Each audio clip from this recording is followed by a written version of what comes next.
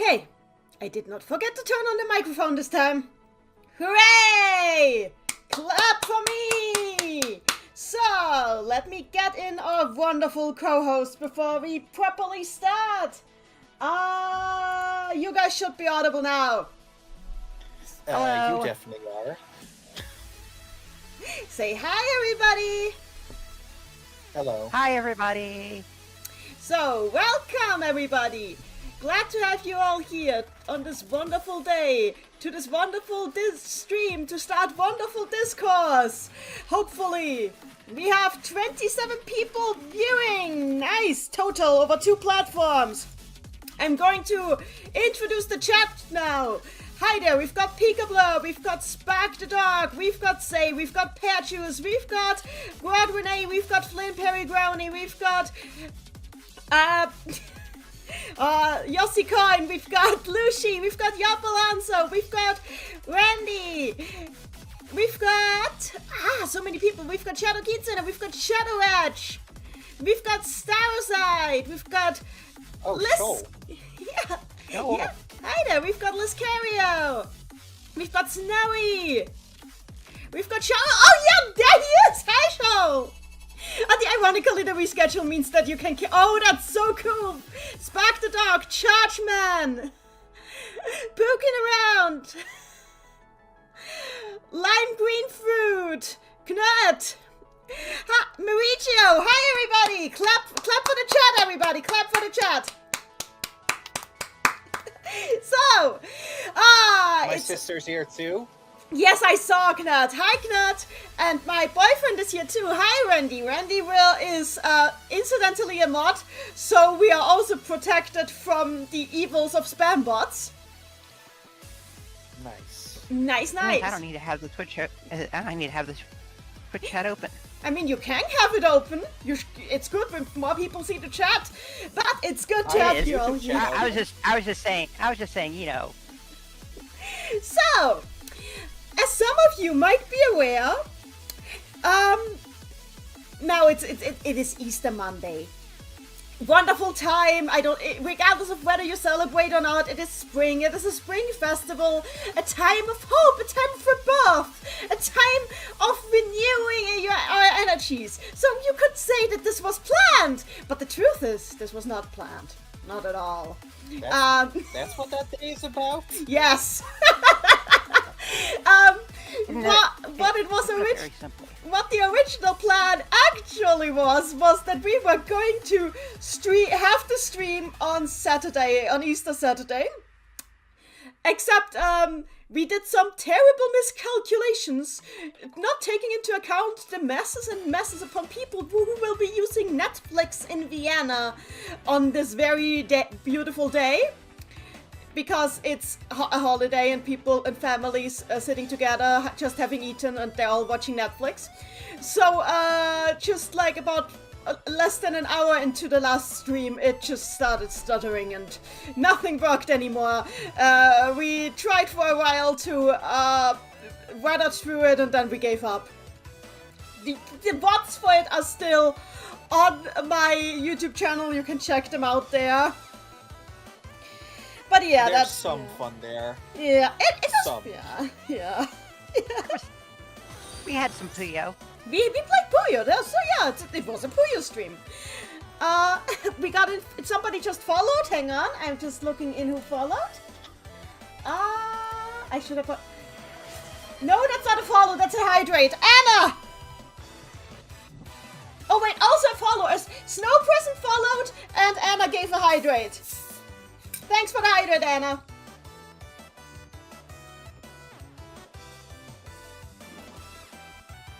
Now that we're here, I have consumed the Aqua. So, now that we're all here, we can finally continue where we left off last time.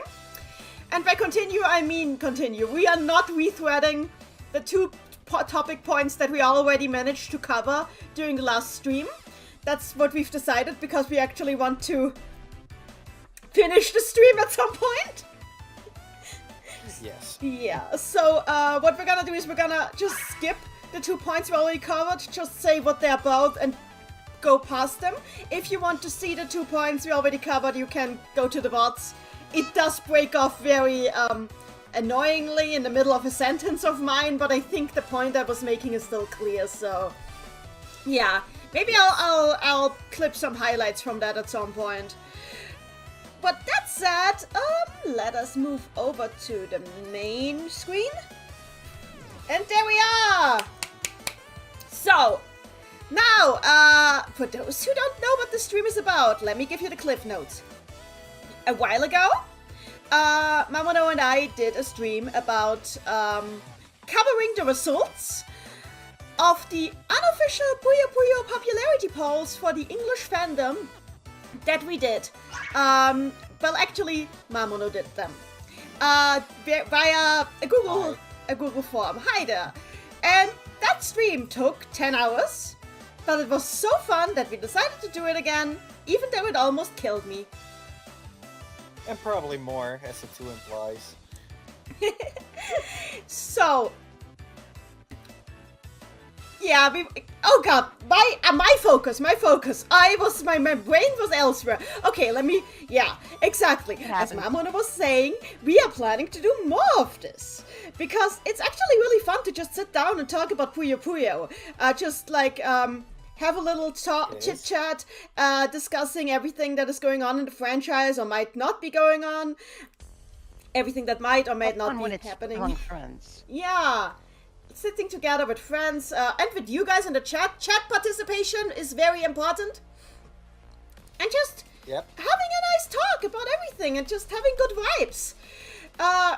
It's kind of like a more casual and more opinionated version of kind of what the community streams by Sega themselves are already supposed to be.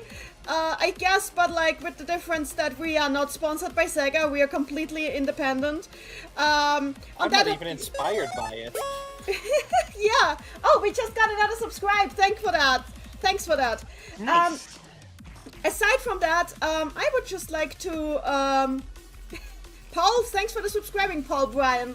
Aside from that, I would like to note, because since I just mentioned the official community streams, that Alyssa, the community representative for Puyo Puyo by Sega, just got a promotion. She posted about it on Blue Sky. So everybody clap for Alyssa getting her promotion. I'm looking at the screen. Boy is on the higher layer than a lot of notifications, so you might want to do something about that. He's allowed that to is be true. over notifications. I will move. I'm moving Boy down. Boy is not rude. Boy is not rude, but Boy is supposed to be here. Anyway, so Boy knows no wrong. He only knows oops. Yeah. Anyway, I just wanted to highlight that Alyssa is doing well, which is good, because if the community representative for Puyo Puyo is doing wrong, then clearly something is going right there, you know? Is doing right. We have someone in. Yeah? We have someone in chat saying that my and Mamono's voices are a bit low on the low side. Okay, let me fix that. I'm not sure how. I can fix that, don't worry. Okay. Oh. Yeah.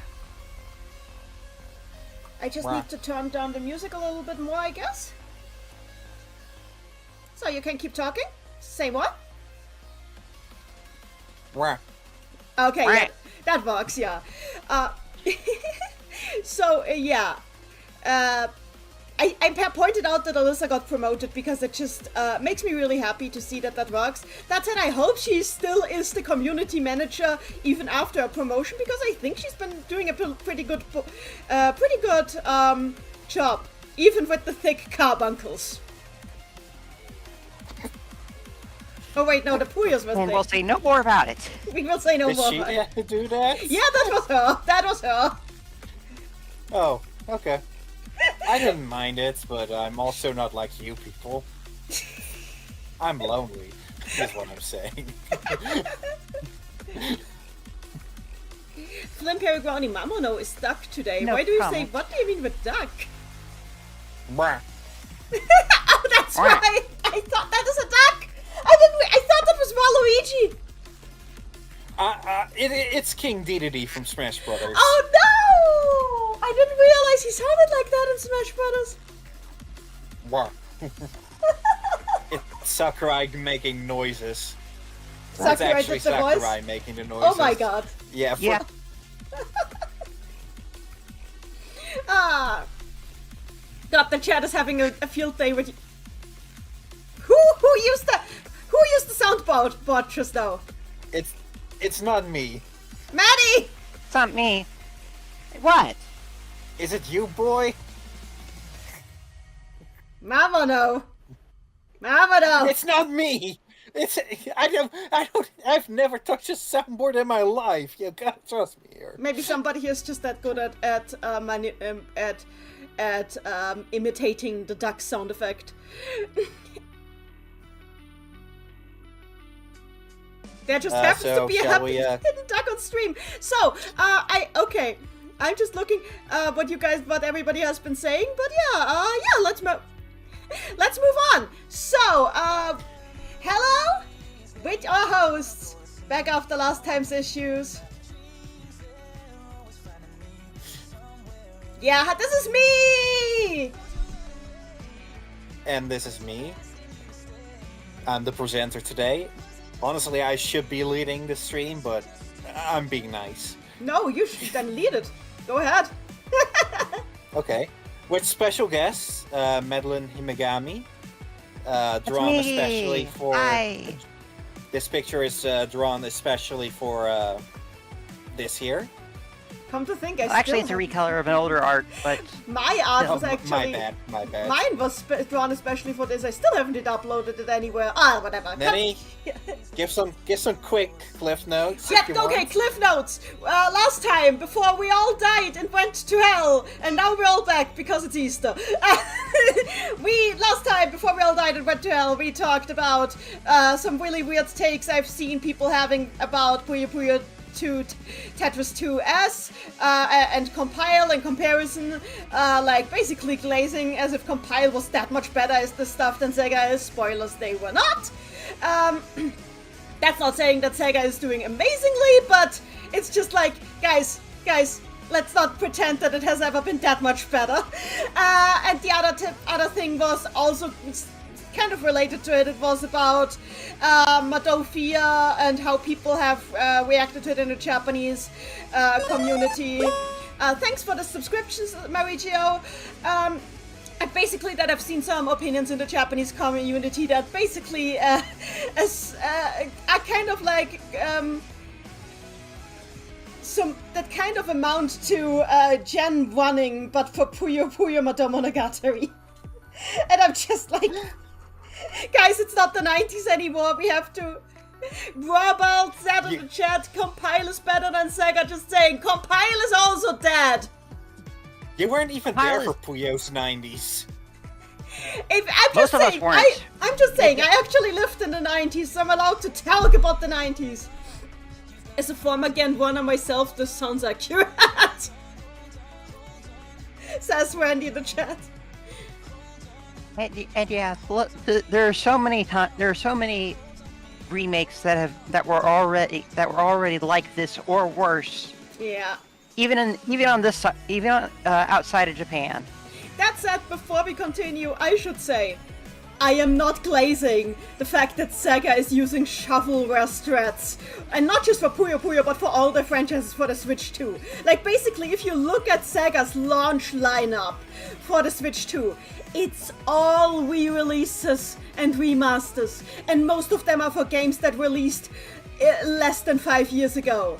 Like, Puyo Puyo Tetris 2 is still one of the older games they're re-releasing for the Switch 2. You know what else they're re-releasing for the Switch 2? As not just as a remaster that nobody asked for? Sonic and Shadow Generations. Yeah, that came out in December. Which is like exactly the situation I pointed out here. Like, what the heck? To be fair, Sonic and Shadow Generations could use an upgrade more than Puyo Puyo Tetris could. What? Why? What would you update about that game? It looked great. Higher frame rates. I have no issue with the frame rate.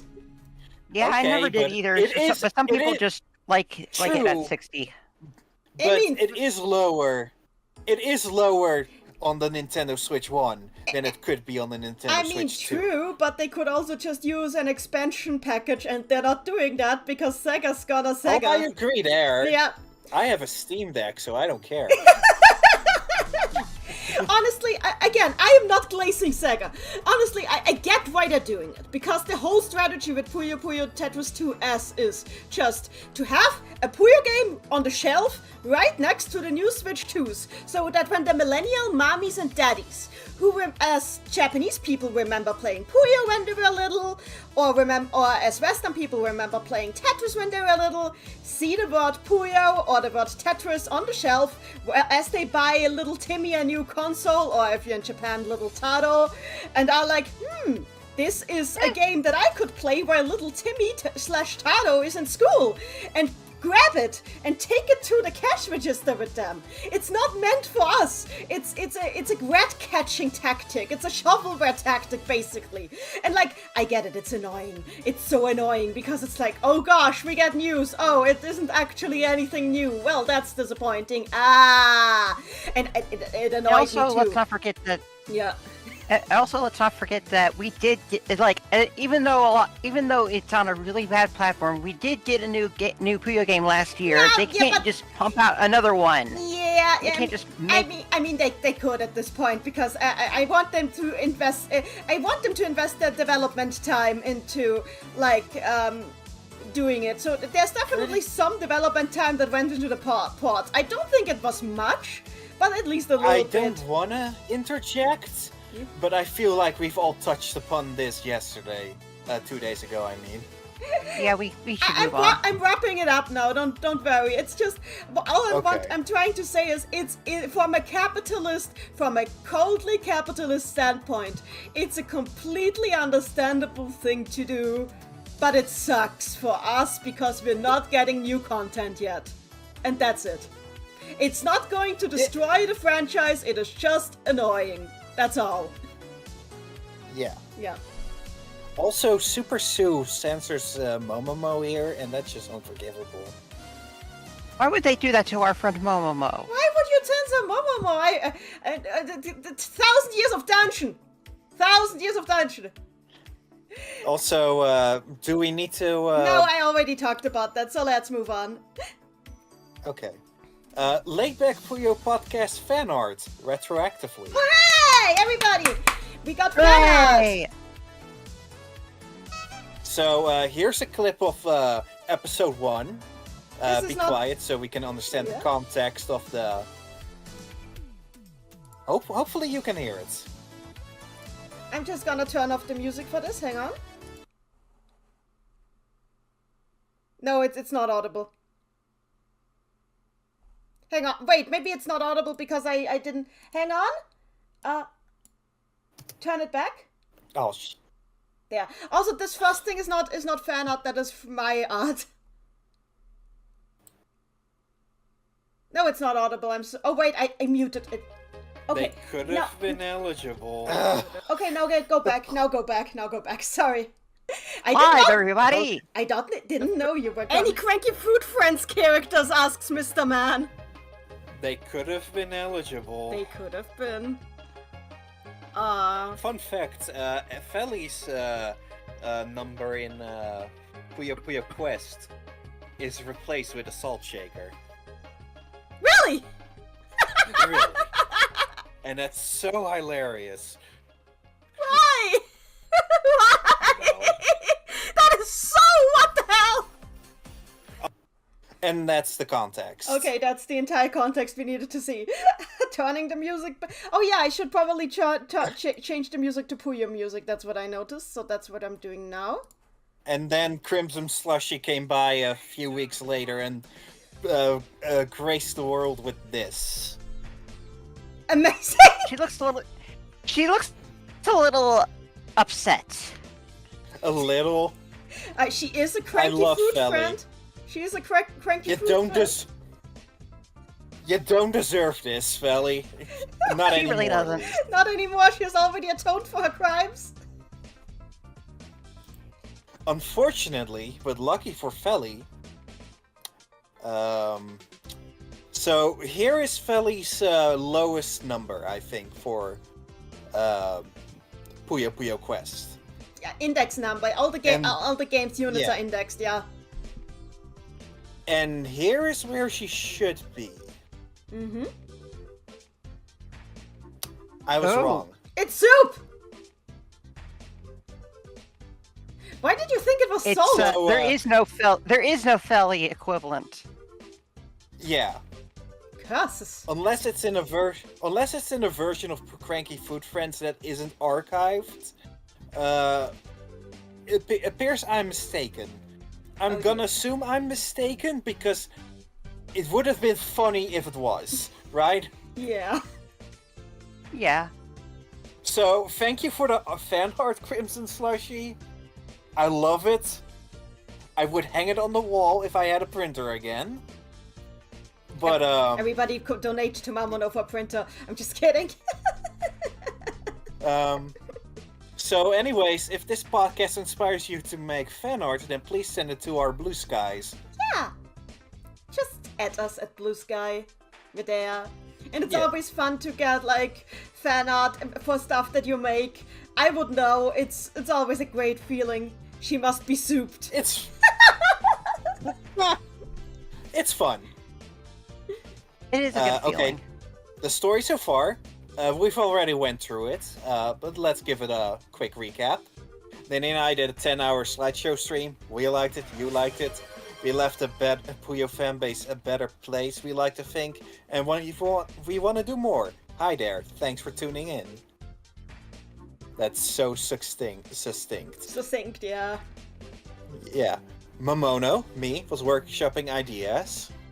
And then he saw that egg, 123's Mother and Earthbound Hot-Takes video, which you should go watch. This here. You'll recognize it by the thumbnail. And now we're doing it for Puyo Puyo, but lower effort. Hi Jonathan, sorry for us having a hearty disagree with your take in advance. I do really apologize, Jonathan. I feel guilty, because I would rank one of your take one of the worst.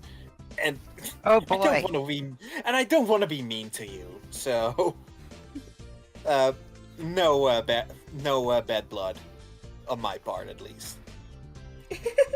And thus your Puyo Puyo hot takes. Actually, I think in regards to no bad blood, we should generally talk about the thing is, oh yeah, as you see here on the slide, we put in there a stipulation that you need to be ready to have us like roast your take if you send in a take. Yeah. But the stipulations, we're not here to roast takes, we're here to discuss them in a reasonable manner. It's not just about being spicy. Read this if you want to. I will read it. I will read it out. Okay, I'm giving this... Oh, okay, go ahead. Wake me up. Okay. Wake me up for the next slide. Since the last slideshow stream went so well, and even though it was pretty long, we too wanted to do more streams from interesting topics, like what is a boss battle in Puyo Puyo, like what qualifies as a boss battle, to dumb topics like the Bechdel test and Puyo Puyo. But for now, we like to keep it simple, so just give us your Puyo Puyo / Madomonogatari hot takes, which Urban Dictionary defines so helpfully as an opinion that is likely to cause controversy or is unpopular, or an opinion based on simplistic moralizing rather than actual thought. Nice. But in general, we accept any big-brained opinions or even stuff no one would ever think about. We just want to muse about it and give our honest thoughts, even if we disagree.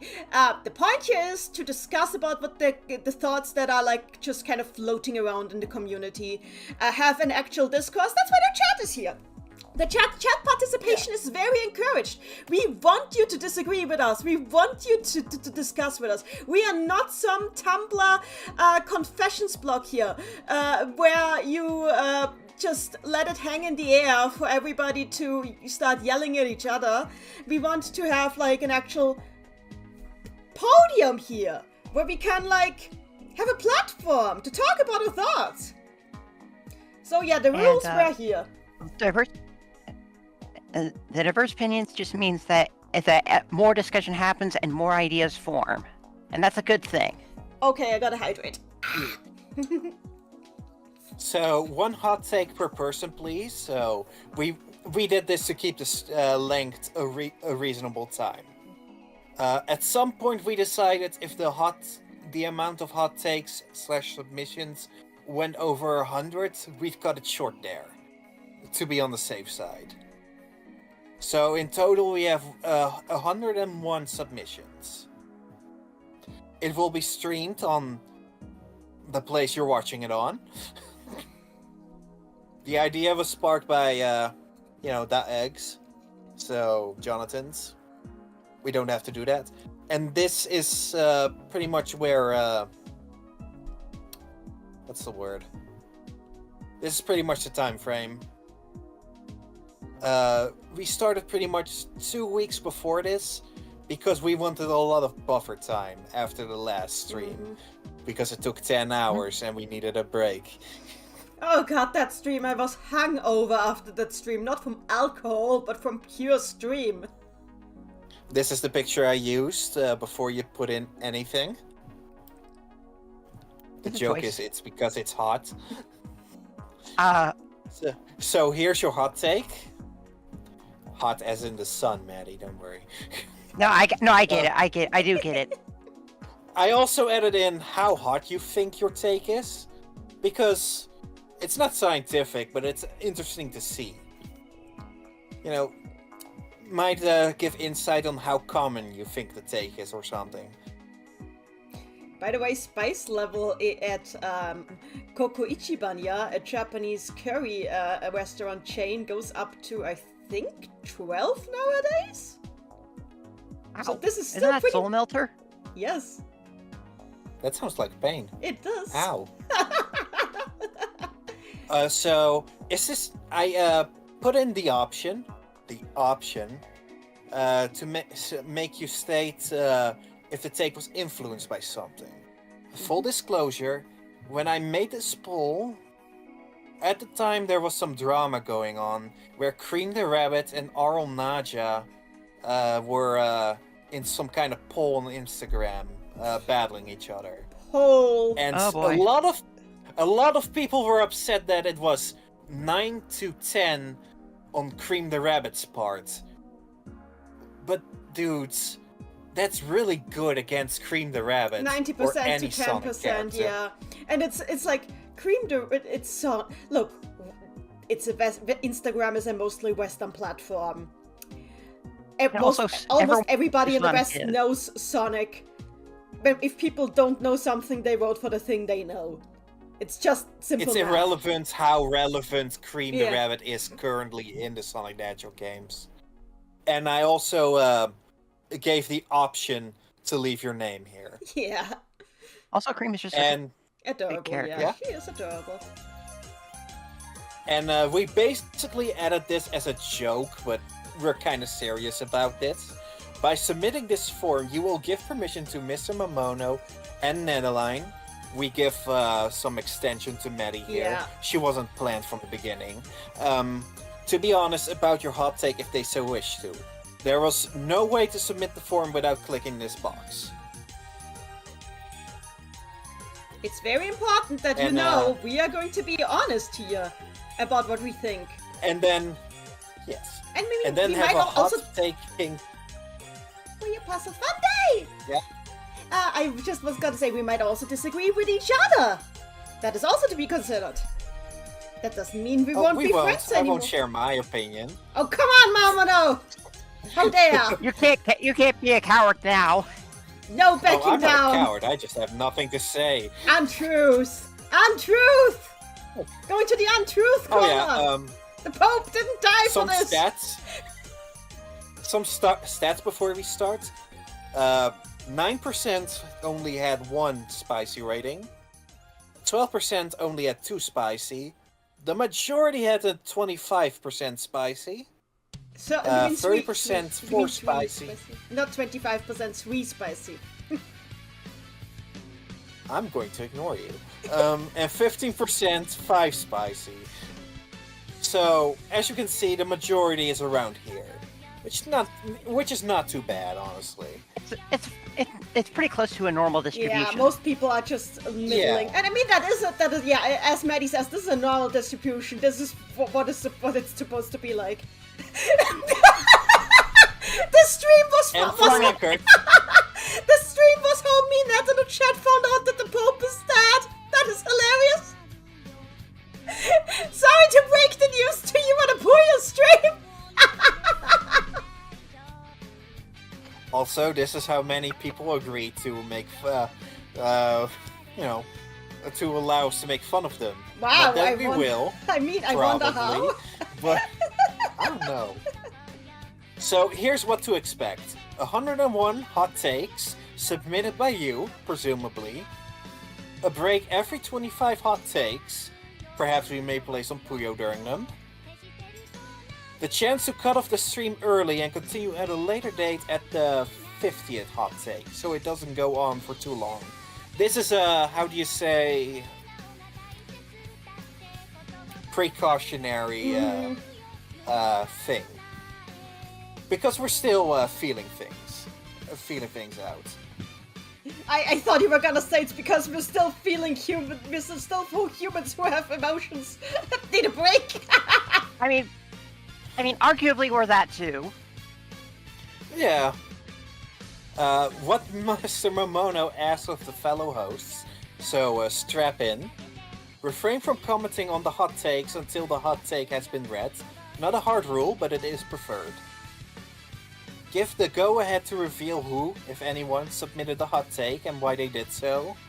Give boy head pats with your mouse cursor. Mm-hmm. Okay. You can't see me doing it, but I'm doing it. I'm doing it. I trust you. You also can't see it from... Wait, you can see it if I do it like this. No, you can't. You can't see it, but I'm doing it. I believe you. Okay.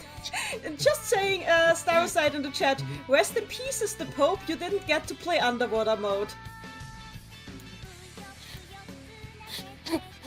There's some morbid jokes you can make there. I mean, I'm... Somebody can play excavation now, but... No, I shouldn't say that! Oh! No, I should... I need to make that joke. I'm so sorry! I'm so sorry! Francis, you were actually really good at your job! I'm actually kind of sad that you're dead! You were pretty good at what you did! I'm sorry for the joke, but on the other hand, I feel, like you're probably in a better place now, thank you! He would have laughed, So, next slide. Okay, yeah, let's continue. Next slide. Yes. Support us at I'm giving I'll silently count for 20 until 20 for this to be on screen. Starting now. I should count to 20? Oh. I'm counting to 20. Ah, okay, makes sense. So yeah, here we have, this is our 10 self-promo. more. Our self-promo, everybody. It's for the engagement. Ah! And time's up. Any questions, either about this presentation or us? Okay, and we'll look at the questions in the chat. Also, I got another hydrate. But first, Deltrix asks, do we think the Pope finished Undertale? That is not the topic of the stream. I regret everything. He probably didn't. He probably, because like he would need a PC to run it first. Did the Pope have a PC? I don't think he had a PC. Yeah, so probably couldn't.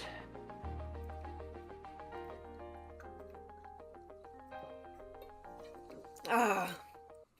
Is it fine if I eat popcorn? Asks the only guy I know. Yes. Please eat all of the popcorn that you want. Just don't munch too loudly. You know, eat with your mouth closed. Darkstar Iced Coco asks, so what kind of stuff were you expecting? I'm expecting a lot of takes that I've already seen before and have opinions on already. I have nothing to expect besides some incoming reactions. Deltrix says the Pope has a PC, so the Pope might actually have played Undertale. Oh, well then. I hope I he didn't. did. I don't really. I hope he did. I don't really. I don't really have anything to expect. Like I have a few guesses, and I know one of them is mine, but it'll just be nice to be able to just have everything laid out and just be able to discuss things, talk things through. And that's what I'm looking forward to. So, Flame Perry Brownie asks, what is your opinion on Battle for Dream Island? I should know what Never that is. heard of it. I should know what that is, and I don't. I think that's the thing that they post a lot about on your Discord server. Yeah, I'm sorry, I have no idea what this is. Godwin A in the chat asks, will you be playing Chronicle? Yeah, I actually got a hard-modded DS from Mamono just for that purpose, and I still haven't done it. I should do that. Finger wag. I will do it. I'm so sorry. Puyo Chronicle or Sonic Chronicle? Puyo Chronicle! Yes. I don't think... I mean, I could play it on a hard-modded 3DS, but yeah, whatever. Deltrix, and anyway, enough Catholicism onto Puyo. Yep. The people commenting on the music playing. Yeah, that's my Puyo playlist, everybody. The themes are always written on the screen, so you always know what is playing. Darkstar is Cold Core. I wonder what kind of hot takes Japanese fans have. We talked about one of them last time, so you can go on to the watch for our last time to look at that. I'm not seeing too many questions in the YouTube chat. Yeah, there aren't really any other questions to really cover. I think people just want us to move on. Yeah, so let's go on. Okay, ready? Yes. Start. Ah, that's so cute how you did that. You're welcome. Hot takes 1 to 10. Oh. The series history as a whole is cool, and not just any individual era. Y'all are just mean. Oh, what a great take! The perfect take. This is the, this is the ideal take. You might not like it, but this is what peak performance looks like. I sent that one. Oh, well, yeah, that is true. But it is. I mean, like, I wasn't even going to. I agree. I'm not blindly agreeing, but I do agree. Like, there's a lot of good stuff to it. You just gotta be willing to look at it, and sometimes be willing to accept that you don't like some parts of it. I vote we don't say anything about this because I think we'll prove our point over the course of this stream. That was pretty. Also, the only reason I sent it was basically because Mamono needed a dummy take to test if the form was working. So it's not even really a take. I just sent it in to test the system. It could have been Nenny's take. It could have been Fred's take. I just needed someone to test it. Okay, so ready for the next one? Yeah. Okay. Let's go. I'm in love with the Dark Prince. Oh, I think we know who that was. Just say Hi, next Aqua. slide. Hi, Aqua! This take is influenced by me, myself, and I. By Aqua. I swear, Aqua is... Yeah. I don't know! So, I guess that means we're discussing Satan as a character now. No, there's a better take later on where we can discuss Oh boy. it. Trust me. Then, should we discuss self-shipping then? I guess. As long as you're not hurting anybody, go nuts, go ham. I'm not hurting anybody because my opinion is go nuts. Because I don't think there's an issue with it. No, that is my... Yeah. That is your take, yeah. Yeah. Yeah, I think people are often like too judgmental when it comes to people having blorbos or characters they really love. I think it's an extremely unnatural thing, and I think most people can distinguish like reality from fiction. We just like hyperbole because it's fun to be like really overly excited about something. It's really, really fun, especially when you're neurodivergent. Being happy about something makes you feel good. It gives you good brain chemical. Yes. And Satan is by far one of the best characters, so... And not just for lore reasons, just character-wise. I mean... He's one of the most lively ones. I mean, he's kind of a hoot. He's not very high up on my personal list, but that's just because there's a lot of competition for the title of the most lively or fun character for me. So it's, yeah. It's true. Yeah. It's true. Yeah. And I wouldn't want him. I will just say, before we go, Satan is definitely important to the series and definitely a really fun character. I won't say anything else, but he actually has 2 small, semi-anonymized cameos in... Actually more, he has a couple of semi-anonymized cameos in Madofia. So if you're gonna play Madofia, while he will not show up in person, you will find him. If you're looking for him, you will find him. He's in there. Yes. Ready for submission number 3? Somebody in the please, people in the chat, I would like to ask for some restraint, to not insult people's takes. We're reasonable here. It's a reasonable discussion. Anyway, continuing. Oh, hi, Slushy. Hi, Slushy! You missed your Salt Felly. You missed your Salty Felly. She's so great. We showed her off. Okay, ready for submission number 3? Yes. Let's go. Arl's hair color being brown or orange is fine. I just think her current cut is a bit too clean and neat for someone like her. In my opinion, it should be a bit messier. Oh, that's an interesting one. I don't disagree, per se. For this, hang on. You two keep talking. I need to bring something on screen for this. Hang on. I have seen... I don't disagree either. I have seen some really good messy-haired Arls. I do... in my head, she is kind of scruffy looking like that. At the same time, you know, just for ease of consistency in drawing, I can easily see why they went with this. Because it's like, you know, if the messier it is, the harder it is to just get it to look consistent. And draw consistent. Probably, if Arl was a real person, her clothes would look unfolded too. Unironed. Yeah. Just very messy. true.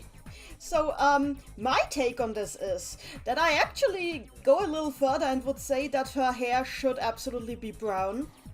Because, in the very first Puyo Puyo manual of the very first game, she's outright called the sorceress with brown hair, or rather with chestnut-colored hair. So her hair should be chestnut. And you can stretch the definition of chestnut, but what she currently has, well, if that is a chestnut, it's a very sick chestnut. Hang on, Mamono, I think it's because of Puyo Puyo. Okay, go ahead. I'm just saying that I'm switching the screen over to Facecam right now, so you don't think that the slideshow is not gonna be on screen for a bit now, so hang on. Gotcha. Yeah. Say what you were gonna say. Let me think. Oh, it's because of Fever, because of Fever's colorful style. Yeah, you think Arl's just kind of stuck with orange. But the thing is, do you think that is all? Because, like, Klug was also in Fever, and his hair color is much closer to chestnut than whatever Arl got. Yeah. I don't know.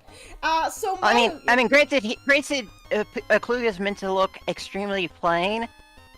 So, you know, the brown might have just been thought of as too plain for Arl. They wanted Arl to stand out more. That might be it. But the thing is, when I actually think that the color bothers me more than the hair not being messy enough. When I draw her, I also try to make her hair a little bit more messy than this. Yes. There is enough art of me drawing Arl online. You've probably seen how I tend to draw her, that I tend to make the hair messier. I also did this. It's on screen now. When I got my garage kit of Arl, for those who don't know, garage kits are like when you buy a figure that you have to build yourself. It's a hobby, basically. And the advantage of garage kit figures is that you get to paint all the details yourself and can make a lot of alterations. And when I got her, as you can see, I repainted her hair. It's not the best paint job, I could have done better, but like, this is much closer to I think her hair should look. The only thing that bothers me is that her eyes are still this yellow, and that's because the eyes are stickers and I couldn't repaint the stickers. It's way too hard with the details, but I generally like it better when Arl's eyes are like a more of a vivid brown, like yellowish brown, golden brown, and her hair is more of a chestnut color. So that's what I try to replicate when I draw her. The problem I think they're trying to lean more into it. I mean, in Puzzle Pop, they at very least in her textures gave her a more of a vivid golden brown eye color again. So I think they're trying to lean back into that. Slowly but surely, probably. Just so that it doesn't look like a sudden jump. Yeah, exactly. Okay, so as far as color goes, I do think I like. I think brown is a really pretty hair color on a girl. That said, honestly, color shifts happen. It does. I do think that color is pretty close to how it is on MSX2 123. But it's like I like both personally. I think both colors work good and suit all personally. I have no opinion. Flynn Perry Brownie in chat. It looks too glossy. Oh, you mean this? I always try to. That's because I give it a coat of clear. A clear varnish coat, because that's always what I do with the hair on my figures, because I like it better when the hair has like a noticeable gloss. You don't have to do that yourself if you ever get a garage kit. It's personal preference. Cheryl in the chat. This is not for Al specifically, but on the subject of character designs changing slightly, I kinda prefer Ecolo's original palette. The thing is, I get why they changed Ecolo's palette, because the pure black, while it is the intention and is still what is referred to in the text, like he is supposed to be pure black, it gets really hard to look at a long time. Yeah, and it's not really friendly looking per se. Unlike evil Popoi, black Popoi, who's not supposed to look friendly. I mean, Ecolo is also not supposed to look friendly, but like when a character is like this pure black, it kind of draws too much attention, I think. Yeah, especially when it's the only black on the screen. Like you ever look at other characters' art? They don't have any. There's no black on them. It's all very dark. They're dark colors, but not actual black. Anyway? I think Ecolo should turn black for a spell or two. Yeah, that is fair. That would be cool. Anyway, hang on. I'm just putting the owl back into her case. You guys keep talking. Okay. Something I forgot to bring up. Here's the spicy meter with the curries here. 1 spicy, 2 spicy, 3 spicy. The submitter considers this 3 spice. 3 out of 5 spicy. This is them. Just a thought I had from a character design standpoint, I guess.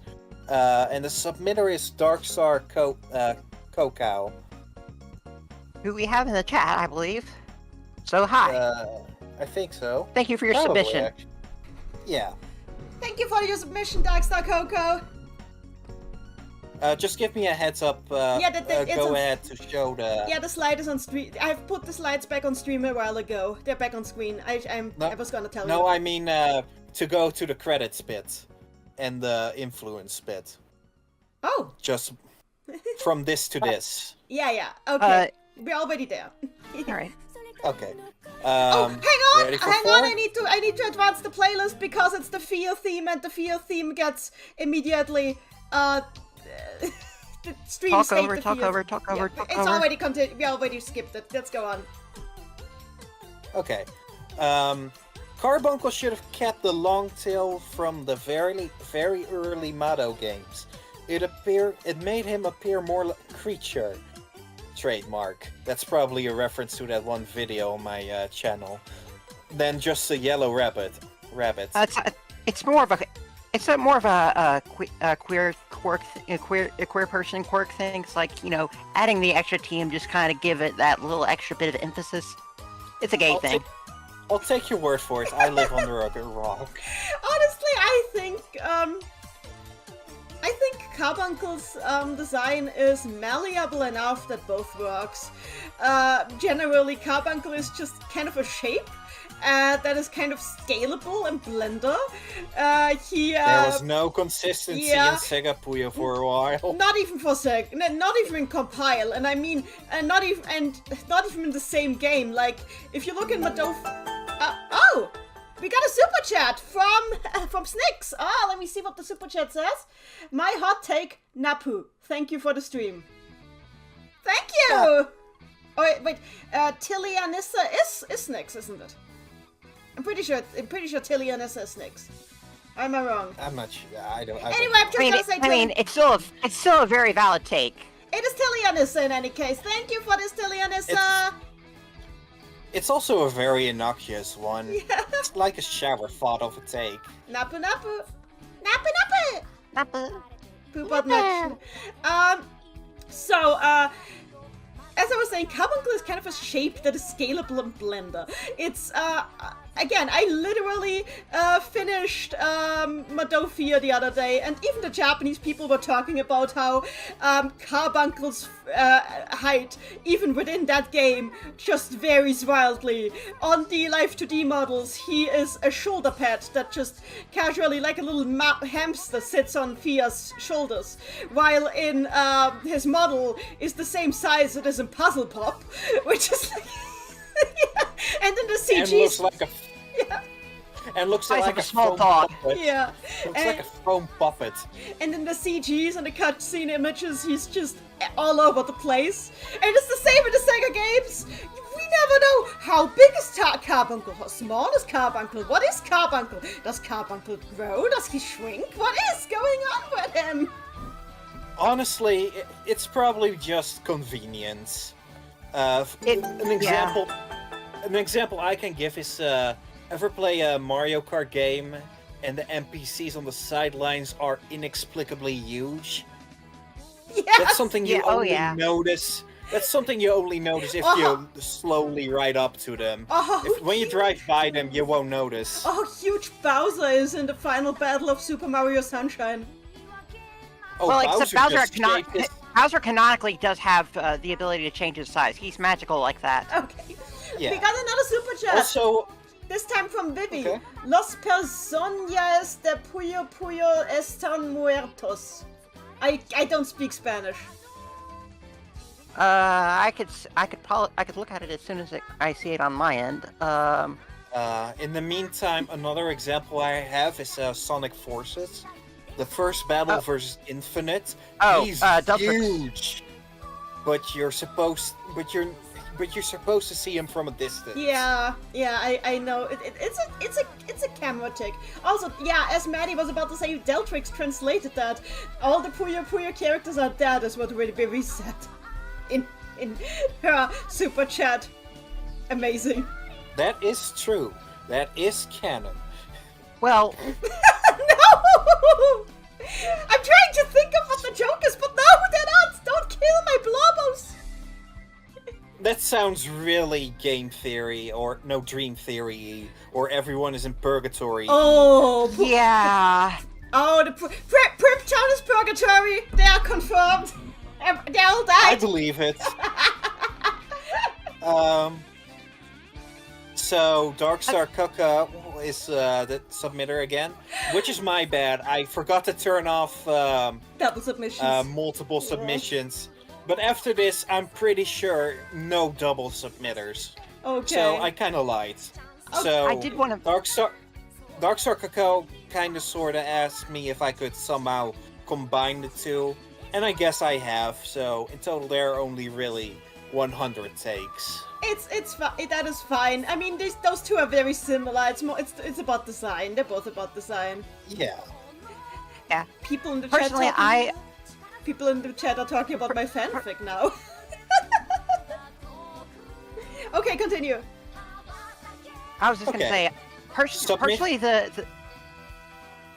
Wait. Go ahead. Were you talking to me or? I don't know. I was gonna say. Just go ahead.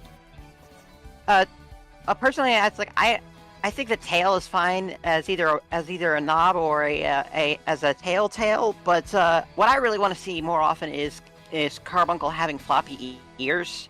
Oh. It's like they're always. It's like it feels like they are always just rigid straight up and down, and it's just like he's a rabbit. Let them be all flopsy I mean, and he's stuff. not really a rabbit. He's a carbuncle. I can do without yes, the rabbit beat takes of him, though. For those who don't actually know, carbuncle are actually a mythological creature related to the Spanish conquests of the South Americas. Basically, it's this idea that there's like a little creature that has a small jewel embedded on its forehead that will run away when you try to take the jewel. That's the whole thing. And some of them think that if you cut it open, they'll have gemstones inside instead of organs. No, don't cut open, Kabi. Ready for submission 5? Yes. Let's go. Dark Owl should have been a separate character from the start. Her just being Eklo in a trench coat is not enough. I'm sorry. It's just, and it would just be Doppel again. And like, we already have Doppel. We don't need... Sort of. I was like, she hasn't been an actual game for years, Look, but... I dig this look as much as the next guy, maybe even more. But I don't It's think a really good that's look. really how it should have... I think it should be an alternate non-canon skin on the roster. And that's the extent of it. I mean, that's what they I do in agree. Quest. There's like a whole story where Al dresses up in that dress, and it's still Al. Oh yeah, Undark Arl. Yeah, exactly. I love that one. It's really good. And she tries so hard at trying to be possessed, but he's really bad at it. She tries so bad to roleplay as Ekolo, and she can't because she's not a good actress. But her effects are dark magic anyway, so... And like, I get it that, I get it if you like, I get it if you like Al with Ekolo's personality. I get it. Because it's an interesting combination. But the thing is, we already have a character with that personality. His name is Ekolo. It's Ekolo. Yeah. It's just but again, it is a really cool look, and it would be nice to see it more often. But you know, I want to see more people possessed by Ekolo in whatever this is. Everybody should wear this outfit when Ekolo possesses them. Why not make that a quest? Where the hell did they even get that anyway? Just stole it from the local tailor. So, I gotta assume that's a drop plot point from 7, probably. Yeah, probably. Ekolo breaks like into the tailor in the shopping district, just grabs the first prom dress he sees, and is like, mine now. So, not much else to say about it. It is influenced by Possessed Klug and the 20th alts getting alts as of late. Steam City Possessed Klug or even Darker Sig, for example. And I don't think they're really equivalent, because I don't think they're really equivalent. Yeah. Because the 20th alts are either Satan dressed up in pajamas, or different characters anyway, more or less. Okay, maybe not Dark Sig or Amity, but still. We got a raid! There's a huge difference. Everybody, raid! Nice. Say hi to the raiders. We got 22 raiders from Commissar Bear. Hi, everybody! Hey, Hi. welcome all raiders. Commissar Bear in the chat is asking, solve the technical issues from the other day? Well, there are no technical issues now, so I think it should work. Thanks for the shout out. Thanks for giving the shout out, Maddie. Oh, wait, who was it? Well, Randy gave the shout out. Okay, good. I'm sorry. I suck at giving shout out and so such because I never remember the comment for it. Okay, we have raiders now, so I need to tell the raiders what we're doing. Hi, everybody. Welcome to the Puyo Puyo fan base. Please take a seat and sit down. We're chill here. I promise. I want to agree with Schul's chat real quick. He says, I think it would be sick if they changed costumes for an alt voice, like PP2 Arl changes her design to Dark Ariel, or how the Ghost Twins would swap positions, or like how Moral does it. I want more of that. That needs to happen more often. that sort of thing needs to happen more often. It's such a fun thing to do. It's like there's a reason why so much thought is put into to fighting game characters having alternate palettes and such. It's because it's fun. For those who don't know, because they just joined via the raid, what we are currently doing is we got hot takes from the Puyo Puyo fan base, submitted via Google form, and we are discussing them. Some of them are anonymous, some are not. That is all you need to know. If you don't know what Puyo Puyo is, please inform yourselves. We always love new players. New victims. New players. For now, just roll with it. Yeah. Okay. That's pretty much what you have to do when you experience Puyo Puyo anyway. Yeah. So for Yes. now, I just would like to say that my opinion on this take is, as I said, it is. We have Ekolo. Is the thing with Ekolo is that he has his own distinct form and identity, and we can't have the same character twice. Even though I get it, Vivi, I get it. It's a cool aesthetic, and it's a cool aesthetic with a cool personality. And I'm sure there would be ways to find excuses to have Ekolo possess Al more often. But also, those excuses would be like an investment story, technical investment, and I don't think I don't think it would pay off, to make this investment necessarily. Yeah.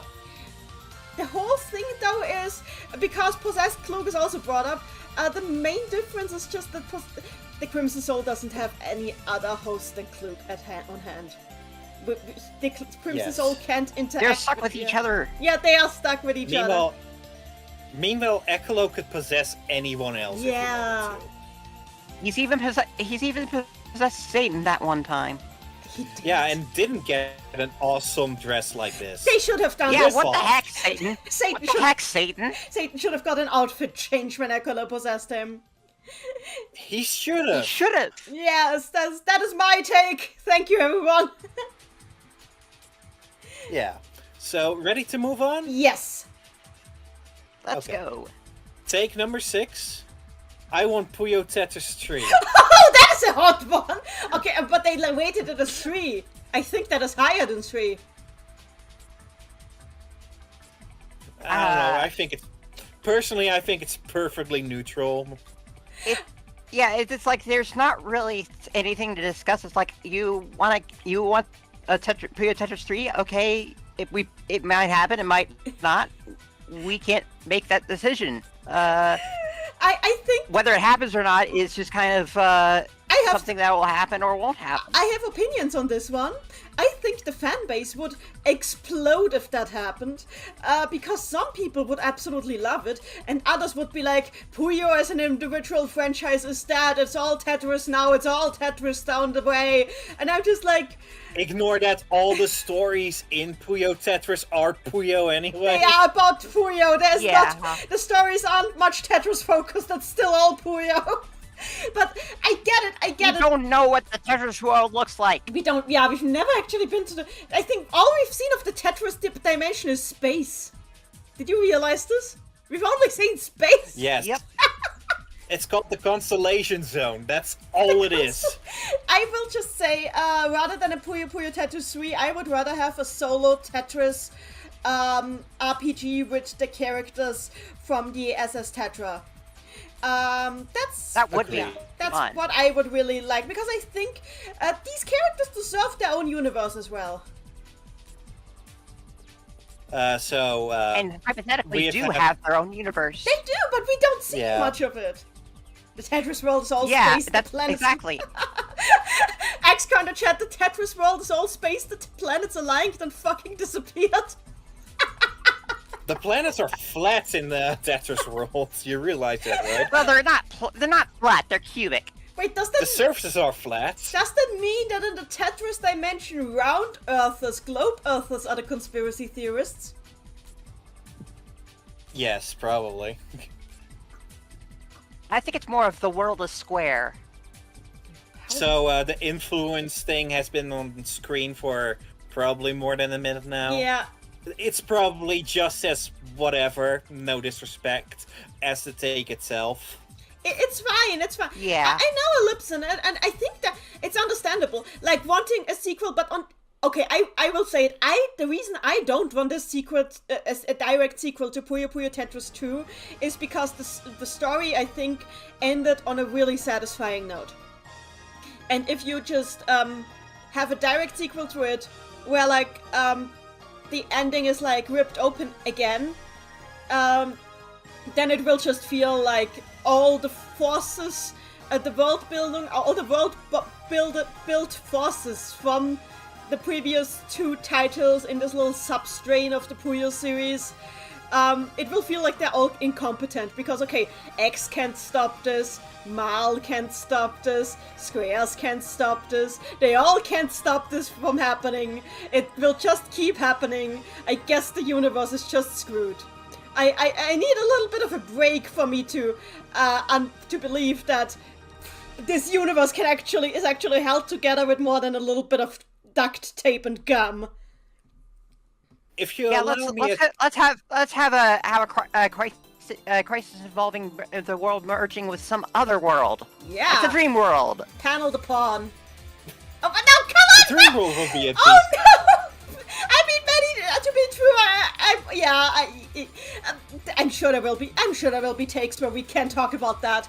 Charles, is my take on Puyo Puyo Tetris 3 is that it could actually go hard as freak, depending on if it does enough to expand on the formula. But even then, it should be what Puyo Puyo Tetris 2 should have been. I mean, gameplay-wise, I agree, but story-wise, Puyo Puyo Tetris 2 is, for me, kind of the magnum opus when it comes to storytelling and Puyo Puyo. So I don't know how to top it. I don't know how to.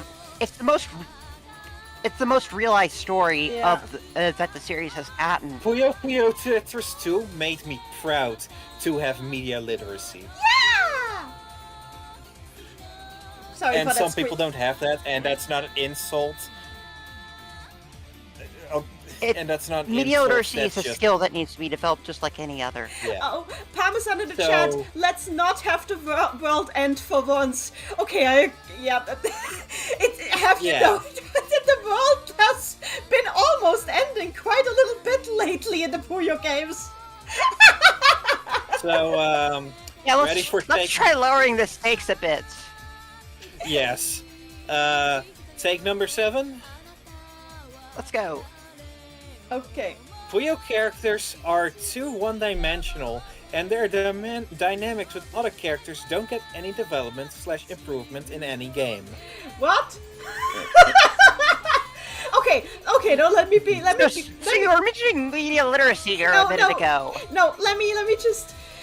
I get how people could get that impression, because I think the main issue is that what most of us, aside from a lot of the fan translation patches that are available are either incomplete or old and have issues in them.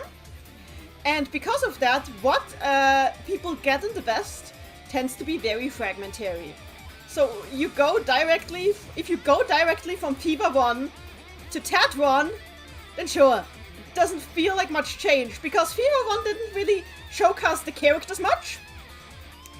But the thing is, and then by Tat 1, Tat 2, the development is subtle, and it happens like in stages from game to game. So if you don't have all the context, it's not really super visible. It's like having an anime that you tuned into at episode 2, not even episode 1, and then 50 episodes later you tune in and you're like, same shit still, and you shut it off because you don't have the context, you know?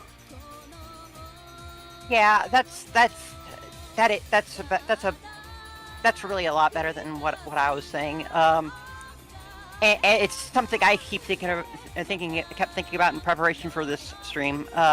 Was just the fact that the Western Puyo community just does not have a lot of context. Like, we're all the three of us are way too deep into the into this franchise, especially Nini. Yeah. But we know, and so what seems obvious to us just isn't to most people, and that's something that's really kind of frustrating to deal with. I think that's going to form inform a lot of takes that come further down the line. And it's also an issue of both who is the writer in any given game and who is the translator in any given game. And I'm not... Look, everybody... translating... I'm a translator. I've made mistakes. I've made translation problems that I want to take back by now. I've made translation errors or wonky translations I would like to take back. But the big issue is that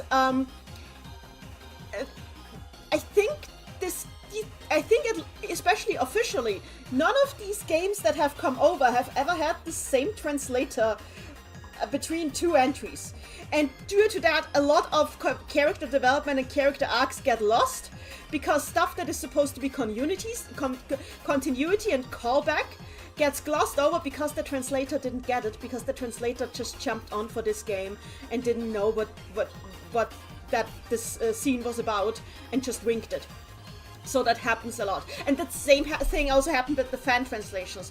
That is why I'm so critical of a lot of both official and Japanese, and not official, but also fan translations for the series, because I think we need to unify stuff a little bit. We need to have like an understanding what is happening. But yeah, there's also the other problem is that so much of the development, like a lot of big milestones for development, happen in the drama CDs. Which, while I love the drama CDs, and also the novels, is kind of a sin. Because not a lot of the people playing are not going to read the novels or listen to the drama CDs. And I know that this used to be kind of a plague with video game and anime for a while, that big development stuff happened in drama CDs.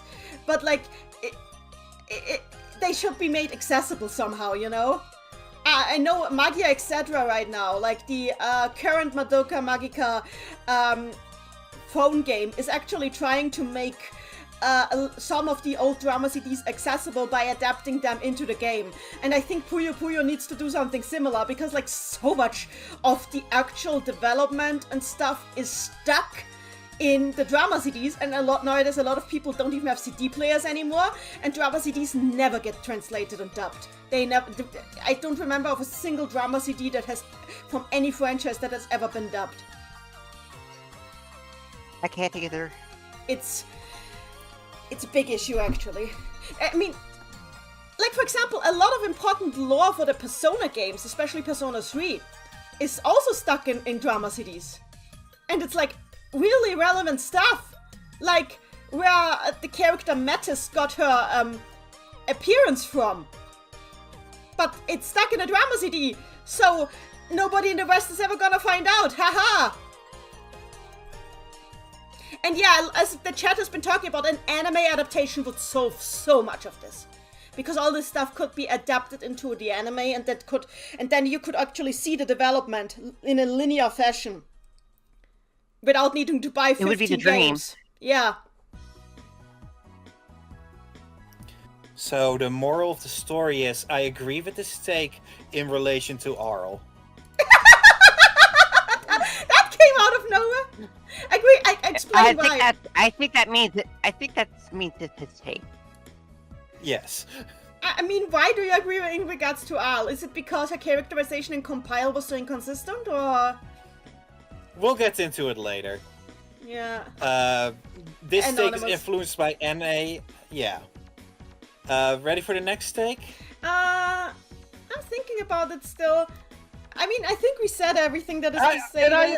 I agree, and I agree with all of that stuff, by the way. Okay. Don't unload some big story stuff into a drama CD or a light novel. I mean, it's not even. Please. They are not light novels. They are young readers' novels. Big difference. I'm sorry. Sorry. Reading material. Reading material. Let's take a breath. I mean, a lot of stuff. To be fair, they put a lot of the raw lore from the drama CDs and the novels into the character profiles for Puzzle Pop. But I'm pretty sure we will get takes about Puzzle Pop later on, right? Also, if you just see it in a character profile rather than actually see it play out on screen, it's not the same feeling, you know? Yes, correct. Yeah. Oh, Commissar Bear in the chat. Al has character development in the games. She went from being a drunk child to a drunk teen. Not wrong. Spoilers? Spoilers, actually. No takes that are directly related to Puzzle Pop. Seriously? Because Puzzle Pop is in hell. Oh, right. Yeah, not enough people have played it. Yeah, but I thought there would be takes about it being in hell. Nothing directly about it. Huh, interesting. There's some Also, indirect connections, but nothing direct. Also, I don't think there's anything really much of a hot take about it sucks that this game is stuck on Apple Arcade, because I think everybody agrees with that. Yeah, everybody agrees that we want it and I'm off. glad. You agree? Ready for submission 8? Yeah. I mean, I could talk about every single Okay. take for 8 hours, so yeah, let's keep moving. Because submission 8 pretty much explains the take I gave on 7. I wish Arl got to interact with post-compile characters beyond Amity, Ringo, or the new character of the day again. I get compile nostalgia as a factor, but it doesn't feel like much of the Arl who was set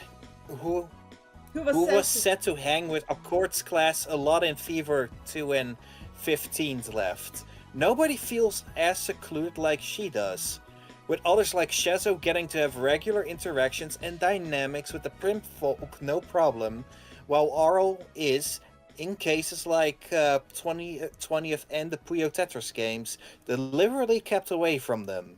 Even when she does get that kind of interaction, like in Puzzle Pop, it comes off as awkward, distant, and impersonal. I agree a lot with this take. It's not and not wrong. I do It is want true. Arl to be. It is not- true that the games do have... It is true. Al kind of still feels like It a is true. tourist in Primptown a lot of the time. Yeah, the games especially have a really big problem with putting all the characters into little cliques. Not necessarily. I think other characters are pretty good at interacting with each other. Like we had a whole drama CD track about Rafina. No, Why did I say Fia? I meant the game. Rafina interacting with Shazo, for example. It was a whole Well, drama. no, I said in the game. I said in the game. Well, even in the games, like Puyo Puyo Tetris Chapter 9 is all Shazo and Sig for one thing. Well, yes. I mean, I'm not saying that it never happens, but it does. But it is fairly common that characters will get grouped together and then not have that many chances to break out of those groups. I mean, And Arl is in it's so like few it's not of that those it's groups. I'm not sure if I agree with not- that, Maddie. I'm not sure if I agree with that, Maddie, because if I think about it, I've seen the characters cross-interact with each other much. I think the clicks are just that. The clicks are just natural because people gravitate to people they already know. So I think it would actually be weirder if they didn't try to stick to who they know a little bit. That said, I guess that's true. I do agree that Al still feels like a tourist in Primp a lot of the time.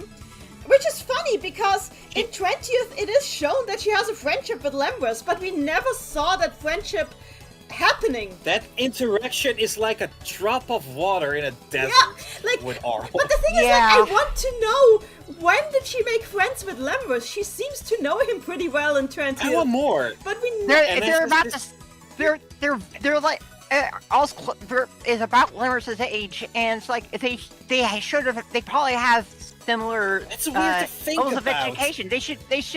They should have a lot in common in terms of of their education Arl and such. is about his age. That's right. Yeah, she is. Al is about the same age as Lembers, and God, I don't want to do. Basically, while I was playing Madofia, and I'm not going to spoil, but we talked about Al a lot because we realized that there's a lot that could possibly be going on with Al because Al never talks about herself. So that is a big problem. I think they have been very secretive about Al as a character. She is kind of somebody who happens to others, but we don't, except for some drama CDs, we don't really see what is her deal. She doesn't really have a deal, because she kind of like, she passes through everybody else's lives. She is an adventurer. She is a dungeon Nenny? crawler, but like, yeah. Nenny? Yeah? Please keep this in mind for a hot take way further down the line. Okay. Because I came up with something. Oh dear. Oh boy. Oh dear. But also, I think she should at least hang out more with the Rest of the cast, print yeah. kids. I think because she is said.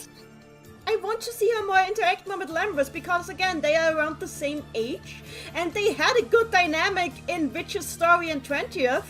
They seem to get along pretty well. I want to see them talk about magic.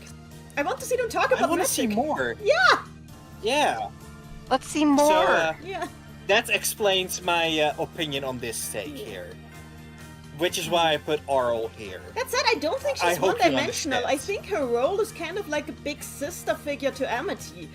But that's the thing, she's like That's just one character. She's a bit... It's just one character. She's a bit like the mysterious mentor who suddenly showed up in Amity's life, but we don't know anything about. She's Moral of the story, the Obi-Wan Kenobi, but can- she's not dead. We can. Okay, let's just sum it up. Yeah. We all agree that we just want Arl to do more Yeah. with different people. It's true. Yeah. And Chronicle And that's doesn't count. I do think Arl's actually pretty good in Chronicle. I think she didn't All do much in things considered. Chronicle except for... I think Ellie kind of carried everything, and Al was just there like, can we get this over with now? I'll get into it later. There's a take related to that. Okay. Oh boy. Okay. This is inspired by anything Arl from 20th onwards. I would agree. Uh, I would argue that in 15th there's also that is also an issue in 15th, that she just kind of tourists her way through life. Well, to be fair, 20th has a more up-to-date translation than 15th. That is fair. Yeah. Yeah. Especially in the near future. Yeah. So, who's ready for submission 9? Me. Okay.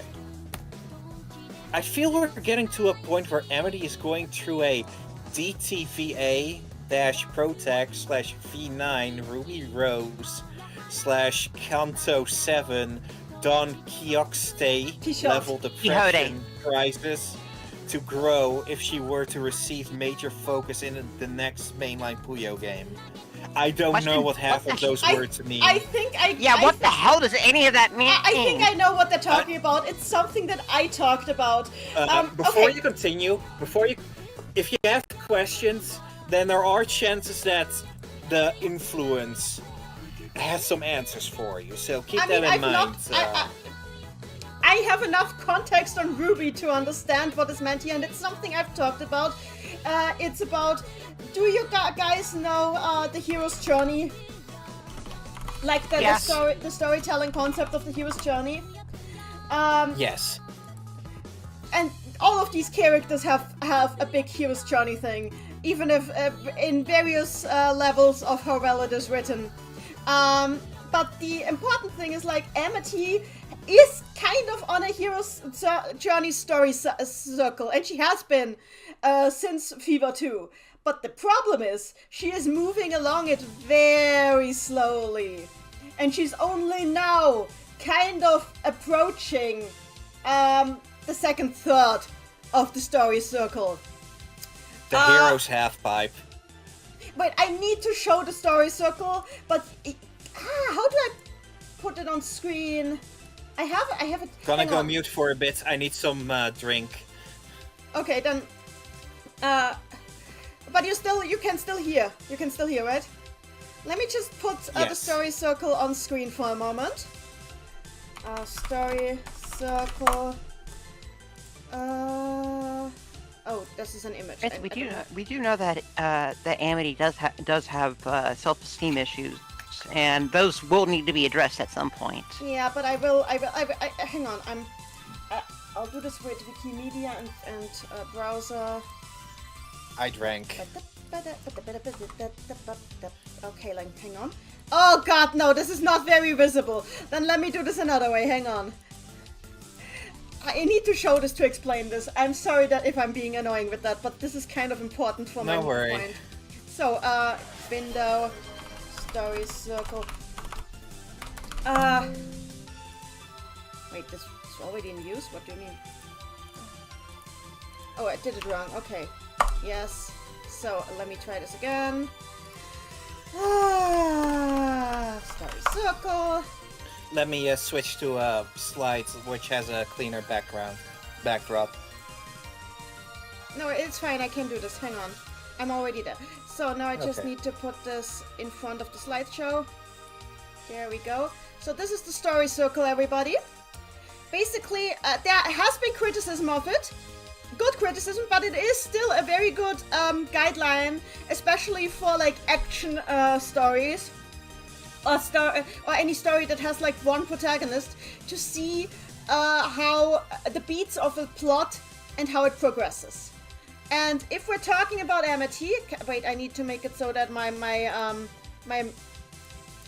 oh, this is the wrong one. Hang on. Hang on. I need to make it so that my mouse cursor is captured. Is it here? Yeah, there it is. Okay. So if this is the story circle, then Fever 1, Amity was here and stayed here, and nothing happened with her. She was here the entire time in Fever 1. Fever 2 is when we get the call to adventure. But nothing else yet. She's just called, but she doesn't do anything with it yet.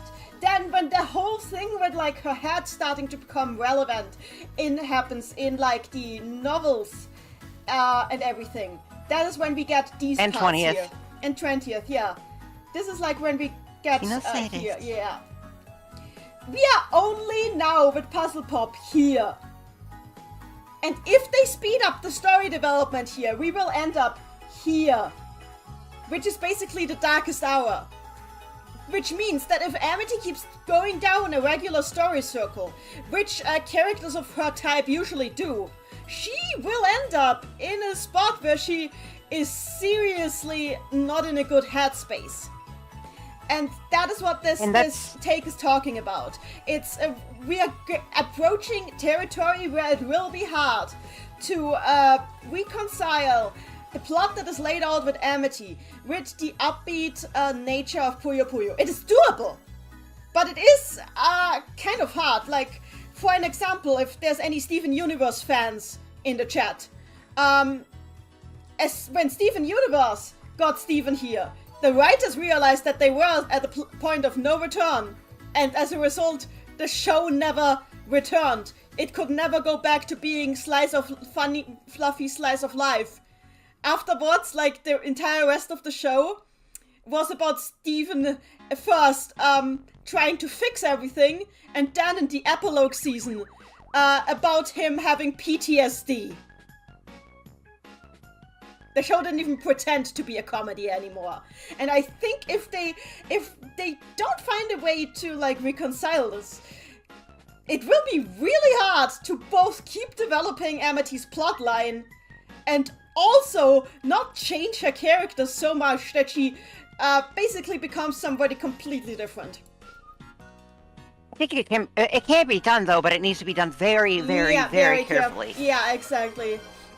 So I think that is what this take is about, and it's absolutely, I don't think it's spicy, I think it's absolutely true, because it's like, it's the natural result of where her arc is going, yeah, because she is showing confidence issues, she has like a huge magical destiny, she's basically going down a very Steven Universe-y path. Or Ruby Rose, I guess, but I know Steven Universe better than any of the examples named. I'm only familiar with Owl House personally. She's basically she's loose but less cynical, because she didn't grow up with the internet. But I'm yeah. too busy watching the Donkey Kong Country cartoon. Why? Why are you doing Because that? Because it's fun. Okay, that's completely fair. Okay, I had some hydrates. I drank my hydrates. I hope you guys are happy. Also, Commissar Bear did note that Kanto, the 7th Don Quixote, is from Limbus Company, which I also only know about through friends. But, Flimperigoni, so basically Amity is pretty much locked into having depression next game. I think what they can do is that they can speed up the arc so much that she has her darkest hour and recovers from it within the same game. Which is not what happened in Puzzle Pop, because she didn't really hit the darkest hour in Puzzle Pop. She was worried about Sig, but that is not hitting a darkest hour. She worries Just about... one question. Yeah. Will she wear Phoenix Wright's outfit from Apollo Justice? I mean, she's already got the hats. Oh, Amity! She's already got the hat. She's got kind of a hoodie. Amity gets expelled from magic school. Don't do that to her. for grievous crimes against magic. No. It's an accident on a quartz part. A genuine accident. That's some accident accord. So, I have nothing really to say about this. If it happens, and I'll let it happen to me. I have no interest in speculation. I remember you said this. you're generally not really fond of how heavy the hero's journey plot is being played with Amity, as far as if I remember correctly, right? Well, the talks we've had, I don't think we've ever talked about the hero's journey in relation to Amity. I just maybe take further on we'll explain things. Okay, good, yeah. Ready for last take of this segment? Which Yes. doesn't mean a break, just... Okay. Yeah. So this is a beefy one. What is this wall of text? Don't expect a few more, like 9 more. Oh dear. I don't understand why for Sonic, which is a fellow Sega franchise, that it's seen as acceptable and even celebrated that there's plenty of pieces of media, including entire video games, that exclusively utilize only the classic characters and settings with no modern elements at all, and will even occasionally bring back old staff members from that classic era to contribute to these projects, and yet for Puyo Puyo, it seems like such a taboo prospect amongst us Western fans, like the idea of only the Compile era characters being in a new game would be a negative thing. The only thing close to this that we have received, I think of, is with Versus Puyo Puyo Sun, but I hesitate to count that since it's ultimately just a re-release of a previous game. Where do we start? The thing is, I haven't actually seen any discourse about this. I find it really interesting, especially Let me tell you, I think this is a false equivalence based on that they're both Sonic team properties. I mean... Yeah, that's pretty much it. It's pretty much just a false equivalence between Sega properties.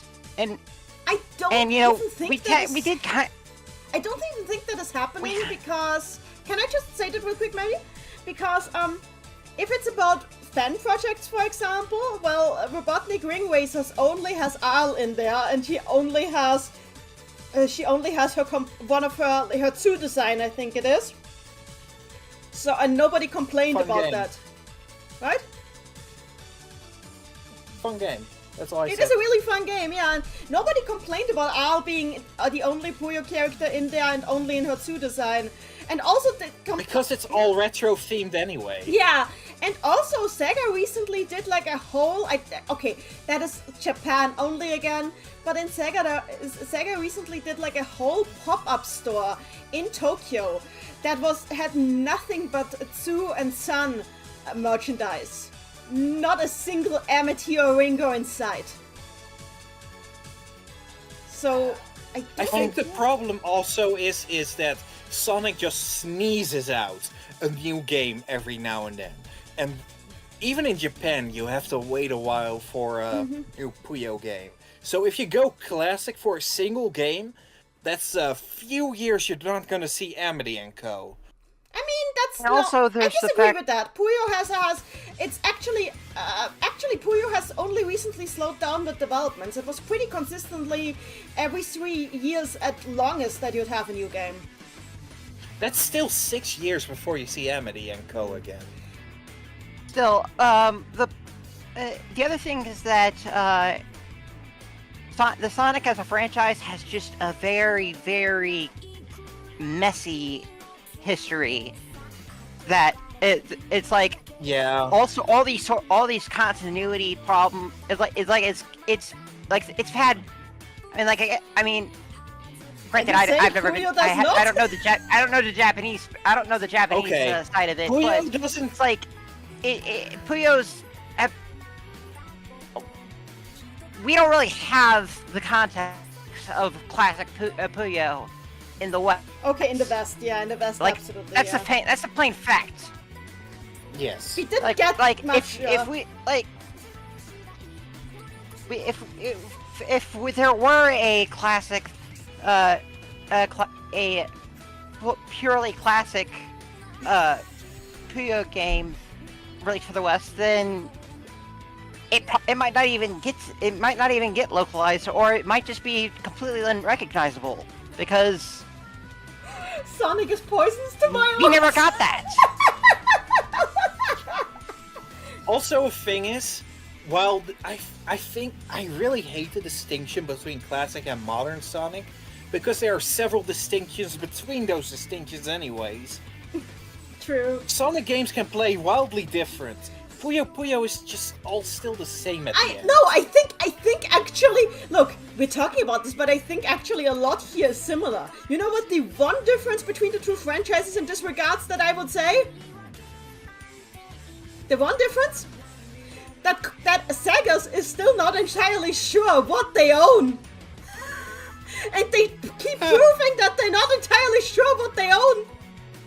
And that's probably why they're scared sometimes of messing with it. And Jonathan, I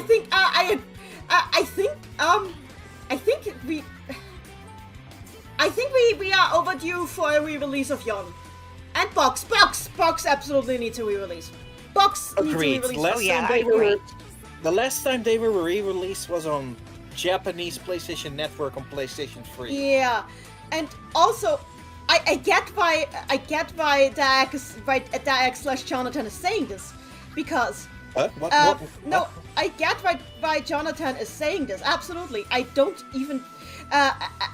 think I've ever seen this be discourse in the fandom, like at all. If it is, I was not in the corner where it happens.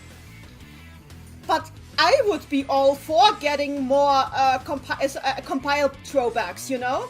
As long as we still keep getting, like, developing the stuff Agreed. that is already there. Sure, give us compiled throwbacks. It's the whole. Yeah. It's the whole. Give us worse and shorter games made by who paid more to work less. Yes.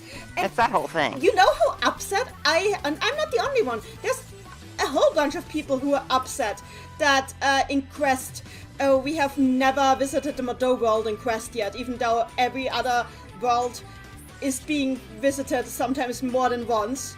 And I get why! Of course, there's a reason for that. I mean, Sega is scared. They don't know what they own. They don't want to fight with D4. That said, Madofia just came out. They worked together on that one really smoothly.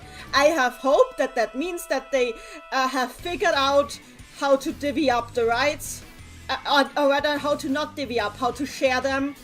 And it would be nice. I want the classic Mado games re-released as well, or not just via Yes. Project Egg. I want them on modern consoles. And it Translated. would be, yeah, translated on modern Translated, consoles. please. Yeah, that would be so cool. I don't know anybody who would, I mean, maybe a handful of people. I don't know anybody who would disagree with that. Please, give us the, re-release everything from the 90s, re-release everything from the 2000s. Generally, Yeah, stop to make something. re-release something that is not 2. Or just the versus mode of Sun. basically. Yes. And I wasn't saying that we shouldn't get classic compile throwbacks. I'm just saying it's like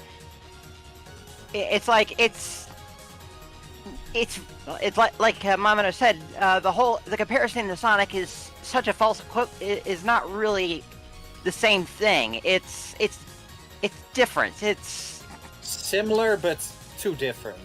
Chargeman in the chat, Yeah. bring back everything from the 90s, especially the housing I do want to crisis. apologize to Jonathan, because I kind of implied that this is a worse take, but hearing you two, it's still probably my least favorite take here, because false equivalences just make me angry.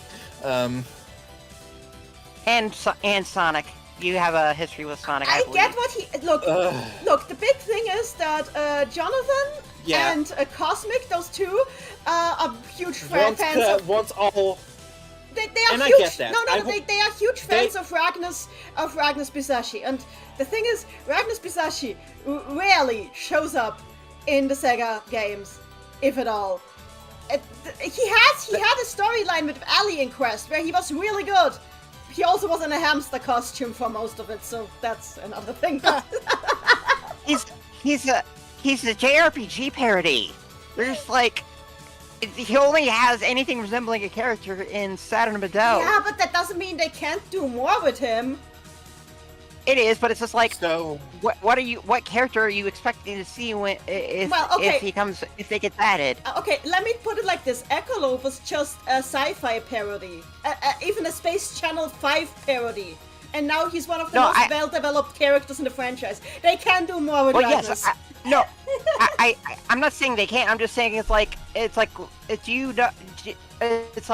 just a matter of what, like, you want this character. Yes, that's great.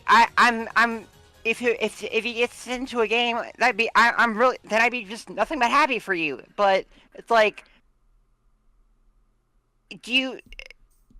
who is the character that you're hoping to see? Because you might not see that character if they come into a new game.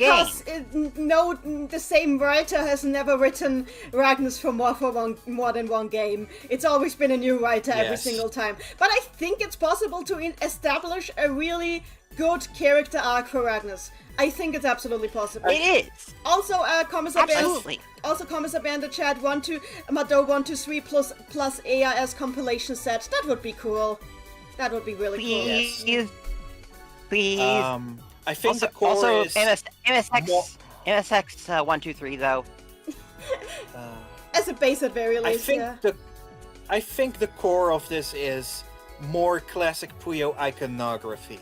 Because Sega Puyo is apparently really insistent about nostalgia pandering to classic Puyo Puyo, but it can't look the part ever. Yeah, I mean, it is.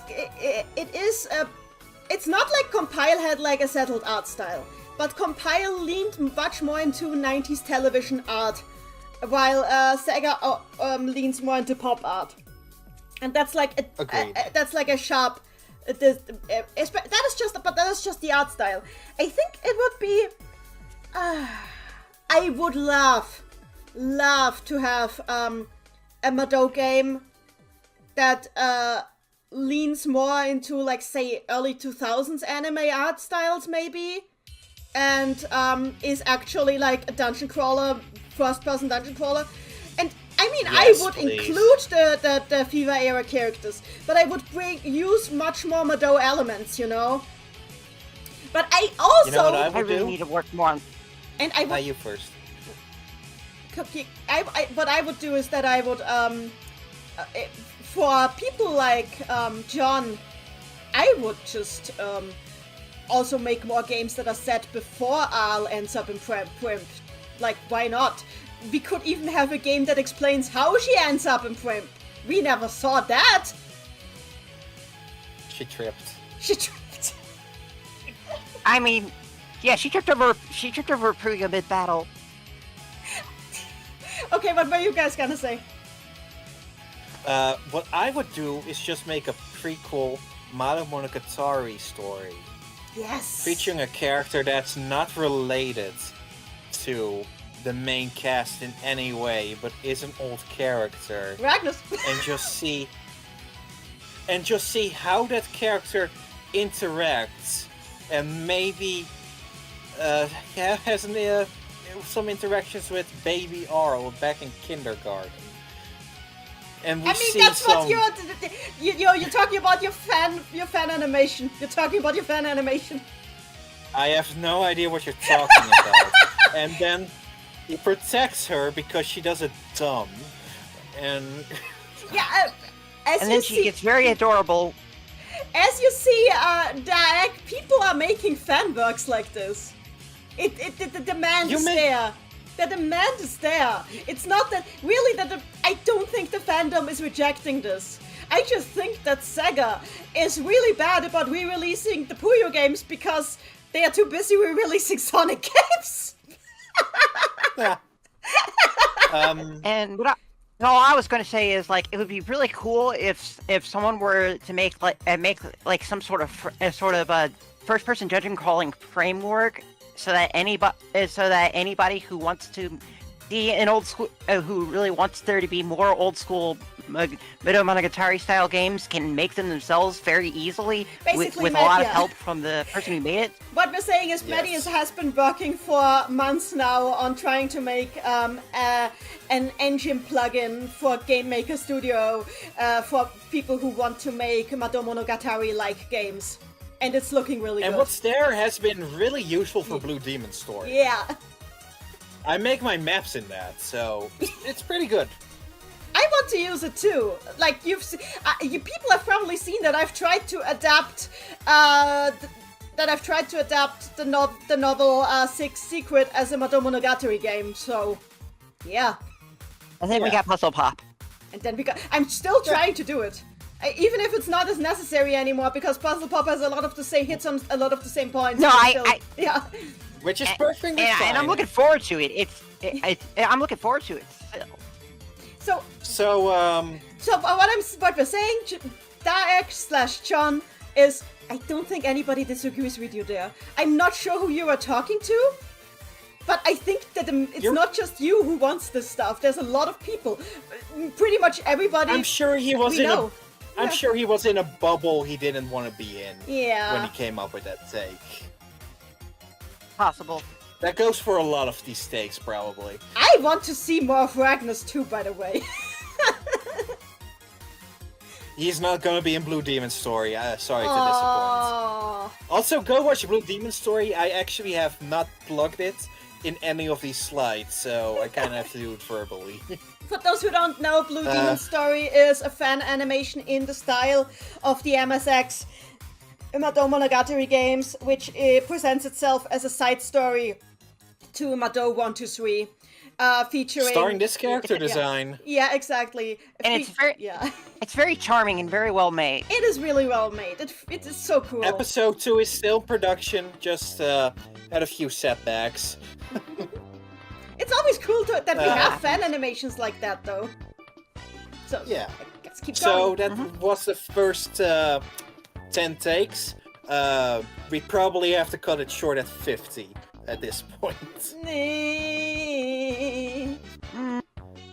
Let's just keep going and see Yeah. how things go. Yes. Yeah. So who's ready for number 11? Me. English VA of a court and Rosette does not do the characters justice. Okay. I Though I have no frame of reference for Rosette's Japanese actress. Okay. Rosette is voiced by a man by a masculine voice in Japanese. I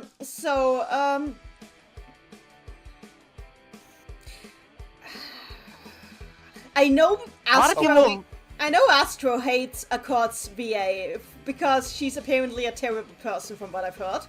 Hang on. Crimson Slushy, please draw Blue Demon eating cookies. Yes, please do so.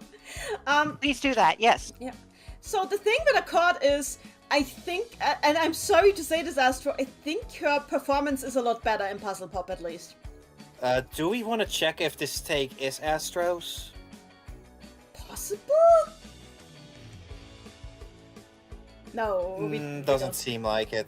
I mean, it could be, but it doesn't. Oh, But yeah, I've actually seen more people really dig the fact that English Rosette gives him a bit of a trans mask flavor to his character, which The some thing people with- think is really cool. the thing with And Rosette I can see is- why. The thing with Rosette is it's a very different take on the character. I do think it still works. It's just a very different take. But generally I'm very permissive when it comes to voice actors as long as they don't give an outright bad performance. That said, yeah, Yes. a crowd goes a little too hard on a Miss Frizzle, I think. Then again, it's Yeah, not it's like I think that is what I was going to say. I do think that at least, especially in Tetris 1, they were trying to go for a Mrs. Frizzle kind of take on her, and it's like I get it, but it's not really a chord because it's too loud. The thing for with one Accord thing. is that she has in Japanese, Accord always has the perfect poker face. And that's something that doesn't really come across in English, I guess. It comes across more in Puzzle Pop than it does in Tet 1 and Tet 2, though. She's always smiling and Oh, always yeah. sounds polite, even Yeah. when she's terrifying. Yeah, exactly. And as Astro says, Wendy Lee here as the VA who took over a role that she previously had. Yeah, Wendy Lee's a bad person. If you're just talking about the performance, I'm just talking about the performance, but yeah, Wendy Lee has been extremely rude to where other actors have not been. So yeah. Also, I feel like she's been phoning it in a lot of stuff she's been in recent years, but that's just me. I will say that Wendy Lee was Isn't that incredibly. because I will say that Wendy Lee was incredibly terrible as Draco in Puzzle Pop. Yeah. Isn't Wendy Lee wasn't Wendy Lee like a darling VA? So Yeah, she was until she started insulting other VAs on Twitter. that's dumb. Yeah. I'm not sure if I'm not sure if she was her name was darling thrown but out she a was lot. she was in a lot of things. Yeah. Superstar VA, I guess. Yeah, Yeah. she was in a lot of stuff. It's just yeah. Shoel in the chat My says, take on a happened. chord. My it's- take on a. Yeah, you go. I You just go. say Shoel in the chat says, I think as far as different takes on the performance goes, but I think as far as different takes on the performance goes, but it's still kind of okay. It still kind of works. I'm trying to parse what Shoel is saying actually. I think what Shoel is I trying think to as say. far as different takes as performance goes, but still it's kind of wrong. I feel that way with Working. Possessed Clue. Working. Okay, I think Oh. what Charles is saying that as far as for performances that are very different but still kind of work, it was charring. I feel the same way with Possessed Klug. It was charring when I first heard it, but it didn't feel wrong either. I agree. Possessed Klug sounds actually really good in English. They do. It sounds very different love it. than from Japanese, but that's because Klug is voiced by Mia Sonozaki in Japanese and by Mick Winchard in English. So, yeah. Also, there's kind of in Western media, there's kind of a precedence for demonic possession getting people much deeper voices. Yeah. Yeah. I like My, it. He sounds like Ansem, the Seeker of Darkness, and I like that. It's a very fun voice though. Mm-hmm.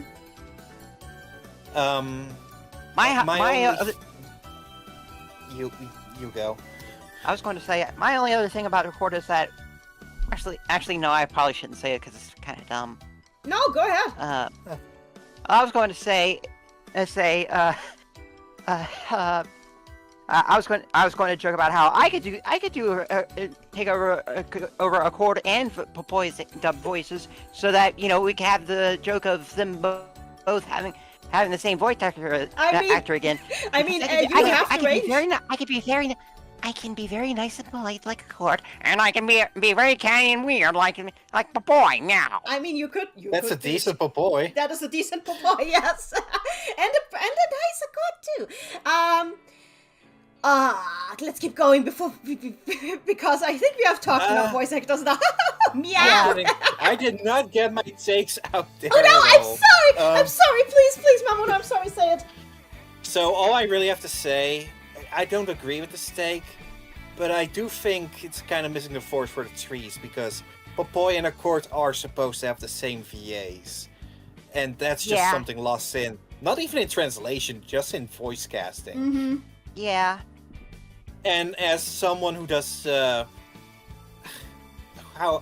who respectfully doesn't care, I really like Rosette's voice. I hope that's okay to say. It's fine. I know Rosette's voice because I play Quest. I know his Japanese voice. It is different, but it still vibes with him. It's still like the right vibe for him, I think. So we've spent Dramatic as enough hell. on number 11. Mhm. Ready for 12? Mhm. Eklo's obsession with Ringo is the most uncomfortable dynamic in the series. I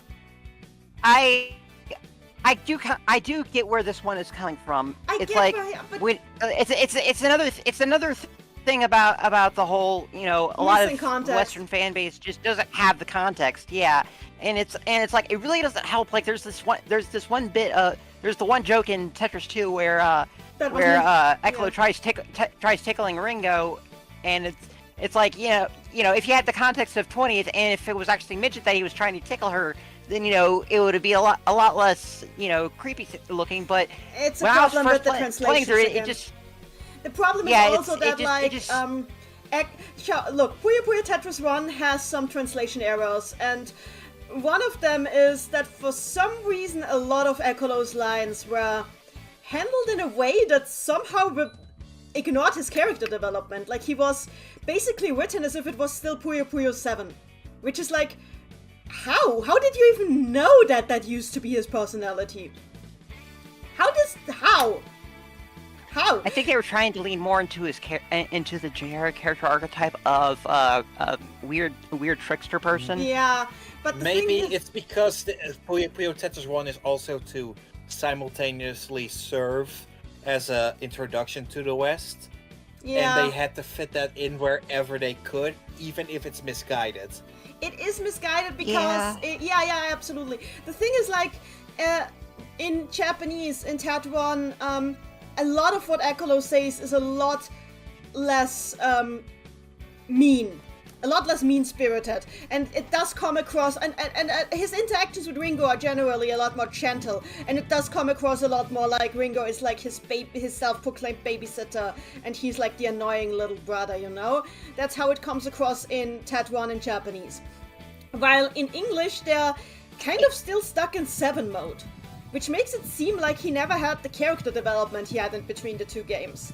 Which is, interesting, but it also obviously makes the fact that they are constantly on screen together less comfortable, because in 7 he was trying to kidnap her into a pocket dimension to make her into a host body.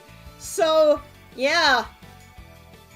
I guess, Also, we gotta recognize, Ekolo looks like intergalactic pudding, a slime monster. He isn't, but he looks like one. But yeah, it's not really hard to see why someone would come to this conclusion.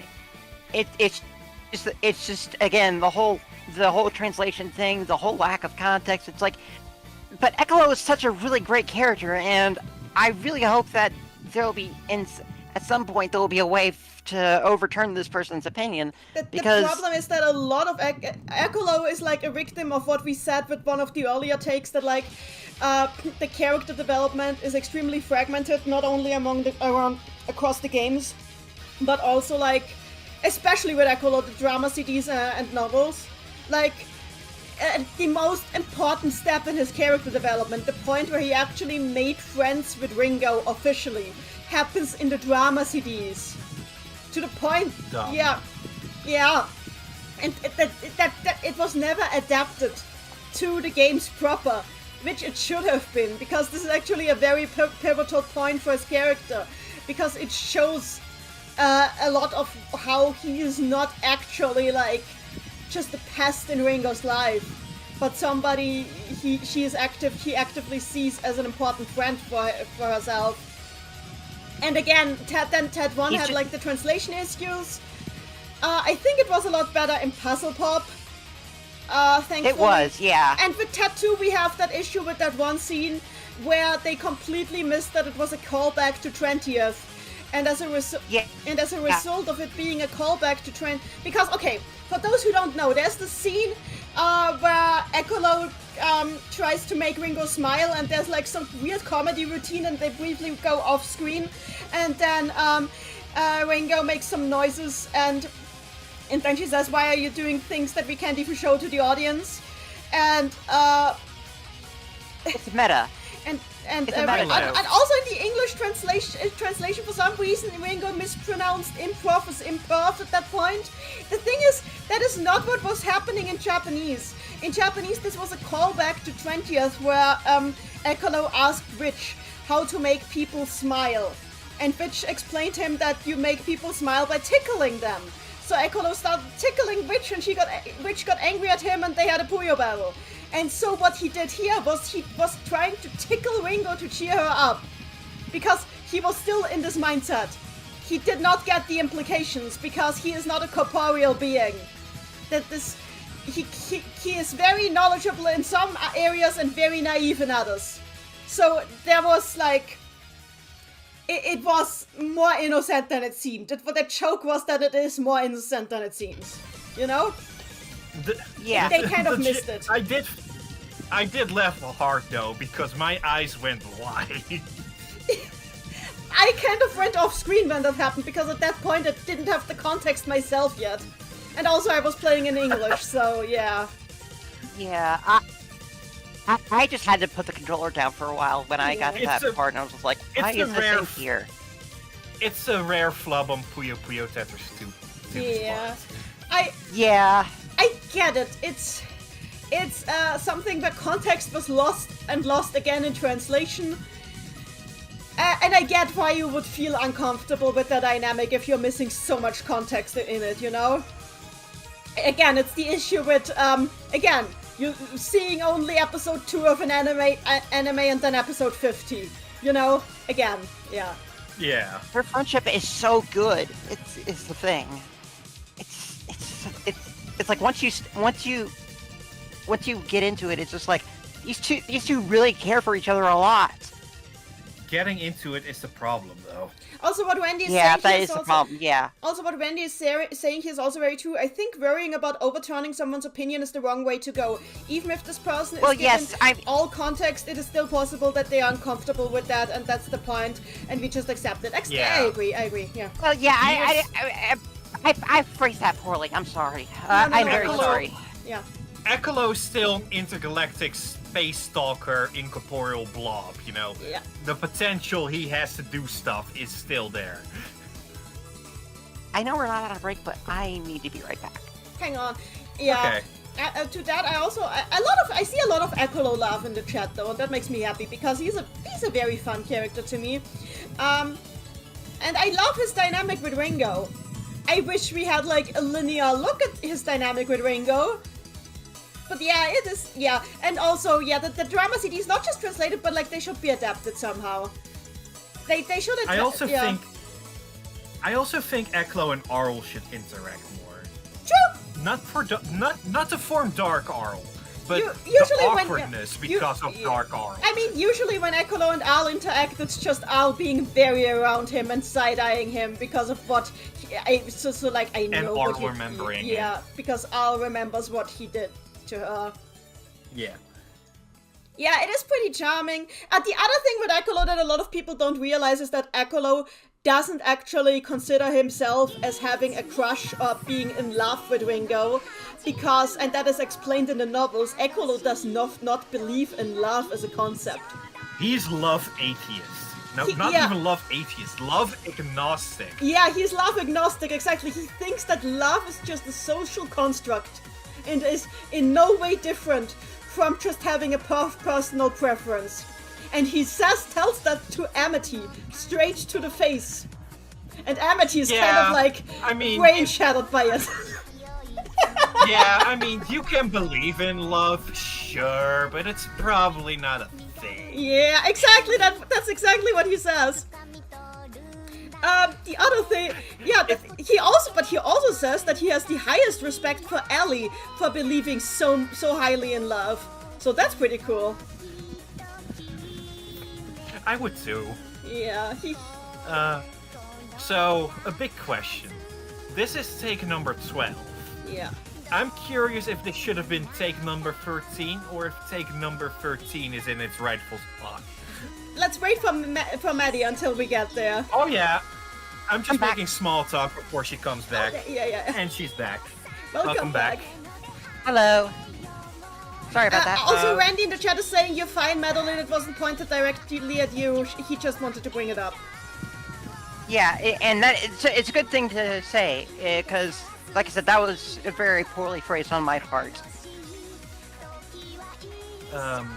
Also, Shoal, So yeah. he does love. Ekalo does love. He just does not believe in the concept. Yeah, he does not believe in the concept of love. He thinks it's a social construct, basically. So if people and think a Jet that Set Radio song. So if people think that Ekalo considers himself as being in love with Ringo, he doesn't. He doesn't think that's even a thing. He's too cynical for that. Yeah. He's way too cynical for that. Yeah. But he also does. But he does care. He cares a lot. He cares a lot about Ringo. Yeah. And not just about Ringo. He also cares a lot about Allie and Raphisol, as we saw in Puzzle Pop. Yeah. I think he's practically Raphisol's dad. I think he's still adjusting to the fact that he has a social connections. That's something he didn't have before. Yeah. Yeah. Ringo's changed him. Who's ready? It changed him for the better in a lot of ways. Also, Lemon talking about Ekalo as a species. Ekalo doesn't have a species. Ekalo is a glitch in space-time. He just happened. He's not really supposed to exist. He can't even explain what he is. Yeah. Theoretically, there could be another one of him out there, but it's not really a species then. Yeah, it takes a few more than one or two to make it. Yeah. Let's continue. So, who's ready for the lucky number 13? Puyo Pop Fever's English dub is superior to Puyo Puyo Tetris's English dub. Well, that is certainly a take! Look, you can have preferences. The Puyo Fever 1 dub is actually really good in a lot of regards. Ahead of its time in some ways. But no. It's fun. It is charming. It's also not. It's it's probably not the best way to present these characters in English. Yeah, look, the Fever one, the English Fever one dub is very charming. It is incredibly charming. I do not want some of the more serious storylines in the series voiced by that dub. I'm sorry. Imagine Fever 1 Amity going, "Oh no, we might lose Sig." Diamond Cutie. The sun was in my eyes. What would they Sig from that dub even sound like? That is a good question. They would probably have had him voiced by a woman, though. Also, now we're getting really real for realsies.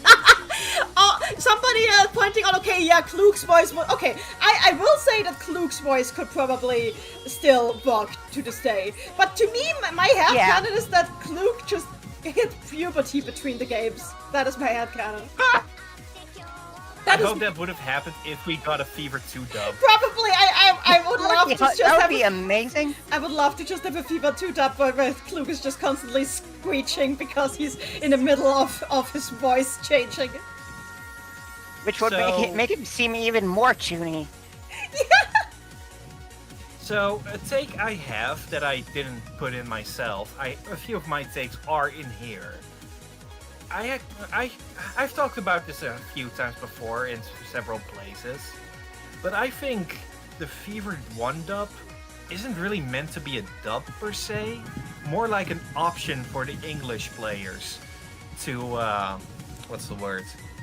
To enjoy. What's the word? Enjoy. Look.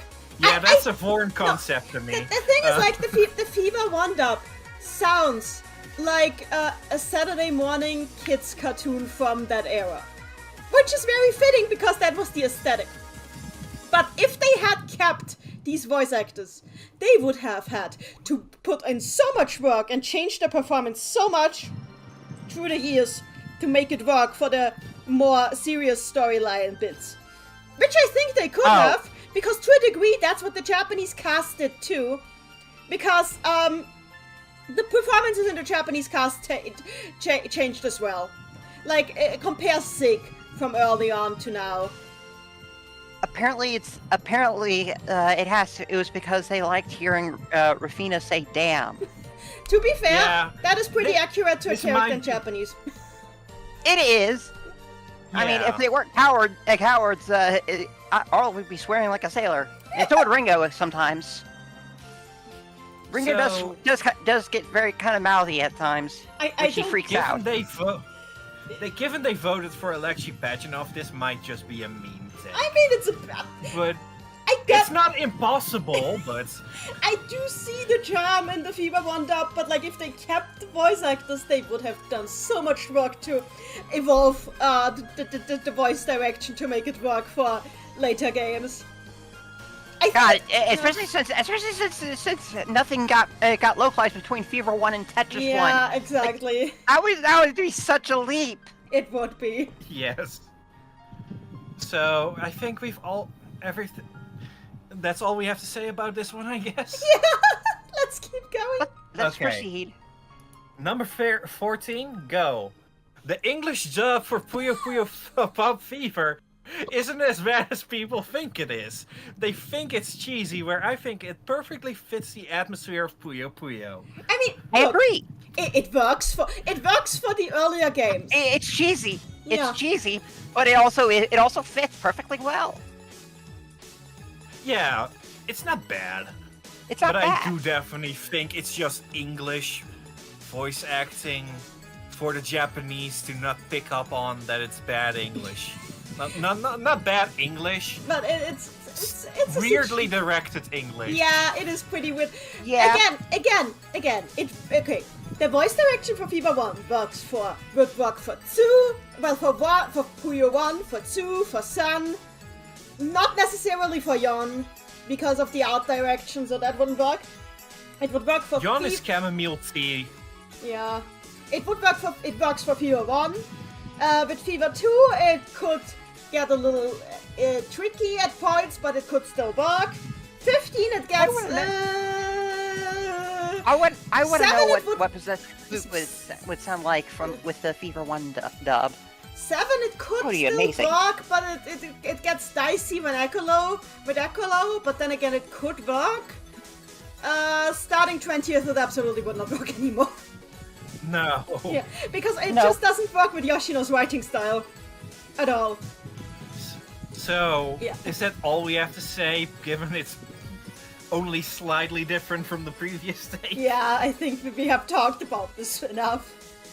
You may talk Yeah. about the Puyo Yeah. Fever duck twice. Thanks, chat. Okay. So, ready for submission 15? Yes. Is this also about the dub? Frick. What is this? Another Oh, wall boy. sex. Give me Uh, a you want- moment, please. I need you to want- rub my I can- temple for 5 seconds. I can read this if it helps. I'll do it. Okay, let's All right. let's let Mamono do it. Let me grab the mouse so I can do bouncy ball sing along Oh! style. No, I'm not gonna do that, just boing. I'm not entirely sure how hot a take of this is, considering that this character is kind of obscure, but Tartar is far and away my least favorite Puyo Puyo character. Aside from the run courses, every single cutscene involving Tartar has been him being incredibly creepy for Rafina in some way. either by straight up harassing her or harassing other characters because of his obsession with her. Now, I'll fully admit that there are other Puyo Puyo characters that are defined by their crushes, Rulu, Feli, Minotauros, etc., but they at least aren't as creepy as Tartar, or actually have something else going for them. Rulu is a badass martial artist that doesn't take shit from anyone. Feli is an occult fortune teller, and that makes her pretty interesting when she isn't pining over Lemurus. Disagree. Whereas Tartar has absolutely nothing else about him that would make me want to ever see him in a Puyo Puyo game again. Poor guy. I think Seiya agreed. I think Seiya agreed because the quest storyline kind of goes out of its way to make sure that Tartar doesn't do that. I think Sega agrees that they kind of screwed up with Tartar's characterization because, like, he has showed up in Quest semi-frequently, and they've pretty much rewritten his character from scratch. They've made it so that, For like, the better. Yeah, they pretty much have refocused on his actual profile, his character profile, and now his character is that he's actually a gentle giant, and that he is actually really sweet about his crush on Rafina, and not trying to, like, impose on her or anything. Now it's more like... There's even a... Yeah. Go ahead. Go ahead. Yeah, now it's more like, do you want to train with me? No? Okay. Something like this. Or like, yeah. But there's also a bit in the storyline where Rafina says, "I'm going to kick this tree down." Liddell says, "Please don't," and then Tartar joins in and says, "I also say please don't." And which also like, kick me instead. Also kick me instead. Yeah. Yes, there's that. But the point is that Tartar did kind of go against Rafina, which doesn't seem like the thing. Which is kind of contrary to how he is in the Fever games. And also in Quest, he's much more focused on what his profile says that he's focused on, what he's focused on in the field story in Fever 2, which is like gardening and protecting flowers and such, you know? Which I think works a lot better for him. It's really nice to just have him, like, be the... and also, it's seen much better that he's friends with Liddell. Like, his friendship with Liddell is, like, given a lot more focus. Like, even to the point that he and Liddell prepare their presents for the award ceremony. There was a whole award thing, never mind, the spotlight, alts, whatever. Oh, right, yeah. But, like, for all their friends, they prepare the gifts together. Flowers for... Yeah. Yeah. So, like... It doesn't excuse his actions, that is true, but, like, I'm glad that they're at least writing him better now. Yeah. Look, my position is, if Feli cannot get out of juvie, so can Tartar. Yeah. Username in the chat. Username in the chat. I'm sorry, but I shouldn't have to know Japanese and get involved in a Japan exclusive mobile game to appreciate a character. 100% agreed. Agreed. This is No one's just a saying that you Puyo need to. problem. This is just a Puyo problem. We're all saying this. We need an anime.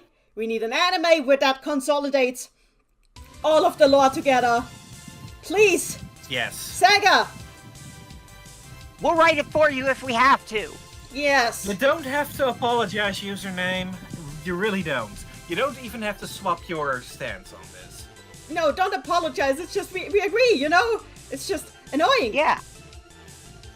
For all of us. If it helps, Rafina could kick his ass always. She will always kick his ass, regardless of even when he doesn't deserve it. But then again, he deserves it enough. But it's just, it is so nice that they like, it's not just Tartar. I will say this now, but like, there is a character in Madofia. I'm not saying who. I've actually said it on other streams already, so you might already know, even if you haven't seen my streams. But there is an important character in Madofia who has the whole single-minded crush on another character thing. Not only is that character gay, so that is a big improvement. It's not a straight romance again, but they handled it a lot better. That character, they played it in a way where it is A, actually funny, and B, doesn't make the character look like a creep for the most part. So It's I a mean, lot like, better. there's the only thing that makes her seem it makes them seem like a creep is things that are kind of part of their culture. So it's like it's not really them. Yeah, exactly. It's not them. It's the culture. But it's not even creepy in the usual way. It's no. What the hell is wrong with your people? Yeah. But yeah, we have Yeah. Yes, gay people are real in this franchise now. I mean, they have been for a while. I mean, they've been real for a while now. Who But could this is a forget gay Dapper party. Bones? This is a gay party member. Just saying. You have True. a gay party member. So that's all I'll say. And they're a great character. They're a lot of fun. I don't think Love those anyone's made a characters. mistake about Dapper Bones. Huh. Dapper Bones is not a party member, unfortunately. Yeah, but I don't know. he is fabulous and gay. He has Okay. fabulous gay skeleton. Okay, it's not a big spoiler, so I'll give it away. Yes, I'm talking about the dragon lady. That's all I'll say. That's all Yeah, I'll I say. figured. Yeah. Who's ready for take number 16? Me. Me. Okay. I have no idea what to say, so Puyo Puyo 7 has the best OST in the series. I don't even know if this is a hot take.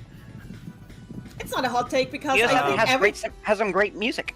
I think everybody has you guys don't hear it right now. We have a track that is also in Puyo Puyo 7. Well, it is the Yon version that is playing right now, but it is the one track that 7 takes from Yon is playing right now. So yeah. Oh, the Ruins theme.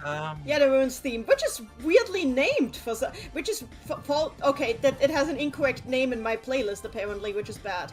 But whatever. Mine has that too. Don't worry. Okay, I should probably fix that at some point. In any case, I think everybody has a different favorite OST in the Puyo series, and that's completely normal because everybody has different tastes in music. And I've heard everybody say all kinds of takes on what their favorite Puyo OST is. Mine is actually Puyo Puyo Tetris. I'm not sure if it's Tetris 1 or Tetris 2. Probably one. Actually, my favorite tracks Yeah, are I personally think. my favorite tracks are actually spread out all across the series. I don't think I have a singular favorite OST. Mine is Agreed. 20th. Oh, cool. Just flat out 20th.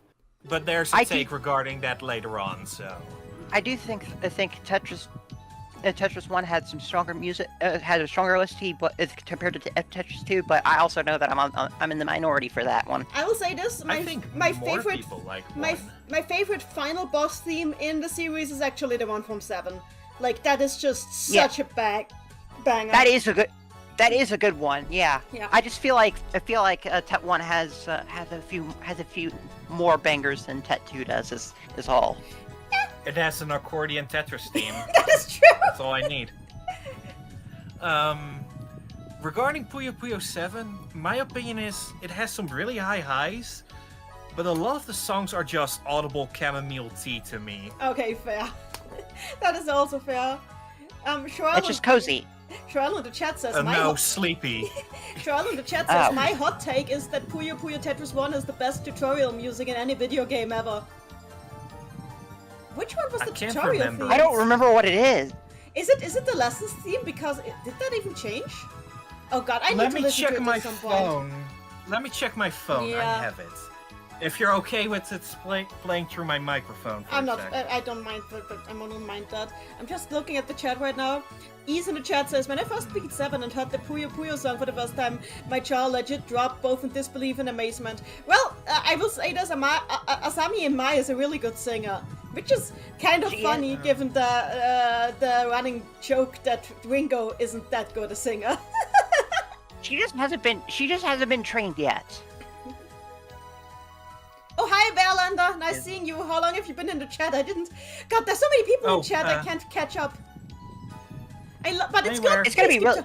Keep talking, everybody. We love seeing you Okay, it looks like I don't have the Puyo Tetris duology on my phone anymore because of technical issues. So I can look it up in. talk. I mean, I have it in the playlist, so let me just... the playlist that we're playing, so it's probably me who should do it.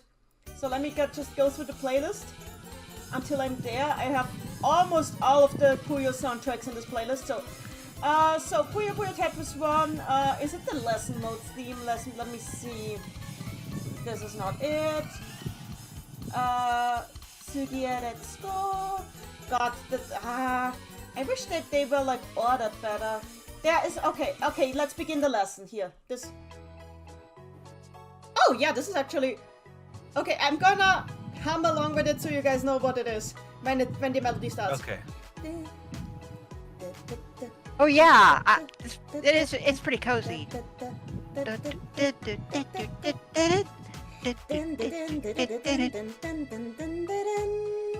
Oh, that one. Yeah, I like that one. It's a really nice one, yeah. Yeah. Okay, yeah, I mean, we can agree with that. Okay, that is a really nice one. But only I'll because accept I that. don't remember the other ones. Who's ready for take number 17? Are you? No. But we must brace ourselves. Okay, let's go. All right. We need a Puyo spin-off that isn't a puzzle game. Agreed. Yes. Agreed. I want that Not fight. much- Agreed. I want that fighting game that the Sega people wanted to make. I want that racing game that the Compile people wanted to make. I want the sequel to Puyo Puyo Da, and I want a Madomonogatari game that is actually a Madomonogatari game and stars established characters, and another Puyo RPG, but one that plays more like box and less like Chronicle. And I want a racing game. We all want I want- racing games. You cut out a lot for me, so Okay, yeah. Yeah. You did for me too. But yeah, fighting game would go hard. I think even a visual novel would be great. It would be a good way to adapt the novels and audio track. Isn't a visual novel? I mean a standalone visual novel. I think they could just do a visual novel Manzai as DLC for an existing game and put the drama CDs in that. Yeah, exactly. Please do Yeah, that, yeah. That would be cool. That would be So- great. Yeah. Not much to say about this take, I guess. Just our wish lists. I mean, it is inspired by Madofia, which, look, I love Madofia, but it's still like, I still want an RPG with the characters we already know, with no time skip. I love Madofia, but it is a time skip game, and I wanted to see the And stuff. first person. And I wanted him for, yeah, exactly, I wanted him first person.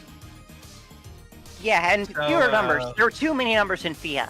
Also, Shoel says would be nice if Puyo had a bigger presence in Sega crossover games. Agreed. Sega, pay attention. Yeah. Yes, Agreed. please. Puyo FPS. Puyo, use Game Maker Studio 2. I mean, we're already doing that, poking around. We're already doing that. Are we ready for submission 18? I don't think we can draw out 17. XCO in the Yeah, chat. no, I think Yeah. there's not much to discuss. Yeah. I'm just saying, XCO says put Drama CD Man size into Puyo Champions Monkey Power Curls. That would be decent, actually.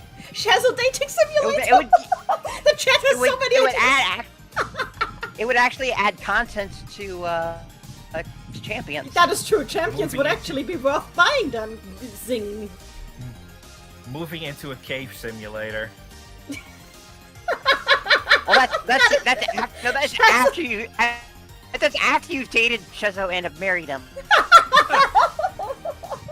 Okay. Let's continue. Rafina is not lesbian. Oh, that must be. That must be the person who removed the take that Rafina is a lesbian from the TV tropes page, because that happened recently. It's. God damn it! Why, Ah. guys? No one fessed up. Okay, to be absolutely fair, she might be bi, which is not necessarily the same thing as calling her a lesbian. I mean, look. But she's Yeah. but she can't. She's not heterosexual. Like, look at. Did you see like, her? come on. Did you see her reactions in Puzzle Pop? That is not a straight. That is not straight. And we can't Did you just. not see the reactions fl- in Puzzle Pop? They can't play Puzzle Pop. No, they got- well, yes, but still, like, Like she gets all flustered and embarrassed, and it's like oh well. Whereas whenever a male character does it, she's just like, I don't care. I think this is just the age-old issue of... It's just the age-old issue of heteronormativity, where everyone is assumed to be straight until proven otherwise. And like, I get that mindset because it's the mindset we've all kind of been born into. But if you think about it, it's not a mindset that makes sense. Because like, why do we always assume that everybody is like this? It doesn't have to be. And Rafina has never shown to actually have interest in men beyond as a status symbol. And like, I'm sorry, but wanting somebody as a status symbol is not the same as loving them.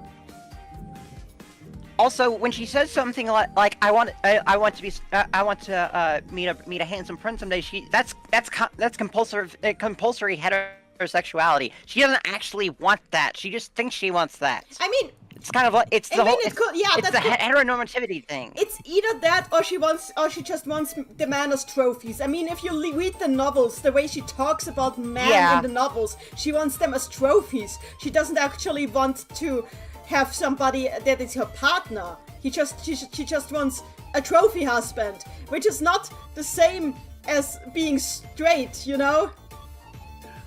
May I play devil's advocate for a moment? Okay, go ahead. Sure. This is a lot of psychoanalyzing for a take that's only 4 words long and with no name or reason attached. To be fair, there's a lot of evidence against it. I mean, the bigger thing is like, I'm asexual. Maddie is, I think, are you a lesbian? I'm asexual, but I'm biromantic. Okay, biromantic, asexual. Sorry, I don't know. We're both asexual. It's fine. We're kind of sick of it always being portrayed as everybody is straight until proven otherwise. Because like, I'm sorry, I was never straight, even when it was not proven otherwise. I've always been asexual. I was never straight because I was never right about my gender. Okay.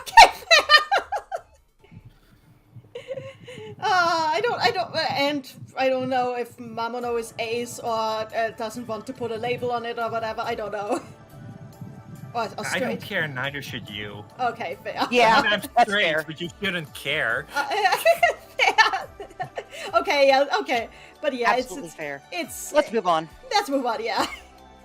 Yeah. Wait, players are annoying. Wait, hang on. Wendy in the chat says, as somebody who's mostly straight, I just assume that everyone is gay until proven otherwise. Okay. Fair. Okay, ready for number 19? Yeah, now we go to the O take. O players are annoying, and I've never met one I haven't wanted to wipe off this miserable little rock we call Earth. Bang, bang. There are O players? They tend to be pretty good at the game. I played O yesterday because of this reason. Just for this. I've never met somebody that plays as O. Look, I'm in ranked fairly often. There are O players. They tend to be pretty good at the game. They are not that much better than Rafina players or ruler players. I've never thought... All Liddell players are merciless. But like, just because when I lose to a player, I don't think they're annoying. I think I should get good. That's what I think. I think O... Personally, I just think O is inherently annoying. Look, I'll state my case right here. Okay. He is a character. He is a genuine character. He's worthy of being a trio with S and T. Mm-hmm. That's fair, right? Mm-hmm. Yeah. But all he says is high-pitched P's and repeat what T says. I think that is another case for why we need a solo Tetris game with these characters, so we can actually learn what the hell O steals, because as far as we know, he's just a dedicated smartphone of the captain of the SS Tetra, and we don't even know where the ship came from. In Puyo Puyo Tetris 2 pre-release, I assumed he had something to do with Marl, and honestly, I'm still surprised he doesn't. True. Oh, because of the He's a- cloud. He's a circle in a cloud. True. Yeah.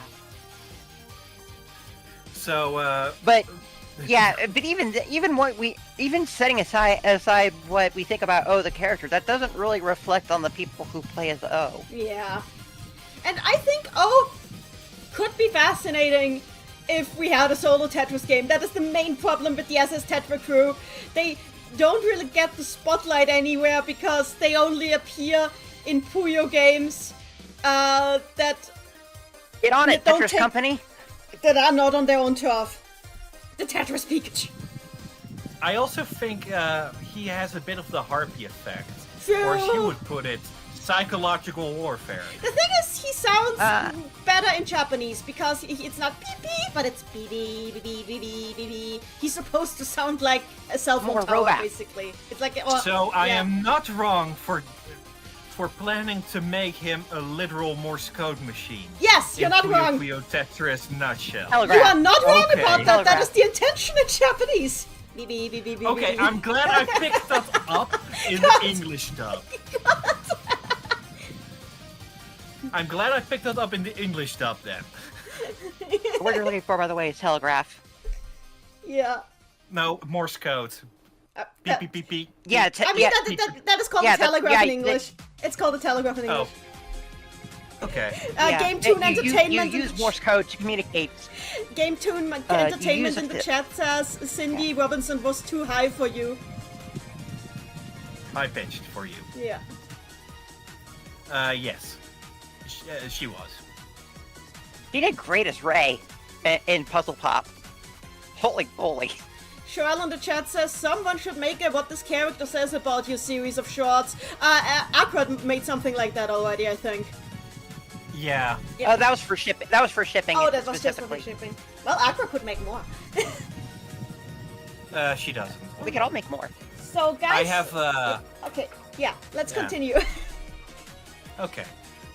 Submission number 20, so we're 20% of the way. Puyo Puyo Yons. Sorry, Puyons. it's a tricky name. Yeah. It's weirdly spelled. This is not how it's spelled. Yeah. Puyo Puyon's art style doesn't have the same level of charm as the other games in the series. The colors feel moodier, and the way the characters are drawn doesn't feel like they're from a Puyo game. It just feels out of place. I much prefer the styles from the other era Puyo games.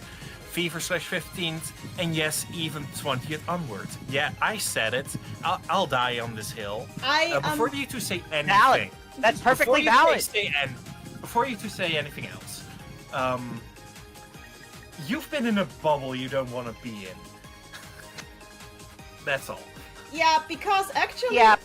the thing is, okay, the character illustrations and design in Puyo Puyon was done by Suna Hotobe, who also did the character art and illustrationist for the main party in Madomo Monogatari Fia. So if you play Fia and if you play Yon, you see the art style similarities. Obviously, a lot of time has passed in between, so there's some differences, but you can still tell it's the same person. More who drew color. them. Yeah. More color. Right. More color, right. mostly. Yeah. So. More detail. More detail, more More color. digital. I mean, it's still very detailed here as well. But the thing is, like, Well, yeah, but it's like Suna Hotobe's there's art a lot more style frills. is- in- Yeah. More frills in Fia. There's more frills in Fia, that's true. Suna Hotobe's art style isn't bad at all. But I agree that it is. It really isn't. It is too JRPG for Puyo already. Which is weird to say Yeah, because I like how the characters look in this game. Just because I think it's a very fun. It's a very. It's a very. I wouldn't say necessarily say unique, but it feels like a very It's a very personal style for this artist, and that it reflects it in how they show the characters. yeah, it is. That said, it's like I like it, but I completely get why someone wouldn't.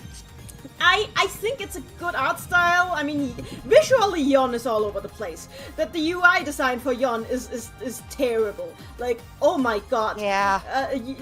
When we made the translation patch for Yon, or visual artists for the UI had to outright gimp their own talents to make it look worse, just so it matches the Japanese designs. It was a Wow. weird situation. And then there was the fact that the opening doesn't have subtitles. Yeah, we fixed that. But the whole thing is like, Yeah. Suna Hotoba's art is beautiful, but it doesn't work super well for Puyo. There's a reason she went for a brighter colors in Fia, because it wouldn't have fit Fia either if she used the same color palette as she did in Yon. Yeah. It's good art, but it's just like, yeah, it's perfectly fine to not like it. But that said, I think It she's sucks still... it sucks that you feel like that you have to it sucks that you feel like you have to die for this, because you really don't. You really don't. I think No. I think it's even still kind of a problem in Fia to a degree. Not. I'm just saying this because it makes the characters harder to draw, and I've been trying to draw the characters, and it's just always like, wait, there's still whales here. Very Wait, there's recently, one in more fact. layer. There's one more layer here. Ah! And I always feel I always want to simplify the designs down. I love these characters, but why is Lena wearing 4 layers of cloth? Help! So yeah, it's beautiful, but I agree. Suna Hotoba is not the most fitting artist for the franchise. I prefer Ichi's art. Ichi did for Tsu, and Ichi did for the early Madomonogatari games, especially ARS, and for Puyo Puyo 1 and Puyo Puyo 2, and for Sun. Those are the games that Ichi illustrated. Then also And they're also very pretty. yeah, and Akira Mikame is the one who currently does the art direction, not all the art, but the art direction. And I am a big fan of the current style. I think they could vary it up, but I'm also a big fan of it. So yeah, Ichi and Akira Mikame is what I think of when I think Puyo. Yeah. So my take on it is not just about the art style, it's also about how the manzais are done in Puyo Puyo before. Let's just call it that. They look honestly kind of the birth of the current 2D manzai yeah, they started style. it. Yon started But the whole still- static. Yeah. Yeah. Yon started But the... also the birth of the Fever 1 and 2 style. Yeah, but I think And Fever it's 1 not and as 2 did it better. lively. Yeah. Oh, that's irrelevant. But it's not as lively. Is the thing. It's kind of like how I animate my videos, but with much less life. Yon, as you said, Yon introduced the static manzai that we were cursed with all the way until Puzzle Pop. And even then Puzzle Pop hasn't entirely broken out of it. And it's a shame because Fever 1 and Fever 2 were closer to Sun in how they did the manzai. And I liked that a lot better. But the thing is about the manzais... It started with Yon, but it's really 15th that really just kind of made it recurring. The thing is, with 15 onwards, there's so many manzai, you can't all individually animate them. But that's And I do true. get it. With more But budget. this is kind of off top. With more budget, This they is kind could! of off top. Sega Sega, give said, Puyo Team more budgets! yes! This is off topic now. No, it's just the truth! It's true, but it's off topic now. Well, 21? Yes, sure. let's keep going. We're almost nearing a break. The modern English voice acting isn't as good as the Japanese voice acting or the Fever voice acting.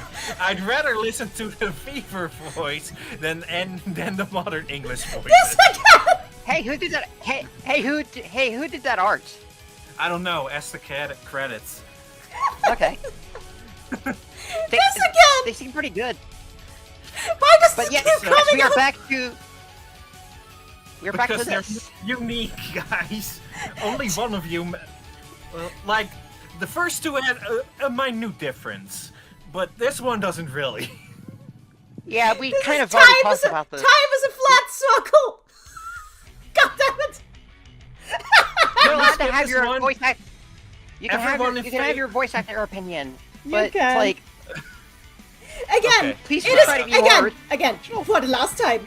Hopefully, Fever 1 voice acting English is very charming. It would not fit at all with where the series, with the more serious parts of the series. At all.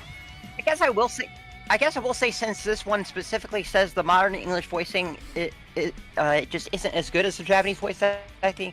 I have heard people say things like some of the primp kids sound like they're way too old, and it's like I get that, but it's also like they're like English dubs have had a problem of having way too squeaky kid character voices, and it's to the point that it just became annoying. Yeah. So it's like, as someone who had to live through that, it's like, I think this is the better alternative. Mm-hmm. Look, I Montauk get Valley. it. I get it. Sig doesn't sound as cute in English as he does in Japanese. So Good. he's But he still does cute sound enough. tired. He's still cute enough in my opinion, and he does sound tired. Yes. He sounds very tired, and that's what makes him cute. And also Amity. And Clute's voice sounds hilarious. Also Christine Marie. Oh god, Christine Marie Cabanos and is like a perfect as Amity, and I would not replace her with anyone ever. She's great. Yes, she's the perfect Amity. Like Same thing with Same thing with Ringo, honestly. I mean, Cassandra Lee Morris is great as Ringo, but I think she isn't at her full potential as Ringo yet. And fair Erica enough. Mendez voices Arl. Oh god, and Romello in the chat. She's fine. And Romello in the chat. Nenny's Amity voice is way better than than both the Japanese and English voices for her. I don't really agree with that. I don't think I'm a voice actress, really. So nobody wants to own up to this take? No. I don't see why not. You're That's cute. calamity. Let me say this bluntly. You're not special. It's fine. Wow, are we really? I thought we weren't going to insult people. We're not Well, insulting anyone. it's open to interpretation. I'm just saying that there's apparently a crowd here, so they can group together. Oh, thank you, Crimson So shall we Slush. go to 22? Yeah, let's keep Shall we going. go Yeah. Let's go. Yeah. You and Ray died from an accident. 1. It's Sega. Why would they say it was suicide in the for all ages game? Shazo exists. 2. It makes sense for them to be more traumatized and not remember a sudden unexpected death. Is that a hot take? They committed suicide. No, it Let's Who says said they real. committed suicide? It doesn't say anywhere. Look, you. What yeah, is but this? it's not an assumption. It's not. It is an assumption you can come to. But I don't. I mean, I don't know how you came to that assumption. Yeah, I agree. I don't know where they got this, but okay, I will just say this. Why would the fanbase hunt you for this? I don't know anybody who has that headcanon, and your headcanon is fine. All we know about that death is that, all we know about the death is that it was traumatizing and Feli doesn't want to talk about it. That is all we, even though she's seen it. Because even she thought it was fucked up. Yeah. I have seen a lot of pics of Fanart that give you a murderous bend, or at Why? least that is just fanart. maybe not murderous.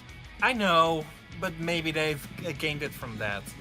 I always got honestly, I always thought that they were murdered by somebody, like both of them. Yeah. And I always thought it Like was something. Jonathan Carr. And I don't think it was a car, but that would be manslaughter. That would not be murder. Murder is by definition premeditated. I always thought that they were like murdered by that they were like the heirs. That is my headcanon. I always thought that they were the heirs to the what is the mansion called again? Oh yeah, the clandestine. The clandestine mansion. I always thought they were the heirs to the clandestine mansion, and the rival sorcerer killed them in an attempt to get their hands on the library there, because the library of the clandestine mansion is apparently extremely valuable. from what Fever 2 But says. they didn't get it because nobody can get in the thing, Yeah. Nanny, or at least not navigate it. Yeah, wasn't... today's another episode of what is Puyo Puyo lore the games don't explain to you. What sorcerer? Yeah, unfortunately. Yeah. But yeah, I always assumed they were murdered. Like- I never thought that it was you. I never thought it was her. She was Yeah. depressed, but not that depressed. I'm gonna assume they were flaunted until proven otherwise. I'm with Annie. I think they were murdered. I think that's why it was so painful for both for them and for Feli when she saw it. I mean, if I saw someone wanting intention going out of their way to murder children, I'd be pretty horrified too. Yeah. Ace Attorney crossover when? Oh god, Sure. that would be such a cool Ace Attorney case though. Who murdered the ghosts a couple of hundred You years have to- ago? You have to bring in Rafa though. Oh no, not her! Oh, God, no, we're not doing that. We are not doing that. Oh, but You guys are mean. why do we need her? They are already here. We already have the ghosts. If we need a host body for them, there's always Clue. Well, except that you might take a soul while he's swapped out. True. She's tried it before. She'll do it again. Yeah, she's true. Anyway, I think we can move on. I think. 23. Yes. Last stream was kinda ass. Allowing non-collab characters on the forum was done, and so much of the PowerPoint presentation on the characters was obviously half-assed and shows no actual passion or love for what you're doing. Also, was that a script? I have my take on that take is, if you can do it so much better, then do it yourself. We would welcome you. Anybody doing more content in this community is welcome to do so. I personally put in 10 hours of my time to host the last stream, and I was dead afterwards, and also the day after I found out that my grandmother died. So if you can do better, please do so. Oh yeah, she was already hospital. My grandmother was in the hospital and dying while I did the stream. Sorry if I'm being mean about this, but this is not a Puyo Puyo take. This is just a personal insult against us, so yeah. I allowed it because it was one of a kind. Yeah. Also, I don't think many wanted my take is it in. My take is that there's really not anything to talk about. It's like, okay, that's what you think. Okay, great. Also, who in their Moving right, on. yeah, who in their right mind scripts a stream? What? That is not the point of a stream. Yeah. I mean, I had my phone on me to check what was next in queue, something I don't have for this one because I want to be half surprised. Yeah. And, you know, he's not all too wrong. My sense of passion is kind of stunted. I was basically on autopilot for pretty much a lot of the 10 hours. Yeah, and it was 10 hours. Of course that ended up happening. Nobody is psyched for 10 hours. Like, that would have made anybody tired.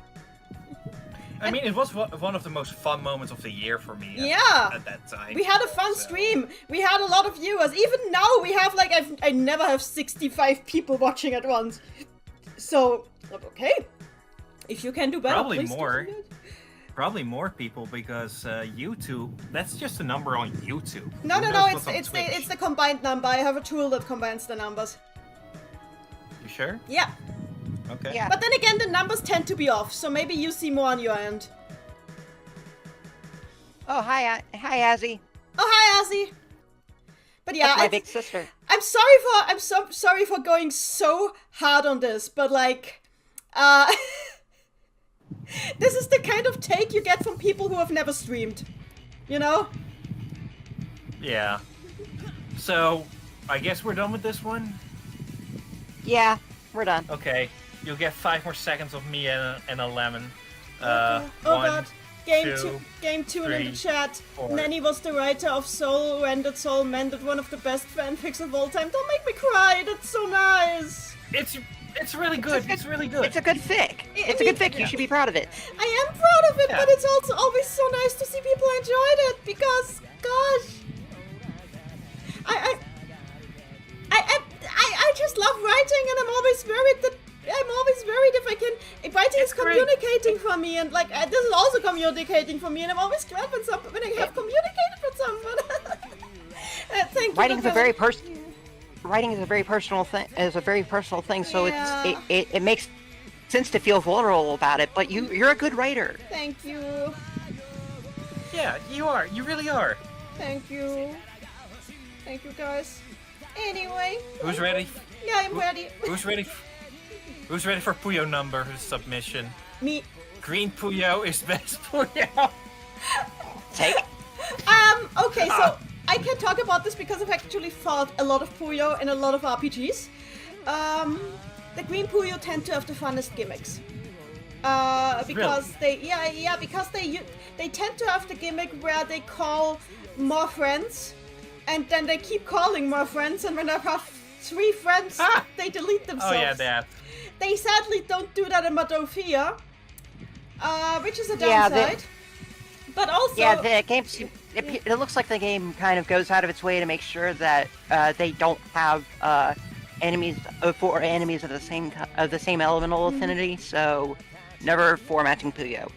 yeah, that's Probably never- for that exact reason. Yeah, probably they don't want to for matching Puyo on field at the same time to not have to explain that. But my favorite Puyo color is actually purple. That said, I totally get green is like the OG. I mean, technically yellow is the OG if you look in MSX, but like the expression is from the Green Puyo, you know? Yeah. Yeah. For me, it's either green or purple. Chargeman in the I mean, chat. I like green just because green's a color that I like. Chargeman in the chat. Garbage Puyo is best Puyo, more relatable. don't say that you're cool, Chargeman. But also Churro is very, very awesome. Look, you can easily spin language around that the garbage Puyo sounds awesome. Oh god. Because Churro is awesome. Yeah, Chuyo. It allows you to win. Chudo the garbage Puyo is oh. No, I take everything back. Green Puyo is the best Puyo because Puyo Lin is a green Puyo and Puyo Lin is a great character who deserves better. Decent Alright. logic. Nope. So, submission 25, the last one before the first break? Yeah, let's go ahead. Okay. All right. Satan hasn't just aged horrifically, but his character also has been reduced to something one note and boring. Earlier games tended to represent him as both a broad womanizer and sometimes a genuine threat, and now he's literally all about Arl and almost nothing else. I have similar complaints about Rulu, but to a lesser extent. Just in general, flanderization of the compile cast has been an issue in the modern games, and you don't know what you're talking about.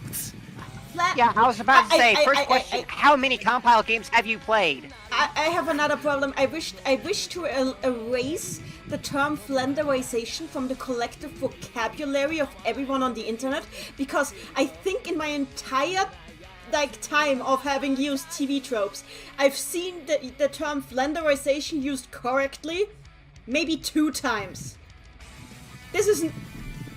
Flanderization does not mean character turned bad. That is not how it works. Flanderization means the character was focused in on a specific aspect of the character. That can mean that an unfocused character suddenly became focused, which is what is the case with Satan. But that isn't an issue, because Satan was an unfocused AF character early on. At the very least, he was always a doofus. He was a doofus, but he was like unfocused AF because there were so many different writers on him. So what Sega did was streamline it by cutting out the less common takes and unifying the more common takes on him into something that makes sense. And that is, yes, by definition, that is flanderization. But that is flanderization that is there to improve the writing, to make it unified and stronger. not to make it worse. What are you talking lot of about? A lot of people also have a fundamental misunderstanding of who Satan is, and that misunderstanding just comes from his name. Yeah. Conflation with the Yeah. biblical Satan. When he Yeah. isn't, when I played my first Puyo game, that is actually Puyo Puyo Tetris 1, even I was like, oh, you're nothing like your namesake. I probably guessed that from your appearance alone. He's just a guy. It's Let me like, just go. it's like in the same way that you would call a vampire a Dracula. We're just calling this demon overlord a Satan. Okay, let me just. This is why- Let me just go a little. This is- Sure, let you talk. I'll let you talk because mine is longer. I've said this several times, but this is why Dark Prince, him exclusively being referred to Dark Prince, is a good localization, actually. Yes. Because it's because Satan doesn't have that what's the Baggage. word? That Yeah. instant stigma and baggage in Japan as it does in English-speaking countries. And in the same way, Dark Prince, well, it obviously means Satan, doesn't hold the same baggage as just saying Satan outright. Let me just go for those who don't, because a lot of people, again, we're lacking context because so much was never brought over. That's why Oh, it's playing Final of Puyo Puyo. That's nice. Anyway, that's fitting. Anyway, I'm just going through how Satan has been portrayed in the games. Mado 1, 2, 3. Literally, the first impression of him that we get outside of the manual is finding his freaking Tinder bio on the wall of his lair. I'm not even kidding. It's his Tinder bio. Yeah, I know. And it's I know, hilarious Don't I know. worry, AF. I'm very handsome. Yeah, he's bragging about his looks and telling what he's looking for in a partner without even mentioning the gender, so that's fun. But And there's this joke of how it starts off being very grandiose and very verbose and well thought out, and then he says, "Oh, by the way, but I'm also very handsome." Exactly. Then That's you 10 out of 10. actually meet him, and he's just like, "Oh, look, somebody swiped right. Now you're my type. Give daddy not daddy, but like give honey a kiss." And Al is just like, "Ugh, go away. I want the dribble crack jam." And then he's like, "You're going to kill my car, Bunny, die!" And then Al just beats him up. And it's the most pathetic thing ever. In the MSX version, Because he skipped breakfast. yeah, exactly. In the MXX version, he even screams, "I shouldn't have skipped breakfast." He's a loser. He's a loser who with a Tinder bio and a pet bunny. It is hilarious. But he's also an incredibly powerful demon lord. I love this. I love the contrast there. Then in ARS, he is she just shows up to help Rulu beat up a guy because the guy kidnapped his bunny and he was angry about this. And then he says to Rulu, "By the way, want to ride home?" And she's like, "Yes, dear." Warelander Like says, literally all Satan did to the count was turn off his magic hack that made it so that Rulu couldn't punch him, and then said, "Here, young lady, punch him as much as you like." Yeah, exactly. Warelander says, also gonna be honest and say Satan in BPT2's post-game chapter, in particularly, is him at his most respectful. Yeah. Like there's this. Yes. The thing is, then in Puyo 1, he doesn't really have a plan. His plan is just, "I am going to battle Absolutely Al." nothing. His plan is, "I am going He to throws battle Echo Al." under the bus. He throws Echo under the bus for no reason. That is not Puyo 1, we're not there yet. Puyo 2, Puyo 1. Oh, I thought you said Tetris 1. My bad. Puyo 1, his plan is, "I am going to battle Al," and then step 2, step 3, unknown, step 4, prophet. I don't know. Puyo 2, his plan is just, "I am going to battle Al on top of a tower so I can date her. date her." Yes, that is our date. Sun's plan has nothing to do with Arl directly. Yes, but he still wants to impress her. You made a whole among video others. about how goofy and weird Satan Yeah, is. the son, he just Yeah. wants a tan.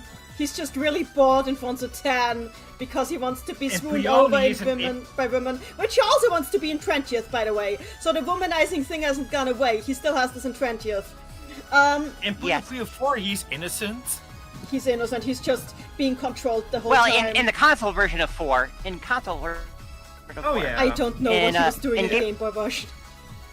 version Neither of- do I. Yeah, no one knows. I don't think the writer knew. No, I think the writer had a plan, but the plan was very convoluted and did not pan out because other games were written. Well, right, and that's why they didn't know what Satan was doing either, because they couldn't do The what thing they that was originally planned, wanted. Yeah. Then in Box he is goading Al to another tower to date her. I'm noticing a pattern. In Mina, he's goading Al to a tower to date her. But not forcing her. Yes. But not forcing her, Not that's force- important. Yeah. Yeah, he never forces her. In the 15th Nazi, anniversary? in 50th anniversary, he threatens to send everyone to Puyo Hell, and including Al if she refuses to date him. Also, the most dickish thing Satan has ever done was in 15th, and that's just taking Rafina's rightful medal prize. That's the most dickish thing he's ever done. On purpose. Yeah.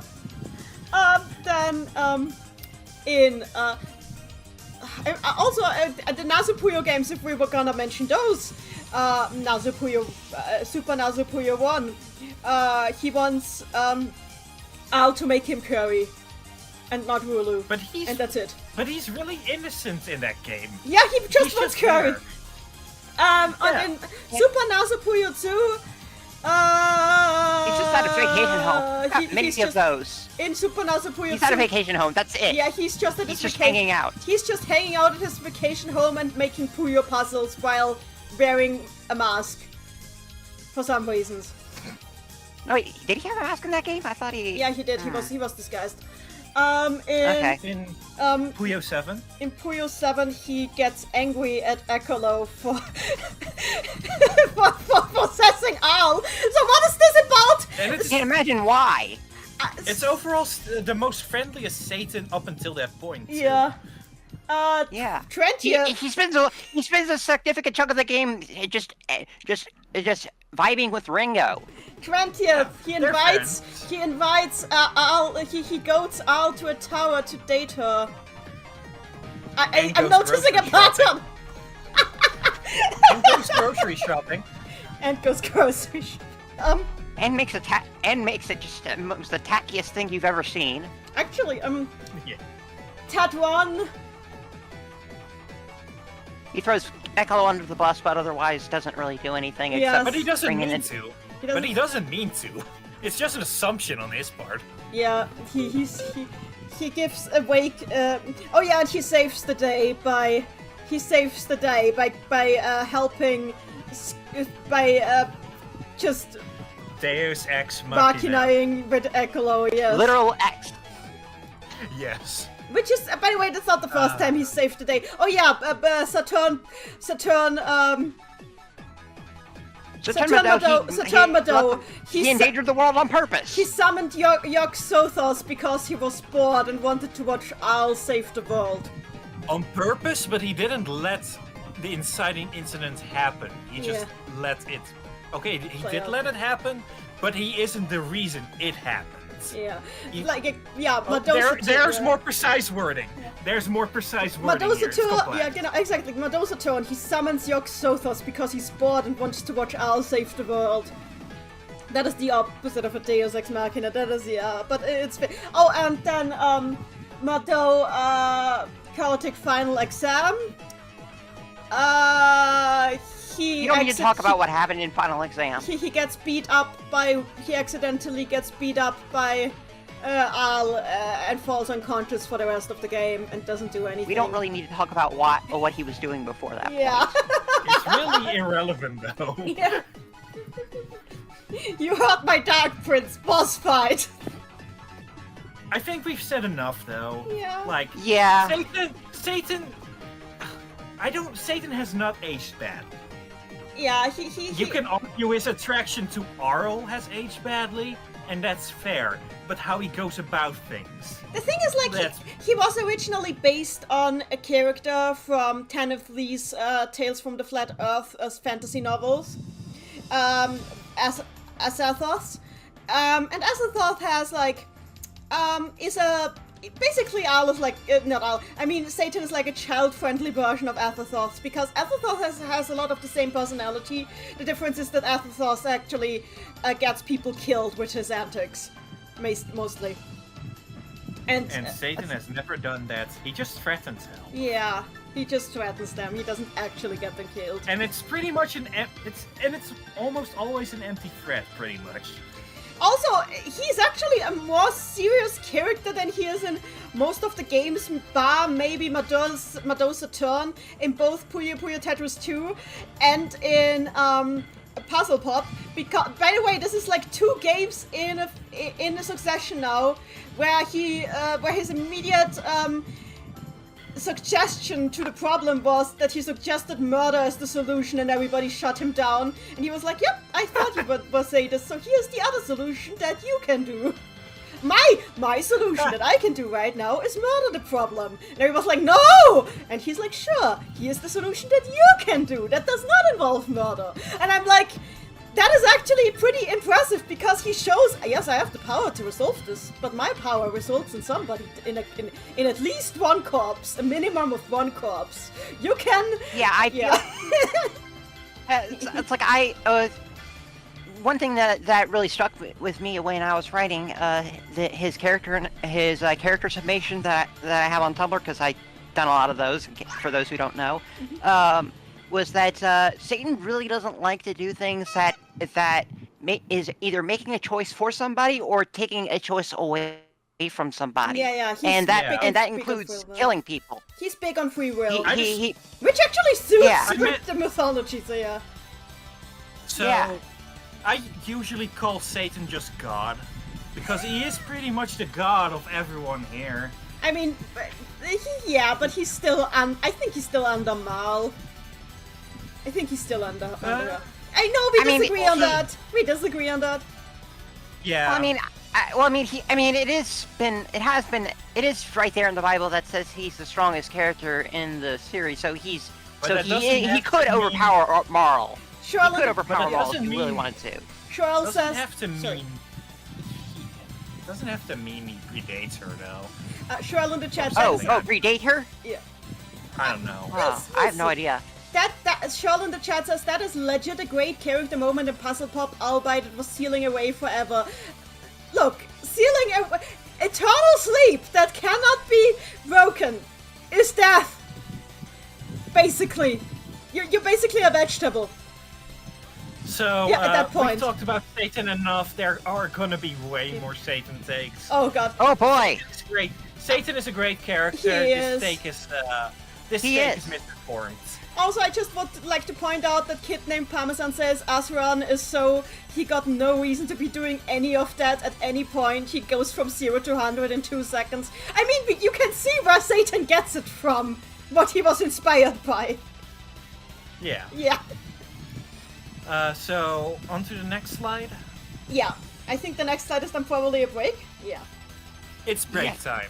It's gonna stay on this screen for a while, so... Do what you must to break. I'm gonna sit out this first break from playing Puyo to go to the bathroom. Well then, I'm going to turn on... For those in the chat that have champions, I am going to turn on and open a room in champions, and you can play Puyo against me. You have you have a Steam champions, right? I'm doing it on Steam because I don't want to switch to the Switch because that would mess with my audio setup. Yeah, that makes sense. Yeah. See you later. I do not have Steam, any Steam Puyo games, so I shall sit out. Peekaboo in the chat, I want Lina. God, my vocabulary is spreading. Lina is a word that I use. It's like between lunch and dinner. Oh well, it's also written in the slide. Oh! Independently from you, by the way. I love that vocabulary is just spreading. Anyway, I need to turn off the music because we're gonna have we're gonna have champions on for a bit now. So I'm going to open let me just open the game first, because if we don't open the game, it is not going to play. I'll be back. Bye. See ya. Bye. Bye. So play game. So here's the game. I'm gonna go heat up some leftover butter chicken. Yeah, do that. And I'm going to... I need to change this to Puyo Puyo Champions. Click. There we go. There we go. Don't eat lean. Oh my god, why are... Okay, my... why doesn't this update properly? Why is this Discord? This is not it. Story circle. Is this working? No? Hang on. Oh, there we go. Now it works. So I'm opening a room in a bit. Hang on.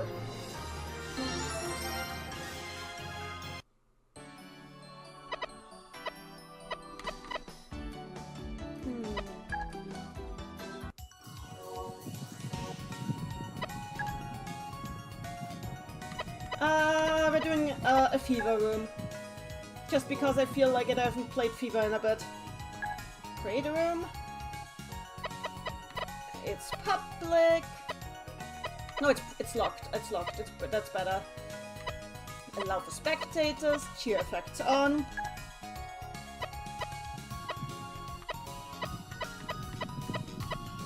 Player count 4.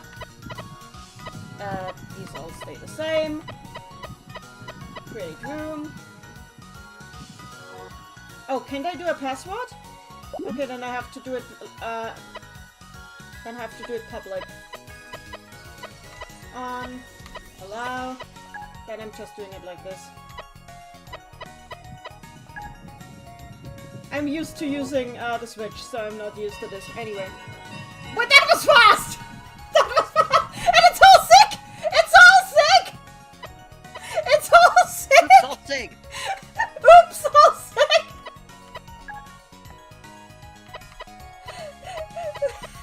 Oops, all sick! Yarunoka.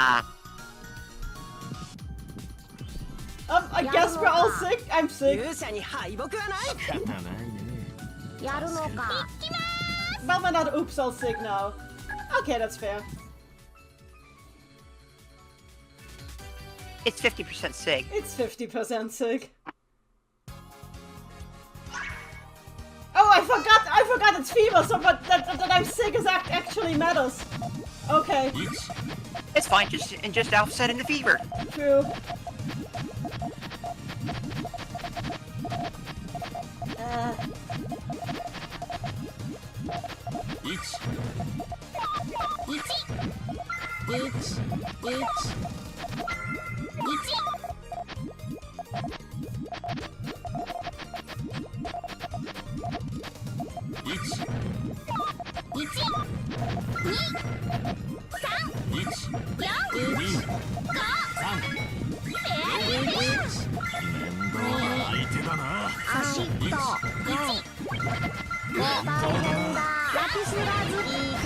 There we go! Sick Shigo time!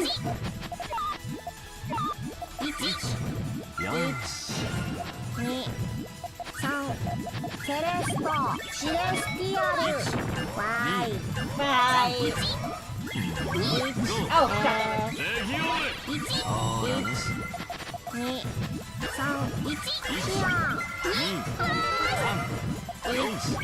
Oh no, I'm being Hartman!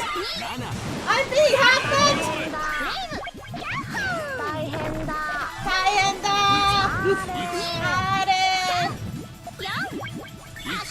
Well,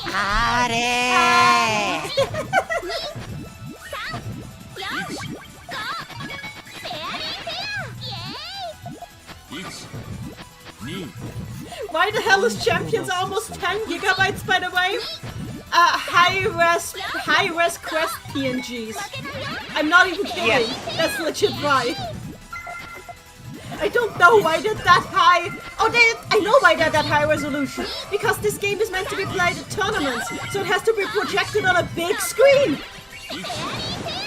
For more than a year. Mamono, More than a year. For more than a year. 1、2、3、4、5、6、7、8。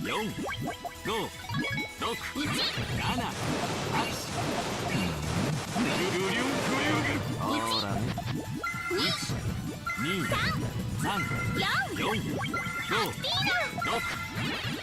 8。 10 out of 10 animations. I know. I wish there was like a better tournament standard. よーし。 Whoa, Pika Blur った。 Pika Blur beat Churl. That is badass. Wow. Yeah. Wow. I wonder, maybe. Well, Cho might not be as proficient in Fever as compared to Tsu. True. I mean, that's a wild guess. No, Wild no, guess no. on my part. I should have built that up. That was my mistake. I should have built that up. 面倒だな。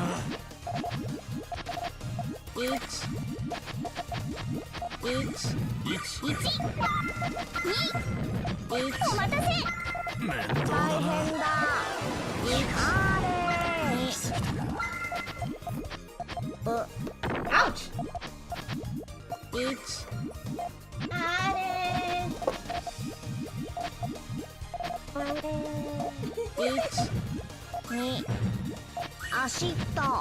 Pika Blur, why are you shaking? You just beat Churl earlier.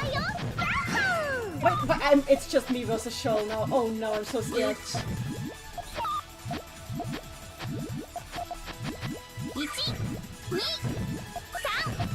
I'm back. Well, So, Shoal's in the game.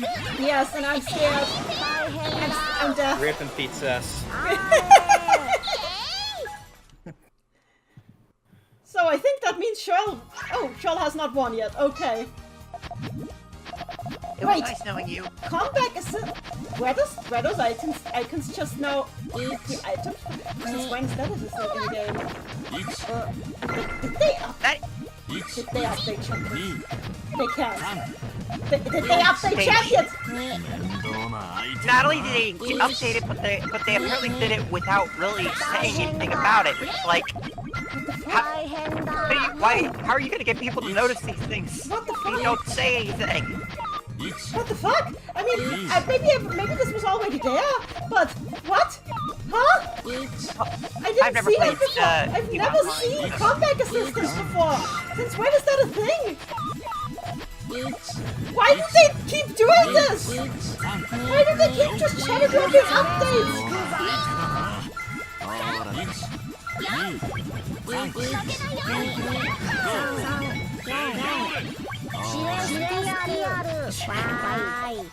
Bye bye.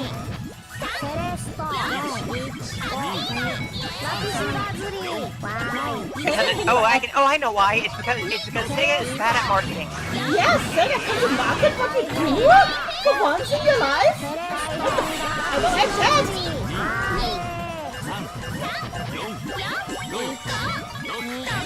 I have played Fever in a private room on hang on. I need to check the patch notes. Why do they do this? Okay, I can't actually check the patch notes. I'm in the game. Kattanoka. Wait, we're still playing? Oh, because Pachu's won! Can somebody please check the Steam patch notes for champions? Because why is Sega shadow dropping a big gameplay change like this? And I didn't realize that was even there. Like,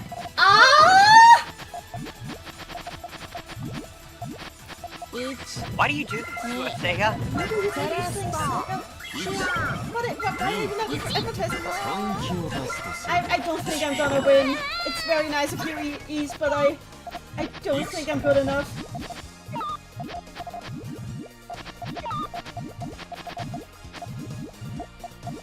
You really do seem to attract the hardest hitting Puyo players into these things. I think it's more of a matter that she's attracting Puyo players. Fair enough. Which makes me happy.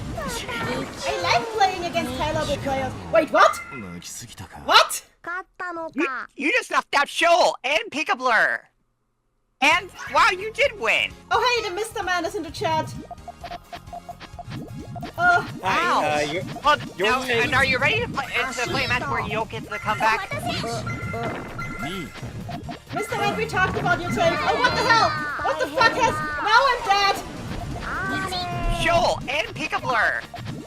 And, wow, you did win! Oh, hey, the Mr. Man is in... 大変だ Oh god, I can hear myself for a minute. Yeah, me too. sorry, that was On your end. that yeah. was me checking on the live stream. Okay, Yeah. God, Tablet's out for a bit. it's fine. I think, I Peekablur. hate to hear my Yeah, own we voice. won. Wow. Peekablur, congratulations, you won the break. You won the break, Peekablur. So break over? Yeah, I think so. This was a fun one. That was fast. We need to continue though, so Yeah, Yeah. let's not let's not get too overdo it. cozy. Also, while you set up for the to break to continue, I'm going to check out the patch notes on what the hell? There has to be patch notes on this, right? Comeback exists is actually absurd. It is, but like, when did they add this? Okay, let's news maybe. Okay, there were minor bug fixes. Wait, they just called it the... Cheryl, was comeback exist in the game already? Because because there was an update last year, but they just called it minor bug fixes. This is not minor bug fixes. Unless it was implemented it from the start and a bug kept it from being seen. But it uses the same, like, kind of interface like Puzzle Pop, so... Huh? That is true. I'm so confused. You think the comeback mechanic was always there, but I've been playing Fever. I've never seen this before. I mean, it might only happen in 3 and 4 player. Maybe. Fever battles. Maybe. Anyway, this was fun, guys. Okay, it was already there. Maybe I'm just blind. Or dumb. Or both. Well, you're not dumb, that's for sure. Thanks. Okay, yeah. I would be ready to continue then. Before But we thank continue, you guys for playing. I like playing with good players. Before we continue, before you continue, check the group chat now. Crimson Slushy sent something. Okay, let me check that. Oh, they already drew it! That's so cute. Yeah. Adorable. It's the blue demon with cookies. Yeah. Are they subbing in for Santa Claus? So cute. Blue Santa They're Claus. also they're also upset about a certain take.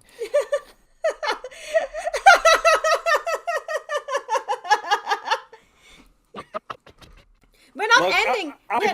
It's not the end. It's not the end. We're continuing. I was also a little kayfabing about this. It's just a repetition of the take, and I've seen it so much about, even beyond this little project here. Oh yeah, voice actors. I think voice acting is just going to be one of those things that nobody ever agrees on, especially in English-speaking countries. Okay, so Yeah. Shell says it was a post-launch update, but it happened a while ago. Maybe I just, I don't play it that often, so maybe I just didn't notice. Oh, hang on, I need to full screen this again. How do I full screen this? Oh, there we go. Okay, it makes sense now. So, yeah, we're ready. We're ready to continue. Okay. Mr. Man out. Okay. See ya, Mr. Man. Bye-bye. I don't Bye. care for shipping much beyond finding something cute. but I don't like the chemistry of Lemmers and Shezo and find Shez quite dull. Another not related to shipping is what fans want. Is that fans want something more of the current plotline, and while I agree, you do have to remember that the tone of Puyo. You do have to remember the tone of Puyo. Killing God is not on the agenda. It's friendship and love. I mean, that second part is true. it is, but also if it was up to Satan, killing God would very much be on the agenda. Well, I mean, I think he only suggested it so that anything else sounds better by comparison. That's why we tell Satan no, and he immediately says, okay. So, okay, about this. This is actually 2 takes. Interestingly Yeah, enough. but I let it slide. Yeah, fair. So, I think shipping is just up to taste. Okay, see ya, Shoel. Hi, Shoel. Oh, Thanks for coming. Hope to see you, Shoel hope to see you in episode 3. Yeah, Shoel will wait us after that. Cool. See you later, Shoel. So, okay, so, Lemshes is a ship that you can like or dislike. And that's all it is. Literally. Yeah. It really is. I still don't It really just understand happens- what... It just I still happens to be a understand ship that's popular, and then you're going to hear about it a lot. Because they're both two conventionally attractive older male characters. And it's also that they're And both dark they're funny. mages. Even if Lambros doesn't And want they're to be. funny. And they're funny, yes, that's true. They are funny. The funny is also always a good dynamic. I mean, Yeah. I don't find it a dull idea for a dynamic, it's just not for me. See you next stream, Mr. Man. I love the sneak of this alley sick. Cute. Oh, you can thank Werelander for Yeah, that. I saw- He that's- first combined it too. Yeah, I saw the Verlander. That I was reading from Verlander. That is so cute. Ace Shazo also means a lot to me, Lamo. So I also think that that Shazo is Ace, but like shipping's gonna ship.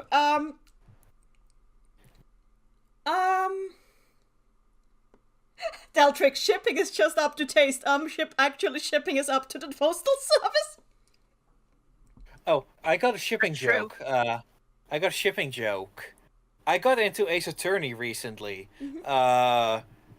They talk about shipping, but that ship in case Great Ace Attorney case 2 is really massive. Well, never mind it. That one sucks. It kind of kills any potential shipping, if you catch my drift. Yeah. Yes. Oh yeah. Yeah. Tillianis in the chat says Puyo Puyo is just My Little Pony. I mean, in what way? I can see it. Yeah, kind of. It's very spicy. I can see it being a refugee space from My Little Pony fans. I mean, a For little me, bit. it was I a hope it refuge. doesn't become that. For me- like MLP, My Little Pony fans can Oh, I forgot the music. I Somebody can't find remind me. refuge in it, but it's just like, please don't, please behave yourselves. True. For me, Puyo Puyo was a refugee from Skullgirls for a bit. Seriously, Skullgirls. Interesting. Oh, I see a lot of parallels, including a lot of voice actors. Fair. I recognized Amity's voice actress as Philia Right? immediately. That makes sense. Yap Alonso in the chat says, killing God is no longer on the menu, but it used to be. It was on the menu once. They killed God once, and it was Yog-Sothoth. And I don't know why was Yog-Sothoth there, and why did they kill the Elder God Yog-Sothoth? I have no idea, but they did. They killed Yog-Sothoth one time. Oh, hi, Beach. I beached. Oh! Okay, that was beached. Interesting. Anyway, You get away with 2 takes. fair. So yeah, they killed Yog-Sothoth. That is the one god they killed. That's fair. And the Phantom God. Phantom God is not dead. Phantom God survived very much. Oh, right, true. He's Yeah. he's still alive. Yeah. Yeah. And Satan didn't eat breakfast. He did not eat breakfast. There's also some So he people falls home. commenting that they find Lampshires a bit creepy, but I think, look, The thing is, we don't know Shazo's age. We know Lembris is high school aged.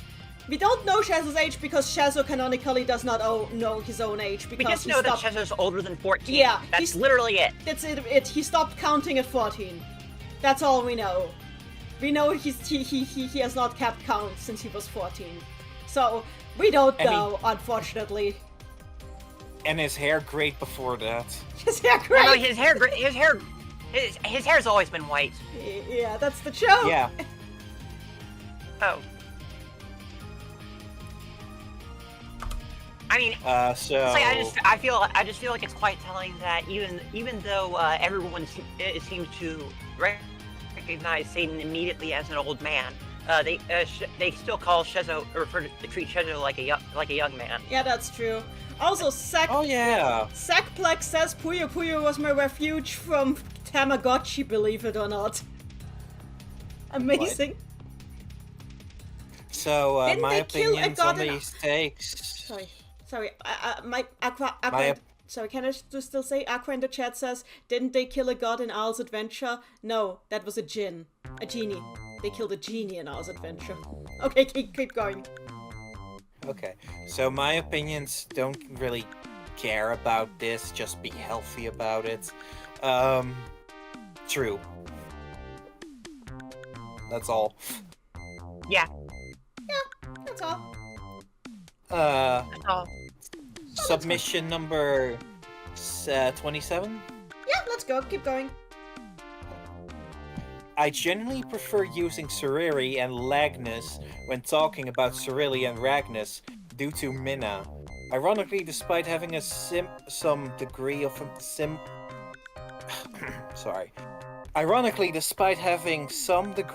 a similar stance for the Fever cast, I don't have this issue with Rafina and Liddell.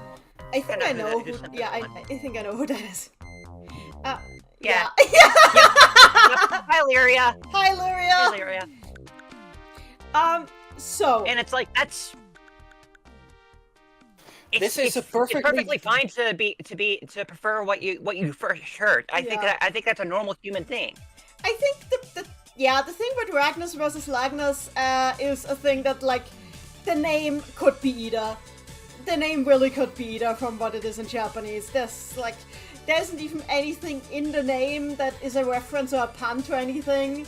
So it really could just be either. But so really, I think even. I mean, it does almost sound like the first half of Ragnarok, but that's kind of a stretch. I think with Cyrilli though, I think I like Cyrilli better simply because it sounds more like a name. It feels more like a name. Yeah, same thought.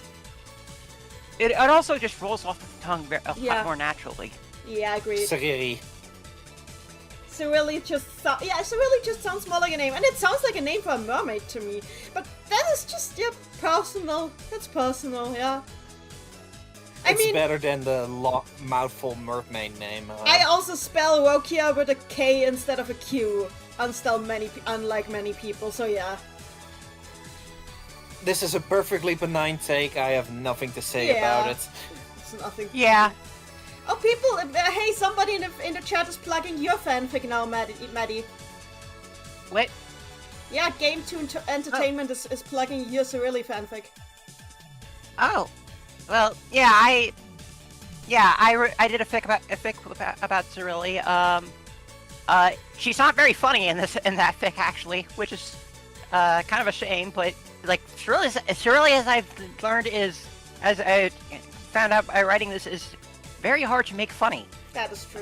There's not really much to make. There's not really anything. She's a sad character.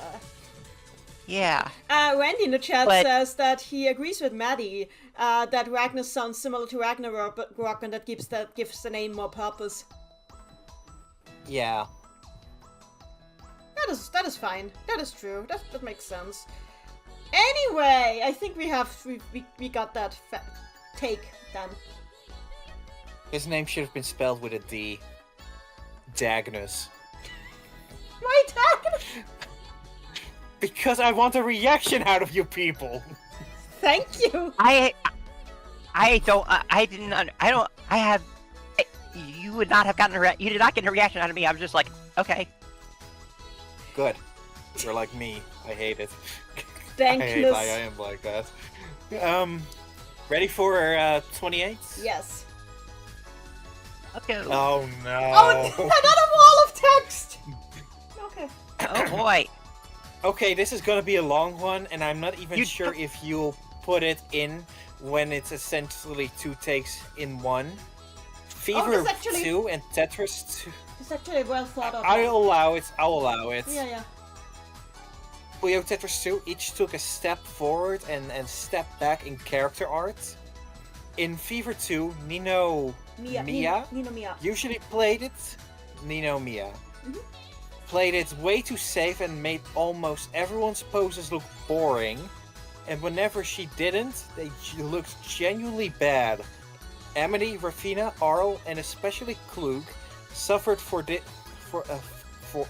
this the most. Salt's minnow form is the only one whose artwork had genuinely improved here.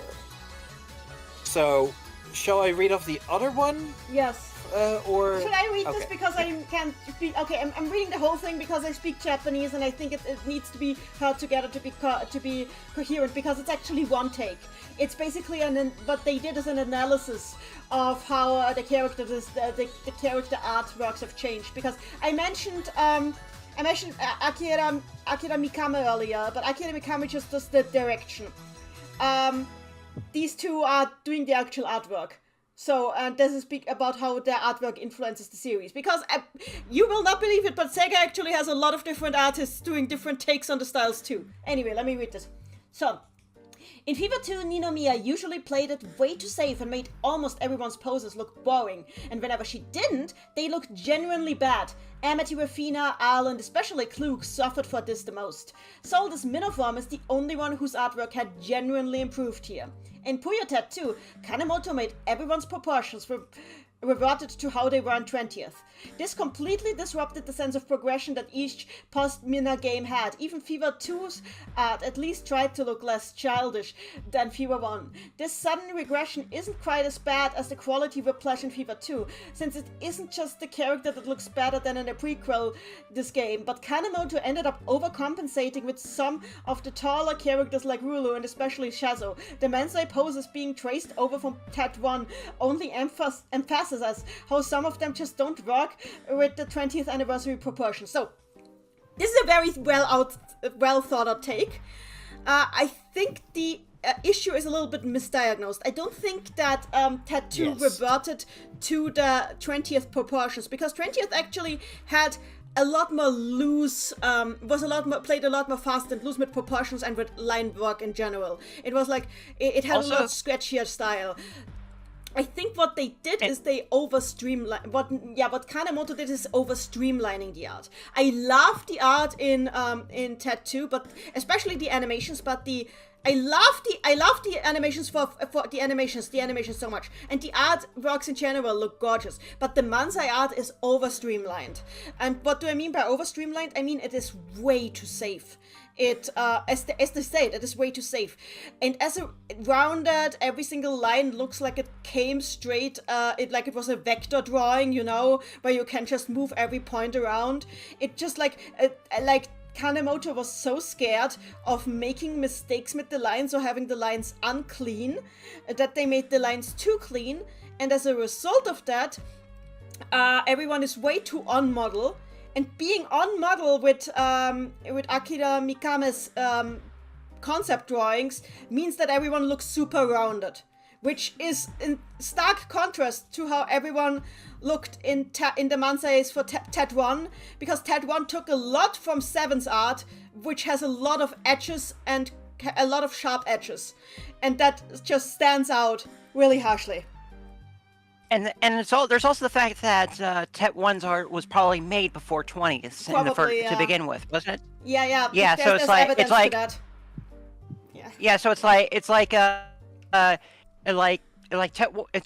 Tet 2's art takes a step back from Tet 1. It's just like it's like, well, too like I get the idea that they look older in Tet 1. That's how I thought too. For a while, but it's also like, it's like once you look at them all side by side, after a while it just It's not that they look old. Yeah, it's just that Tet 1 is more stretched out because it's closer to the 7 style. But this is an issue only in the Manzai art. In motion, in the animation, it looks gorgeous. These issues and like the splash art for the characters, like the character select screen art is also very pretty. It's really only an issue with the Manzai art, especially with Amity. If you put like Amity's Manzai sprites from the different games next to each other, you will notice that she just stands in a way too straight in Tet 2. Oh god, you put it there. Okay, yeah. In Tet 2, she stands way too straight. She doesn't have the slant that she usually has.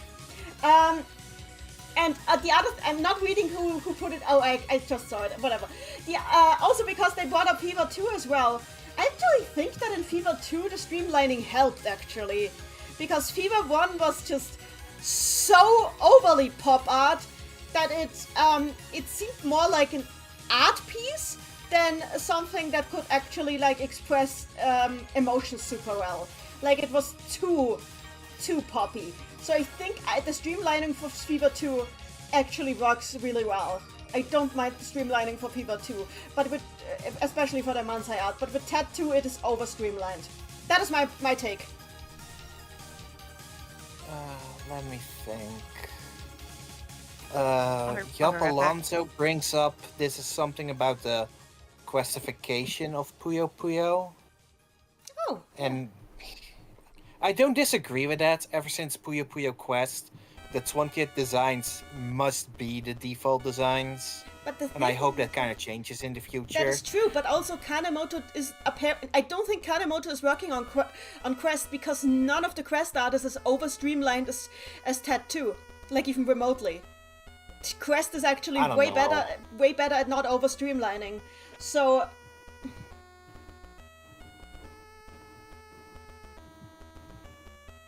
I have nothing to say about Puyo Tetris 2, I think.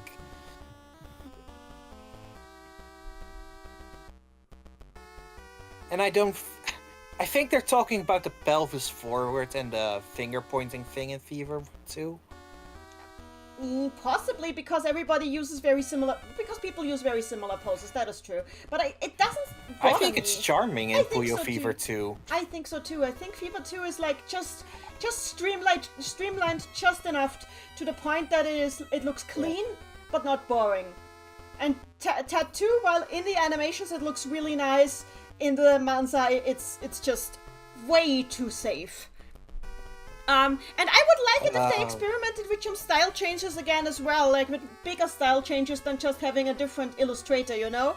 Agreed. Verlander says in the chat, Tet 2 has some layering weirdness in some animations, mainly thinking of the one where Athena's chain animation where one finger is behind her hair in an unnatural way that isn't in Tet 1. I don't notice that emotion, honestly. I think that might just be a quirk of the puppet animation. Yeah, he's talked about that before, and I believe him. So apparently I inspired this take with this video here. Shall we take the excuse to watch it right now? Sure, why not? Sure, I'm turning the music off, hang on. Music is off. Now. Today is a good day in hell. I'm happy. Look at the darkest of princes here. Can you identify what he's wearing? Of course you can. But you couldn't in 15th anniversary because that game is pretty bad at posing. What am I looking at? It's a downgrade from Fever 2 at least. And it flatters the Prince of Darkness pretty well. I love it. And he's not rude. Which is good. The worst thing about hell is being greeted by a dark prince who's being rude. Let's hold hands and celebrate peace on hell. Also Carbuncle. Also Carbuncle! I had nothing to say about Carbuncle. It's Carbuncle. Whoops. Today is a good day in hell. I think we already had that. I'm a little confused at the moment. Of what's happening. It's fine. But generally, no, just go back again for a moment because I'm confused. It's fine. You're fine. Yeah. Just take a breath.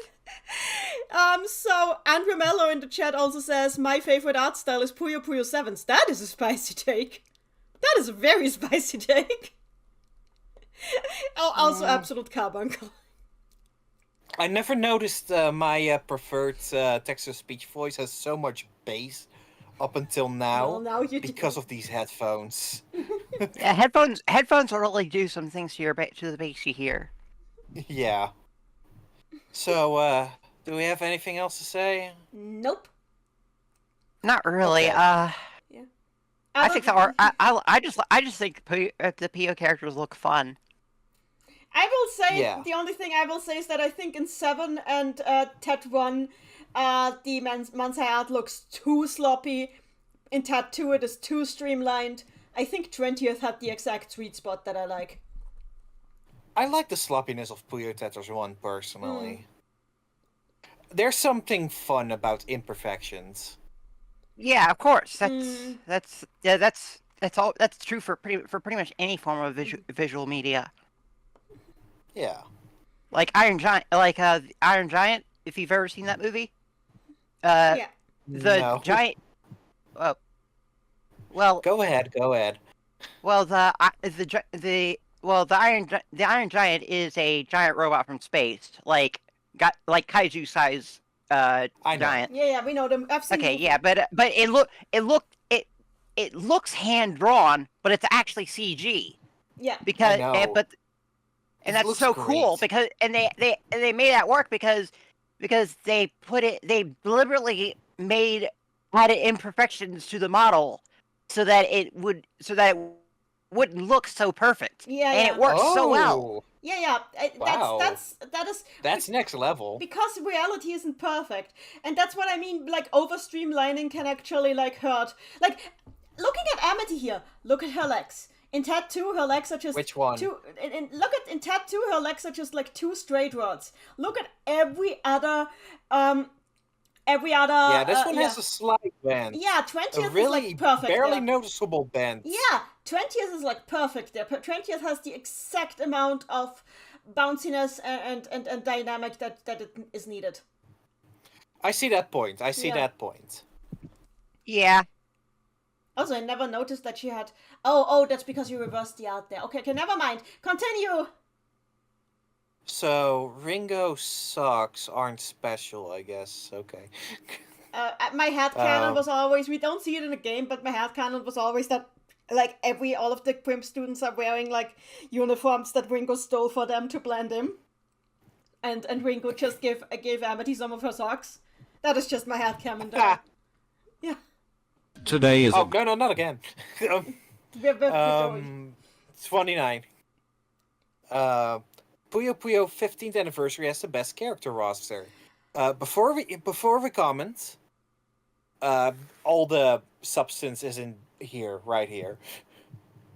While Tetris 2 roster could be considered better, I think the 15th Any is better because not only it fully brought back the Compal era of characters, besides Arl, back into the series, it included the best Fever era characters.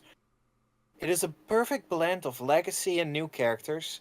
Now, some of the characters are forgotten about, which makes me sad.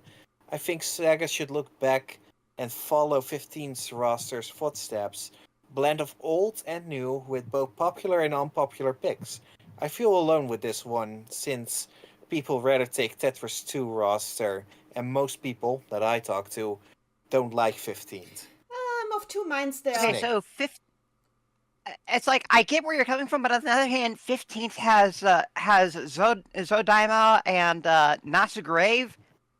Who asked for those characters? Look, So Daimo is surprisingly a bit of a mainstay. Yeah. Only really skipping out Yawn, so I get that one. That's I mean, what I get it. I'm not saying I don't get why he's there. It's just like where are these the characters that you bring in to celebrate the return of the Compile cast? The eggplant? The eggplant. Oh, okay, I get it a little more from Nazugrave that way.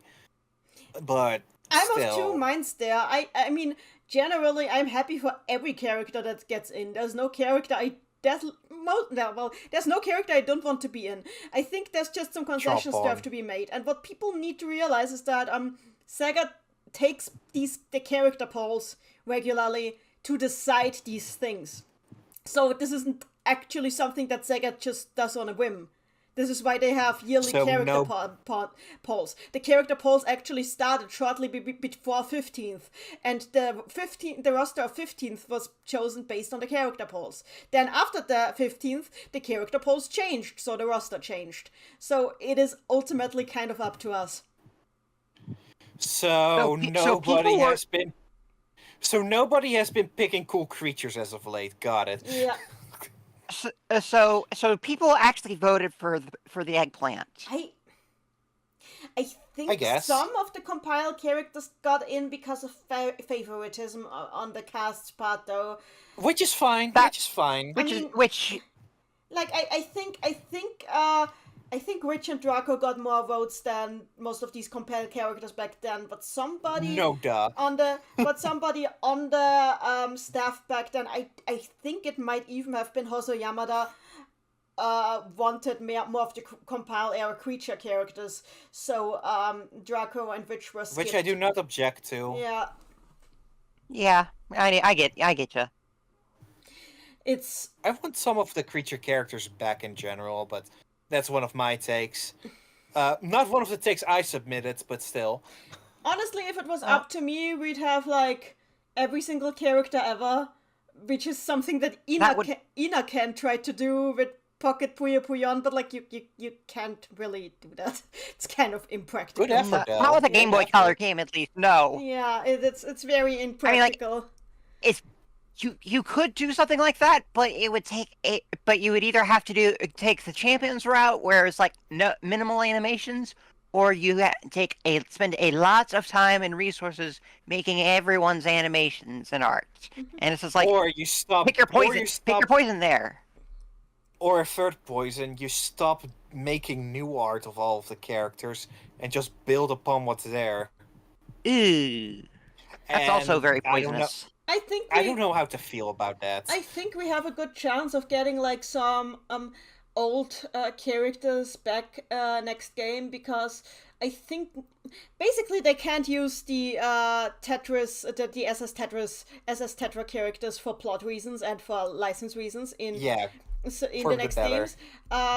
Mile and Squares have maybe a chance of getting in, but that still leaves a lot of slots open, and I think they will want to keep most of the ones, Puyo mainstay ones that are in that one, so there is space to bring stuff back, I think. I think they have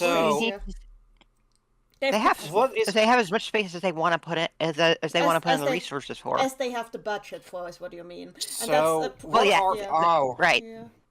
That's what I said. What are our preferred rosters? Well, Nenny. Never mind. What are our preferred rosters?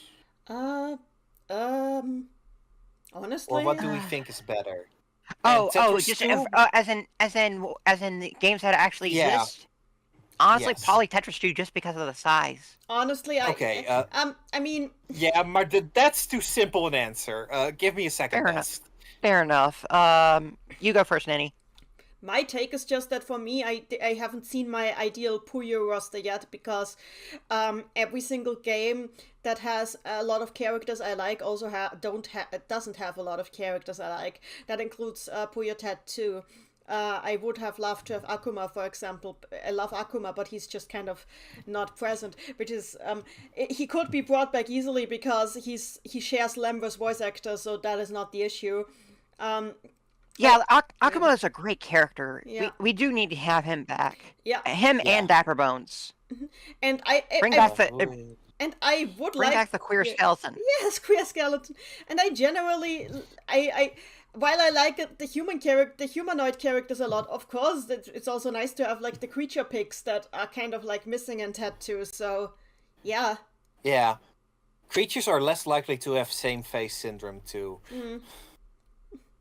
So I don't think there's like an ideal roster, and I think the roster will always be limited by the budget that the series gets. I miss Baldingers too. Mm-hmm. I miss Baldingers too. Good puppy. Baldanders got mentioned in Felly's Spotlight alt, by the way. I did see that. Yeah. So basically that she was nice. She was so happy on that day that she was nice to him, even though he dragged mud all across the carpet. Felly Proud of her. can be a good dog owner when she wants to. Generally, yeah, there's no ideal roster for me yet. And as I was saying, the roster is kind of limited by the budget. And as it has come up in the chat before, and I'll agree with it, Sega Sammy as a company, not the Puyo team who actually developed the games, but Sega Sammy as a company is the problem, because Sega Sammy don't really allocate a lot of resources to Puyo. They always want it on the back burner, just giving it just enough that the team can keep working and can keep bringing on in the nostalgia bugs, but never giving it enough so it can evolve, and that is part of it. Lame. Yeah. Which is just an absolute shame. It is. So they give they're blood donors, but not generous blood donors. Yeah, pretty much. Submission 30? Sure. Okay. I think the Puyo Puyo IP should expand to other genres other than puzzle. We already had that one already. Yeah.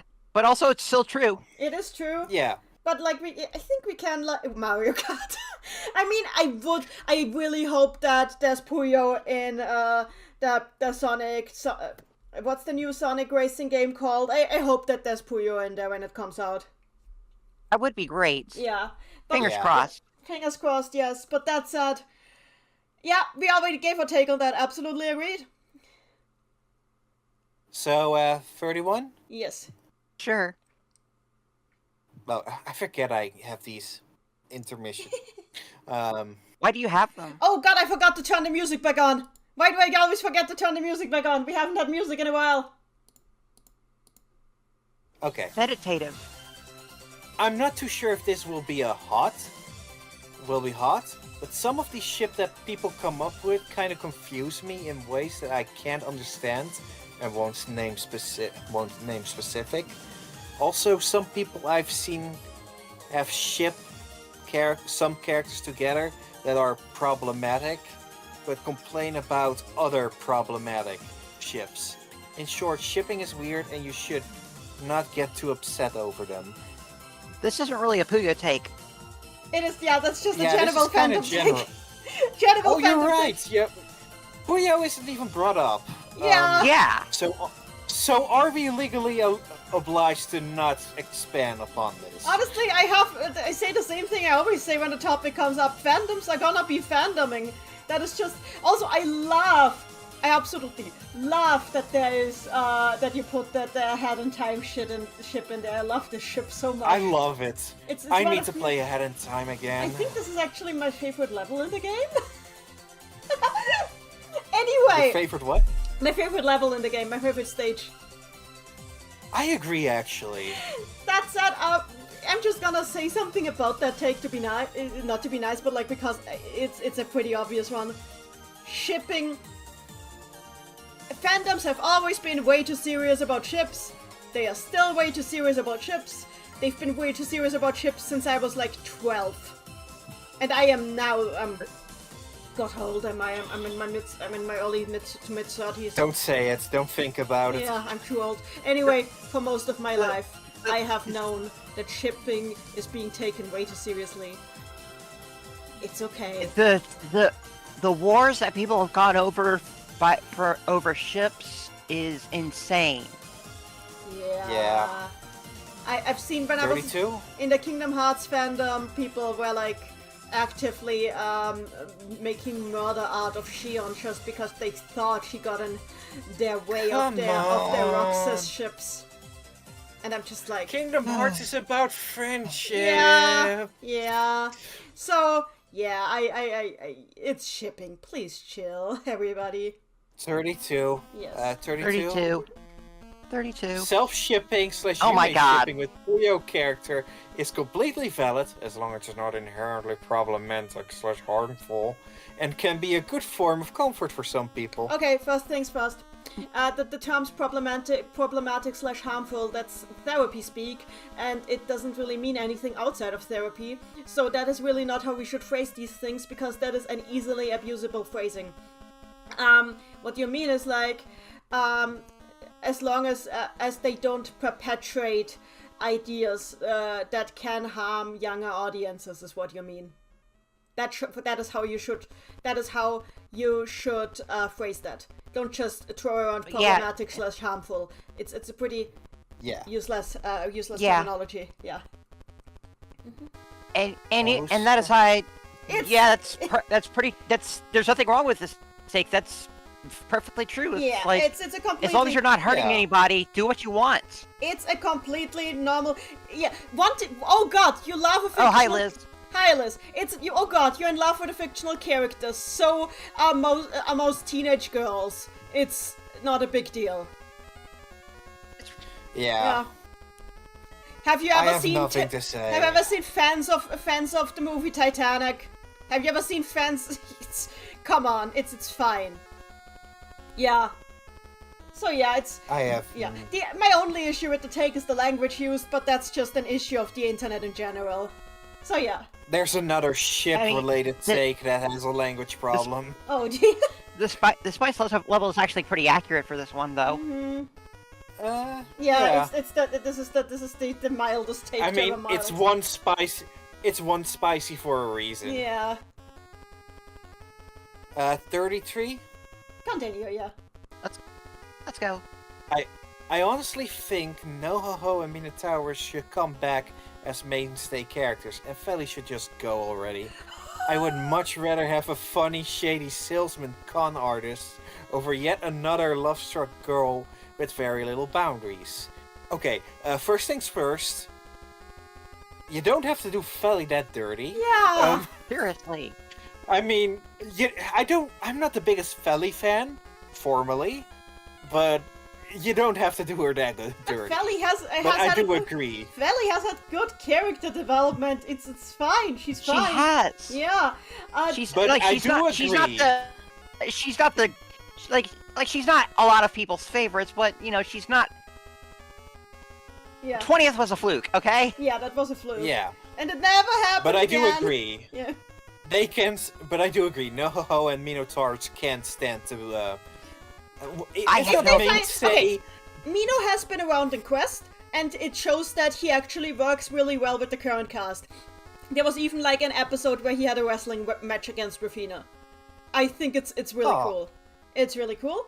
And I think using Mino even just as a background character, as an assist character for Rulu, similar to how Otomo is for Zelda, would be really nice. Yes. As for Nohoho, Noho is a bit more dubious if of they use. bring Nohoho back, I would have him like as an NPC who has like a little joke that he like has weird business dealings going on with the acorn frogs, and nobody understands it. Yeah. That would be fun. Yeah. I also That want him would to be a be lot of shady. I also want him to be shady with Witch together. Yeah. I also, but personally, I think if we're gonna have a recurring merchant character, we should have Momomo.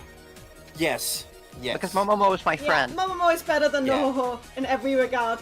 But Nohoho, if Nohoho comes back, he should just be like, he should just be like engaging in trade with the acorn frogs, and nobody knows what he's even trading with them. I think Why are you doing? Why are you doing this? You didn't see anything. I wasn't here. I was never here. Yeah. Acorn frogs are sadly plotting to overthrow the Primpian government with help of their weapon smuggler Nohoho. And then it's very it's like quietly implied that the acorn frogs have started mobbing underneath Nohoho. You talk about a mafia Dongeri Geru Yes! as if it's not Yes. something I've come up with a story that has been on the back burner Oh. for ages now. I want I did not know I this, want but the I'm Frog intrigued. Mafia. Write the Frog Mafia. I demand Frog Mafia. That would should be great. demand- I want to see. Nanny? I want to see it. Nenny, you should demand for Sig Flies a Plane Part 3. Okay. Sig flies apart. Demand for that regularly, Okay. and you'll eventually get Mafia Frog. Frog Mafia. Promise. Okay. Mafia. So my last 2 cents on this bit, Minotauros and Momono should be Liddell tiers of regularly on the Yeah. roster. Fair. Well, Not always. Liddell needs to be. Liddell needs more attention I know. too, though. I know, but Liddell just has a weird relation with the roster. Sometimes she is there, sometimes she isn't. She's kind of become like. I think part of the problem is. She's kind of become like Rafina's best friend who hangs around her a lot, and I think that's a role that suits her fine. It might also. It also might just be that she's hard to be funny with. Like I mentioned this was earlier, but like it's hard to really make. It's really hard to be fun. Like when the character's main deal is that they're very shy and anxious around people. It's kind of hard to make jokes about that. Yeah, Cerealie has a problem. Yeah, and Liddell also has that problem. Yeah.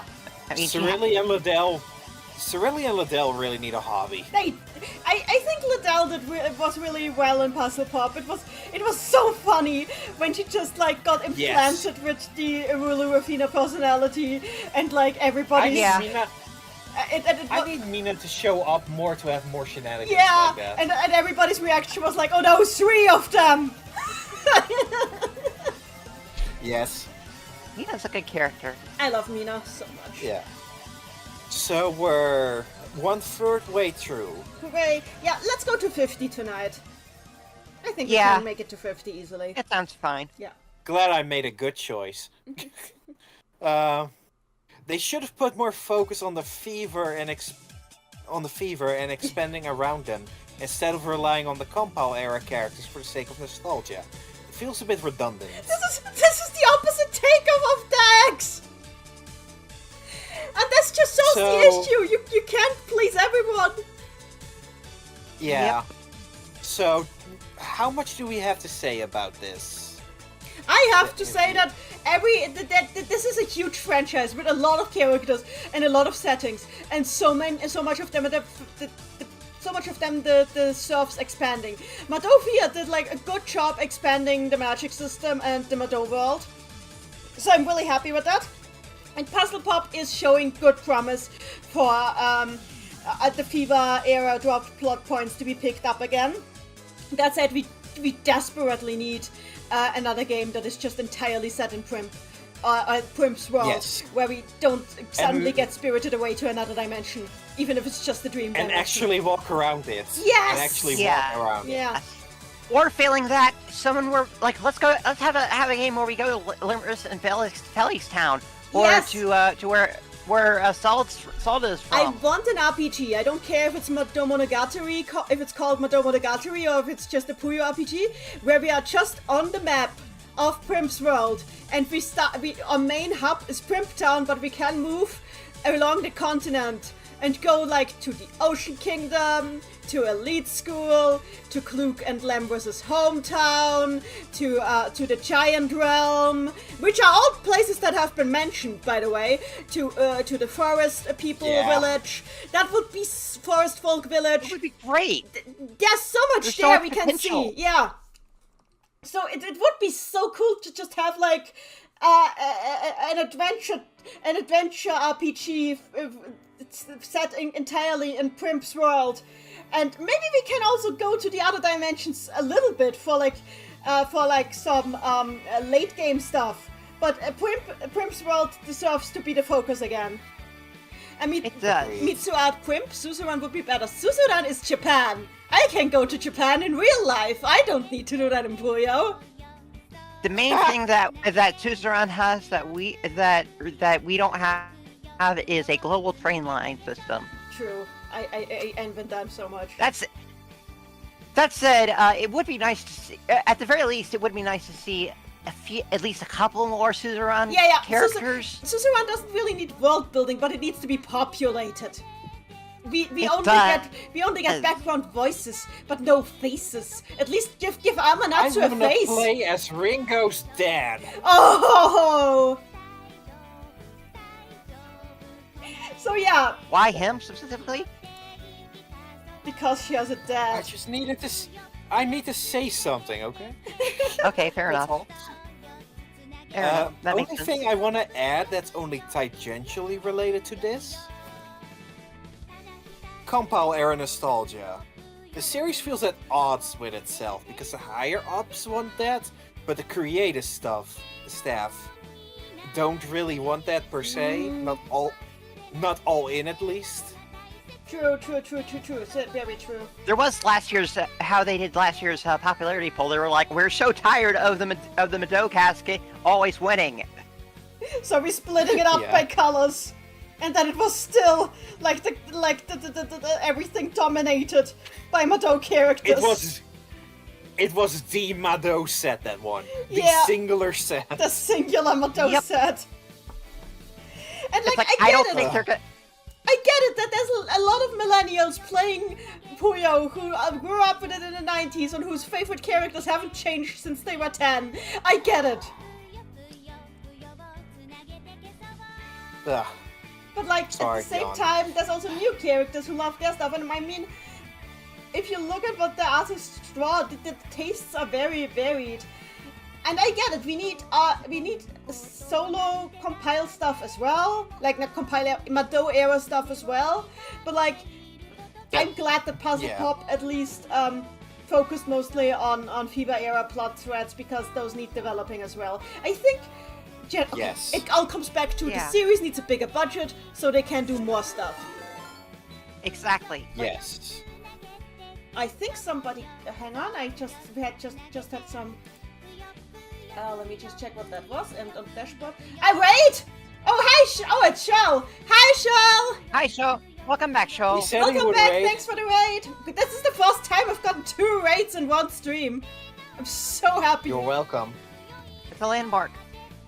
Hi, Shell! Welcome! You did say you would be back. You did, yes. Welcome back. Thanks for the raid. A shout out to... Okay, thanks for the shout out to Shell. How was the tournament?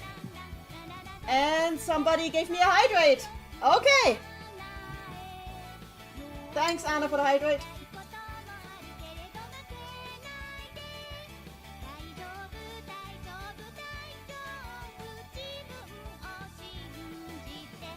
I kind of like how in black and white you can't tell 6 eyes apart. True. That's what you. That's where that's same value but different hues and saturation. Oh, it's a leak. Well, I hope you performed well. Yeah. They probably did. They seem to be pretty good. So to hopefully it all went well. Yeah. Anyway, to finish off this take, I think like the Sega era, not just the Sega era, the Prip cast, the Suzerain cast, the Mado cast are all equally valid and all equally deserve attention. And I think actually Sega has been surprisingly good about giving that. If you take Quest into account, which is hard if you don't. Which is very hard to do. Yeah. It's very hard. The swap rate. 35? Yeah, let's continue. Yeah. They should make a Puyo game with exclusively characters that debuted in Quest, calling it like a Gaiden game. Again, they would need more resources for that. Yeah, this isn't a bad take. It's not a bad take. This isn't a bad take, but it's just like how do We've you been indirectly talking about this already. Yeah. I mean, I would love it, but resources are hard. Sega Sammy, give Puyo resources. Give them everything they need. Yeah. Also, Dora appreciation moments, everyone. Oh, true. Dora appreciation moments.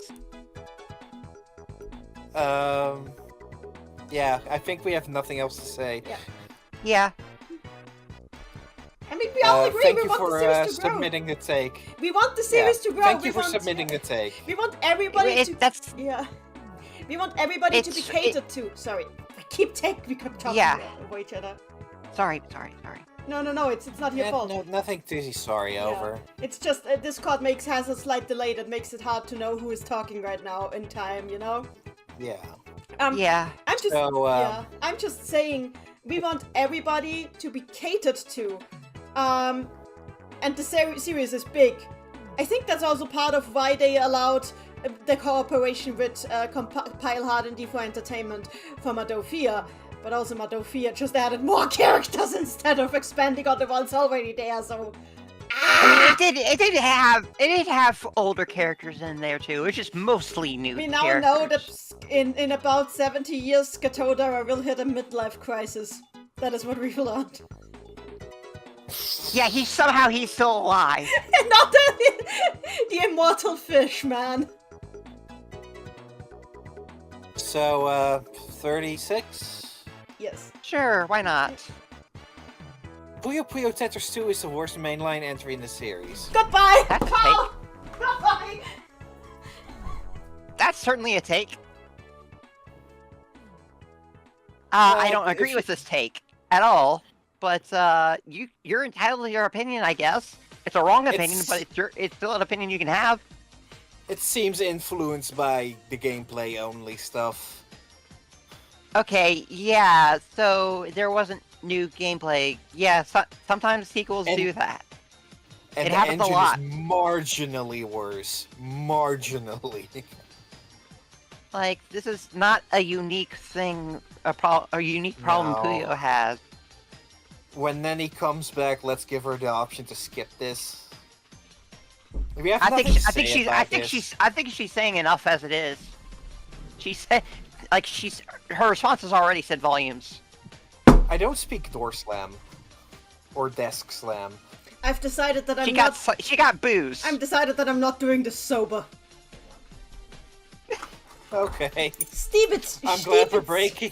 Stiebitzer apple cider. No, apple pear cider with 4.5% percentile alcohol. I'm glad we're splitting up this this episode into two. Yeah, This is the only cool booze Yeah. that I have in my fridge, so don't worry. So, Okay. take so ass that Anyway. Okay. What the hell? What? What the hell? It seems to be gameplay focused. Okay, I understand that, but also, No. yeah, no. It has Tetris. it has more That content makes it than most of the main automatically series. better than OPP. Yeah. Also, you took a poll once to see how many people got into the series, and a surprising number still got into Tet 2, right? Even though nobody expected that. Yes. So, like, Yes. why would you... Yeah. I don't think there's such a thing as a singular the worst Puyo game. And I generally isn't. don't think that... It's not. I don't think that about any game series, because art is valuable. Variable. Anyway, booze. And every series does this. This is not a Puyo thing. It's like, this is gonna happen sooner or later with pretty much anything. Moth in the chat says personally Puyo Puyo Tetris 1 is the worst. I don't agree with that Also, either. no. I don't. Yeah, that's. Okay, if I had to Puyo- list, not the worst, but my least favorite game in the series, Yon. Agreed. I don't dislike Lon. I don't don't dislike Yon. I mean, unless we're counting at the Engage Puyo, because Engage Puyo is like this is okay. This is absolutely the I worst thought you game. said no, never. I thought you said Neo Geo Pocket Color, Puyo Su. No, I meant Engage. The Engage one is Okay. probably okay. Maybe you can call the Engage one the burst, like the burst, but like, Yon I don't like There's because the UI is a mess. The controls are weird. The physics are garbage, and Slow. it There are has too many gimmicks. too many games, and it has Slow. and it has less content than a lot of the games that came before it. Slow. Slow, yes. The acting puts me to sleep too.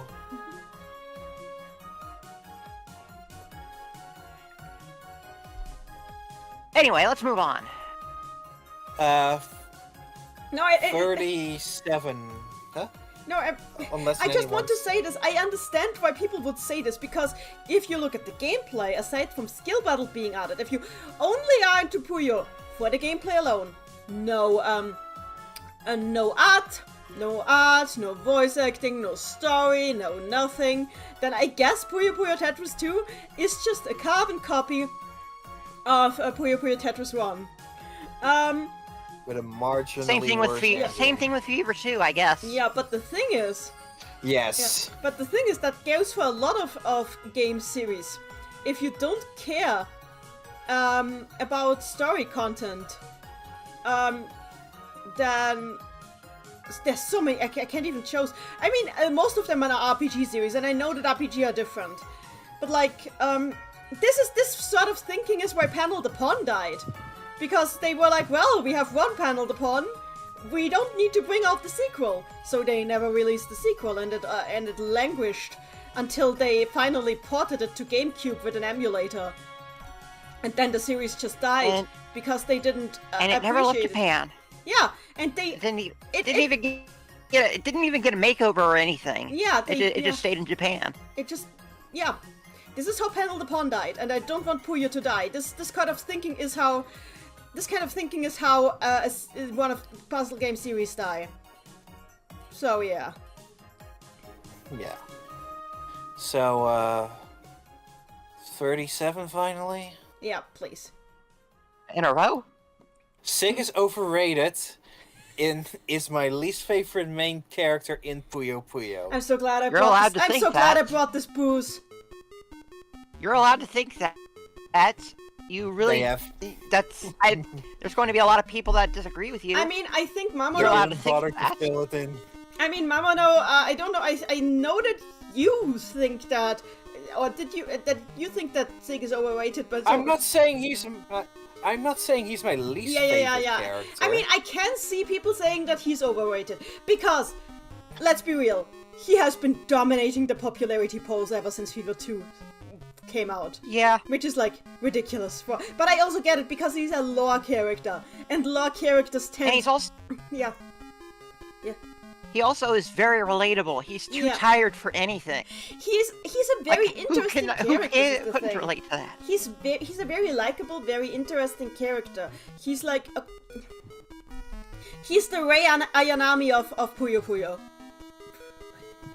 Gesundheit. You don't know who Rei Ayanami is?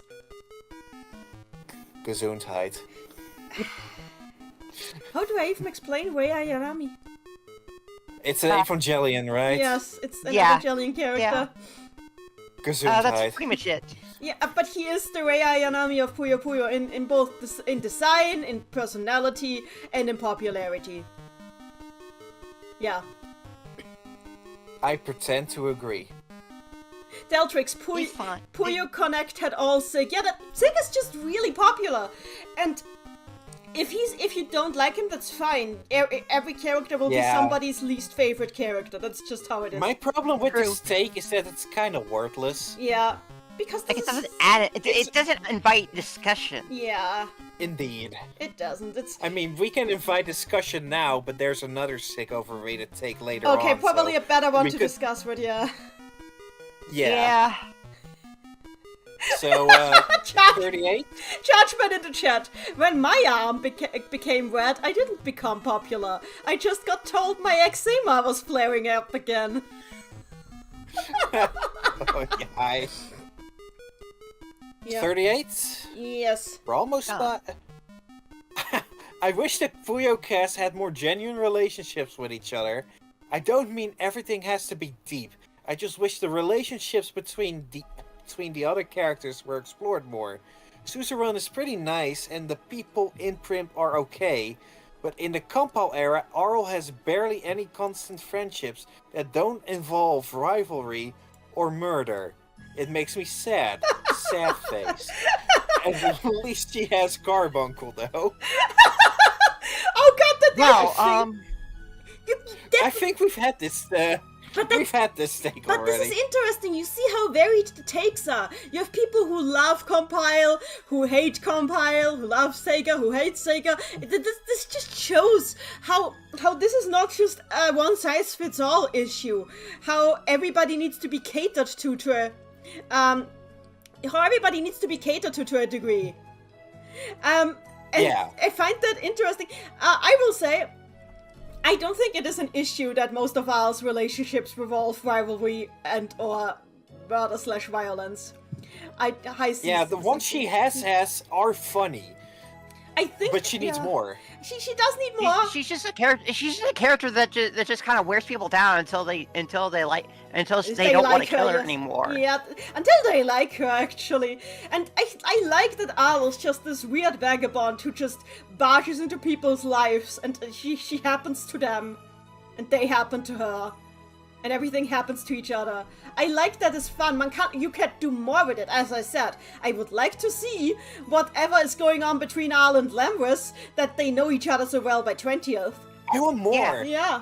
Those little droplets of interactions between them is like. If 7 was a longer game, imagine if there was like a bit more than just Al coming on the roof and saying, "Hi, this is how you play Puyo."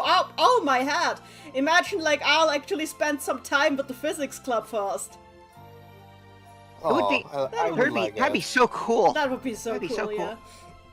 Yeah. And like That being said, there is one bone I have to pick with this take, and that's the idea that Puyo casts doesn't have many genuine relationships with each other. Okay, I mean, that's a little hyperbolic. yeah, it is. yeah, it's. I think it is I the mean, again, there's the lack of context problem, but like, I assure you, it's there. I think a big thing is that I noticed this when playing Madofia, is that aside from the Susodan cast, most of the character friend groups have some touch of rivalry with each other, where they love each other, but they also like have these moments where they're just like, I need to prove my superiority to these people. Which is like, this is facilitates a lot of the Puyo battles. But I noticed this because in Madofia, that is not the case. And that was actually surprising to me. The main party in Madofia just, there's a little bit of that in the beginning, but they get past that so quickly. You're like, oh wow, these people are like pretty much just a team at this point, wow. So yeah, cool. They are. Yeah. And it's nice to see a different type of dynamic, you know? But that doesn't mean that I don't like the other dynamic too. It's just interesting that you can handle this differently as well, you know? Yeah. Mm-hmm. So, yeah. Moving on.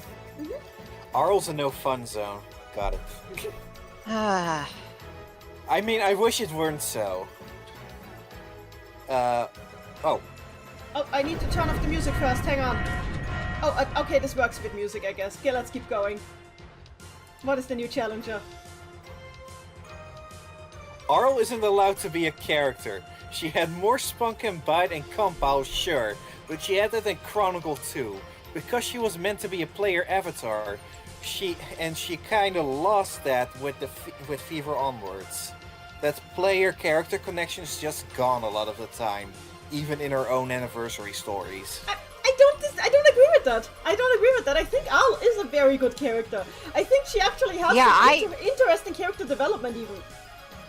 Got the others. Also a good character. She's not a complicated character. She's a very simple character with very simple pleasures who doesn't really,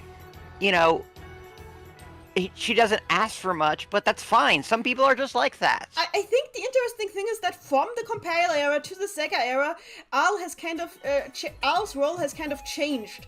She was, yes, as it is, she was like this fun girly who just runs into everyone and makes commentary on them in the Compile era.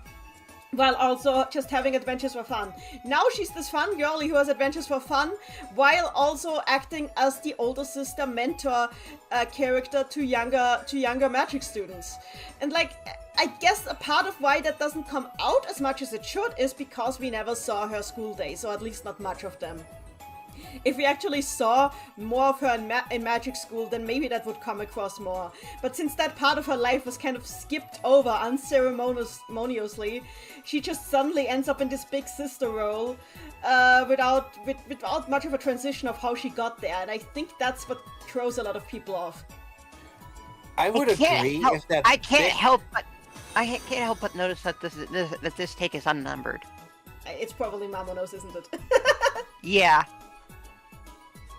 Yeah, so thank you for letting me talk in this kangaroo court.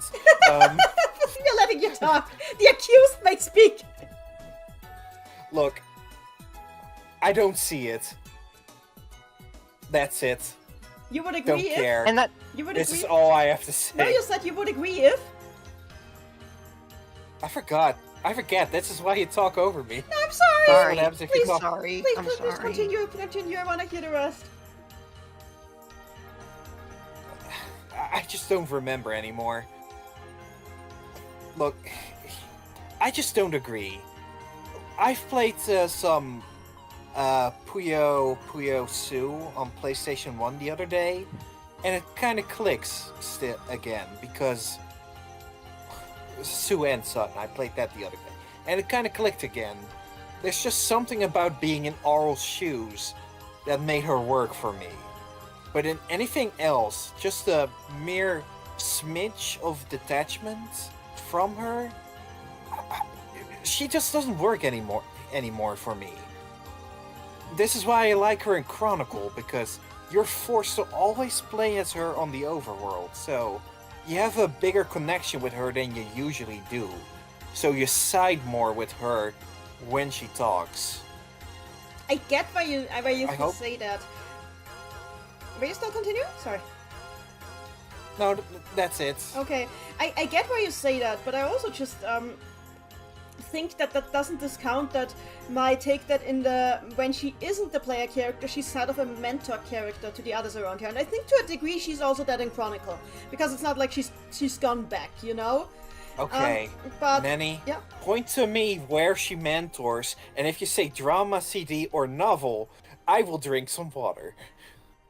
I'm not talking about drama cities or novels. It's just that every time Amity has some sort of issue, for example, it's Al who talks up and tries to put it into context, or cheer up and say that what people's strengths are, what their weaknesses are. Meanwhile, with Ringo, she's the one who teaches Ringo how to play Puyo Puyo. She's the one who explains to Ringo how Ecolo needs to be stopped. Then later, when Ringo ends up in Primp again, they go to Al to explain, to figure out how to get Ringo back to her own world, where Al then immediately explains the plot that Ecolo is back. The song is good, yes, I agree with the chat. So This sounds like a list of stuff that happens with Aurel around. It's things and that not she some- does. She does those things. I believe it, but that's it. It's a list of stuff she does, and that's a list of stuff she is. Yeah, but she does really... She's easy come, easy go. She just kind of does stuff. Yeah, but that doesn't mean she's not like a mentor who type she character. is. She's very much like a big sister type, mentor type character that like calms the others down, cheers the others on. She's also the first one to have like... That's something pretty much... She also frets over. She also No, frets I over don't the think characters a lot when she thinks they're in trouble. She's like very anxious about them. She tries to help them. She's the first one that wants to jump up and try to help them out of a jam. That is not really what I think. That is not really what I think is like what marks her as a mentor type character for me in the Sega era. It's more that people have said that she is the straight man, but it's not that she's the straight man in a situation. No, she It's that isn't. she isn't in the Sega era, especially not. It is that she is the one who has like more of an overview of what's going on. Like, for example, in Tetris 2, it is her who tells Mal to slow down because Amity can't follow. So it's not that she can't follow, it's that Amity can't follow. So she's like, this is what I mean by big sister type character. Then in Puzzle Pop, she's the one who kind of basically backs up Amity. You can tell that Al has experience that other characters just don't. And yes, it is in the drama CDs and in the novels as well, but it's not just there. I will admit that it's... I only excluded those as an example for the layman. Because the games is where the layman is gonna be. Yeah. Yeah. That's fair. I mean, I do get that the older sister mentor type doesn't get across so well because Al's experience compared to the other characters doesn't get across so well because we skipped over her school days, and I wish we didn't skip over her school days to this extent because then it would get across better. But I think if you read her... Counter arguments? Yeah. I think Arl's really... I really connected with Arl in 1, 2, 3 on the MSX when I did research for that. Because she's very... And that's before she goes to school. That's where she's inexperienced. And I think that might... that is also how she works best as a player avatar. And I don't disagree with you that is a different role for her. Look, and a role that might resonate better with people to a degree. May I present my solution, which I think everyone will like anyway. And I'm not setting up for a joke here, just to be clear. Just give Arl a more overt interest in magic. Yeah, I agree. That would be good. Yeah. That's all I need to be satisfied with her. It would be good. Yeah. Really all I need. I agree. She should. Because when her stories start, all she's really doing is playing with Carbuncle in a field or a place. And that is nothing of a start for any story with her. It's especially because, I agree with this, especially because Mordofia actually implies that, I'm not saying how because spoilers, but it implies that Al was actually kind of a prodigy during her school days. So it would be really interesting to see her talking about magic and seeing how experienced she actually is. Yeah. And that we don't get that is a shame. Yeah. I want Lammers to cast a magic spell in a Monzai, and I want her to ask some questions about it. That's all I really want. And I want to see her tutor Amity in magic. I see her playing the big sister role to Amity. But I don't see her tutoring her, and that's something we should see. It would be nice to see. We need to see more of these characters be characters, people. Yeah. I mean, we see a lot of it, but we don't see all that we should see. That's what I mean. That's what I mean. And it is a big problem with Al, especially because again, Al doesn't talk about herself. We don't know what happened exactly before she got into print because she barely talks to anyone except Carbuncle and Shazo. Yes. And the thing is, the thing with Al is we skipped over her entire education days. Why did we skip over that? I wish we could have seen those. Yeah. So anyway, I also wanted to say, even with this stance, as I typed it now, the thing I proposed to not fix Arl, but is improve a better word? Yeah, maybe just bring out her potential, maybe more.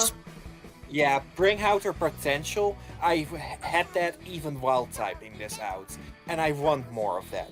If I were to write Arl, that's how I would write her to begin with. Me too. I mean, that's kind of how I usually write her myself. I agree that we should... Same. I agree that we should see more of her magic, of her using her magic in a way that is skilled, that shows how much... Because Amity even mentions that Al is a lot better at magic than her. But we don't see her tutoring her, even though we do see people use magic with each other. We don't even see her use anything beyond basic spells. Which is weird, and it has always been my headcanon that the reason Amity can use Bio-An is because she learned it from Al.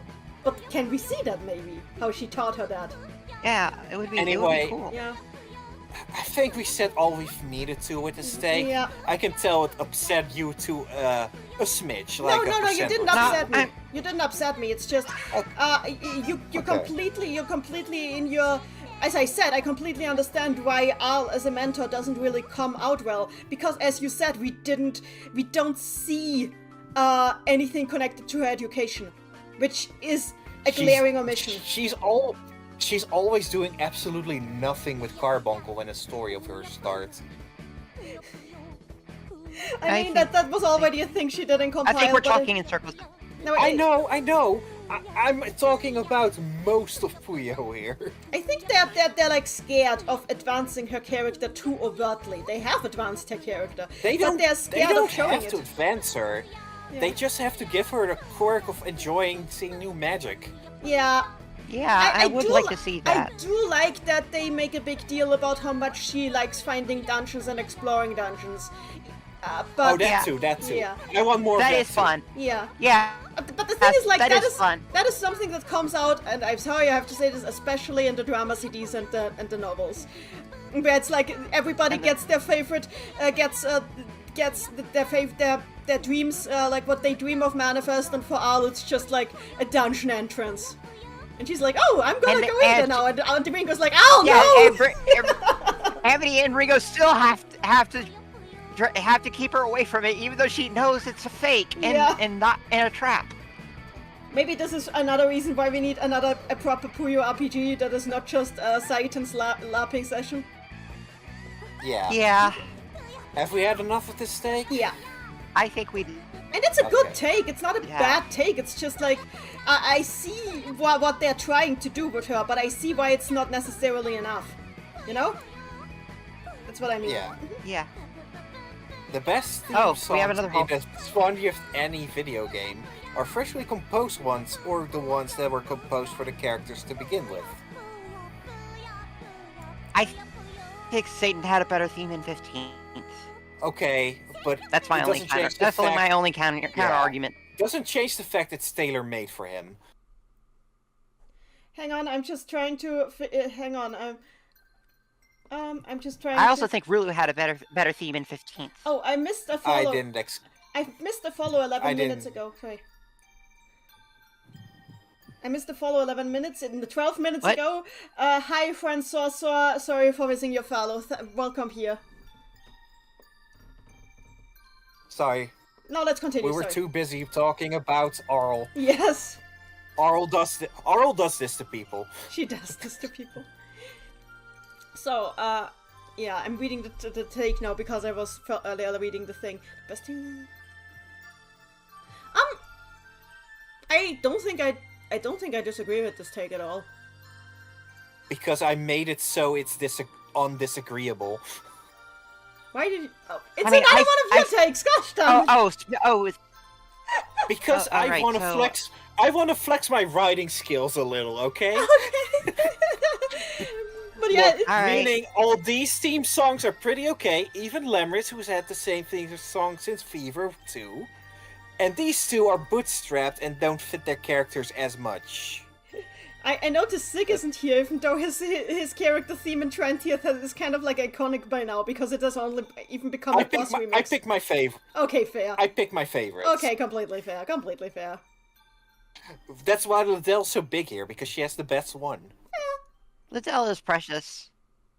Yeah. So I have nothing to say about this. I made this so undiscussable as possible. Because I need to flex my writing skills every now and then, okay? understandable. Alright. Perot's done dirty. Why did you put Are we so going many... are we going to get back to the Number the takes? takes that were actually submitted? Nope. Nope. What are you... Were you planning to have the stream on April 1st or something? Look, this one I added a day before the intended original date because we were talking about it Okay. in your server. Yeah, I did. But I did do see think this so. conversation. Yeah. I wish there was more done with this disguise, and that's all all I'll say about it. She gives feedback on a circus in Quest in a storyline. So she clearly is passionate about the craft. Good. You know, actually, this is kind of linked to the R1. This is kind of what I'm talking about. This is a character trait Doppel has that makes her more endearing and gives more stuff to talk about her. Can we... What is going on, Maddie? You okay? Go ahead. I think we should move on. No, are you okay? No. Look. No. I am okay. That was just what I was trying to say. Maddie, you don't need to be nervous. It's fine. Yeah. Look, I'm messing around a little here. Yeah. This one is a genuine take. This one's half a farce. This is a quarter farce. No, actually 3/4 farce. It's fine. And this one's explicitly made to rile people up. Fever Mode has an aroma of a raw sushi in a nearby underground parking lot garage beneath the shopping center, but I missed the Fever entry sprites. So that's a lot of flexing you've been doing. Yeah.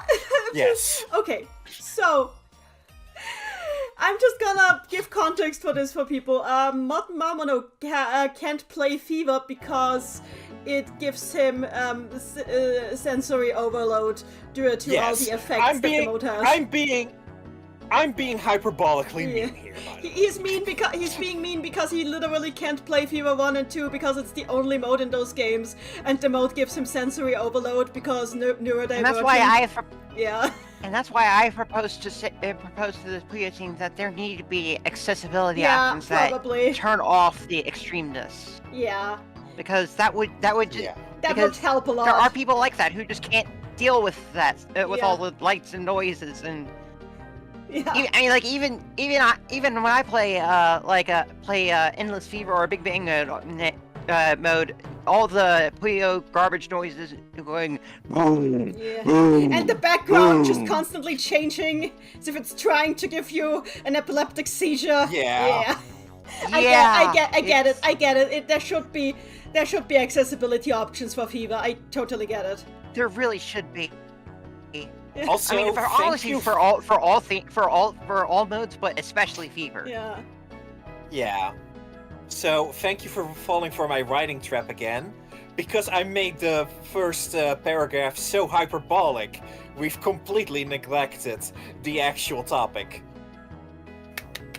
You missed the Fever entry sprite. I mean, the Fever entry sprites are really cool. I'm just looking at Possessed Cloak here. God, the Crimson Soul now knows how to be dramatic as heck. I like this here. That's their main thing, is being dramatic. I love it so much. Yeah. Absolute drama queen. Okay, we should continue though, because we need to get back to the actual... Okay, yeah. I think then yes. I think there needs your I favorite uncle. Okay, let's just continue then. Time for the mole to go back into his hole. This is actually kind of cute. That's it. Oh my... we have another ball. Another ball, everybody! Ball tile! Into the ball. Okay, give me a moment. Let me read. Actually, I need some drink, I think. You want me to read it? I can read this while you drink. Maddie, go ahead. I'll be on my mic for a bit. Go on. Okay. Sega really needs to clean up the lore. They love sprinkling in random motto elements, often for the worse, and callbacks to the plots of those games, yet at the same time commit to a completely detached pair of settings, Primp and Suzerain. And anytime someone tries to address the discrepancies, it gets aggressively hand-waved to the point where Quest has a character being dragged away for bringing it up.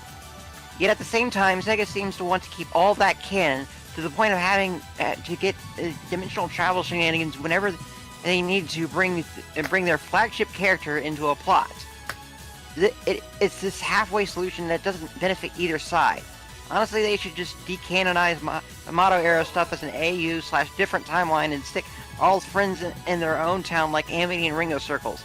But either way, for a franchise that loves continuity and callbacks, You need to figure something out and clean things up. If they Wow. decanonized Mado, then they would be shot in a dark alleyway and nobody would look for the body. Yeah, there would be riots in the street if Arl was not in a Puyo game. I'm not nuclear, but just go back so we can focus on what was actually written there. But this is very nice art. This is very nice art. I'm not going nuclear because I understand it. It needs to be cleaned up. It needs to be streamlined. But Yes. I don't think that will be done by decanonizing or retconning anything hard. We need either a game that goes through the entire plot in a concise way so everybody can understand what happened from there to now. So we have like a complete overview of everything that has happened. Or we need an anime. Yes. Anime would be nice. An anime would be really nice. Not a book! People don't read. I'm very sorry. People don't read. It's just a fact. They But don't. a manga Yeah. a manga would be nice. Okay, a though. manga would work maybe. But people Yeah. But anime would be like easier to digest for most people. But no, Give me they both. they can't decanonize. They cannot decanonize Mato. They will. They would They will have hang. so many riots. Yes. Yes. They should do something. Okay, Magia Exedra is trying to like consolidate all of the Madoka Magica lore, which is also pretty split up, into a single game. Now, Quest could be that if Quest wasn't just in a single, in two territories and nowhere else. So Quest can't be that. But it would be nice to have an anime for that. Yeah, and Studio Trigger should make it. I agree. Yes. Yeah. That'd be cool. We don't need to throw AUs into it. It needs to be streamlined for an understanding of and sake of the world. I agree, Randy, 100%. I think it can be done. They just need to actually put some money into it. Sega Sammy, please. That's pretty much been the theme this whole night. Or That or they give they need more time and resources. or they give IDW this and an outline of everything that has happened in the franchise overall and tell them to make a comic yes, series. please. I'll write it. I'll write it. I will write it. No, I have me. great way of- Me. I want to write it. I know how to. I know. I have a great way to introduce it. No, I'm already started with the. Ladies. Can we both write? Did Can we you- write it? Okay. Ladies, Yeah. did you know that Udon is bringing back Archie Mega Man? Oh gosh. I should read that. It's good. It's great. They're not continuing it, are they? They are continuing it. Oh my gosh. Wow. First they're releasing everything that has been made before that, except probably the Sonic one. Yeah, And then they're gonna continue it. that is pretty badass. Is Ian Flynn in on it, or someone who Yes. actually Oh my- knows Yes. Mega Man stuff? Ian Flynn gets to be happy for once again. Do you think we can? All right, cool. Do you think we can get Ian Flynn into Puyo Puyo? Do you think that's possible? I don't think we could. Ah, shit. I don't think so. I don't want to bother the man. Fair. So take 40. Yeah, let's keep Let's going. go. We have 10 more. We got 11 more. Oh, this okay. is actually a small wall of text. Most of the quest characters just don't fit the world of Puyo Puyo. Funny story about that. Especially their designs.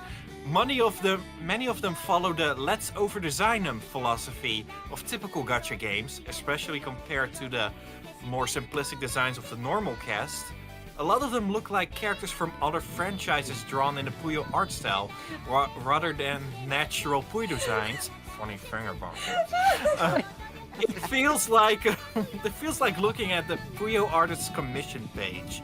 Meanwhile, the SS Tetra crew, despite them being an explicit crossover, unfunny thing about that, fit the character design philosophy of Puyo Puyo and are integrated much more organically. Okay, I will say one thing. Yeah. Sega's Yeah. There's a lot to unpack here. I will just, the first thing I'll say, go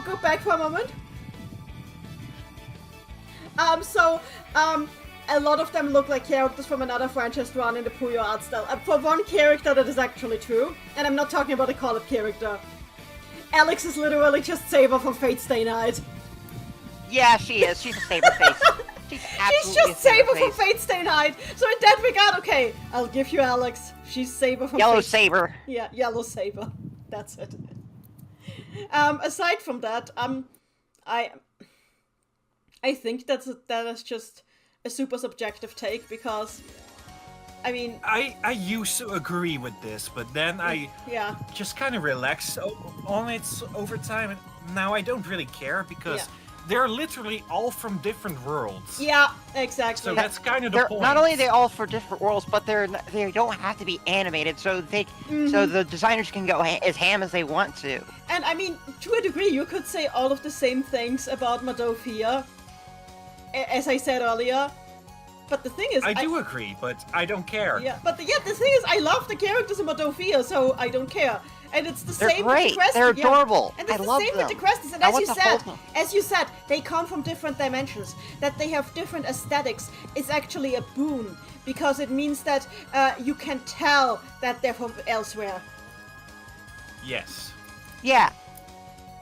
And Same reason T from the SS Tetra has skin-tight clothes. yeah, Nobody else wears that, really. And also, I don't really agree that the SS Tetra crew fits into the regular design philosophy of the Puyo cast. A bit more than Hardman here, probably, but... They don't look like the Primp characters. They have like more... they look like Star Trek characters. Yeah, kinda, yeah. Yeah. And Now I intentionally kinda need so. Now I need a live-action 70s parody of the SS Tetra based on Star That'd be Trek. great. That would Oh, be but it would great. probably really need the S for no reason. If you go back for a moment, I just want to see if we're not missing any aspect of this. It looks like looking at the Puyo artist commission page. I don't know what's so bad about that. I mean, not much. the thing is, Just like, depends how good the Puyo artist is. like, I agree. Some of them are over-designed, but it only really is an issue when they are in the mainline games and in motion, because then you can tell from the animation here. But like from the animation. That's why the the questies in Champions had a lot of outcry. yeah. Because a lot of them just don't fit. Also, which Puyo artist are you talking about? There's a lot of Puyo artists. Yeah. Also, Yeah, that's what I'm saying. When in the chat, reason number 1000 why we need a Starship Tetra Adventures. I would love those. Yes, Yeah. it would be great.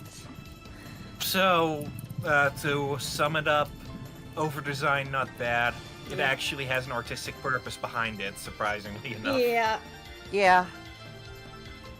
And it's okay if you don't like them. Yeah. I mean, the thing is with gachas like this, and especially Puyo Puyo Quest, there's something for everyone. That's how they're designed. Yeah. If you And don't they're- like the over-designed ones, go for a regular main cast There's actually a funny story. And they need to have as many. Go ahead. No, you start. You start. I was gonna say,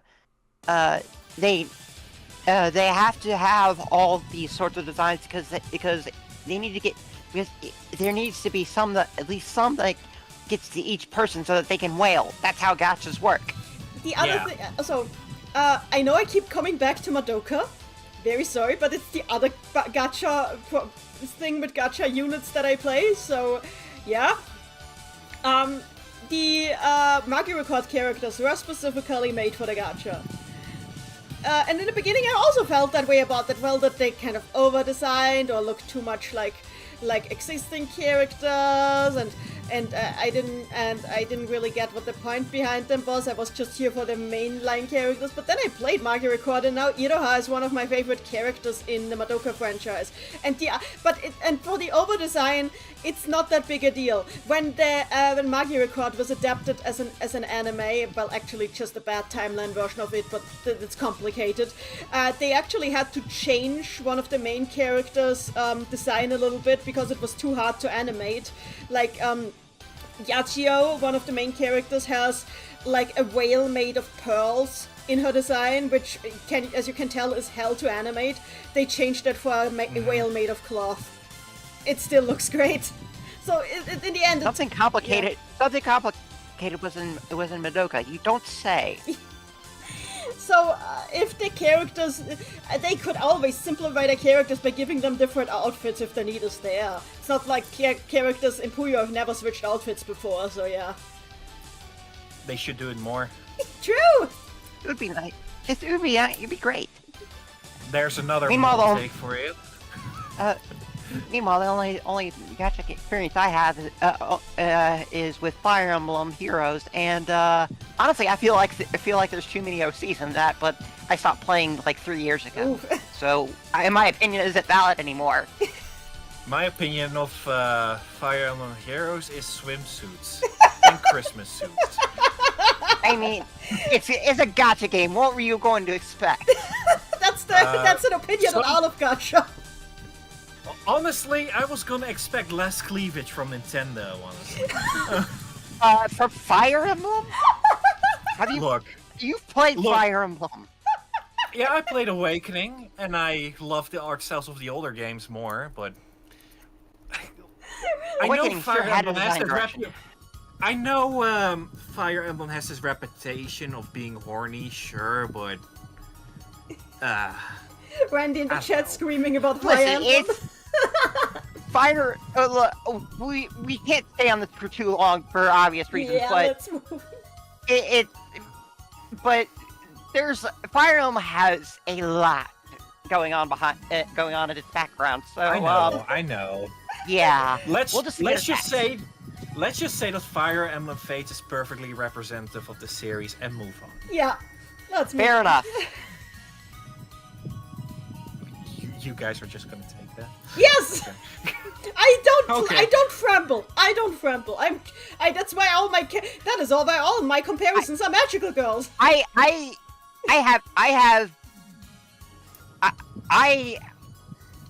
have a lot of opinions about Fire Emblem, but this is not the time to share them.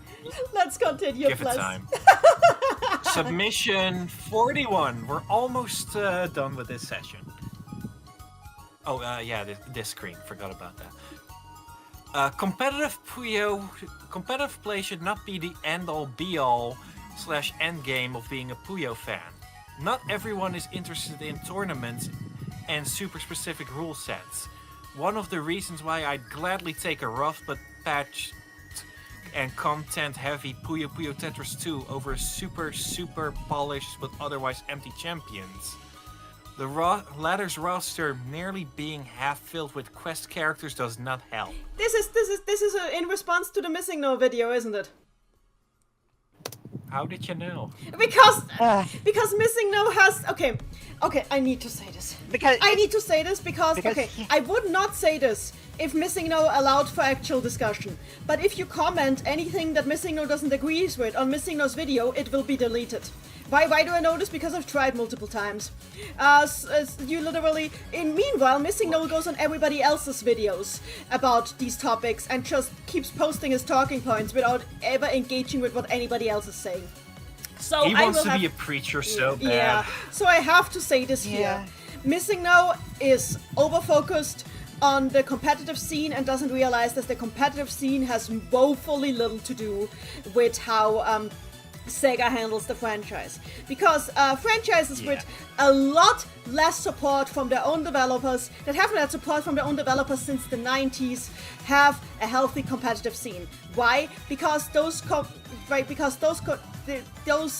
competitive scenes are networking, promoting themselves to outside scenes, and are always in contact with each other. And that is something that Missing No does not understand. Missing No had one tournament that, in his own opinion only, had a poor turnout in an in-person tournament, and that made him so left him so shocked that now he thinks the franchise is dying. I mean, he obviously thought it beforehand, but now he's just panicking about it. This sounds like a Batman villain origin. I don't think he's a villain. I just think he's very misguided. I said it sounds like. I'm not calling him a villain. It just sounds like it. And I'm sorry for him. I've also had a Puyo in-person tournament before. Not a professional one, but an amateur one. And I've also had like only a modest turnout. But that's fine. Because I know it starts with modest turnouts, and you go from modest turnouts to bigger turnouts, and that's how it goes. And you need to put in the effort yourself. This is not something Sega can do, because these fighting game, puzzle game, competitive communities are not really something that is not really something that is. That is not really something that, I mean, Sega is definitely trying to foster it in Japan, but even then, I think unofficial tournaments are always more popular than official tournaments. And I don't think that has much to do with how Sega is running the tournaments, and more to do with the fact that fan-made tournaments just tend to be more fun because you know the community and you are tight-knit in the community and you're bringing more people in. And that's why it's always better to have the community put these efforts in. And I think... And that's why... Yeah. And I don't think this can be put on how Sega is treating the franchise. Like, at all. That's why it makes me sad that video has so many views and uploads, because I feel like people are just watching it unreflected and just absorbing the takes without really thinking about what they mean, not even thinking about the logical errors in terms of how game development works and how game marketing works, and are just starting to parrot them unreflected, regurgitate them unreflected, and that just drives the community granted, that's apart. the internet in general. Yeah. And that just drives the community apart further instead of bringing it together. And I think that's a big issue, and that's why I think we should actually don't attack Missing No, but like when people bring up these talking points, then ask people if they have thought about them. Ask people if they have thought about if that actually makes sense, you know? Because it's often things and like Sega is maliciously dismantling the Puyo Puyo community. No. And like, how would that make sense even from a capitalistic standpoint? Sega Sammy is a capitalistic conglomerate. They don't dismantle a community for fun.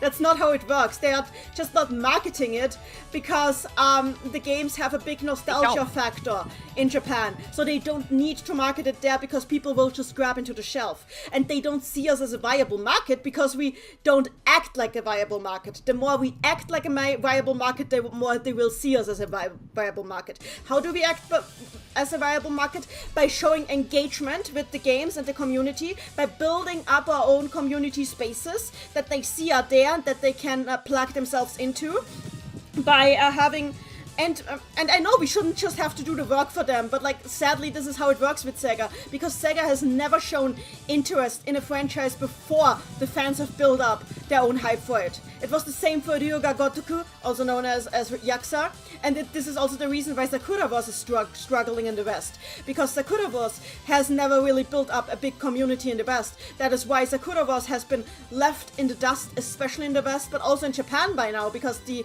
communities there have kind of dispersed over time, because it doesn't really have the nostalgia factor that Puyo has. This I might actually clip this entire section to put that into a video of itself. Maybe it's just so to have a counter to that. But yeah, for over-focusing on the competitive aspect is not how we are going to grow the community. The community needs to be grown to bluntly capitalistic casual fishing methods, and then out of the pool of casual players that grows that way, the competitive community created by the community itself needs to fish potential pro players. That's how it works. And having a new that's why both competitive and casual is important, and both need to be emphasized and strengthened. I will just say this again. I was actually trying to get into competitive Puyo, and I dropped out because of people like Missing No. I wouldn't have gotten far because I'm not that great. But just think about this. I lost interest in going in partaking in Puyo tournaments because people like Missing Nova Dan were making it not fun by constantly complaining about the games I love. Yeah, that's not how you win someone over. And this is a problem because the competitive community is pushing away the lore community and the story community and the character community and the art community, and that is how they get less and less people in the competitive. It makes people want to disassociate. Yeah. So this is you want to bring people together, not spread them apart. You can tell the casual community keeps growing and growing, and the pro community isn't growing because the pro community isn't giving the casual community any incentives to take the next step. And that is like the worst thing you can do. And the video would be less frustrating if Missing or didn't delete comments. Yeah, it wouldn't, because his comment deleting makes Puyo Puyo look like an echo chamber that is uninviting to any newcomers who like the new games. He is actively contributing to dismantling the community. We could even say that he's doing to himself. He's doing it to himself, yeah. And it makes me sad because I can tell he wants the community to grow, but he is extremely misguided on how to do it. He's going about the wrong way. He's extremely misguided. It's self-sabotage, really. And also, it's good. I'm not saying you can't criticize Sega's treatment of the series, but then don't make a YouTube video about it like that. But if you're going to address your video, this video is clearly addressed to the community, not to Sega. That is the issue. Then address your video to Sega and get opinions from all over the community, not just from your own the back of your own head. Get opinions from all over the community, not just your little corner, and address a video as an open letter to Sega. That is what Arlo is doing with his Nintendo stuff. That is what most of these YouTubers are doing. Those are the videos that actually get the attention of the companies. This video is not going to get the attention of the companies. This video is only going to get the attention of newcomers to the franchise who will be driven away by it.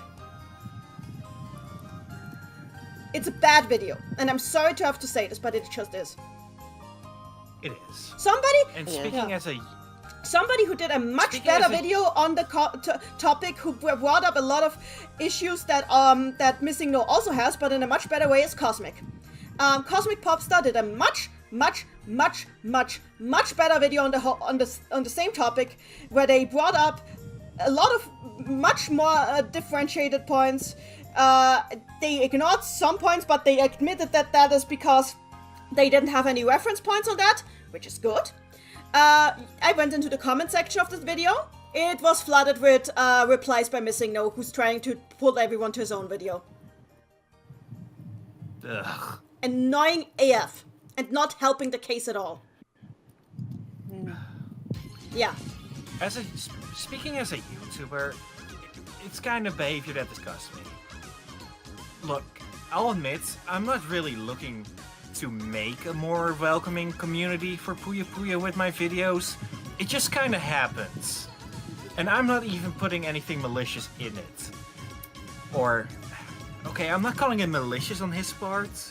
It's just, how do you say? Let's also not forget that this was made primarily in response to Puzzle Pop. Exactly. Moth and Crimson Slushy, please make videos. We need more well-constructed videos on Puyo Puyo. Please do it. We need well-constructed videos that aren't we just need more voices that are encouraging and bring more voices and more insight. That's what we're doing. And that direct the feedback directly at Sega, not at the community, complaining to the community about the games they like.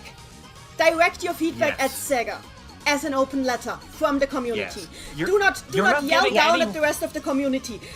Band together with the community to yell up at Sega. Please. A rule of conversation is just never attack or threaten the thing people like. That's not how you get someone on your side. Yeah, no, exactly. You can have the correct opinions, but if you phrase it wrongly by saying, and as a quick unneeded aside, that something you like you don't like sucks. So, something that a lot of people do like. Yeah. That's not how you get someone on your side. Exactly. And also, Yeah. Let's say, yeah. let's use Smash Melee for example. Okay. Using Oh, boy. Smash Melee is only for straw man, of course. This is a straw man. You're a competitive Smash Melee fan. You think all Smash Brothers games suck. Even if you think that, you should never say that to get people on your side. Exactly. But Smash Melee is generally a very good game to bring up here because it's actively a game that Nintendo does not want you to play. Nintendo is not supporting that game at all. In the least bit. And the community is gigantic. So that just doesn't fit with Missing No's narrative at all. So yeah. Yeah. Also, for some late transparency, I've only watched this video once when I put it on this slide several weeks ago. I don't remember all the details, I just remember it gave me a headache. I watched it once and I can't watch it again because it just made me want to yell constantly. I can't even watch similarly titled games videos. Also, Crimson Slushy, if you need help with Mado, again, I've played most of the Mado games, almost all of them actually. I can help you anytime if you want. Even with my streams are also there. Yeah.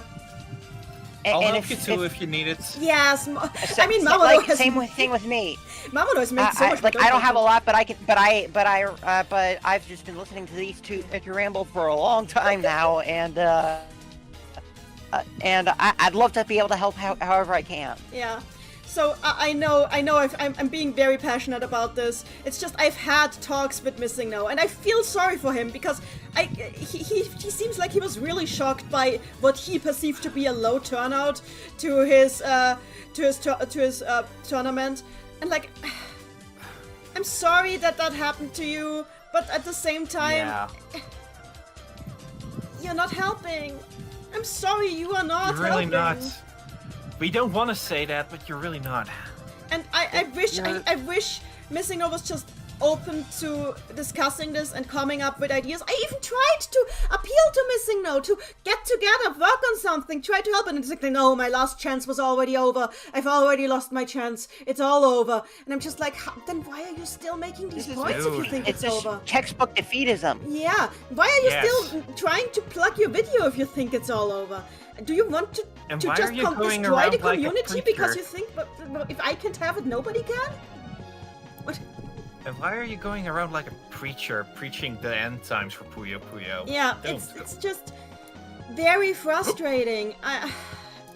And again, people have made better videos about it, where they actually acknowledge that the situation in Japan is different, where they actually acknowledge that it's more frustrating than an actual issue, and where they actually correctly address their feedback at Sega, not at the rest of the community, like blaming the rest of the community for liking something that they didn't like. Yeah, that's actually how we're not responds, guilty for liking Tetris like a normal human being. I get it. I get it. We need the games to have more resources put into them. But that's not going to happen by yelling at the rest of the community. That is going to happen by yelling at Sega Sammy to allocate more resources to the Puyo team. And not even lift each other up. Yeah, and yelling at the Puyo team themselves also won't help, because the Puyo team are not getting the resources. They can't work with what they don't have. So yeah. Also, imagine if they heard that scathing feedback that's useless to them. What makes them so motivated to work on more Puyo Puyo in that case? Like they can't, if it was something that was in their power to change. Okay, I'll say one thing. I don't understand why the games don't have crossplay. I don't know at what point in the power chain that is decided. In the chain of command. I wish I could figure out where in the chain of command that is decided, because that needs to be changed. The lack of crossplay is ridiculous. It splits the player base, or all drives them to a singular platform, and that needs to be changed. And I don't know who to turn to for that, because I'm not sure if Hoso Yamada has any sway over that. But if he does, then please do something, Hoso Yamada-san, please. Yeah. Please. Yeah. I think we spent enough time on... we have. Yeah. I was gonna say Missing No, but this slide. Yeah, it goes goes together with it. Let's keep going, yeah. Yeah. Okay, be forewarned, we're gonna hear split second of the video. There. Okay. The Puyo Tetris English voices are good. Sub-supremacists, especially those that refuse to give it a chance, the door is to your left. You can see! You can tell how opposing all of these takes are! You can't please everyone! You just cannot! And yes, Crimson Slushy, There's please really not. yes, Crimson Slushy, please spread the awareness to the Spanish side of the fandom. Please do. Anyway, continuing. Yeah. But this is just. There's what else? What else is there to say that we haven't said before? It's just like you can like stuff. You can like the sub. You can like the Japanese voices. You can like the English voices. It's fine. You know, I mean, yes. If you're just rejecting something without giving it a shot, then you know that's kind of narrow-minded. But it's like, you know, some people do try things and then just say, I don't like this, and that's fine. Yeah, it's as we've said before. The different dubs have different vibes. I get that the Fever 1 dub is extremely charming, but like the new dub is also really good, and I love it a lot. It's I don't think it's a hot take. I think people are too scared to just say their opinions sometimes. Let's just yeah. All I have to say about this is the picture I used to represent it. Yeah, okay. You feel like a possessed owl trying to get rid of the demons in her head. Yeah. Moral. Chapter 5 is the best written Puyo Puyo thing ever. True. Wait, what? Chapter 5 of Tattoo. Yeah, it's pretty good. I like all of it, really. Yeah. So, submission, well, we spent a lot of time on missing now. I will have to. Yeah, we really did. Let's continue. Submission 43. Yes. Let's go. Sega should make Puyo Puyo movies like Sonic already. Like Sonic is 3 already, for Lilith's sake. Yeah, the thing is like. I think I know who submitted this. The thing is like, in order to go to yeah. I knew it. The thing is, watching anime is mostly free. Watching movies is not free. If you want to advertise something, do it as an anime first. If you build up a viewer base that way, you can make a movie. You cannot start out with a movie if it's an adaptation of a video game, unless you have an extremely well-known cast and director attached to it. Otherwise, it's not gonna work. Let's not forget that there have been attempts to make a Sonic movie since the 90s. And it only just happened. Yeah, it kept failing. So yeah. So yeah, it's not as simple as just doing it. And let's be real, the Sonic movie stumbled at the start.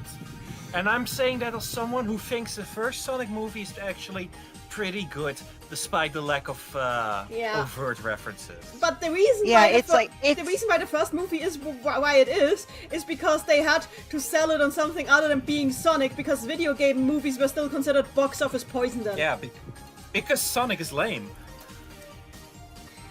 If they made a Puyo movie that has Sonic in it, maybe. And having movie adaptations shouldn't be the goal of every form of media that you like. It's like, yeah, movies are cool, but it's like, it's not the end of the world if something you like doesn't get a movie. Yeah. Sometimes that just happens. And anime movies aren't the end game of media. Movies are not the highest form of media. And anime usually... And video games also need to learn that. Anime usually works better to advertise a property. I mean, even freaking Blue Reflection got an anime adaptation. And that was... Let me think. That was... I think this take is also so simplistic, it kind of falls on its face anyways. Yeah. Because you don't just do this. This is not guaranteed money making. Yeah, it's not how that works. Yeah. Also, there's just so much to be... Like, how could you even condense it into a movie to begin with? I mean, they made. Well, first, they made the stage. You take play. Mado 1 again, and then you cancel it. True. I mean, there was True. the Puyo stage play, which was aimed at pre-existing Puyo fans in Japan. And Yeah, stage it's play Japan was, only though. Yeah, it was decent, but like a big part of the problem with the stage play was that at the very beginning you had to have like a quad stand there and explain the magic system for 10 minutes for people who That's don't not know. how Yeah. you do. Yeah, it's because As one they had does. no other choice. So yeah, Yeah. yeah. I don't have much more to say. It's just that something Puyo Puyo fans apparently need to learn. Puyo and Sonic are not the same type of success. Yeah. Or No. recognizability. Who's ready for take 44? Me. Sure. Let's do it. We're almost there. Yes. Sega made the franchise bland and uninteresting for compile-era fans by making the story as safe as possible and the art boring by making sure it all looks generic and reusable, so they only need to add minimum new artwork for each game. Excuse me. God, where do I'm we so start? I am so tired. I am so tired. I need to finish this bottle. Look. Okay, can I start with the reusable artwork for each new game? Mm-hmm. No, they don't. That's called what? No, they. No. Even if they did, that It was would that be- should that's It would be smart if they did that, but They don't just do don't. that. The yeah. only, except for Puzzle Pop. Using assets is being smart, not They only it's really just did being that- smart. They only ever reused art for Fever 2, 15, and 7, but we can all agree those are super budget titles, right? And Yeah. the Puzzle Pop. 15th and 7 were. Puzzle Pop reuses the models and Fever 2 was a little bit more ambitious. Puzzle Pop reuses the Oh. Puzzle Pop uses the. Oh god, I think I actually have too much charcoal in my system now. Puzzle Pop reuses the animations and models from Chronicle. Yes. It That's also how we it did cut all. its budget. Yeah, exactly. That is because the budget was limited to whatever Apple gave them, and they were not getting anything more. And so they didn't have their art department available because they couldn't pay them. That's why. But that's just and good, one game. frankly. That's one game. And good, frankly, more time to develop the anniversary part of the game. True. So I need to go through this. Sega made the franchise bland and uninteresting for compile-era fans. What do you mean by... You mean by compile-era fans, you mean millennials, right? I am a millennial. I love the compile games, I love the retro flavor, I also love Sega. The Sega Puyo games are not bland and uninteresting for me just because I love compile. There's also a lot of compile fans in Japan, not all of them. A lot of compile fans in Japan are Gen 1ers, as we've called them. But others appreciate the entire franchise. There's like a particular very well-known doujin artist who is a compile fan, who's most of them their fan comics are set in primp. They focus on the compile characters, but they're set in primp, and they combine the continuity in a way that it's very smooth and is a lot of fun. And I love their comics because they're really good. Also, I have to ask, how many compile-era Puyo games have you actually played? That is a How good many question, Mamono because, games have you actually played? Because by making the story probably- as safe as possible? What? Look, What? Puyo Puyo Sega era always does something unique. I've talked about it before, but like the stories in the early Puyo games in the 90s were extremely simplistic. Are barely there. That they were extremely simplistic, and I If there's guess, a nugget of something interesting there, you have to question if it's intentional. I guess the most adventurous thing Yeah, that they did was the really. humor, but like Sega era Puyo also has some really adventurous humor, like drunk children and the entirety Just less of Shesso. slapstick. Yeah, Just less slapstick. less slapstick and more dialogue focused because of the Mansai system, and we already discussed that we want the Mansai system to change, so we do agree on that. Yes. But it's not the art is not the problem.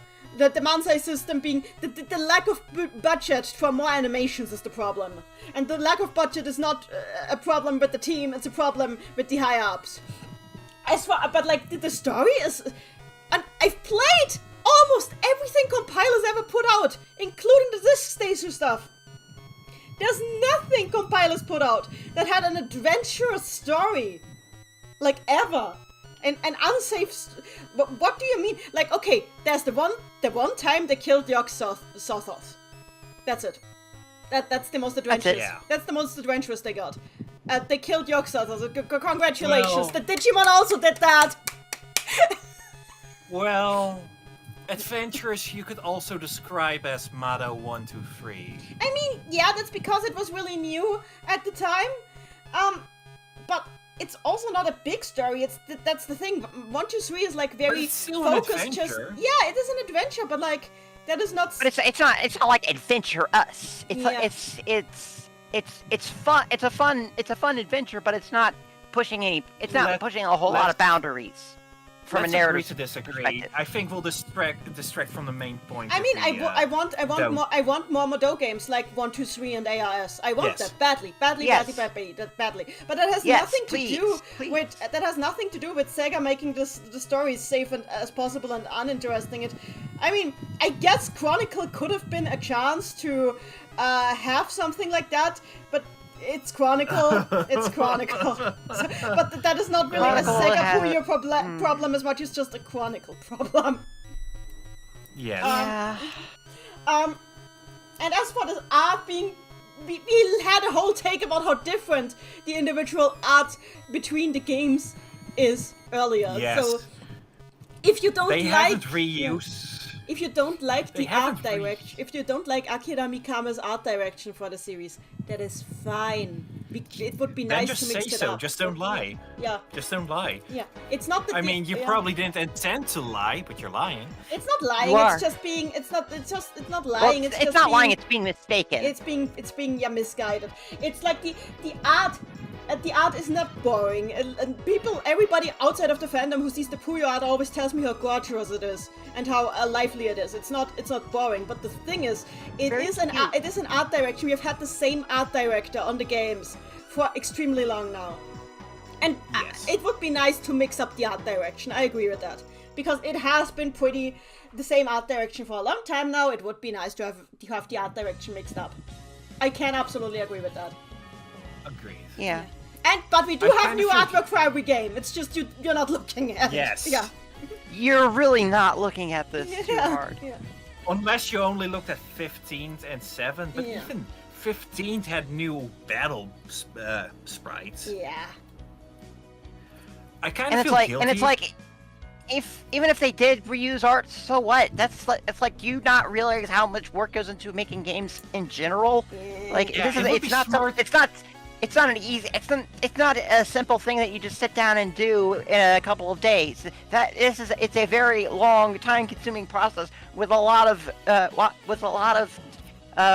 interconnected parts. Everybody, let's sing together. The Puyo team needs more resources. They do. Resources. It would be smart There of the are 5 Puyo people team if they with a reused. hand of borrowed people from the Sonic division. Yeah. Give them more money, Seiya, please. Yeah. And The more Puyo team permanent would be members. smart if they reused assets, but They just would. That's what don't. I'm saying. Is that The making only games is such assets a, the only assets they it's such a are the Puyos themselves. it's like they could use that and it would be great, and that would just be economic use of their resources, because making games is hard. It is. I've made a video game before. It's hard. It took me several years. It's really cool. It's a really The fun Demon one. story is hard. By the way, Aqua said that she drew Satan as possessed by a color. We need to look at that after the stream. Thank you, Aqua. Let's do that after take 50. Yeah, let's keep going. All right. Yeah. Okay, so I feel guilty about this take, as you can read here. Oh yeah, and I also wrote in, name one non-quest adjacent example, and I'll reasonably explain why this take is needlessly hyperbolic and missing the force for the trees. Also, I see the Don't video. name it. Yeah, I feel kind of guilty because when I made it, a lot of people think this is just all of Puyo Puyo Quest. It's really not. It's not. It really isn't. Sorry if I'm speaking loudly. The video is loud on my end. God, that's some bass and Maro's theme. Wow. A lot of this happened early in Quest, when Quest had no budget whatsoever. Okay, but this is extra like training. This is extra training. Yeah. That is a different situation. I mean, That's something different. that goes back to the idea that reusing assets is okay. Yeah. It is. It's just a good use of resources. Yeah. Yeah. Okay, and this is just 7th and 15th. Oh, chess! Yeah, okay, that's just 7th and 15th. This is the DS version of Magro's theme, by the way. It sounds good. I love Magro's theme a lot. And that's again extra training. Oh, hi, boy. Hi, boy. But the extra training alts, like, I know that it's a joke, but this is hilarious. Why are you... You need to be stopped. You need to be stopped sometimes. Too late. Yeah, But yeah, we're way too late.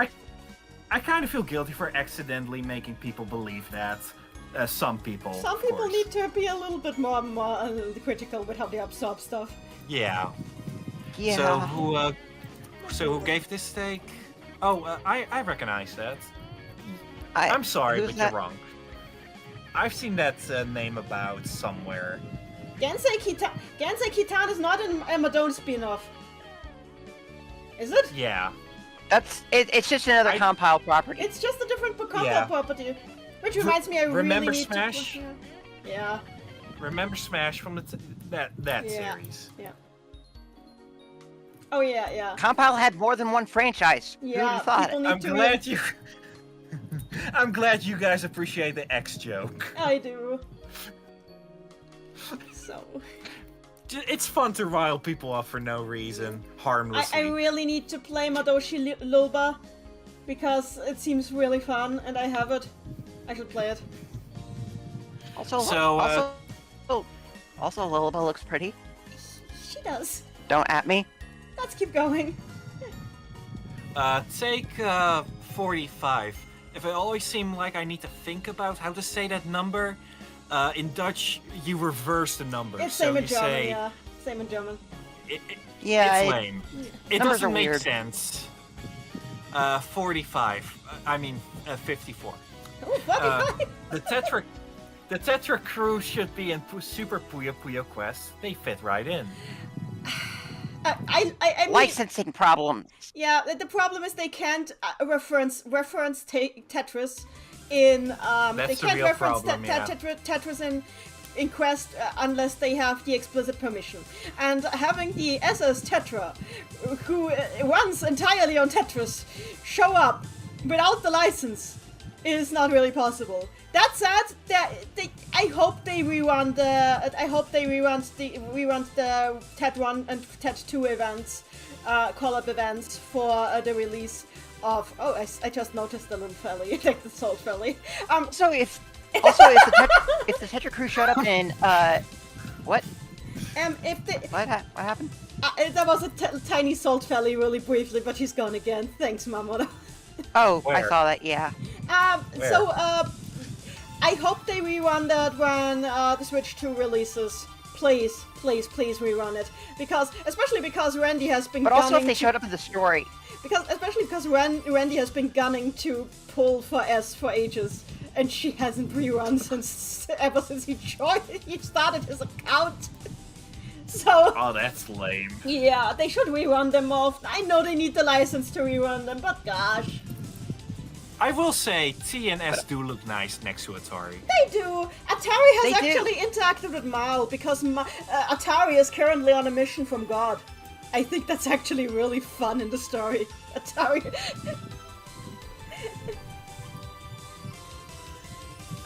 You cut off a lot of that, so I didn't miss. So I missed most of that. I said Atari has actually interacted with Al in the main, not Al, but Mal in the main story because Atari is currently, as of season 2, on a mission from God. Yeah, they're not gonna stop us. We're on a mission from God. Yes, literally, that's literally season 2. Mal gave her the mission to fix the time-space distortions that she sent. Crimson Slushy But that says also brings time up for- another. That also brings up another good point, which is the fact that if the Tetra Crew showed up in the Puyo Quest story, that means something has gone seriously wrong. That We would- had 2 games about that. Yeah, please. That's kind of a problem, Yeah, yeah. please leave the dimensional balance together for once. Crimson Slushy said time. Crimson Slushy says Pepper Clue. Yeah, time for Yes. I would love pepper. If it's not too trouble, I would love it. I would love it too. We can show it off for part 2, probably. Yeah. Oh boy. Let's keep going. So, any idea Yeah. who this is, Nenny? Screen name, preferred social media handle. Wait, hang on.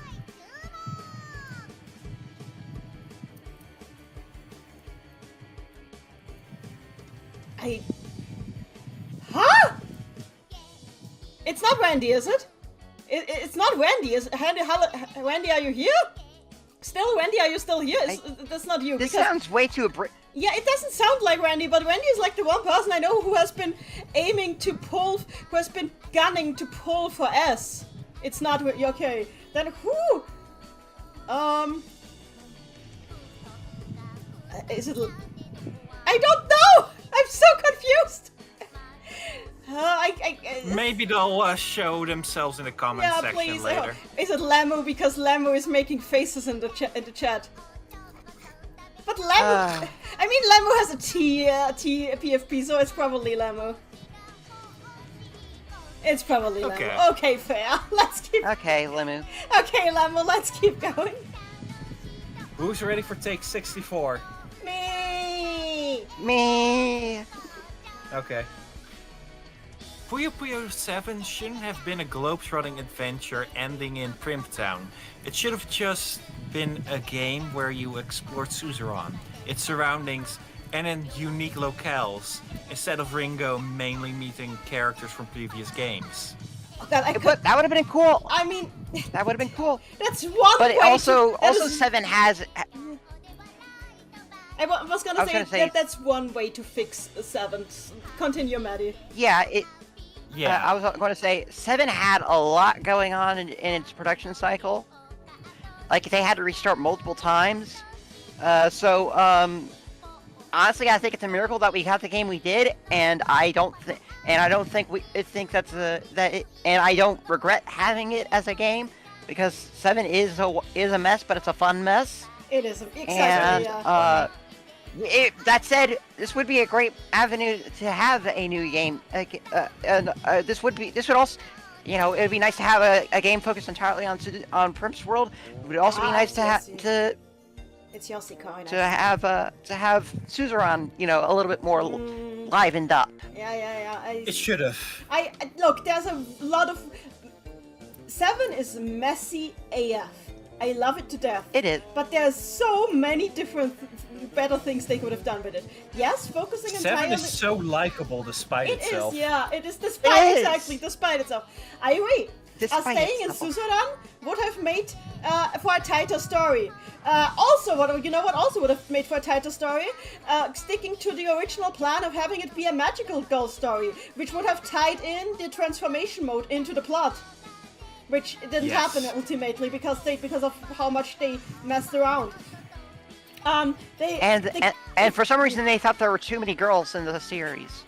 Yeah, I find it so funny that they just hit Maguro and Rizukuma with the transgenderization Maybe theme. should- It's like, maybe- have you seen what the series has been?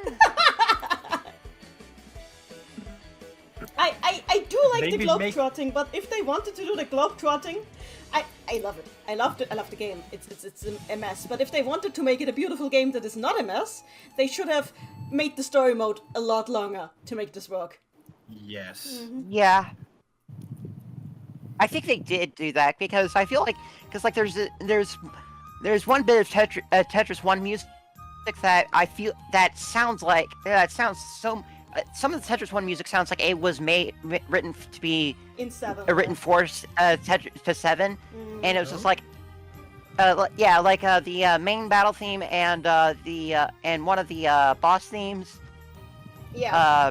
They agreed. both have motifs from 7, So it's like they sound like they were written for 7, but they just weren't because they just couldn't fit everything in because they were just trying to get something out on the table. Probably. What were you gonna say, Mamono? Sorry for this is so chaotic. I forgot. Okay. So they wanted more guys in Puyo Puyo.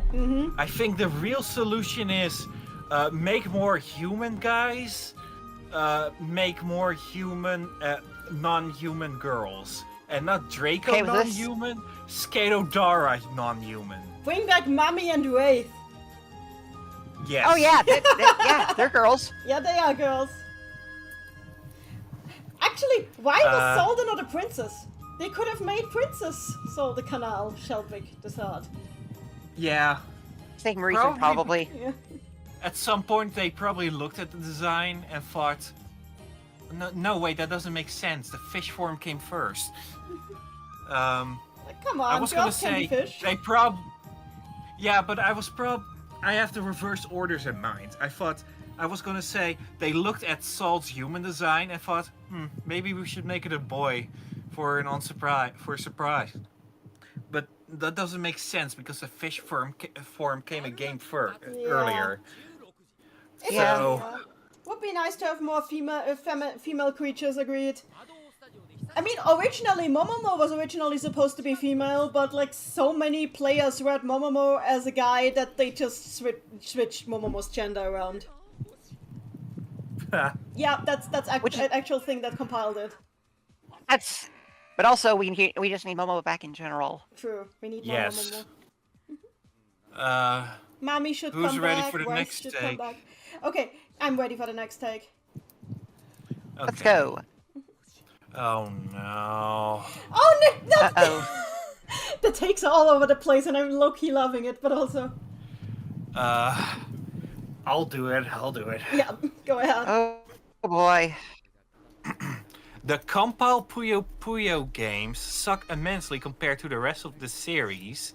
The AIs are pretty poor, with them frequently spamming small 1 to 2 chains to send minor pieces of nuisance constantly instead of having much variety in how they perform. I don't think I've ever had someone hit me with over a 3 chain in a compiled Puyo game. Puyo 4 is the worst one out of all of them. Great music and art style aside, I love how the characters fight in the middle, I'll give them that. That sounds really backhanded, whether you intended that or not. It has the worst gameplay in the compiled quadrilogy, hands down. The skills bring a unique spin on the gameplay, but some of them are either just completely useless, i.e. no-ho-hos, or completely broken, looking at you, Kikimora. Kikimora. There's absolutely no reason for her skill to be that broken. If you pick Kikimora, you win. I generally have no idea how people say it's one of the best Puyo Puyo games when in my opinion it fails at being at the most important part, being a fun game. It's a shame really, seeing that the compile cast house most of my faves. Before you two start, I think you're in a bubble that really likes Puyo Puyo 4 and you don't want to be a part of it. Because Yeah, Puyo Puyo 4 probably. is not really that popular. I think it used to be more popular, but then people played it with our patch and now it's less popular. Yeah, it's yeah. Funny story. People have different opinions about things that they haven't actually experienced. Okay, so Puyo Puyo 4 pre-Neni on the fanbase scene had this mystical aura about it. That it had this dark story and a lot of lore drops. But it doesn't. It does not. It does not. Doesn't. It does. It has Sunaho Toba and Doppelganger Owl, and that's it. And Doppelganger All's just there for like for One about fight. 10 seconds. Yeah. A description that ran around a lot, or rather a myth, is that Arl was really agitated and short-tempered about everyone because Carbuncle was lost. And frankly, I wish that was the case. Yeah, it's... But it isn't. No, she takes the time to watch a concert. Yeah. So anyway, you two can have it. I have nothing to say about it. I think it's bold to say the compile Puyo games suck for a change. That's refreshing. The problem is that it is refreshing, but the thing is, like, this also needs to be seen in context of the time when this was made. Also, I need to point out, Sega was always, from the very beginning, tightly involved with the development of Puyo Puyo. A lot of the coding, especially for the Puyo code, came from Sega. A lot of it was in fact taken from columns. So if the programming of how the AIs are programmed and how the garbage system and such is programmed got better, it's because Sega got better at programming this. It's not because Compile was inherently worse than Sega. Also, the fact that the AI wasn't as strong back in the early days was just because there hadn't really been a meta that had been built up yet. The AIs got better because there were people who had figured out the game, and then they could model behavior based on that. The thing is, like, have programs that imitate those play styles so that they can become challenging, because guess what? On their own, computers are not that smart. They are not. No. Chargeman in the chat, Puyo Puyo columns when? They actually released columns plus Puyo Puyo in a package once. So that actually Well, they need to do it again. They need to do it again. They need to do it again and make it international. Yeah, true. So the whole thing... also, the other thing is I collect retro games. I mean, I have my shelf with retro game consoles over there. Retro games just are like that. In fact, Puyo Puyo, the Puyo Puyo games, yes. The old Puyo Puyo games are clunky to play. They are less clunky to play than most of the games that released around the same time as they did. Which is probably why they were so popular. Because playing Puyo Puyo is less clunky than playing something like Mega Man. Or even Columns. Columns is actually more clunky than Puyo Puyo. Old Tetris... You also have to remember... Yeah.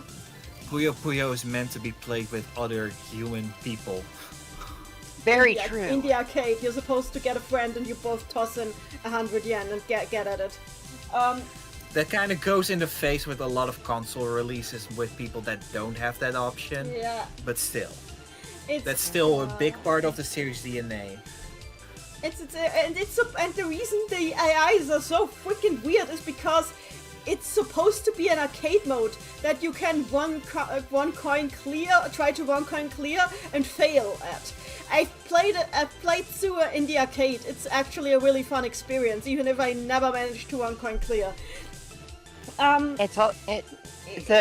arcade game was designed to first make you think you're doing well, and then beat you to the curb so that you'll feel more pressure to give up your money so that you can keep playing. And Puyo Puyo games do. at the time just feel a lot better than other arcade puzzle games of the same time. Like old Tetris, for example, feels nowhere as good as Puyo Puyo.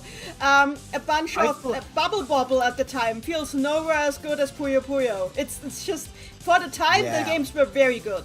They've gotten better, because Sega has gotten better at programming this stuff. And it's good to acknowledge that they've gotten better, but it's like all in its right context. Yeah. Anecdotally, I downloaded DuckStation emulator on my Steam Deck and played some Puyo Su on it. Puyo Su plays so smooth on PS1, nobody told me. And I assume the arcade version is about as smooth. It is not as smooth as a nowadays a Sega game is, but that's like because there's like 30 years of tuning in there, and it just keeps getting tuned. That is sorry for going back to this, but this is another point I raised to Missing Note, that like they have been improving the gameplay, just not necessarily to tune it for pro play, but for casual play, to make it nice, to make it more accessible. Yeah, more accessible. Casual play is important. Very important. It is. Yeah, it is. More Both people are important. play casually than hardcore. Also, with Jan, you've already heard my opinion on Jan. I don't like it particularly, and yes, what the hell is up with the skills? I think a skill battle, Jan rule is basically pro to skill battle. Skill battle has never worked, and they should just stop trying to save it. It has never worked. Personally, well, I haven't played Beyond, but myself, but just as a game design perspective, the main issue I have with the skill system is that it's not very, like, it's meant to add a mix, to mix things up and to give a sense of balance, extra balance for people who are struggling. But you need to play well to get the skills, and if you're playing well enough to get the skills, you probably don't need the skills to begin with. And so you're just kind of like, you're losing to people who aren't even using the skills to begin with. Yep. Pick the maid. Pick the maid. The thing is, Kikimoto's skill is overpowered beyond all reason. You're just free screen clear. I think I have a different take on the skills. Okay. There's not gonna be a take about the skills otherwise, so I'm fine with the skills being unbalanced. And that's all I really have to say about it. You basically just need to really need to treat Puyo Puyo 4 as a party game, pretty much. Two out of the 3 main console versions support 4 players. One of them is literally called Party. It's supposed to be a party game, I think. Fair. Makes sense. By the way, Moth in the chat said, I think Puyo Puyo should add women kissing. I don't give a damn about game modes. Well, you will be very happy to hear that Modofia has a lesbian in your party. So, It's true. This, yeah. There's a lesbian in your party, Modofia, so yeah.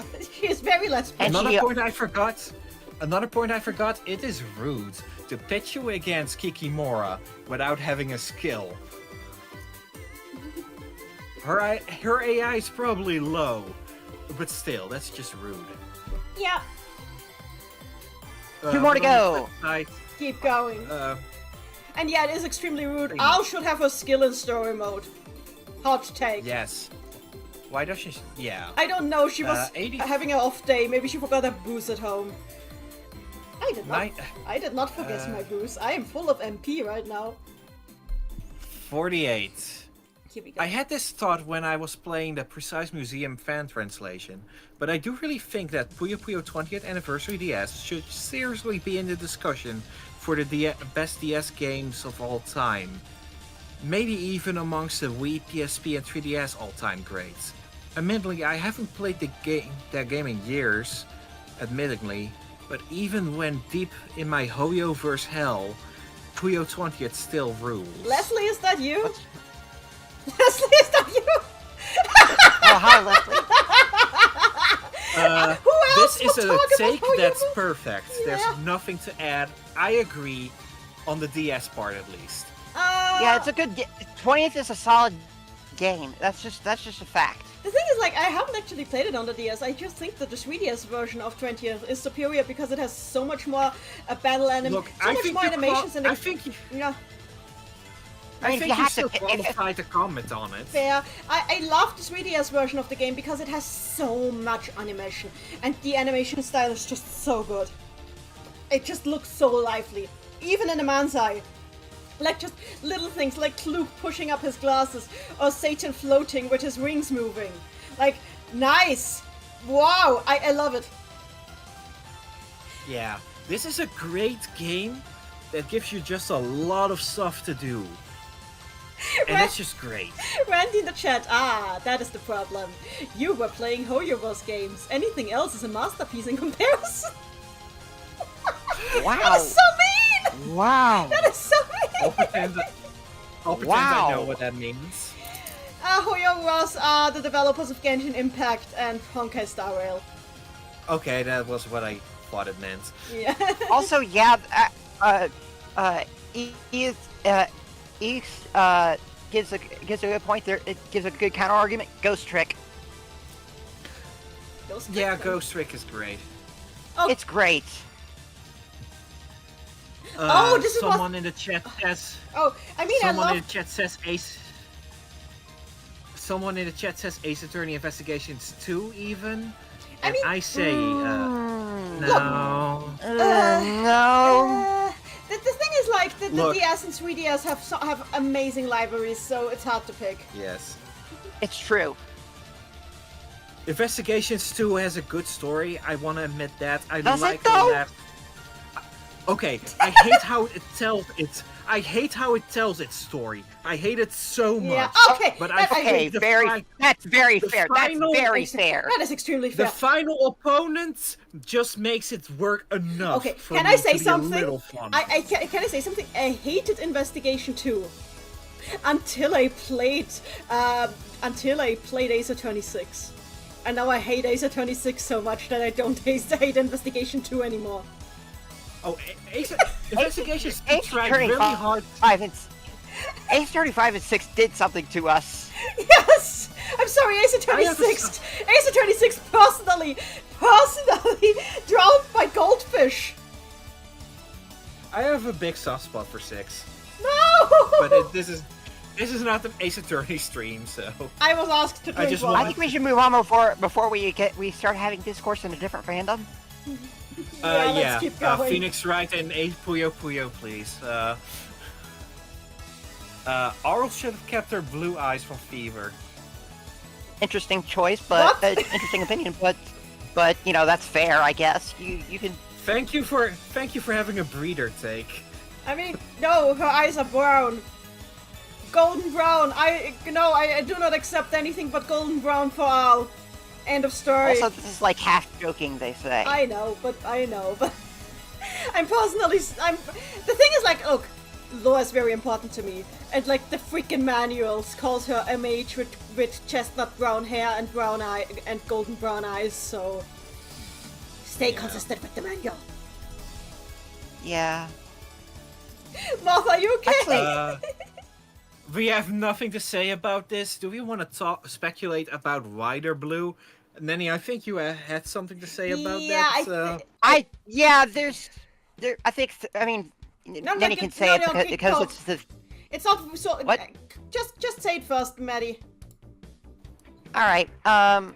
Well, basically, in the pre-release of Fever 1, there was a magazine pre-release that gave character tidbits of the Fever 1 cast, and for all they said that she had been in so many Puyo battles in the Motto world that her consciousness actually got split across the multiverse and projected itself into different worlds, and that's why Arl was there.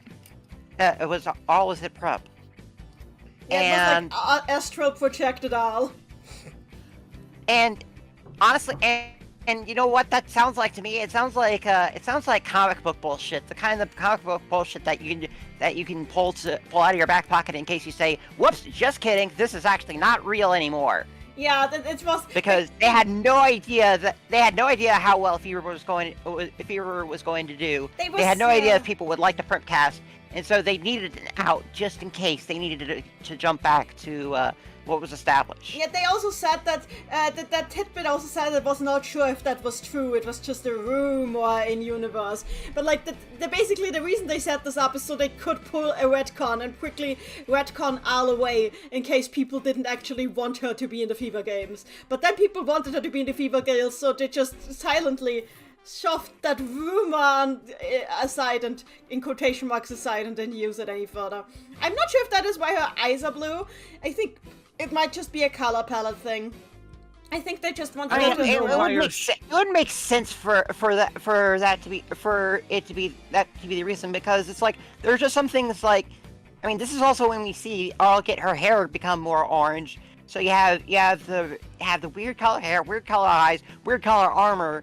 It's like, it does kind of make you think, wait, is this actually Arl? Yeah, it might just have been an attempt to have her like be an AU Al that was not followed up on And later they on. never got to turn her hair back.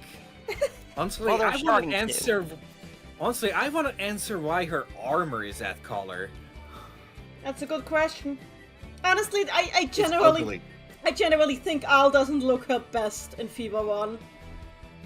No. I mean, it's even Yeah, no. implied when you play the DS version of Fever 1 the post-battle quote that also misgenders Al has Amity act like Al just faded out of existence after she was beaten. So I guess the implication was it wasn't the real Al that she fought, but then they changed And that. Carbuncle was there. Because people liked Al being there, so they changed that it was the real Al. Yeah. So, let's So, continue. Take number 50. We're finally here. The last one for the day. This take is about Puyo Puyo 7. I think Dark Arl could have been a partner for Ringo instead of simply being in the shadows for most of the game. For instance, maybe they could have had Dark Arl meet Ringo from the beginning instead of meeting the real Arl first. I agree with this. I mean, one. I like the illustration with it. It would have been fun to have like this. An idea. This could have set up Ringo and Ekolo making friends later on. Like they were already bonding here, and then the betrayal, the backstabbing. It's like friends to enemies to friends again. Oh, Shadow Edge. That is that is we saw I mean, Shadow Edge. I think I like 7 how it is, as messed up as it is, but this would be a cool idea for an AU. Honestly, how I would, my personal rewriting or like handling of 7 would probably have it so that while doing the journey, Ringo keeps having visions, quote unquote, like dreams. Of a shadowy version of herself that like argues with her, and of course that's actually Ekolo messing around with her on the journey while supervising them, and that could also be a good way to set up that dynamic. But I agree that like having Ringo like misled most of the game by Dark Arl could also be fun. I think the main issue with that though would be that for all of the game the players would in fact know that they are playing for the wrong team.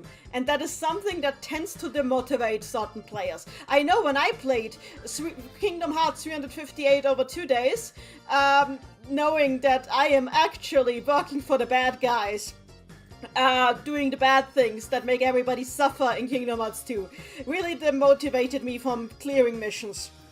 And so I kind of tried to clear as few as possible. May I counter-argue? Yeah, okay.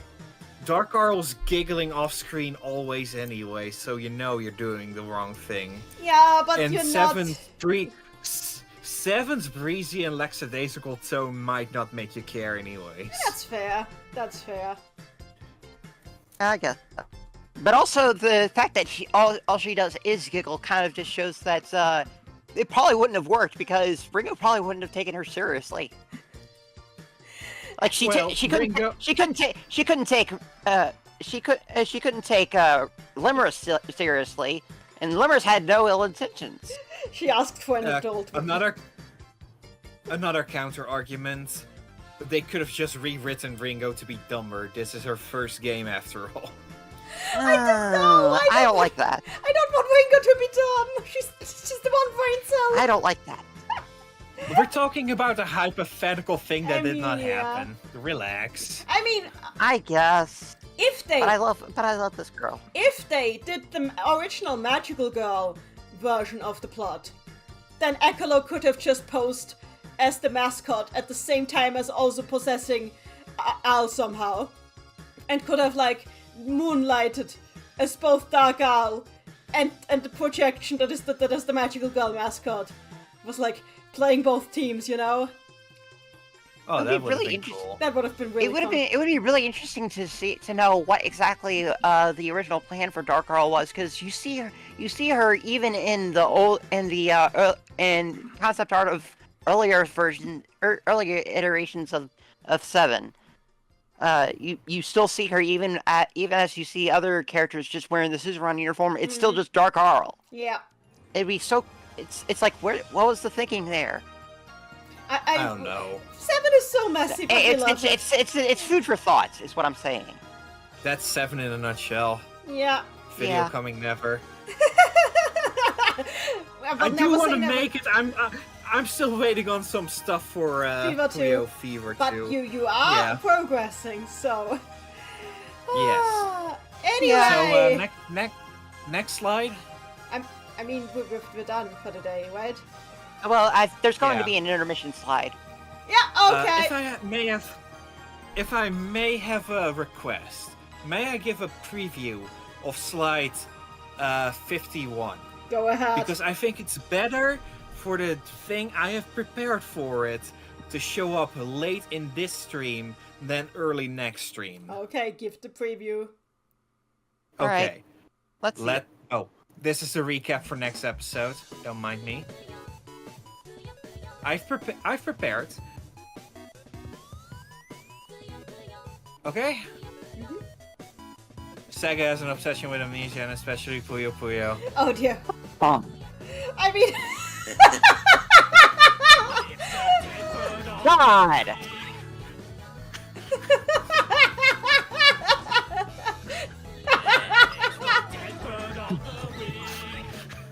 Wow. Okay then. I mean, it's a discussable. Oh god, we're starting off strong next time. We'll discuss. Yeah. We're gonna have our work cut out for us next Yeah. time. Wow. At least they admitted it's not just Puyo Puyo. Okay, Aqua has posted that Archie was talking about. Let's show that off before we go. Okay, let me just grab the art. Where is it? Where's the art? Let me forward Where's it. the art? Let me forward it. Actually, put it on your screen. Um, You put it on your screen, just. Please. Okay. Okay, give me a moment. Oh god, this is gorgeous. This is Oh, I like this. gorgeous. Holy hell. Like, Ekolo needs to possess more people for this. Ekolo has good The style. same goes for Perse- Oh, Same goes I also for like. Possessed Flute, by the way. I also like Dude. like that that Echo's core replaces Satan's mark. I love it. This is so cool. Really nice work, Aqua. Ekolo has good Yeah, style. good. Oh, I think this is the end of it, unless is the there's end. some fan art. Unless there's some this is fan the art end on of Blue this- Sky or something. This will be the Okay, end we'll of show the stream. fan art next time. Yeah. Yeah, that was a good run. We're tired. Well, so Yeah. wait, hang on. I need to check who we're rating, and so I need to make sure that. Okay, apparently Shoel is streaming again, and since Shoel Counter raid. yeah, counter raid. Raid counter raid. Yeah, we're counter raiding Shoel. So raid Shoel the swap. So let's recap. I think I brought the hottest take out of all of them, just by happenstance. This is so Kinda. kind of. With the R one, because that got a violent reaction, I think. Well, it's either that or the missing no one. It does so much. Yeah, but that's not because of the take itself. That's because of Fair enough. missing no. I just want to Fair say enough. that throughout the entire stream, we consistently had around 50 people watching, and I'm really proud of that. Thank you, everybody, for joining. Yeah. So, And you know what's funny? That is If we fun. did the rest of the slides, it may have been 2 hours still. That is great. 10 hours still. Yeah. Let's do that Yeah. next time. We have a good cutoff point. So, with that all Yes. said, I Yeah. need to cut the stream now before the raid itself initiates. I thank you all for joining. We are going to set up a date for the second part of this, so stay tuned. When we have the date for the yes. second part, we will announce it on our social media multiple times to make sure you all catch it. Until then, I'll say until next time. Love you guys. Bye. Bye-bye. Bye.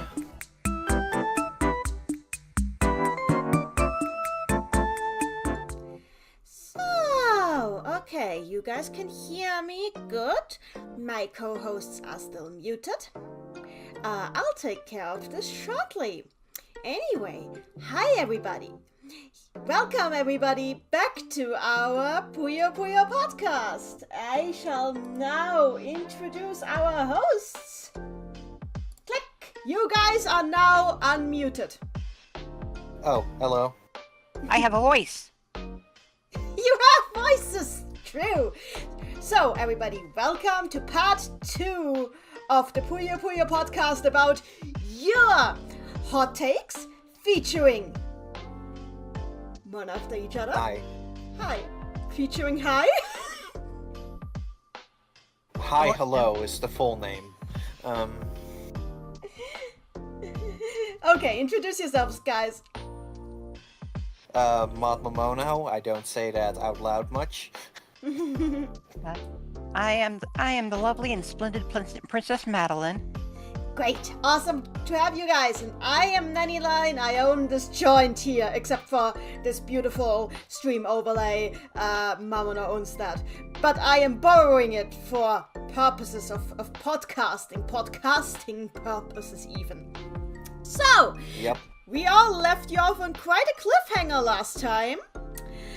Time to remedy that. There, words are hard. Remember the. But before we do that, I would like to apologize to everybody, for I have committed a grave transgression. For upon viewing back the last stream, I realized that I was incredibly annoying during the last stream, constantly talking over my co-hosts. I have seen the error of my ways, and this time, such terrible transgressions shall not occur. Shut up, phone. For these purposes, I have steeled myself. In the background here, I have a diffuser with jasmine scent to calm me. Here I have a Coke to calm me. I also have water. Oh yeah, I should keep an eye on my Twitch gauge if anybody wants me to hydrate. Has not happened yet. So yeah. I can fix that. Oh dear. Okay, while I receive the hydrate, do you guys have anything to say before we start? I do. And don't worry yourself about it, Nenny. That's just normal to me. Lots of people talk over me. Should not be. It doesn't really bring us anything special. And I'm just a guest star here, so it's not like you know I'm entitled to have any time to speak. Like I'm glad I got to speak.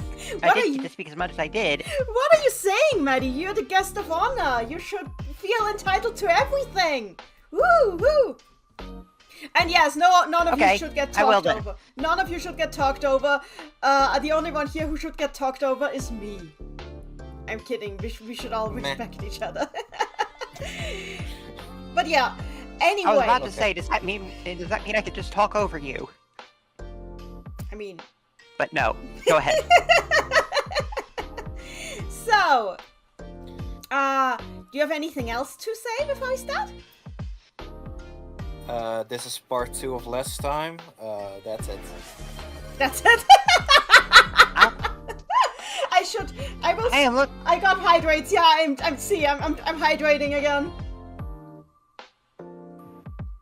I am looking forward to some very spicy stuff. I see. Maybe. Who knows? The cliffhanger we left off last time was already promising. I have thoughts on that, but we'll get to that. Also, hi Anna. Oh yeah, we'll I forgot. Get there. Before we begin, let's welcome our wonderful chat. What do you mean I have another hydrate? Okay, hi, hydrate from Knut, and meanwhile the chat. We have Pear Juice, we've got Maddie, who is also here. We've got Pika Blur, we've got Zay, we've got Plooper Lee, we've got Darkstar Iced Coke, we've got Knut, we've got Ma, we've got Lee Plooper, who is totally not the same as Plooper Lee, I guess. We've got Puyo Crest, we've got, the Puyo Crest, who wants us to buy the sorcery stones. Gotcha for life. We've got Sticks, we've got Pooking Around, we've got X-Cower, we've got Chargeman, welcome back Chargeman, we've got Jenny, we've got Zackplex, we've got Lucy, we've got Knut, hi Knut, we've got Vivi, we've got Anna, we've got Stericide, hi everybody, how are you all doing? Wow. My sister's my sister's tag name is pronounced Knut. Knut. Okay, I am so sorry. I have the German.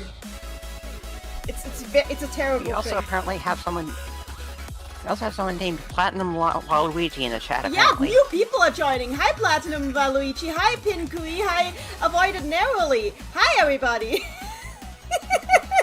Hello and welcome to Hell. Welcome to Hell, indeed. But in order to enter Hell, we need to begin with Hell. So, first things first. As much as I like my pre-roll playlist, we need to change that for appropriate music. So. Spin-off of Laid-Back Puyo Podcast. Puyo Podcast Thunderworld. Oh no! Also, hi Ace2. Anyway, oh god, we're starting off with Doppelganger Al's Mansai theme. That's a good way to start off. Anyway, switching to main. I love it. Clowns.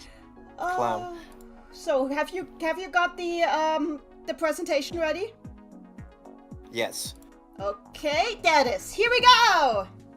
Everybody, welcome back to Laid-Back Puyo Podcast, Episode 2, Part 2.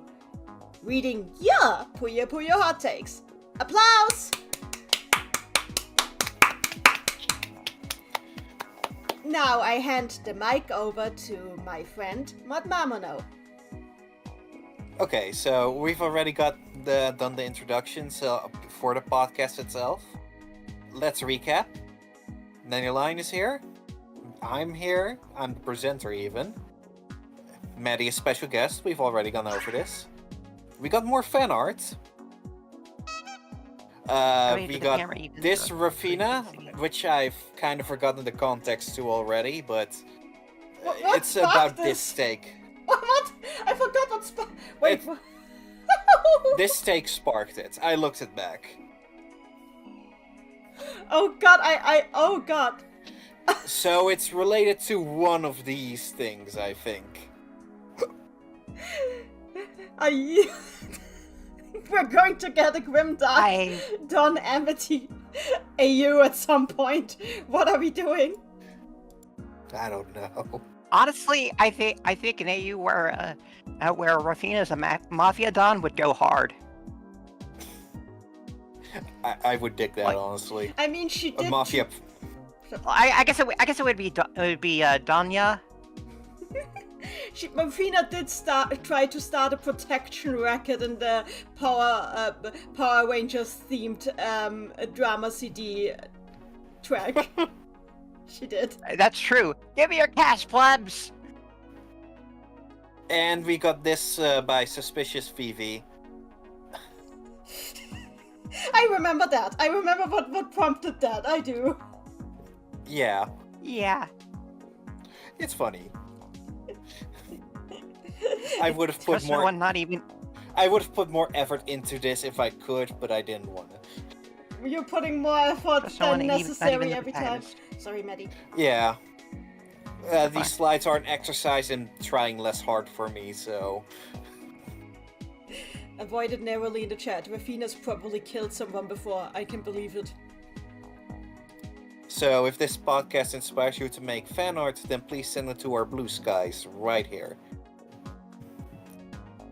You can also drop by my blue sky, even though it's not listed here, because I like hearing people talk. It'll be at your blue sky link will be at the end of the presentation. Fair enough. Okay. Yeah. A little addendum from last time to one of the mole stakes. Arl's Puyo touch design is her best one, and if this had been her default look by now, maybe the mole wouldn't have made his Arl take as seen last week. The mole can't explain this, but this is just perfectly represents Arl to him. Compliment. And makes Nanny's description of Arl make sense to him by just looking at her, even if the mole still thinks Arl's actions, personality, etc. are weak/restricted or something or another. This looks like a sorceress with experience and looks a happener. Well, about that take, firstly, I agree. This looks gorgeous. I love this design. I wish it had been used more. But about that take, I can't say much about it. But the whole time during that take, I wanted to talk about Madophia, because there's some stuff in there that might actually play into that take. But I can't say anything more, sadly. And of course, even if it does, we don't have a hard confirmation of it. Yeah. It's like it plays it pretty intentionally ambiguously. Yeah. At least give regular Oral a nick in her cape. That implies she does stuff off screen at least. But yeah, this really is a good look for Oral. I'm not sure if it's her best one. I do like the Adventuring Sorceress one. That's also really good. Oh, Adventuring Sorceress is gorgeous. I don't remember that one. This one just feels like a good upgrade / side grade to her current one. And it gets better. Okay. I can't see it for a while though. Oh. During the break, I can see it. Yeah. Oh yeah, that's true. Wait. You could put it in the chat. I think maybe. I'm full screen. Oh, but don't you have your tablet for the chat? For the YouTube chat. Mm-hmm. Oh yeah, fair enough. Well, I can still put it in our chat. I'll see it later. Yeah. Or Nanny can put it on screen. It's fine. Basically, Adventuring Sorceress is a quest reinterpretation of her Puyo Puyo outfit, basically. Oh, that one. I still prefer the touch design. Because it's a more modern and more original take, I'd say. The touch one is... it looks different, and that's what I like about it. I also like that it doesn't have symmetry, so because of the asymmetry, it has some aspects of like the early designs as well. What the Japanese fandom calls the Rako design. You probably know why they call it the Rako design. Yeah. I do. Also, the red probably helps with it being compared to the Rako design. Also, asymmetric, but the nick is in different places each time. Ooh, that is pretty cool. The magic cape. So, yes, but it is a really cool cape, though. Yeah. This is my preferred Oral, I say. It is a great idea. Alright. And this looks like someone's stuff happens to, and that happens to other people. Mm-hmm. Like, if this Oral had been on screen while Nanny was explaining things, I would have gotten it. But it's not her default design, so... God, we really need just more stories in general. But the thing is, Puzzle Pop was very Amity focused, so time for the mold. Get back into his hole. I love it. So, to keep a long story short, I made a submission about hot takes with some rules. 1 take per person. You're watching it now. Fill in your form. Your take. How spicy you consider the take. What influenced it, if any. You know, optional. And if you want credits, it's also optional. And you have to click this box so we can make fun of you if we so wanted. And Did we honestly last? I don't know. I'm not making fun of people as much as just giving an honest assessment. But that's what I do generally, everywhere. Including... There was that one person who was insisting that Rafina isn't gay. That wasn't TV tropes. That wasn't TV tropes. I think that's really benign though, regardless what you think of it. Fair enough. It's annoying, but yeah. Yeah, there are much worse takes that could be made. Yeah. Maybe we'll hear some. Okay, what to expect? 51 hot takes by now, because of the break. A break every 25 hot takes, so just one break tonight. A chance to cut. I should have cut that out. Yeah. Oops. You just left this. You just left the slide entirely untouched. Oh, I've made a bunch of changes, just not here. As a reminder, what Mr. Mamono asked of the fellow hosts, Refrain from commenting on the hot takes until the hot takes are read. Not a hard rule, but it is preferred. Give the go-ahead to reveal who, if anyone, submitted a hot take, and why they did so. Give boy cuddles as soon as you can. Oh. You cannot see it, but I'm doing it with my cursor. Okay, hang on. Hang on. Be right back. Okay. I'll wait. Oh, does she have her own boy? She might have.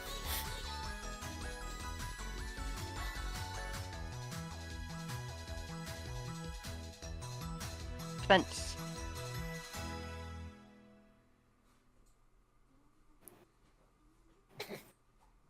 Booking around says the stream ends on submission 100 out of 101.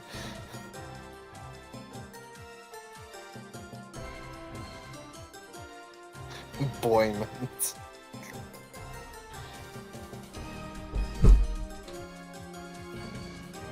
I'm back. Wait, where's my headphones? Come back.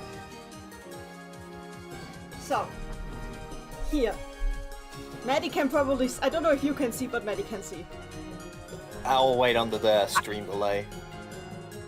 That's a boy, all right. I am also petting him with my cursor. Yes, I think Mamono probably knows where I got that run from. Oh yeah, I personally sent it to you. Yes, exactly! Hi, I dear. personally sent you two, I think. Yes, and this one is they are adorable. They're absolutely adorable. They are. They're I worth need the a boy and a €5. shark. So, you need a blow. Look, You need a blauhaie. You need a blauhaie. Yeah, but there's no IKEA near me anywhere. Anyway, I love how the chat is reacting that boy is real. Boy has always been real in your heart. boys now on my shoulder. We have a lot of boys, so yeah, we can continue. Sorry for the interruption. 2 boys. Okay. Supported us at here. We all have Ko-Fis or Kofi, I forget. Kofi. Kofi, I because call it it sounds like Kofi. coffee. Yeah. Coffee. And you can super chat Nenny. Her super chats don't go to me, so. Oh, I mean, 3 her boys co- on screen. That's true. Her coffee donations also don't go to us, so you know. Yeah. Yeah, you can Ah. decide wisely where you send your donations, everybody. Don't send them all just Yeah. only to me. Even if I will. Any questions? Seeing boy in real life and not as a thing PNG is very surreal. Wait, do you not actually have a boy, Mamono? Oh, I have plenty of boys. Let me I can take a photo of all the boys right above me if you must see Then it. why is that so weird to see? Because it's somebody in the chat said Oh, it. because the webcam. Oh, okay, okay. Somebody in I the have chat. many boys. Yeah. I mean, they are. Also, your sister wants to send. Also, your sister wants you to send me a boy. Oh. Okay. Give me something. We can talk about that. So, any questions? I'm not seeing anyone in the chat. He has I over think 20 boy. I don't see any more I see people just talking about boy. So, hang on, I accidentally... There, yeah. So yeah, keep going. Okay, hang on, this disappears if I do this, so let's not do this. So this is better, yeah. Okay, yeah, we can get going. Boy is real. Boy has... Okay, so it's back on your screen? Yes, it is. Okay. I think so, Clue. Okay. But what if Mr. Akuma doesn't use a dishwasher either?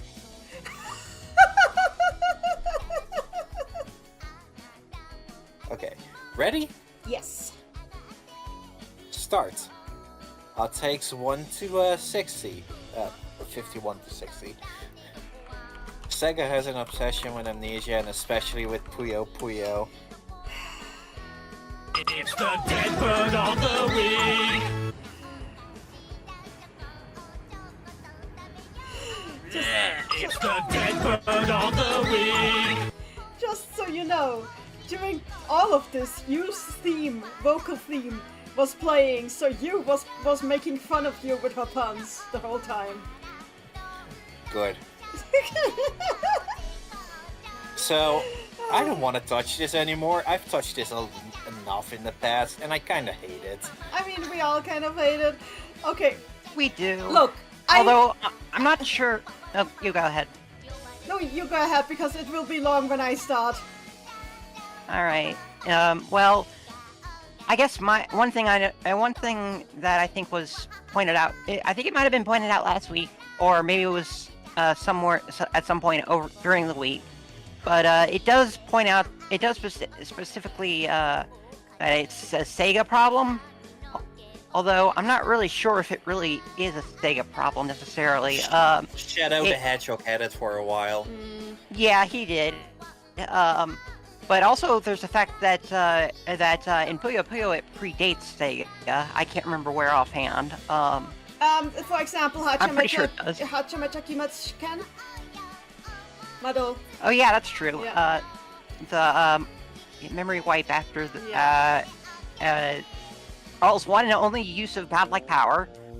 One and only use of godlike power. Make amnesia. Yeah. Make it real. Okay. But I mean, yeah, it's like it's just like I'm not I'm not really sure if it's a Sega problem necessarily, because if you think about it, it's not exactly uncommon across the industry, especially with Japanese studios. Like I was just thinking around, rolling around the Final Fantasy series in my head, like games 5 through 9 all have an amnesia subplot. It's just like, and it's like, come on, it's like Sega's not the only one doing this here. Yeah. I generally also think that people tend to overemphasize, just immediately think that amnesia equals retcon. And oh god, even before I've gotten into Puyo, in fact since the early 2000s, I've had my issues with the way the term retcon is thrown around. Just to put it into context, big Kingdom Hearts fan, not as big as I used to be because I didn't like Kingdom Hearts 3 very much. But I spend a lot of time with Kingdom Hearts in general. And when 358 over 2 days came out, there were like a bunch of people who immediately were like, well, the game is basically non-canon because Shion is a retcon and doesn't matter anyway, and she wasn't supposed to be there. That's not how that works. Yeah. Because they forget her anyway, so it doesn't intrude on what happened before, so it doesn't... That was an actual thing people said! Constantly! You know who also wasn't planned to be there? Roxas! Yeah! No, but they kept going, and it was really annoying. I think people really need to stop thinking of the idea that something is retconned as immediately as bad writing. Retroactive continuity just means we didn't think of this before, but we are making it fit now. And that's basically like at least more than half of writing is that. Because especially collaborative writing. Only very few people think of every single thing beforehand as they write it out. We are not Eiichiro Oda. Most people are not Eiichiro Oda. Most people go with the flow, and when they realize, wait, I can fit this in here, that would make more sense than what I had in mind before, then this is just how the timeline is gonna work then. And that doesn't mean that it's bad writing. It means they made it fit better that way. And to relate that to Puyo specifically, people are like, oh, they had amnesia, that's so cheap. But many people just shut off their brain the moment they see the amnesia. How is it cheap? In Tetris 2. Yeah, how is it cheap? How does it... It's not used to make the game easier to understand. It's not at all used for that. It is, in fact, it actually makes it more likely that people will have questions about the first game, because they're like, wait, what happened there? It's used for drama in Puyo Puyo Tetris 2. And that's like one of the best ways you can use, the best things you can use amnesia for. In Puyo in general, the reason that the amnesia thing is so common is because Puyo actually has a surprisingly rigid magic system. And I feel more and more confirmed in that this is just part of the magic system because it actually comes up in Madofia as well. Yes, and Madofia is not using it just to reboot anything. It is using it to explain how a specific spell works and why it does stuff like it does. And that it actually is also used for drama there. So I'm starting to think this is not just a convenience thing. They're using it because the magic system is set up in a way where a specific...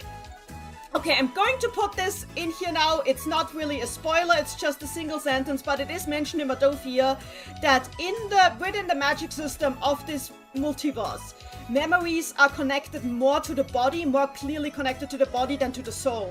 So if the body is disrupted by something, memories are easily lost. You know what is a pretty huge disruption of the body?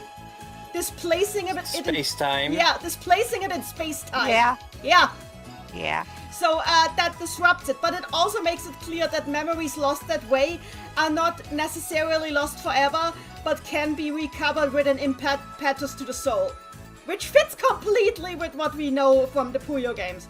So I feel like this is not them retconning stuff. This is just them being true to the magic system they have laid out. And that's why it really angers me when people want them to not do it. People want them to abandon the magic system because it doesn't fit their, I'm sorry to say it, fanfics. And it makes me angry because there is drama in this. There is drama in the fact that every time they meet Ellie, they can't maintain firm memories of it because their bodies are displaced in space-time every time they do is because due to how her world was created. There is drama in how the people from the Tetris dimension can never have a lasting relationship with them because they are literally from a completely different plane of existence that just doesn't fit together with where they live. There is drama in how Ekolo is always, every single time anything happens, Ekolo is literally on the edge of his seat, wondering if people are still gonna remember him next time, and being delightfully surprised when they actually do remember, because their bonds actually putting a firm anchor in there that makes it less likely that he is forgotten. It's pretty cool, and Quest actually used that as well, because when Al was temporarily displaced from Throop Island, Rulu temporarily had her memories of Al be fuzzy. That went back to normal after she was returned. But like, this stuff alone shows that this is just part of the magic system, not just something that they use for convenience. Because how would it even be convenience? They still have to keep their continuity straight. It's not an excuse to not keep the continuity straight. And they have been keeping their continuity straight very consistently lately. So I really wish people... I get it. Puyo has a thing where they don't give you all the information that you need to understand it in the games, and I wish they did that better. Puzzle Pop was a step in the right directions because at least they had like lore stuff in the character bios that helped a lot. But they need to be more consequent about it. This is why Kingdom Hearts was really good about this with the journals. I think we generally need to be more consequent with keeping all of the facts straight about how everything works. But like, just breaking the magic system is not the answer. Demanding that we have like better access to the information so that like everything is like written out in a way where it's more comprehensive and more coherent is the answer. Not demanding a part of the magic system to be removed because you don't like it. That's what this is for me. I also want to add, last time I did count, Puyo has like 3 types of amnesia and they barely make any distinction between them. There's regular amnesia, there's space-time amnesia, and then there's memory wiped by God amnesia. Oh, and a bonk on the head too. That's effective. Well, that's normal amnesia. Okay, I guess. So, do you get that, shoulder boy? I think Shoulder Boy understands quite fine. Okay. Or girl. I did want to just add a couple of things. One is just a personal anecdote, which might be another reason why people don't like it, because if they're anything like me, which would be terrifying. But personally, the idea of just having experiences just be taken away from you, your memories of what you've done be taken away from you is pretty terrifying and to deal with. It freaks me out that these characters just kind of routinely go through it.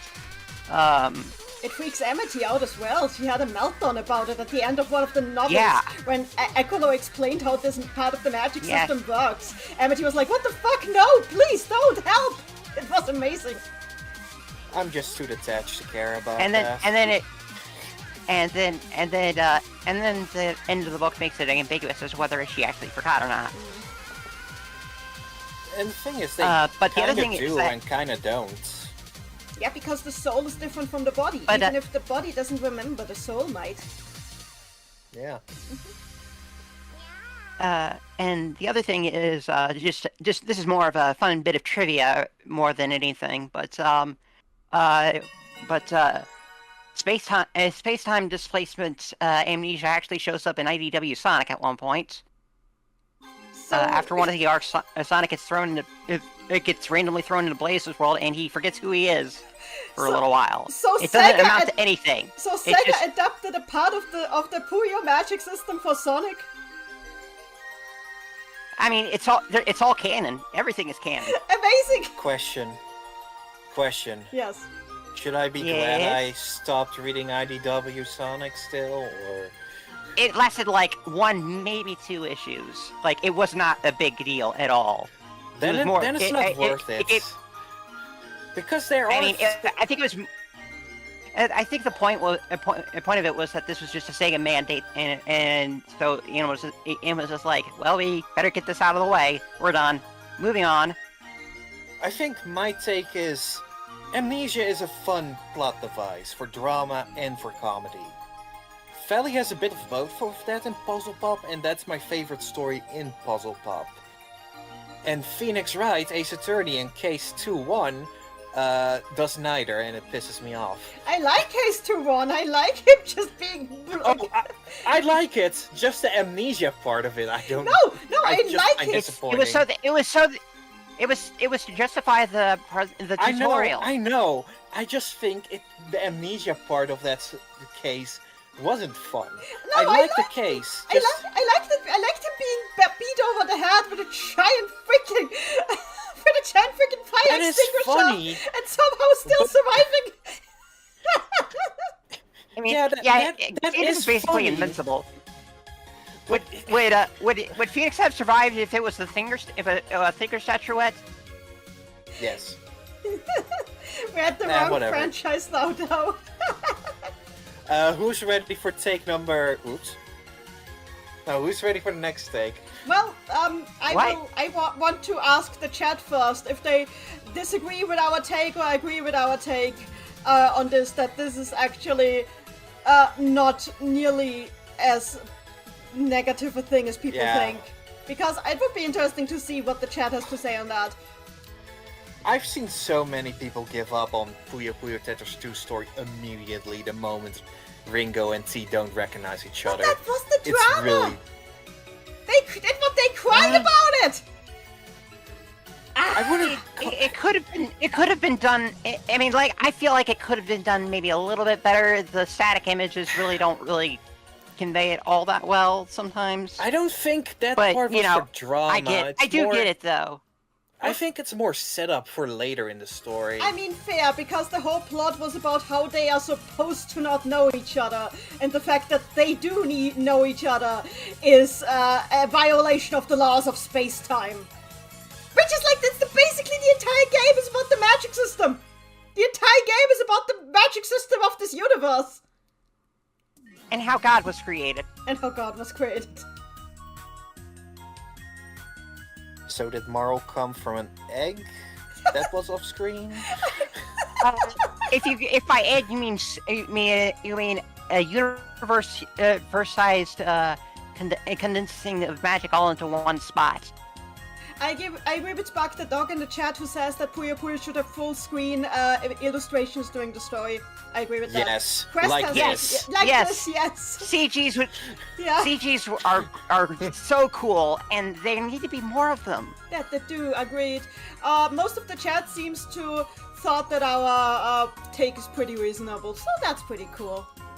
Good, because I don't want to spend more time on it. Okay, let's continue. I'm Alright. sorry. Okay. Most of Puyo's popularity outside of Japan is thanks to Tetris, because Puyo Fever 1 and Mina the Puyo Puyo failed, and critics saw them as Sonic Team's embarrassment outside of Japan. Without Tetris, Puzzle Pop would have been a Japanese exclusive for Switch, or probably wouldn't have existed at all. I mean, I'm of that's two not. minds. From an objective standpoint, they're not wrong.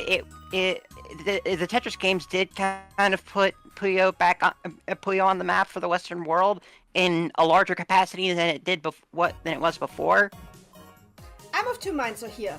On the one hand, I think the whole Sonic Team's embarrassment thing is like taking I want to know too where that far. came from. I think it comes from the fact that some gaming review magazines at the time had some very harsh words about Puyo Puyo Fever, but like, I don't think people would still be taking those reviews seriously like 10 years later. 11 out of 10 too much water became a meme for a reason. So, just because there were some bad reviews of it that were based on the people who review it not being fans of actual puzzle games, or just not figuring out how to play the game. That's literally why they said it was bad. They couldn't figure And out. to be fair, Fever 1 really wants you to do an essay or some kind of a thesis paper before you play it. Yeah, Fever 1 is not the easiest game to start with. It's kind of funny that they expected people to start with Fever 1. Yeah. The whole... Also, And the tutorial is literally a classroom lecture, so it's like, a chronicle... okay, I guess that's what we're doing now.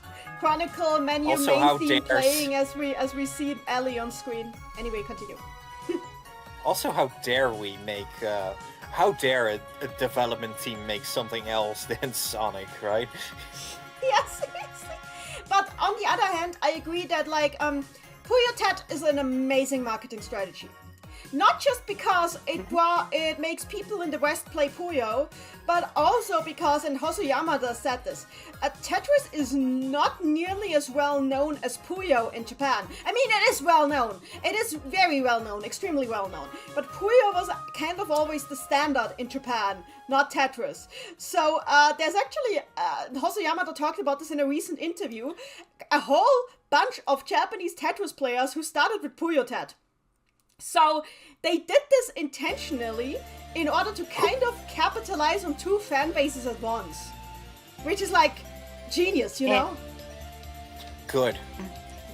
And when you get at the end of the day, this take is probably how the decision making people at the top of Sega probably saw things, in terms of like Puyo being a failure in the West. Which is dumb and stupid, but it's also like, well, yeah, I guess that's pretty much exactly what happened from where they're sitting. I mean, it's not like I don't think. But I am glad. I am glad that we got to Puyo Okay. Tetris. Me I too. think Look, it's wonderful. Puyo Tetris 2 is my favorite game in the series. Still, that said, I don't think that it is that Puyo Tetris was 100% necessary for Puyo to find its niche in the West. It was a very good way to achieve that, but I think it could have done it without it too. The problem is just Sega sucks at marketing. Sega sucks at marketing, and so the period. There's nothing else to add. They just do. They are legendarily bad at marketing, and I mean, all I'll say is like Sonic Anniversary, 20th Anniversary stream. That one was a legendary failure.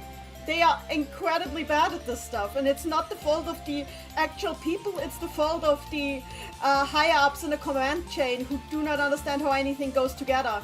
So yeah. And are stingy as heck. Yeah. Give the Puyo team more money, please. Please give the Puyo team more money for everything ever. I like Tetris.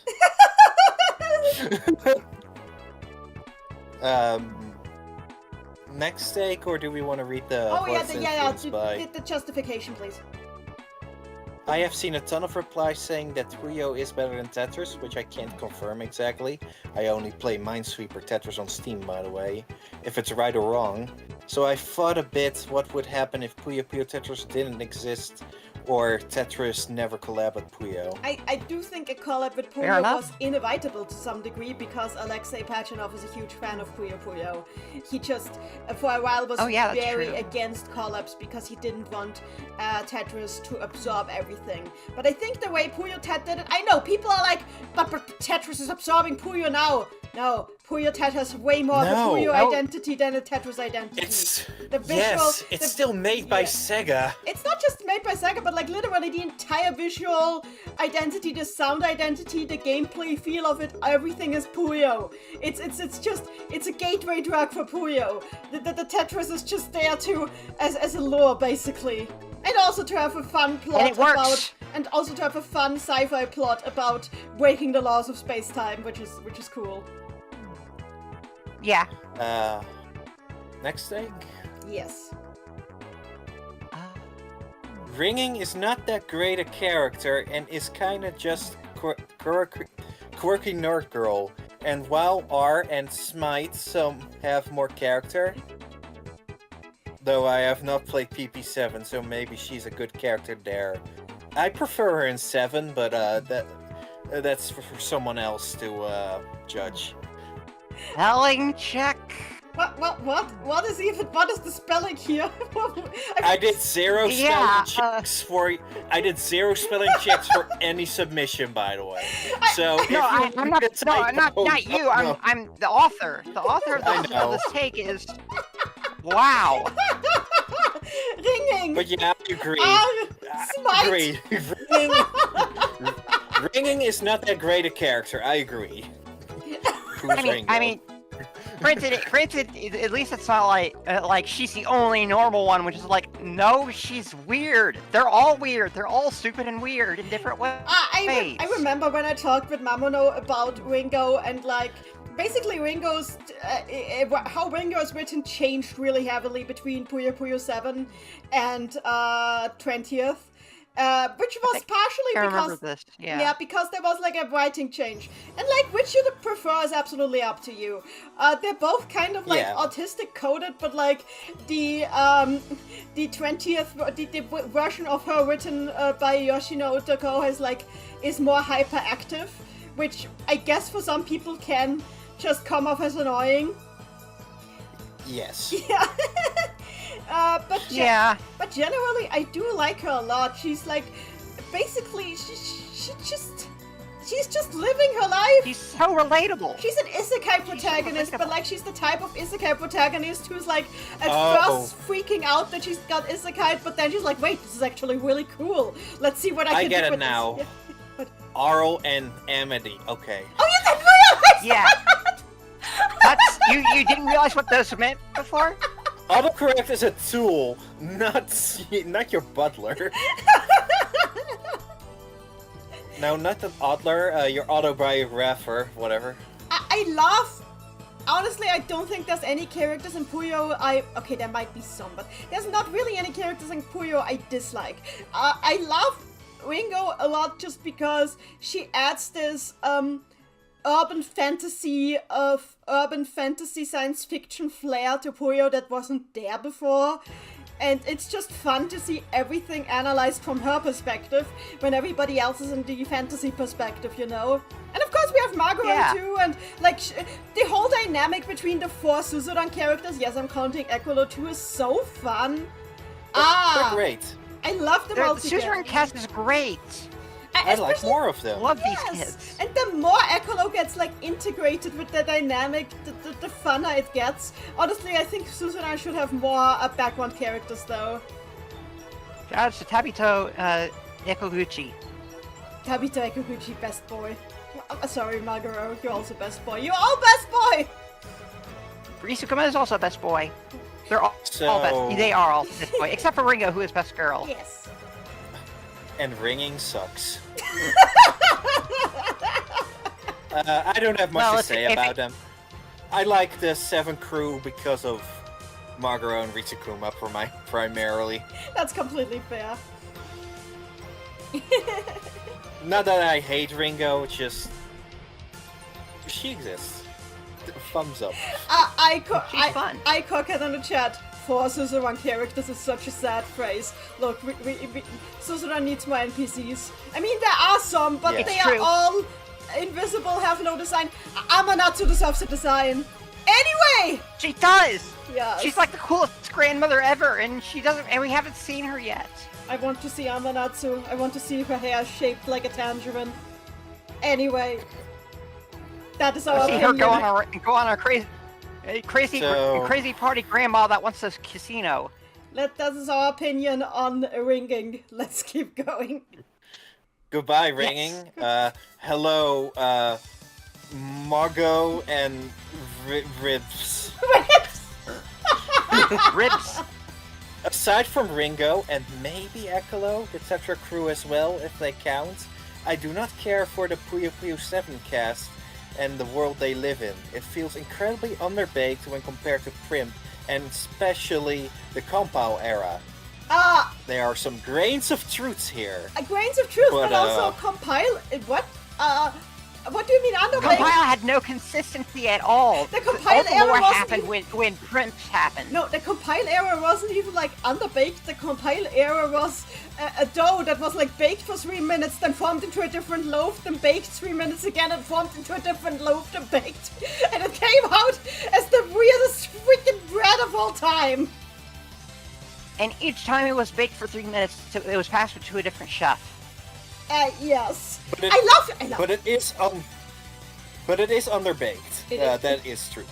But yeah, Susan, Yeah. look, when Puyo Puyo Quest got its anime opening, Koso Yamada and the director of Quest at the time actually talked about how during the Suzuran section of the opening, they had to have an explosion in the foreground to hide the fact that there was only 5 characters on screen, and one of them was Skeleton T, who had no deal being there.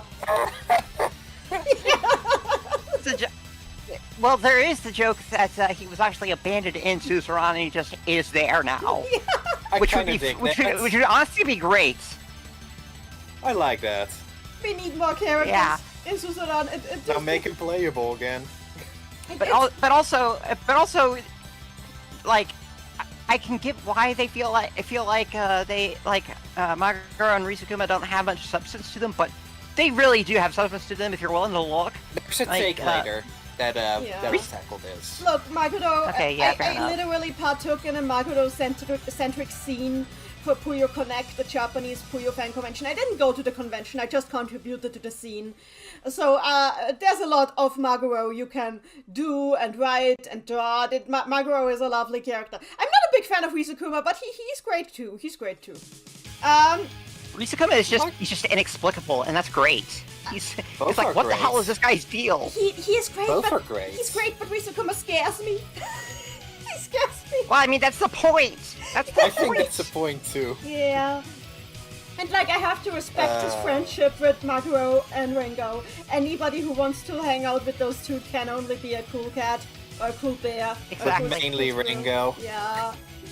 And the whole thing with but it is true that Suzuran is underdeveloped. It's partially because it's just Japan. Like, you how do you develop Japan? It's Japan. You develop. The Well- train line system, but aside from that, But the thing is, we could see more of the city, I would love to see them go to karaoke. I would love to see more of their school friends. I'm writing an entire fic centered around that stuff, so yeah. Yeah. I can't disagree with that. And as for Primp, Primp has a lot of world building that we only ever get to see tiny bits of in pieces because we haven't had a properly set and Primp game for a while now. Bring back Primp Saga!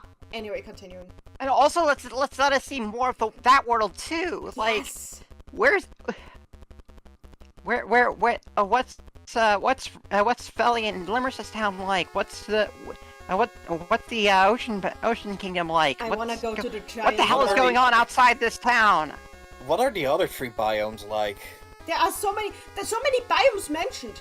We know there's an ocean kingdom, there's a giant realm, there is a forest folk, a civilization, there is the town that the elite school is in, which is beyond the desert. There is the town that Lemris and Klug are from, which we don't know where that is, but I assume it's also an interesting place. Yeah. There's a whole bunch of places we hear about but never see. And you Also, read an shout out all to in Fever to 2 Anzu Kimura. books, Yes. and bribing Popoy to be an info broker. True. Yeah. You wanna see Lemris' hometown? I hope you mean the elite school town, because if you mean his and Klug's birth town, I don't think he wants to go back there. No, don't send him back there. Don't let him go back there. He doesn't want to be there. He never wants to be there. He doesn't deserve to be back there. He doesn't want to. Knut in the chat, introducing Al and Amity to karaoke will be a great time. Oh gosh, karaoke is always the funnest thing to explore. Yes. I want to Yes. go to karaoke sometime. Yeah. I don't. Anyway, I think we have Enough of Ringing's friends. we love Winging's friends Shout over out- here. We do. Also, shout out to Anzu Kimura. Why did you mention Mike OC? Because she's cool. Well, if you can get Sega to canonize her, please. But whatever. They should. They genuinely should. No, I'm just happy if they generally show more people who go to school there. Anyway, continue. Yeah. Yes. Yeah. 55. Oh, forgot the influence stuff. Influenced by not really. Ash the Nefarious Envy. Interesting. People that use Shezo's true Mado Monogatari age and ship discourse are stupid. I mean, ship discourse in general is pretty stupid. Ship discourse in general is stupid, and also, Shezo's official age is question mark because he stopped counting when he was 14. The true Mado Monogatari thing is only like at the... Okay, hang on. I have a shelf. I'll be right back. Boy sits here. Okay. Be right back. I have a shelf for this. Hi, boy. But also, it's like, do we really want to take that series as actual canon? Like, genuinely? Like, it's got some cool ideas, don't get me wrong, but it also has what the hell is going on with Shezo and Ragnus? I don't know. I just find it weird they're counterparts. It makes sense they're counterparts. They just feel like 2 different designs that just kind of go together. They really don't have like, in terms of creative process, they really don't connect to each other at all. It's like Shezo was just the very first antagonist that the protagonist they designed for the protagonist, and If Ragnus is a JR. Gwen and Debbie from my recent project also weren't made for each other, so that isn't necessarily what's the word? Fair enough. Bad thing, but no, Sorry. it's fair. It's just I don't think that's immediately. When What's Nanny the busts out the word? book, you know that something has gone terribly wrong. Anyway, I'm switching to facecam now so everybody can see what I'm trying to say. So this is the book Gotcha. everybody's talking about. Shin Mado Monogatari. Shin Mado Monogatari. The Shin is written with kanji for truth. Very important because there's another Shin Mado Monogatari written with a different kanji for Shin. Anyway, Which is dumb. this is written by Kenji Oda, one of That's just how Japanese many works. writers who worked on Puyo Puyo and Madomonogatari during the compile era. Just one of many. He is one who was prolific, yes, but he wasn't like the be-all, end-all. This book was basically his attempt to compile all of his personal Mado Puyo lore in a single place, and he never even finished the novel series. He broke it off after 8 volumes, which it was supposed to be 16 volumes. Which is still a lot. It was a lot, yeah. It was like part 1 of like 10. But as far as I know, that even then, it never actually reached to the point where he was going to talk about Shazo's age. So the only point where he talks about Shazo's age is in this thing, this abomination, which is not actually written story stuff. This is the dark lithography, I agree. But instead it is a timeline of his personal headcanon of the timeline of the Madomonogatari world, which is very decidedly non-canon because it does not match up with anything else that happens in the series, not even in Madofia. So, you can't use this in ship discourse because literally none of the other writers used that. Not even the writers of Madofia, who were being directly advised by Kenji Oda. In canon, all we have on Shazo's age is that he stopped counting at 14 and doesn't know how old he is. He has mentioned that several times, including in Saturn Mado, which, by the way, Kenji Oda also wrote. So Kenji Oda wasn't even trying to shove his headcanon age for Shazo into that. He accepted the official stance that he doesn't have a canon age because he stopped counting at 14. And generally in the modern Puyo games, when people see Shazo, they clock him around the same age as Lamras by his looks. Why do I say that? Because they use very similar terminology for him as for Lamras. And just for information, Lamras is officially in the Fever 2 player manual that comes with every single copy of the game, said to be high school aged, which means he's an older teenager, which means that at least physically Shazo looks like an older teenager. Now, you can talk about this with magic and have headcanons for how this is possible. Even in this weird chronology that is in here. It was reprinted later in a magazine as well, well, not a magazine, in like a lore book they released as well. But even in that chronology, it doesn't say that Shazo is like mentally over 100 years old. It says he was in stasis for like over 100 years, which still leaves the possibility that we have an Aang from Avatar situation on hand, where he was put in stasis in his mid-teens, and physically and mentally is still just in his late teens right now. We have no exact confirmation. We will never know what Shazo's mental and or physical age is because he stopped counting, and unless somebody wants to do radiocarbon dating on him, we'll never know. I'll bring the book back to the shelf now. He doesn't want you to care because he doesn't care. Carchman said something like, so Shin Mado is glorified fanfic, and the answer to that is yes. Yes, it is. Yeah, and whether you like it or not is up to you. I can't judge for myself. Yeah, I can't either.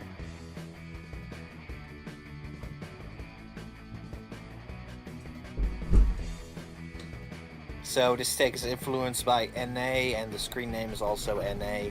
And with a take like this, I get being anonymous. Yeah. Like, even if it's the right take, I get being anonymous for this. Yeah. That's absolutely fair. Who are you keeping anonymous? This take is, the person who submitted this is anonymous. No, that's completely fair. For Understandably. Yeah. A kid named Parmesan in the chat. I just think people who say he's 14 for shipping purposes are a little ridiculous. Okay, yeah, he's definitely not 14 anymore. He's not 14. If he was 14, he would be around the same age as Klug. He does not look at the same age as Klug, so yeah. Yeah. He lives in caves, so. And boys scare him. No. He scares boys. Also, in the chat points out that he has a mega form in 7, which means that he's not entirely past puberty yet. Which is true. It's not how it works, but okay, you can take it that way. Right. If he was done growing, he could not grow taller. Amethyst Leslie. That's what you were saying. Oh, Okay, yeah. I completely misunderstood. Amethyst Leslie in the chat says, I want him to be 24-year-old. I want a Puyo character who's canonically 24-year-old. I heard, I can't find the tweet. I don't know when it was, maybe it was deleted, but apparently Yoshino at one point revealed that according to the lore Bible, Otomo is in his 20s. So Otomo could be 24. Just I saying. believe that. I could also believe that. I always did get the impression that Chezo was a little bit older than Limrus, but I guess I guess that's just because I never really had, the nuance that the Japanese script gives, because I just heard young man and I just think, oh, early to mid-20s. I want more playable adults. Ninja Elemental in the chat says, I think Chezo just doesn't know what number comes after 14. That's possible. He's not exactly the best. He's not exactly great at counting. That should be a fanfic. Like Ringo asks Chezo for his age, and he reveals he can't count over 14, and she gets an aneurysm. Chezo says so bluntly too. But yeah, who's ready? She's discusses. He lives in a cave. I want to read the chat up if you guys don't mind. So keep talking a little bit while I read the chat up, okay? So Chezo's hair is grey. That's the end of that comment. So on to the next comment. Chezo has a blue hairband. That's the end of that comment. God, so many people talked about He's this. always had that, and it's so weird. Yeah. By the way, Chezo's headband is like one of the few items that actually reference past characters that you can forge for your characters in Madofia. I never used it, but you can make it. Huh. I didn't know about that set of items. I only forged it in the post game, so. Something I always liked about Chezo is that the inside of his cape is green. I'm not sure if it means anything beyond it looks good. It's just something that he's had for a long time, even in Compile. Green? Yeah, the inside of his cape is green. Oh, I thought you said cave. Well, Give Chezo enough time and he'll paint his cave green in his sleep. Oh, people. He's a green boy. People in the chat are shocked that I actually have that novel.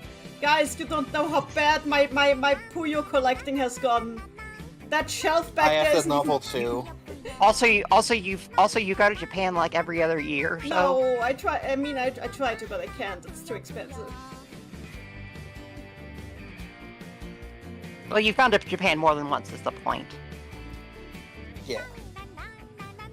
And that means you have many opportunities to. Platinum Valuigi in the chat pointing out that Satan has 3 listed ages on Nexus. Well, that should show you how consistent this stuff was in the compile era. Yeah. Yeah.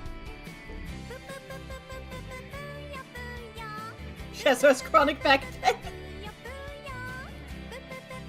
I love the chat so much. I'm sorry, I'll have to read you the chat back afterwards because how do I love this chat. Can you sing for this chat? You guys are all great. Okay, we need to keep going, but I love the chat. You guys are all amazing. Right. Moving right along then. I need to make sure the Oh yeah, I'm not on. It's not on screen. Sorry, I still have my face cam on. I'm so sorry. My ugly mug is now gone. I'm so sorry. Don't You're not worry. ugly. The boy looks fascinated. He does. He also looks so polite. A very polite boy. Or girl, your choice. This is the boy, the girl is over there. Okay. Boy or girl's not even a gender with the boy or girls. Aww. You just ask them if they're a boy or girl, and they think they're picking a name. Aww. So, take 56. 56. Yes. Puyo Puyo is the worst Compile era game.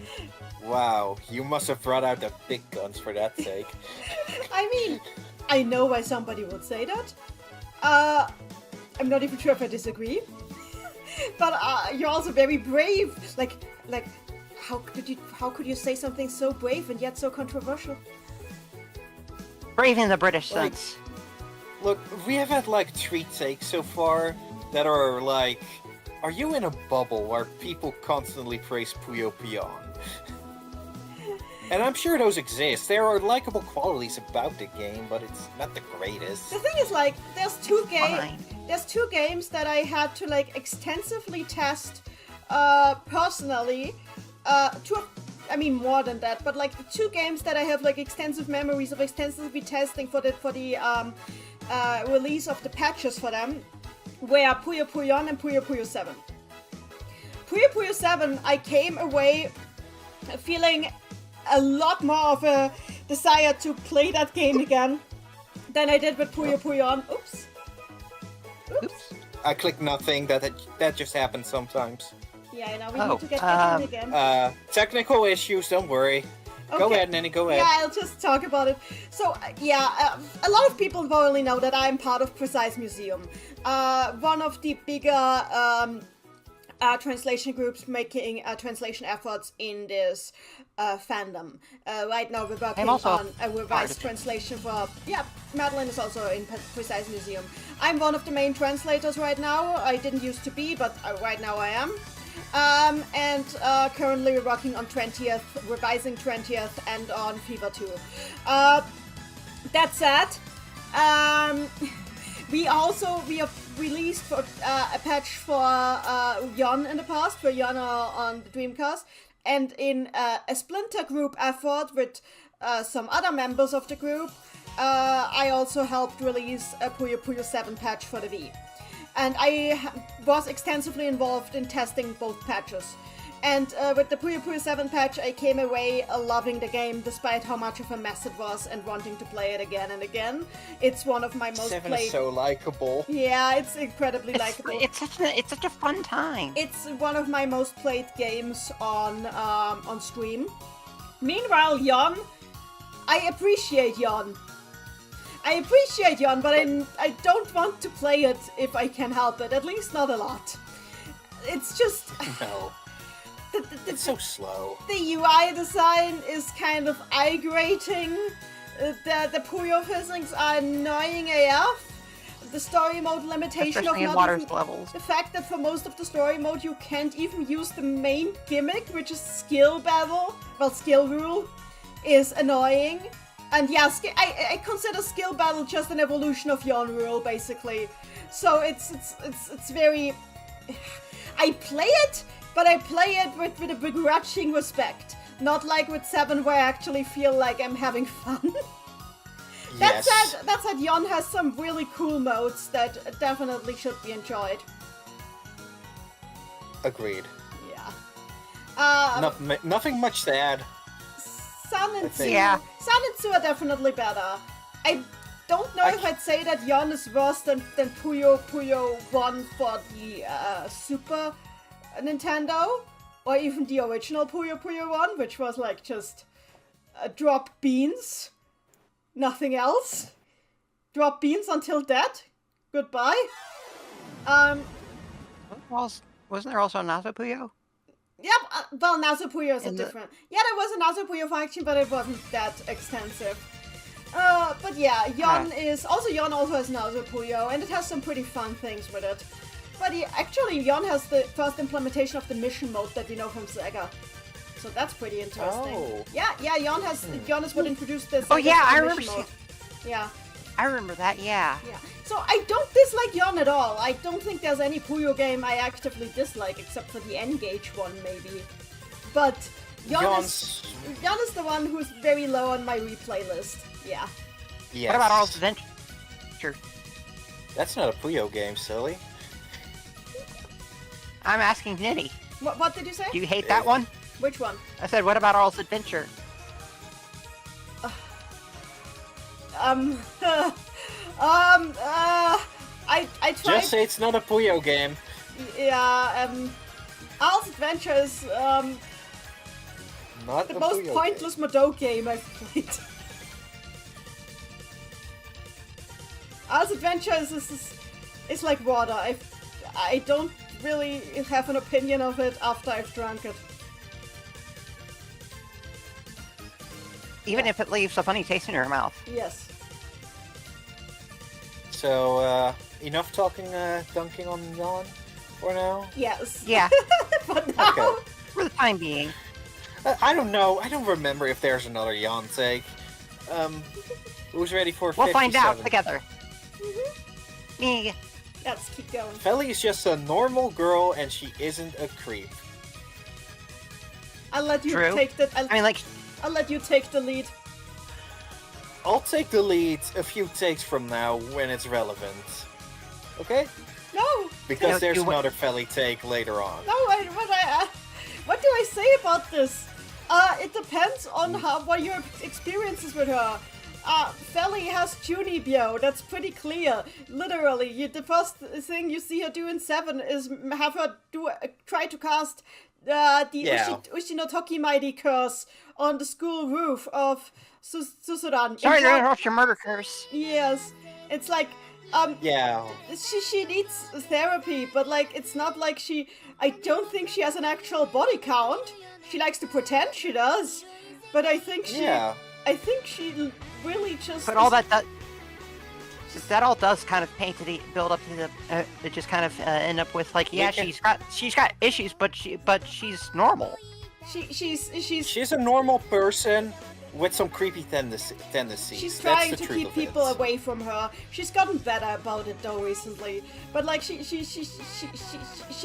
trying to keep people away from her that aren't named Lembrus. And I feel it's probably because Lembrus intentionally broke through her boundaries at some point.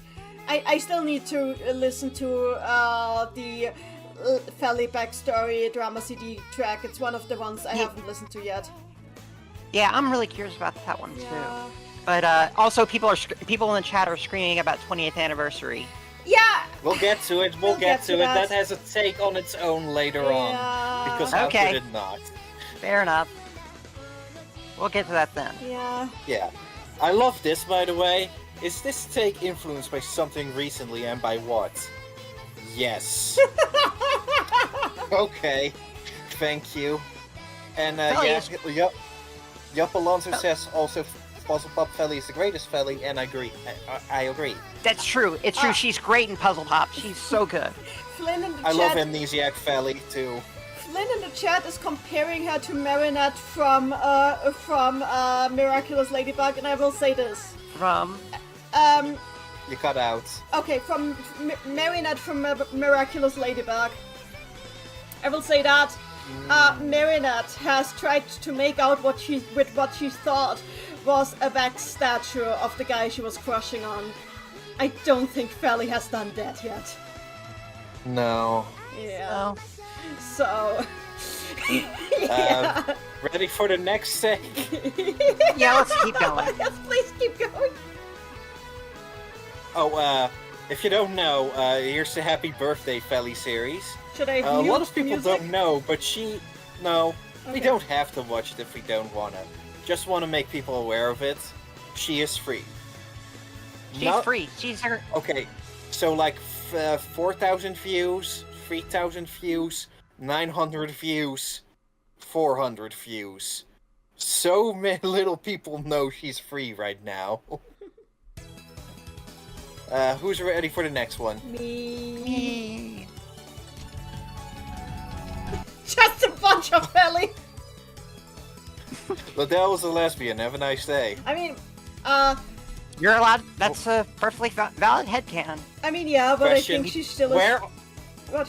Where have all these nothing takes been the last stream? That's a pretty. I mean, we had some of those last time too. We did. Don't But get me not wrong. this much.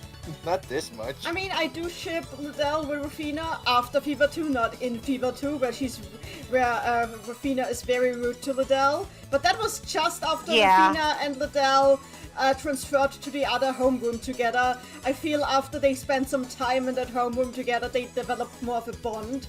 You could write a whole fanfic about that. The girl in my class. Something like that.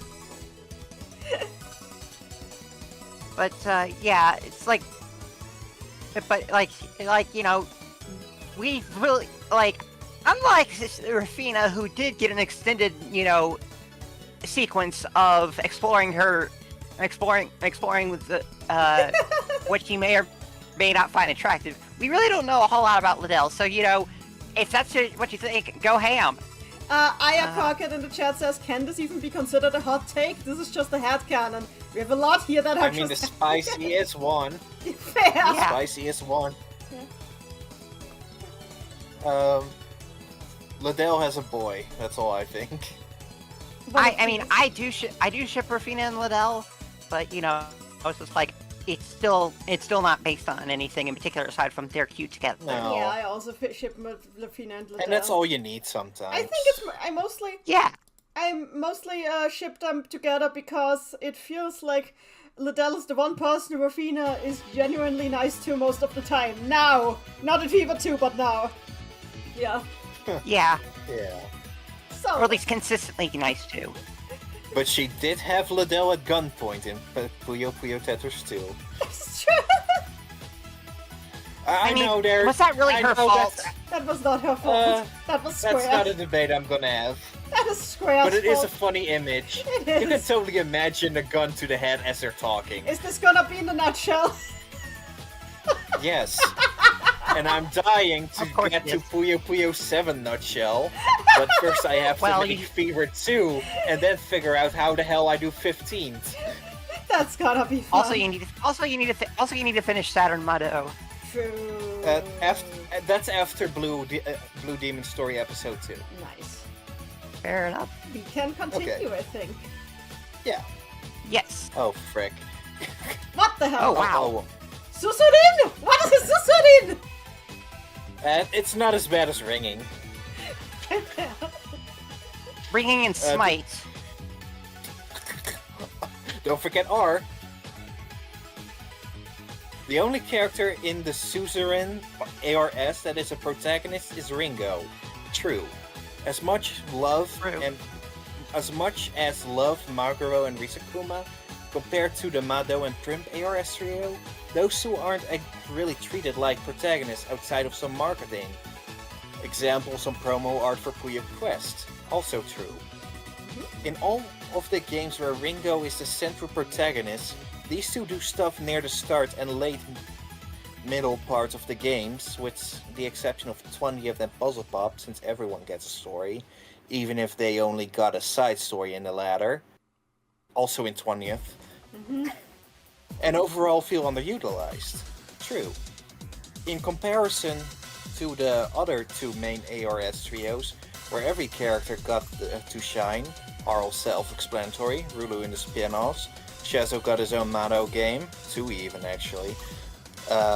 Emily is also self-explanatory, Rafina in the Fever games, Sig in Fever 2, Puzzle Pop, and the scrapped 15 story. These two just kinda got swept under the rug in terms of being protagonists. It sucks because these two are really cool in the terms of design and personality. I just wish Sega would give them the time in the spotlight, and I agree. I can't disagree with that at all. They do get more spotlight in Quest, but that's Quest, you know, that's the issue. It's Quest. Yeah. We need There's also the drama CDs, Yeah, but again, those are the drama CDs. the drama CDs and Quest, all stuff that you don't easily have access to in the West. I think they are big victims of the I don't know, 2,000 rewrites that it seems like 7 underwent while it was being written. For those who don't know, Maguro and Rizukuma were originally supposed to be girls, and they were supposed to be members of Ringo's Magical Girl Squad. Because, Ringo was supposed to be a magical girl and the leader of a Magical Girl Squad. The Physics Club was supposed to be a Magical Girl Squad. At some point, some executive was like, well, we have too many girls. And squirrel and boy. We have too many girls on this roster. Change some of them into boys. I don't know how We have too many girls in this shoujo series. So they scrapped the magical girl concept and hit Maguro and Rizukuma with the transgenderification beam. And Maguro came out fine. Rizukuma is burned. Don't be big. Maybe he likes it. I think he probably likes it. Rizukuma likes it. Oh, yes. But there's really not much to say. It's like, you're not wrong. I don't know if they're really considered protagonists. I mean, they're listed as protagonists on the wiki, but aside from that, it's like... I disagree with the wiki there. I mean, I would love to see more of them given more Chronos roles too. Like, they're great characters. We need to see more of them. I think Maguro in a lead story would really rock, because whenever Maguro actually gets to be on his own and is like letting down his guard a little bit, you see that he's actually completely overwhelmed and out of his depth and just like wants to breathe for a moment. And I think he makes for a sick protagonist when given the chance. It's just very rare. I love it. Yeah. It's great. So the truth about... I have a different take on the previous take, actually. Okay. Oh. Oh boy. Should I turn You off said the no music? more molehills. This is not a molehill. It's... See, this is Mr. Mamono's corner. I can agree with that. Oh yes, completely different. I can agree with that. I mean, just the first... I agree with that too. ARS doesn't equal protagonist, but we treat the label as if it's a mark of a royal bloodline anyways. The original ARS is just an arbitrary title they gave to a game that happened to star Arl, Rulu, and Shazo, made in 1993. They get grouped up post that game in compile, sure, but it's more so about grouping the personalities than them being ARS. Fever ARS, 10 years later in 2003, Amity and Ravina debuted, and it's my hunch they didn't have ARS in mind yet because Sig's not there yet, leading to me believe the A and R are just a cute nod. In 2005 with Sig, now it's an ARS in joke. 7 ARS in 2009, we got Ringo, Rizukuma and Maguro, a complete ARS set right away. Now the pattern has actually been established, yet Maguro and Rizukuma have terminally been Witch and Draco tier side characters, which is fine. Again, I just think too much importance is placed on the ARS label by us, the fans. Example, Chronicle ARS. In 2016, we got Ellie and Rafisol. Ellie, like Amity once was, just has an A in her name as a cute nod, and I'm half convinced Rafisol has an R by happenstance. I feel like if Sega thought the ARS label meant anything, they would have given Ellie an S in Chronicle to begin with. And Quest ARS, nothing to say about them. They're incredible characters. They are all great characters. They are. But I think that I agree with you 100% on all of this, and I think that's also part of the reason why in Madofia they broke the ARS rule. I think that was intentional because Madofia puts a huge emphasis on how this entire class, and the class has five students, are like really tight knit with each other by the end of the game, like a really tight friend group. Good. And I think if they had an ARS in there, then it would come off as if they were focusing more on 3 of them, and 2 would fall to the wayside. And I don't want that. So the intention because they're just there is a tunnel vision when you give someone an ARS in this franchise. Even though these 4 aren't really made for that tunnel vision in mind. Yeah, I feel like they just really... I love all. Made for what? Made I for what? These 4. No, sorry, I missed what you said. What? Oh, tunnel vision. Okay. and hyper focus on them. Mm-hmm. Just because they have an They're great ARS characters. joke. I cooked in the chat. That being said, I will. I cooked in the chat. ARS member in Chronicle is Sonic from Puyo Puyo Tetris 2. Honestly, I think Ragnar should have been the S, and Rafison. No. Ragnar should have been the R. And Rafison Rafison should have been started the with an S. That would also have been nice. Yes.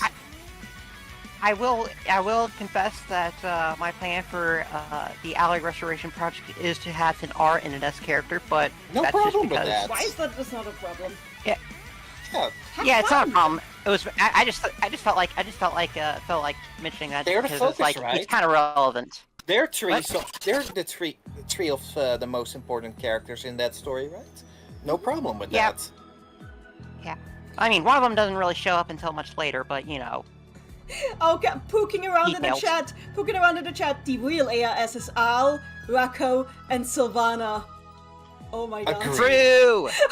I like the True. quote. I like the quote you put around Rocco, by the way. Well, it's a nickname. It's a nickname, so it makes sense. But yeah, I think I was surprised when I noticed that there was no ARS in Madofia.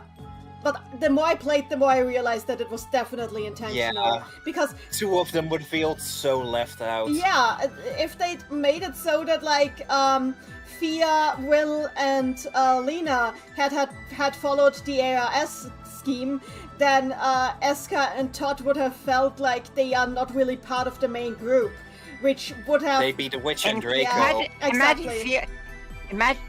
Imagine Fia without Eska being a main character. No, we need my. Well, she my still wife. would have been a main character. Yeah. She would have just been less important. Big air quotes.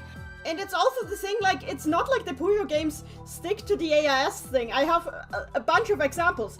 Puyo-san, Draco is there instead of Rulu. Puyo, everything with the fever things, everything with the fever cast, Rafina tends to get pushed out of the main group in favor of Klug a lot. Yeah. Yeah. And with Crest. He has the lore. And with Crest, so Seo and Rokia are not even in the main cast right now. They've been replaced with Toba for plot reasons, but still. So yeah. Toga is adorable, by the Toba way. is great, yeah. Cute little bean. Yeah. She needs better taste in TV shows, though. She does So, need better I'm- taste. So I'm glad I have a second take, and this one's on the opposite end of the spectrum of how much people like it. Keep going. Okay, that's all the takes I have. Oh my god! I ship Ringo. I ship Ringo with Maguro. I mean, that's Thank not... you for the That's nothing. valid. Yeah, Yeah, that is... thanks for the valid. nothing. Where were all these nothing takes That is one last of the stream? most... I swear. That is one of the most common ships in the franchise. And it's great. Yeah. Well, It's the- I like Echo Magodin Polycule. That is my take. I Yeah. really don't know who I ship any of these characters with. It's weird. I can see any of that happening, but you know, I mean, Ringo very much doesn't care, and Magro also very much doesn't care. Yeah. So it's like at this point, it's not really much of a big deal. I noticed that Ringo Yeah. gets a lot of ships. Like Ringo and Sig and Shazo get a lot of ships. Those are like the characters Yeah, that get a lot of ships. they're the studs. They're the Yeah. bicycles. Yeah. Okay, I think that's literally it with this. Yeah. I like So that's I like these two, by the way. good for Ring- you. Yeah. As lukewarm as I am on Ringo, once Magro's in the equation, they're both amazing. Yeah. I Also, love it. here's another hot take. Magro should have those sharp teeth at all times. It's Oh, cr- how and did it's you- criminal that he doesn't anymore. How did you predict the upcoming hot take? Why did you? Are you serious? Why did you jinx it? Guess you'll have to find out. Yeah. Keep going. So, that's segment 1 for today done. That was a noise. Who's ready That for was a noise. 61? Me. Me. Fusion mode sucks. Yes. it Also, does. Not wrong. another nothing take. Thank you. You're not wrong. It's Okay, so if I may have to jump on this one this time, fusion mode sucks because it's the amalgamation of a mode of like 4 different modes, and only like one of which is actually in Puyo Puyo Tetris proper. It has some DNA of Mega Rush, it has some DNA of Active, it has some other stuff I'm forgetting. You need to have played 20th to understand this better. My headcanon. But it still sucks. I do think that My headcanon is that fusion is the manifestation of why exactly mixing the dimension breaks dimensional law so badly that it hurls. That's a nice excuse for why a mode sucks. yeah. But I do think I do feel like fusion mode was probably why we did get active mode in the first place. Active mode was in like 20th. Yeah, but there's evidence. Oh, that, you mean that Tetris production-wise? Production-wise. Yeah, got it. production-wise. Yeah. You think that they developed the code for fusion mode and then they had nothing to use it on, so they were like, well, let's make a Puyo mode out of this and put it in 20th? Let's take the active part of it and put it in regular Puyo. No, I think what happened was that they were designing this rule set, and then they were like, it's really enough of them thought that it was the active aspect of it was a pretty fun way to play Puyo, and so it was like, well, what if you just made that its own mode, its own standalone rule set? At least that's my guess. You're being accused of skill issue in the chat. Well, I've 100%ed Puyo Puyo Tetris 1 and 2 several times. No. Same. I agree that skill mode is worse. I agree that skill mode is skill battle is worse. You're allowed. Like, if you like fusion, that's great. You got something out of it that the three of us never and probably never will. Yeah. But Go find someone else to play with online. Please. Also, again, I do is agree this take though. influenced by something? Yeah. Yeah. I agree with the chat that skill battle is worse than fusion. Only because skill battle is the unholy reincarnation of Yon Rule, and I don't like Yon Rule. Marigio asks, Nanny, when did you get boy? Oh, it was a present from yesterday. A very kind donator. That's nice. Did they also give a 3DS capture card? Yes, I know. I've got your model 3DS. I need to play. Chronicle stream soon, guys. You're seriously gonna do that? Yes. Wow. You're the welcome. commitment. Yes, I should. And also 20th 3DS version as soon as the patch is out. Yes. Good. Yes. It's a good one. Margio, if you want boy, go to IKEA. That's a legit answer. Yes. You don't even have to spend much. You spend more on the guests driving there than the boy itself. Yeah. They are very adorable. So, have we said enough about fusion modes? Yes, we have. Yes. Okay. Let's move on. Let's hope. Hopefully the next one isn't as nothing, and then we get a wall of fuck. I did not plan for that. It's just a safe guess. Ugh. The problems in Japan regarding Puyo and Mado license issues are too serious and the fandom is too unhappy. The reason why is because the concept of fair use and mod culture is not as common as it is in the English-speaking world, and that is why I hope that Puyo and the Mado will be nationalized and be made public property, or even if that is difficult, the Japanese copyright law will be revised to legalize fair use so that anyone can make derivative works of Puyo and Mado. Because in Japan, Puyo Puyo is also used to promote esports by government agencies, so it's fine to make Puyo Puyo a public good. Anyway, Japan's current copyright law, which relies on official copyright guidelines, is a crock of shit. I am fairly... I don't know what to make of this. I don't think any... I don't think any of us are qualified to really to speak about copyright law, but at the same time, I'm pretty sure this is not how it works. I'm pretty sure that this was written by a Japanese person. I can tell from the grammar. I can tell from the grammar. So I go back for a moment because I'm gonna analyze this. Pretty sure this was written by a Japanese person. I can tell from the grammar. It seems. My apologies. It seems like a Japanese fan was trying to give their 2 cents here, and what they're trying to say is that they find it is a shame that we in the West have like poorer access to Puyo Puyo in general due to how scattered it is and how hard it is to gain availability of all these things. And I think the general issue that they have is the same that we have, that Sega hasn't really been pushing these things, and also it would be nice if they could be pushed like more coherently. But I think we're on the right track with D4 Entertainment, like more openly collaborating with Sega. We've got Puyomon back. We've got Puyomon back. We've got Madosphere. I think we are on the right track there. But it is true that the fandom is unhappy because everything is scattered, and that's everything. All the issues we have with the fandom in general all come down to everything is scattered. Everyone wants everything to be more coherent, and feels like things is just scattering further apart.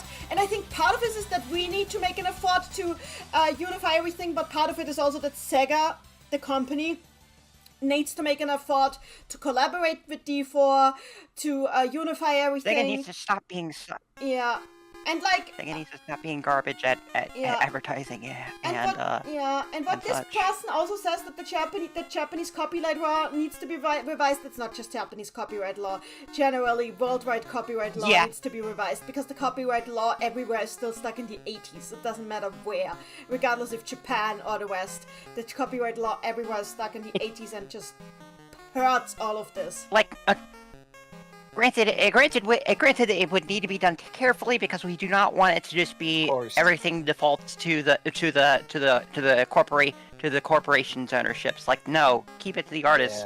But Alonso, I bet this might not even be a Japanese person writing it. No, this is how Japanese people write when they write English usually. It's the grammar. And I do apologize for making rushed assumptions.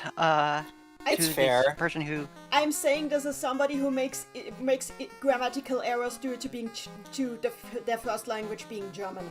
So this is well written though. Yeah, it is really it is. Their English is really good. But like you can always kind of tell what somebody's first language is based on what they gravitate towards. Anyway, I also would like more Mado games, absolutely, always. I love Mado Monogatari to death. People think my first language is English. Yeah. It isn't. It's same for me. Puyo Collection for Classic and Fever games. Oh, I would love that so much. Yes. Please, Sega, please. The other localized box while you're at it. We need an anime. I mean, you may as well.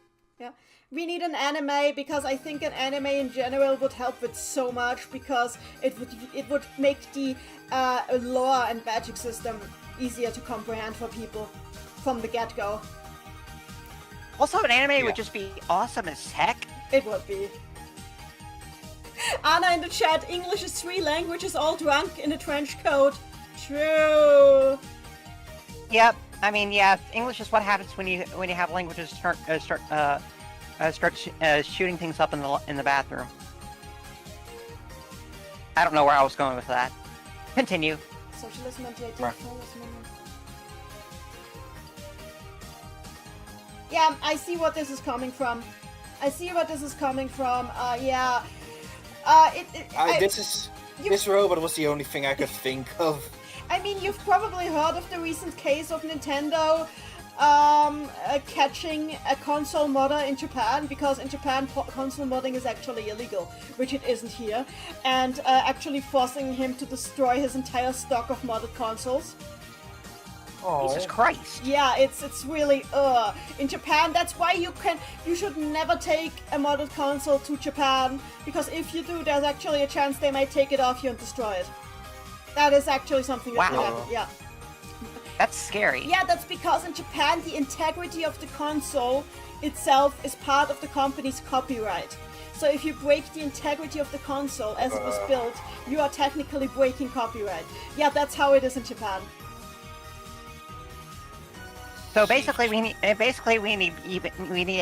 a lot more anti-capitalism in Japan. True, absolutely. It is. I mean, we need that all over the world, but you know. Like there was this one viral video of a shop owner in Japan finding an R4 cartridge in a DS, and on a TikTok video, like breaking it in half, and saying, "I found a little bad boy in my in this DS I was sold." And everybody was like, "Why are you doing this? This is awful, blah, blah, blah, blah, blah." But the shop owner said, "I have to do this because if I don't destroy this, my shop can be closed." Yeah. Yeah. There are modded consoles in Japan, Shoal. Oh, by the way, hi, Shoal. There are modded consoles in Japan, but it's an underground scene that kind of has to operate over the dark web. Yeah. And if you're found out, this stuff happens to you. Yeah. Yeah. Shall we move on? Yeah, let's move on. It's depressing, but that's one reason why it's good to not be in Japan sometimes. All right. 63. Oh no. I know who wrote this. Well, Mado Fio wasn't what its placeholder title of Mado Monogatari 4 could have led people to believe. I do think that some people acted like it's the end of the world for the Mado side of things, and that we will never get anything with the previous main characters ever again.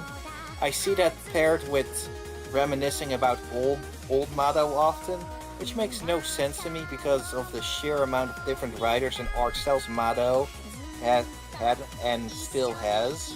If you miss Saturn's artwork and combat, you can say that, but I miss old Mado is too much of a blanket statement that could mean most anything about a series whose popular entries couldn't be played in English up until recently. What do you miss then? The music, atmosphere, character designs, the multiple occurrences of homophobia and trans-misogyny? I'd love to know. Oh, I know who. Yeah, I know who wrote this. I know who submitted this. I'll say the second to last sentence is only mildly out of pocket. I think I know who this is. Yeah. But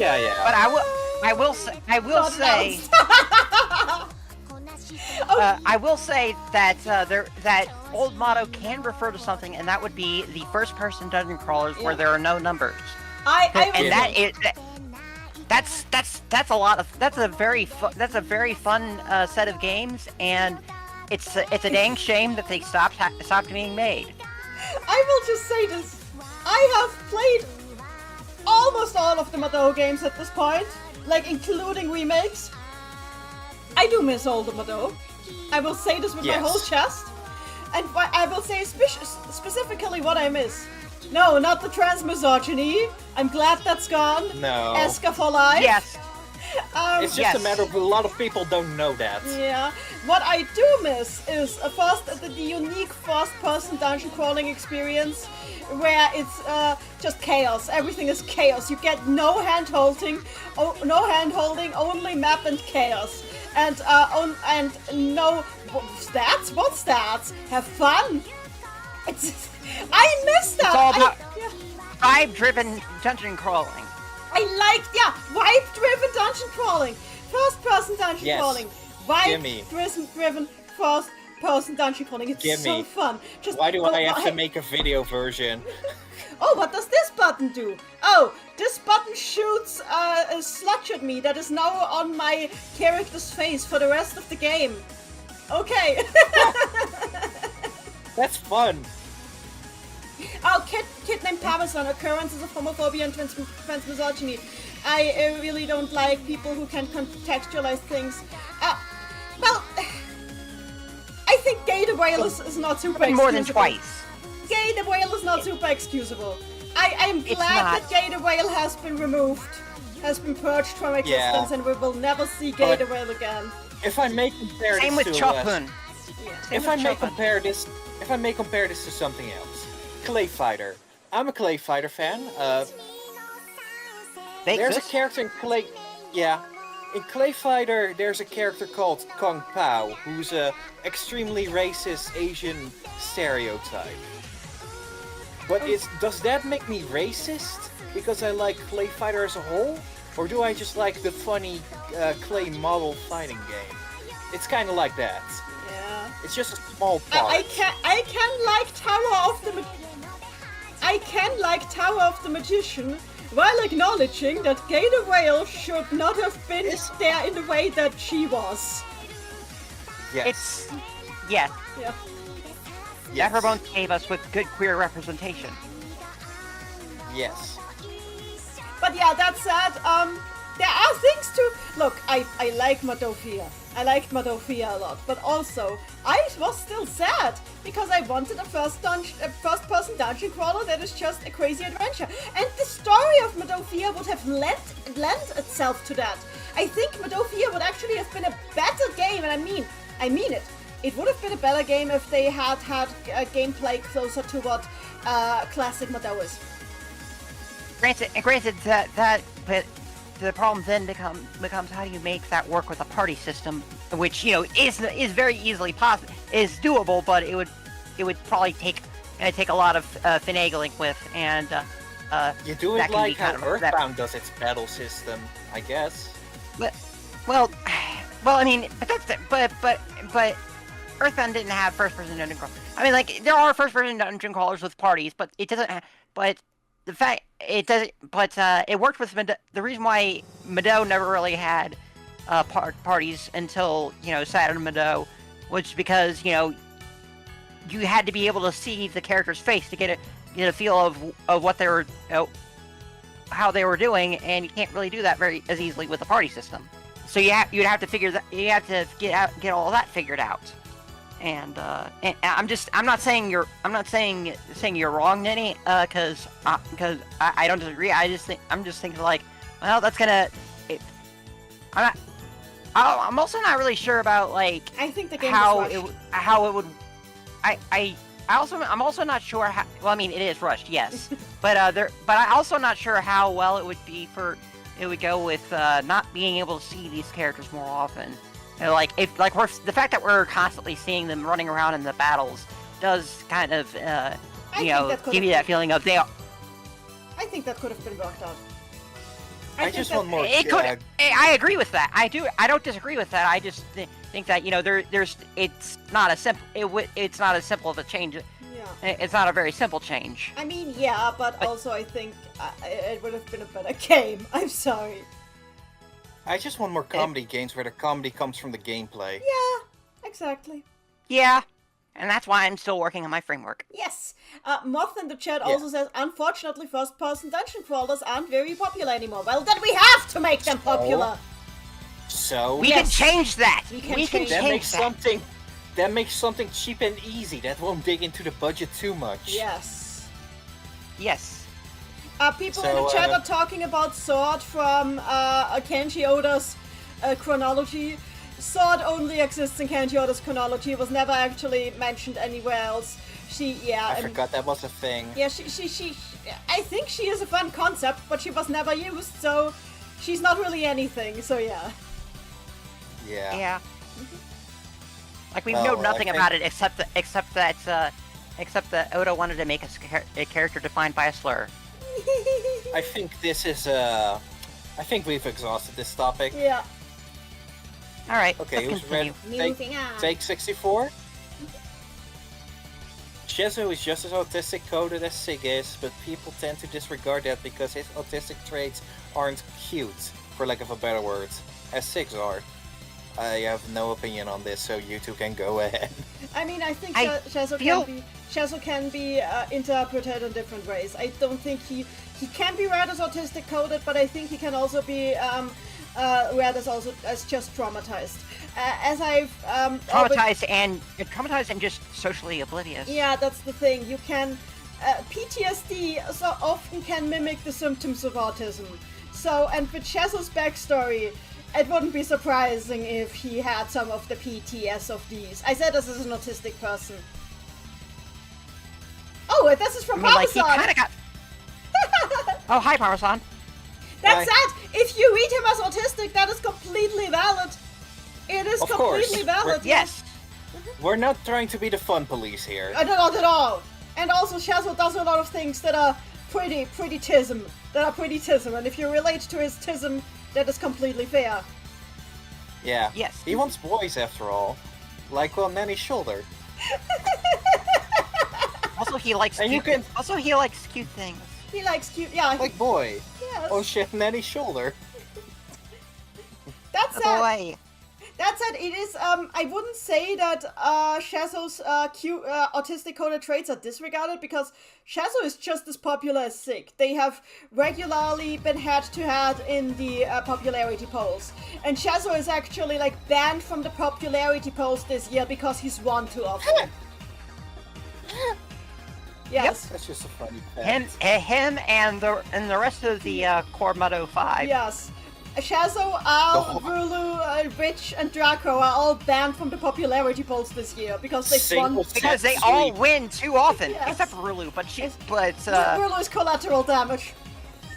yeah, Rulu Rulu's deserves collateral it, damage. though. At least Rulu had a win. One, yeah. She did, and she looks gorgeous because of it. Oh, I absolutely Yeah. read Shazo as Ado Ace, Lemu, I absolutely agree. Maybe wait, Ace and not Ado. I'm here. He's back and definitely forth there. Ace. Definitely He's Ace. Yeah. Definitely Ace. Yeah. I definitely read him as Ace. But yeah, Yeah. So, it's I a don't- valid headcanon, completely valid. And but I Yes. think Shazo is not lacking in the popularity department.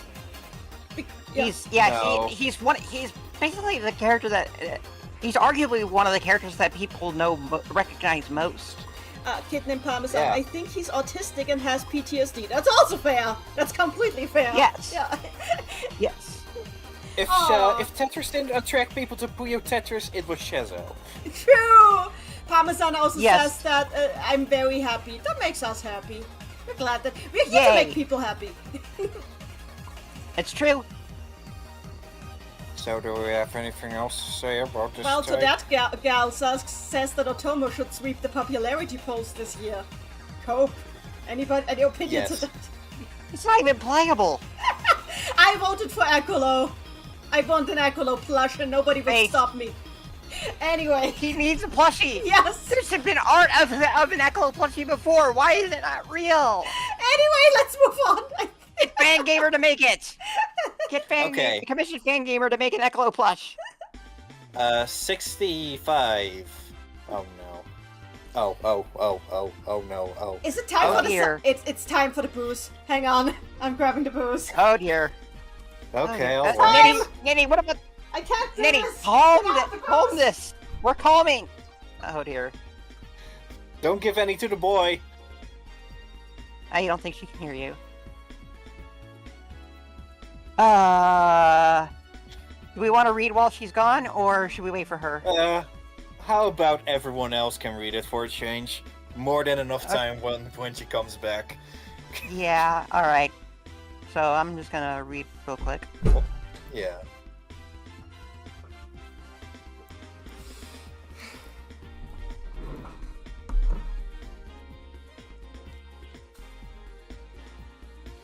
Today's offering is Otterkringer Naturtrüb Radler Citrus. This is beer mixed with citrus soda. And this will Lenny, help how's me. how are the calming stuff? Is the calming stuff still active? Yes. But I also have Okay. Otterkringer Naturtrüb. Otterkringer Naturtrüb Citrusradler. Shall we read this? Yes, that's what I brought this thing here for. Okay. Puyo Puyo should completely disconnect from Mado compile era. Okay, maybe not completely, considering they took characters from there, but at least make new lore to suit our situation. I feel like desperately trying to stitch together wildly different stories from different writers who haven't communicated, which isn't an issue in of itself, by the way. Yeah. Just isn't gonna work. It's the problem of too many cooks, and some of those cooks added math. It's not too many cooks if there's only one writer in the seat at a time. Yeah. With all the dimensional wackiness that can't be explored because of who has rights to what, it's just asking for disappointment. I'm sorry, Doppel. I'm sorry, Lilith. It isn't you. It's the circumstances. We need to break away from questionable canon. This is a this is a very reductive take, I think. It's a very extreme take. This is like trying to. Trying to solve a structural building issue with a bulldozer. Yes.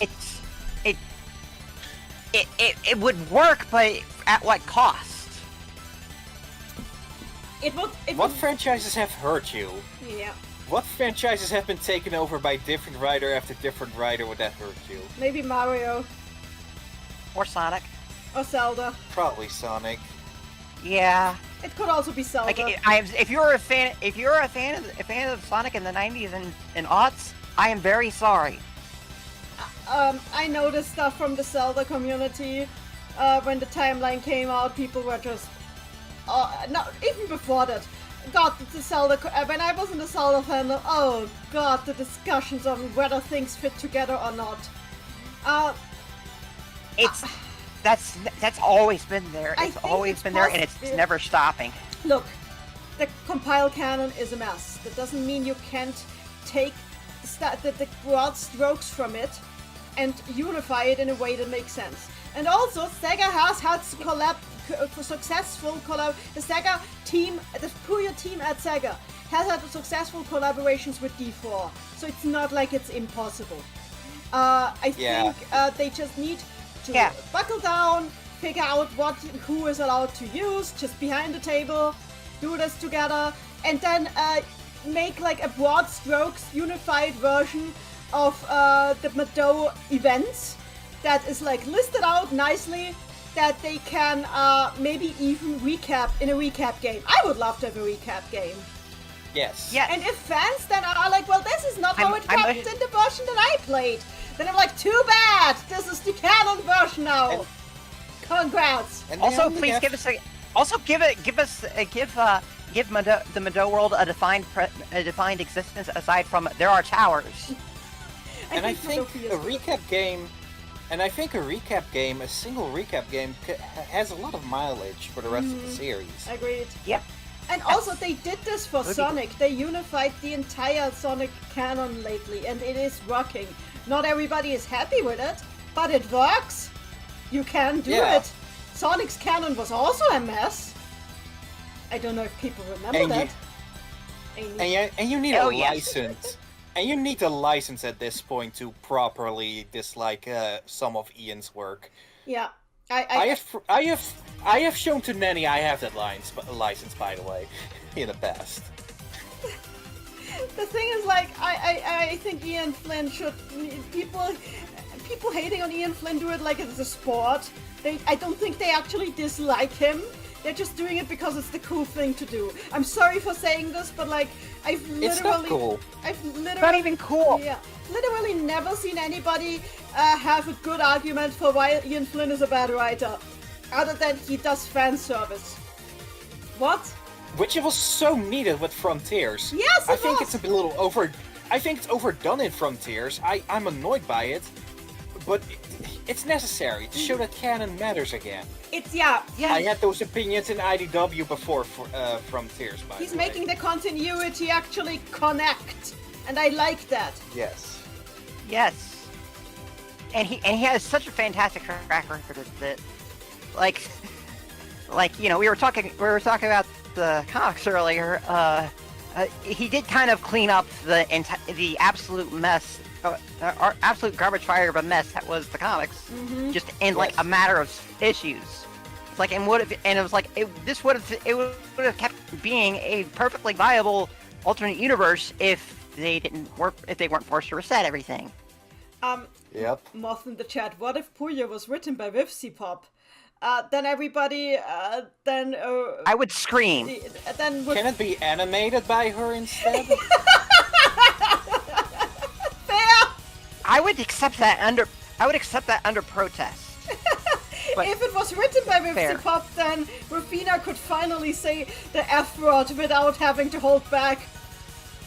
Which F word? You Don't know All the of one. them. You know the one. Fuck word. Okay, said it. Okay. Yeah. Also, Ian Flynn has done I'll more also be favors, allowed but to say son. fuck. Continue.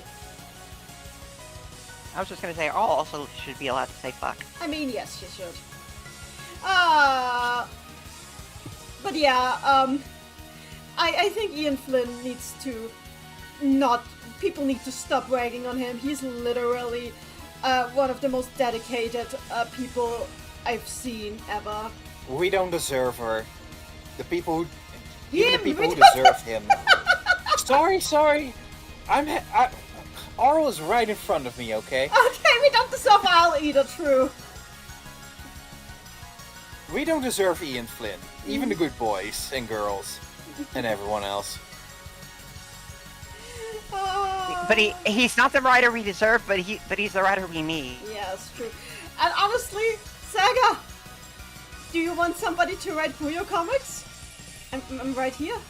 Will. I will. I will! Right Can here. I be an please, assistant? right here. Me! Me. Can I be an assistant? Yeah. Nini, Okay. well, Nini, how about this? Whoever gets hired, can nepotism the other one in. Fair, that's fair. Okay. Let's continue. So, 60... Who's ready for 66? Me. Okay. Me. All Puyo Puyo games should have an additional multiplayer rule set. Sue and Fever aren't enough to stand on their own these days. Another correct but nothing take. It's a very, literally every I single mean, Puyo game they've- has gimmick modes these days, so... Yeah, like, yeah. I mean, you're not wrong, but it's like, Preaching how to- many preaching to the choir. that too. And also, how many Puyo games have you actually played multiplayer on? Because a lot of them do have weird modes that aren't just Fever and Sue. I mean, unless you're just playing Champions, which is its own bag of worms. Go ahead. Crimson Slush in the chat, illustrating comics sounds fun but tiring. Crimson Slush, you hit me up. It is. I have scripts. But I am not good enough to draw. Anyway, continuing. So, multiplayer modes is why I think Puyo Puyo 7 is better than Puyo Puyo Fever 2. I mean, Because it has like 5 modes, and Fever 2 only has Fever and a few variations on it, and maybe 2, I think. yeah, it has Sue in versus, but it's kind of hidden. I will say this. I think this is a nothing take because Sega agrees with it, because they have added a bunch of gimmick modes to every single release now for... Oh, look, there what it is. it's Puyo Puyo influenced by. Champion. Look what it's Puyo influenced Puyo by. Champion. Of course. Are you saying... It's What do as you if mean puzzle... What do you mean Tattoo doesn't have gimmick modes? Have you played the game? No. Yeah, I was just homing in on the champions because, like, yeah, it's fair to criticize champions for that. Okay, but go ahead, Mamono, please. Can we talk about the Hullabaloo Puzzle Pop has made for being Apple Arcade exclusive? Yet nobody ever brings it up otherwise in the takes or in the poll. I mean, it's part of it is that nobody's played it. I know. Yeah, I wish it was... it's a good video game. It is a really I'd good love to game. play it someday. So, are we done with this nothing take? Yes. We agree, by Yes. the way, if that hasn't been clear. Yes. 67? Charles in the chat says, I kinda do feel a lot of the creativity behind the ideas has been kinda shot since 20th though. We only really have had skill battle since as a new mode. It's You just can like, only think of so many things. but what new modes would you add at this point? Like, there's a lot of them. If you want my take, you need a new core Puyo mode before you can make offshoots of it. Yeah, true. Currently there are 2 core Puyo modes, Sue Yeah. and Fever. Many of the modes are from the Sue school or from the Fever school. Yeah. So you need a new school. Yeah. Sun is just Sue again, by the Sun way. is 2, but Sun is a gimmick mode of 2, basically. Yeah. Yeah. Yep. Yeah. Also, skill battle does not count. No. And yeah, Puzzle Pop has So- no new modes. Puzzle Pop was made on a shoestring budget. Which is fine. Yeah. Just release it. Yeah. Just release it! Please let the contract run out soon. Please. Anyway, Okay, Game. so we can continue. 167 Me. Transformation mode, also known as Daihenshu, is the best game mode Puyo Puyo has ever had and will probably ever will, in both the gameplay sense, especially if you pick them mixed, and the subtle characterization of the cast with the form changes, from their ideal future selves in adult form and how they were in child form. I mean, I still don't understand the child forms because the child forms clearly aren't actually what they looked like as children. So I'm still interpreting that. But the mega forms are pretty clear, yeah. But I want pretty neat too. But I want transformation to come back solely for variety because I like not knowing if I get mega or mini. And that's variety you can get during the gameplay mode is nice. There actually is a way to determine which mode I know, you get. I know. But who thinks of that while battling? Yeah. Fair enough. I do like transformation mode a lot. I think it's too easy. Mm-hmm. Yeah. But the thing is, like, newcomers need a super easy mode, so it is a good newcomer mode, I think. Because the thing is, like, it's my favorite. Especially since they throw you at Sig right at the beginning. Yeah. Oh, but the thing is, like, are you even using transformation versus Sig? I'm not sure. Yeah, I'm pretty sure. I don't remember. I think you are. In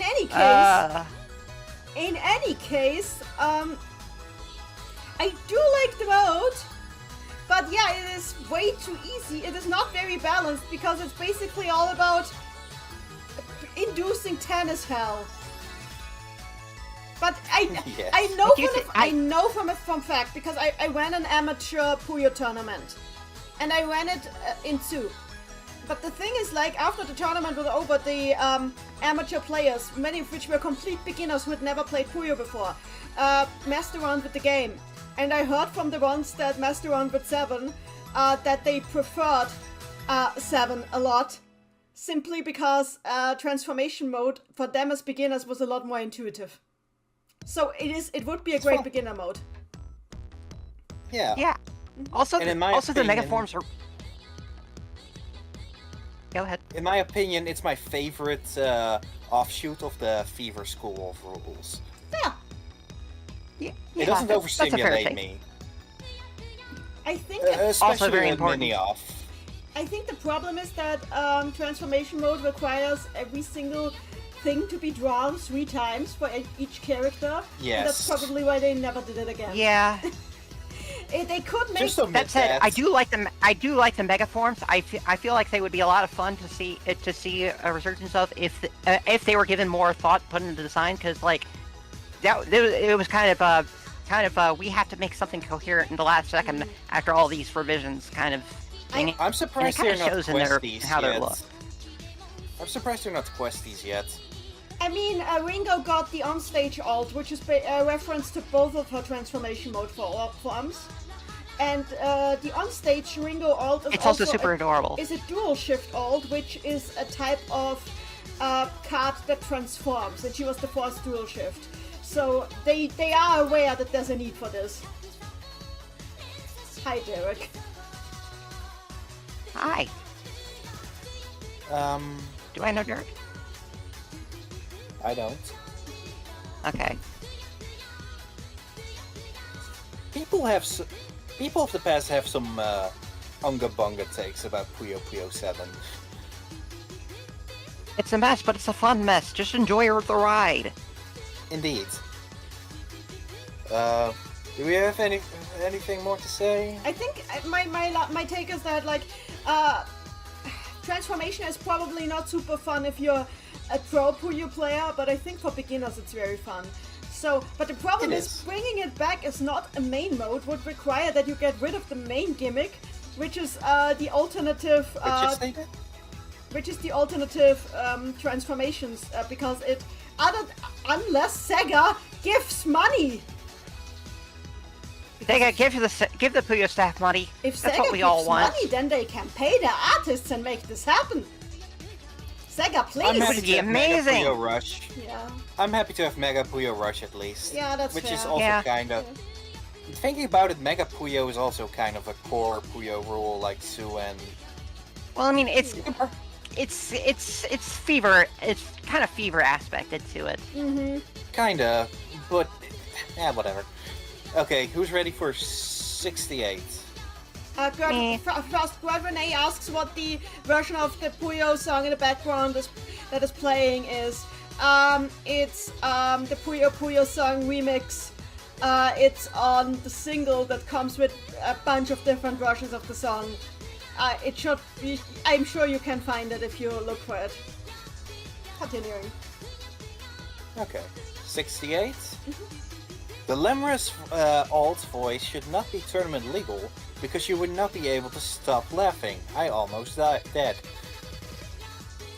Sugar! Was there a take? Was there a take in here somewhere? I mean, Yes. Sugar! I relate though. Whenever I do endurance mode and alt voice Lemurus comes up, I just laugh on the spot and lose immediately. I've never gotten that far in endurance mode. So Okay, so I could give it a try. I mean, Imagine yeah, this. I know what he sounds like, so I can imagine. No. Imagine this. You're hyper focusing. You're like 20 defeated opponents in. And then Lemurus comes in. I've had a lot of sugar. Here I go. And then you drop your controller because you're laughing too hard. Fair enough. I still think that Harpy is the bigger war crime. Yeah, but she doesn't make me laugh. That is fair. Vegetables. Vegetables. Oh, it's Mamono. Oh, Knut, thank you for that take. Hi. Hi. So I had a gun pointed at her to post this. Thank you, Knut. Thank you for your service and your Thank you sacrifice. for your service to us all. So this was kind of a breeder take by design. Who wants 69? Let's go. Nice. There shouldn't be a Puyo Puyo Tetris 3. Story and character-wise, yes, but gameplay, no. Puyo and Tetris go together as peanut butter and 4 wides. They don't match. They may be two popular puzzle games, but they don't work together. I mean, I agree. I want. Are we expecting a Puyo Tetris 3? Also, I say Some that. people. And also, I say story-wise, also not, because at this point, if these two dimensions collapse together again, it just looks like X isn't doing his fucking job, like ever, at all. No, you can't. You can't excuse this X. Well, this time it was the god of no X. No, you have one job, and you haven't done it. Also, have people considered the fact these two puzzle games don't match? Yes. Is perfectly okay. Yes. It's okay. I've said this again, and I'll say it again. I've said this before, and I'll say it again. I would much rather have a solo Tetris game with the Puyo Tetris SS Tetracast. These kids deserve their own game with their own art style. Agreed. They just not in the shadow of Puyo, but like as their own, their own adventures. I want a Tetris RPG, damn it! Yes, Oh please. yes. Oh, And make it more interesting. Alexi, make it happen. Of course, Let's this make it came from happen. EPBC. Where else could it have come from? It could have come from hell. I mean, that's EPPC. I just wanted to be mean. This is a perfectly normal bar talk hot take. Fair. Yeah. Also, everybody listening to the stream right now, I hope you're enjoying the dulcet tones of Kagamine Klug. Auto-tune. Oh, he's auto-tuned to all hell. So we don't have really much to say. If memory serves, we've kind of had a take like this last time. Yes. Peanut butter and So four what's- whites is my favorite flavor, say Speeched in the chat. Fair. It's an acquired taste. American peanut butter is an acquired taste. Agreed. Well, I don't have a choice. I apparently do, because I know the difference. Well, no, but I live in America. Yeah, I know. I have no choice. So, who's ready for take 70?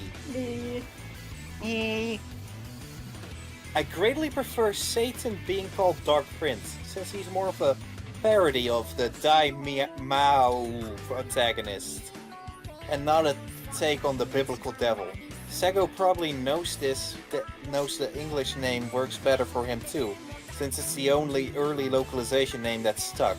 I think we've talked about this last stream too. And I will say We it again. did. It's not even a rename. Dark Prince is literally his title in Japanese. People call him that frequently. It's even in Madofia. In Madofia, Dark Prince is how he signs his letters when he's the quest giver, which happens 2 times. and he It's asked for just booze both times. In Japanese, I have played the Japanese version. The dub isn't out yet. Well, not dub. The translation isn't out yet. It's not even a localized name. It's just his title. They stole his given name, and they confiscated his given name. That's all they did. Also, he's never really been a take on the biblical devil, except in Shin Mido. So it's like, vaguely. yeah, Also, vaguely at that at most. So it's like, and you know,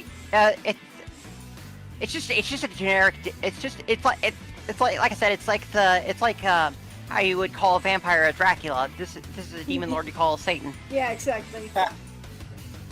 Also, 2 things. Dark Prince, it's just hilarious. He just insists that's his name and uses it like it's a name sometimes, and people just go along with it. I like to believe that my headcanon is that the more disrespected Satan is, the more he insists on being called the Dark Prince. And Loser. also, Satan doesn't have the same connotations as it does in Japan. They know what it means, but it doesn't have the same connotations. The same is true for Dark Prince in English. One thing I do wish that we had him. That makes me wish we had him called Satan in the West is that the fact that Ringo always refers to him as Lord Satan. That's just funny to me. Yeah, That is because funny. in Japanese it's like she basically she doesn't drop the sama. He says he is Satan's sama, and she goes with it. Just the only one not called Rulu who just goes with it. Because I interpreted that as just like holy shit! I am talking to an honest to God demon lord, and his name is Lord Satan. Yeah. This is the coolest thing ever. it kind I of love is how that. chill they are. I love how chill the 2 are They are. whenever Yeah, they they- interact. They are, and it makes sense because like they were both because the segment in 7 was brief, but it did give the the feeling that these were 2 people that were just kind of struggling together Derek, at a time when they were both vulnerable. And then Taunt gets, oh, hello there, Ringo. Yes, exactly. Derek Matthews in the chat asks if Satan is the Dark Prince, is there a Dark King? No, because Satan isn't the Dark Princess, isn't the son of a king. He is the Dark Princess, the ruler of a principality. Because hell is apparently a principality. Oh, Yes. is that where the word comes from? Yes. Yes. There's 2 people don't understand this, but there's 2 different kinds of princes and princesses. Prince and princess can either be the son or daughter of a king or a ruler otherwise, or the lord or a lady of a principality. A principality I'm the second one. is... I'm the second one, by the way, in case anyone was wondering. You're the second one, yeah. A principality is like an area that is ruled by somebody, but it's still not supremely ruled. There's still somebody above it. Now that makes you wonder who is above Satan in ruling Puyo Hell. Maybe it's Mal. He just likes a title. Could also be it. It could also be that he just likes the title. I should write it down later for Blue Demon Story. Let me think. But yeah, Hell is his have principality. Have we had enough of the Dark Duke? Yeah, the Dark Duke. The Dark Count. The Dark Viscount. The Dark Viceroy. Oh, that's how you pronounce that Crash Bandicoot character. Got it. Who's ready for 71? Let's go. Me. Oh no. I feel like when you get right... hello. I know who wrote this one. Oh dear. Oh. I feel like when you get right down to it, Puyo Puyo is the collective stories of a bunch of people, each one uniquely weird and stupid in their own ways, all trying to live, cope, grow, and connect with each other. In this sense, it's a very interesting of the life/the human experience. I could go into more detail. The submission used to be longer. Before I continue, thank you for pressing Shift plus Enter to make more paragraphs. For that reason, I think the way the franchise needs to develop further is to have more explicit progression of time. Learning and growing are things we never stop doing, but it's also good to acknowledge the growth others have undergone. And most, if not all, of the cast has grown since their debut games. I think we need to see everyone aged a year or two older to mark how much they've grown already. I can't disagree with this. I agree with it 100%. I would like if we had like an explicit, not time skip, but like an explicit demarcation again, where it's like, oh yeah, we graduated this class now. That would be nice. Yeah, exactly. They can only pull that trick so much, though, is the thing. Yeah, I don't disagree. That would make for good storytelling. They can only pull that trick so much. We'll get to the. We can get to that. We can burn that bridge when we get there. I do think though that there is a sense of time progression. It's just vague because they have made it very clear by now that like a bunch of time has passed since Fever 2. We don't know how much, but it is pretty clear that it has been quite a lot because nobody is treating Sig as the new kid anymore, which takes a while. Yeah. Hey, who's that? Who's that person? Who's that person? That's Risakuma selling the Rappy. Manny, thank you. That was my take, and I was not joking about it being longer. In case I needed to elaborate more, I had another. Let's see, 1, 2, 3, 4, 5, 6, 7, 8 paragraphs in my personal Discord, Maybe in case I needed. Maybe put them on Tumblr. Which we should promote after this. Thinking about it. But Remind us. Okay, I'll do that. But it was just like I've actually been thinking about this for a while, and I was like, we need to see this. We should see this. I think it would be great. I would love to see a little bit more time progression. It doesn't have to be a lot, but like it doesn't. Not a lot. Just make all the characters a couple of inches taller and give and slight variations of their outfits to just kind of show that yes, time has passed. They are growing. Nice. Make They them are lucky learning. again. Why is Vivi saying in the chat only you can prevent Risukuma? Is Risukuma the forest fire? Is that why he's offering therapy because he burned everybody's houses down? It says therapy. Aromatherapy. Risukuma is a cigarette that gets thrown into the forest that starts the forest fire. I mean, that's true. he carries around lots of volatile chemicals. Derek in the chat says He is a volatile chemical. Derek in the chat says we need Puyo Puyo Shippuden time skip. Oh God, not that much. But also, can we not turn Puyo Puyo into Sasunaru? We already had that in Puyo Wars. Anyway, I think we have gone through this, yeah. We're almost at a break, I think. Nice. Yes. So, I like Rosette and the Warlocks in training more than Witch and Lemris. They're allowed to be more and grow as characters, but the English-speaking fan base barely sees that because of the language and regional barrier.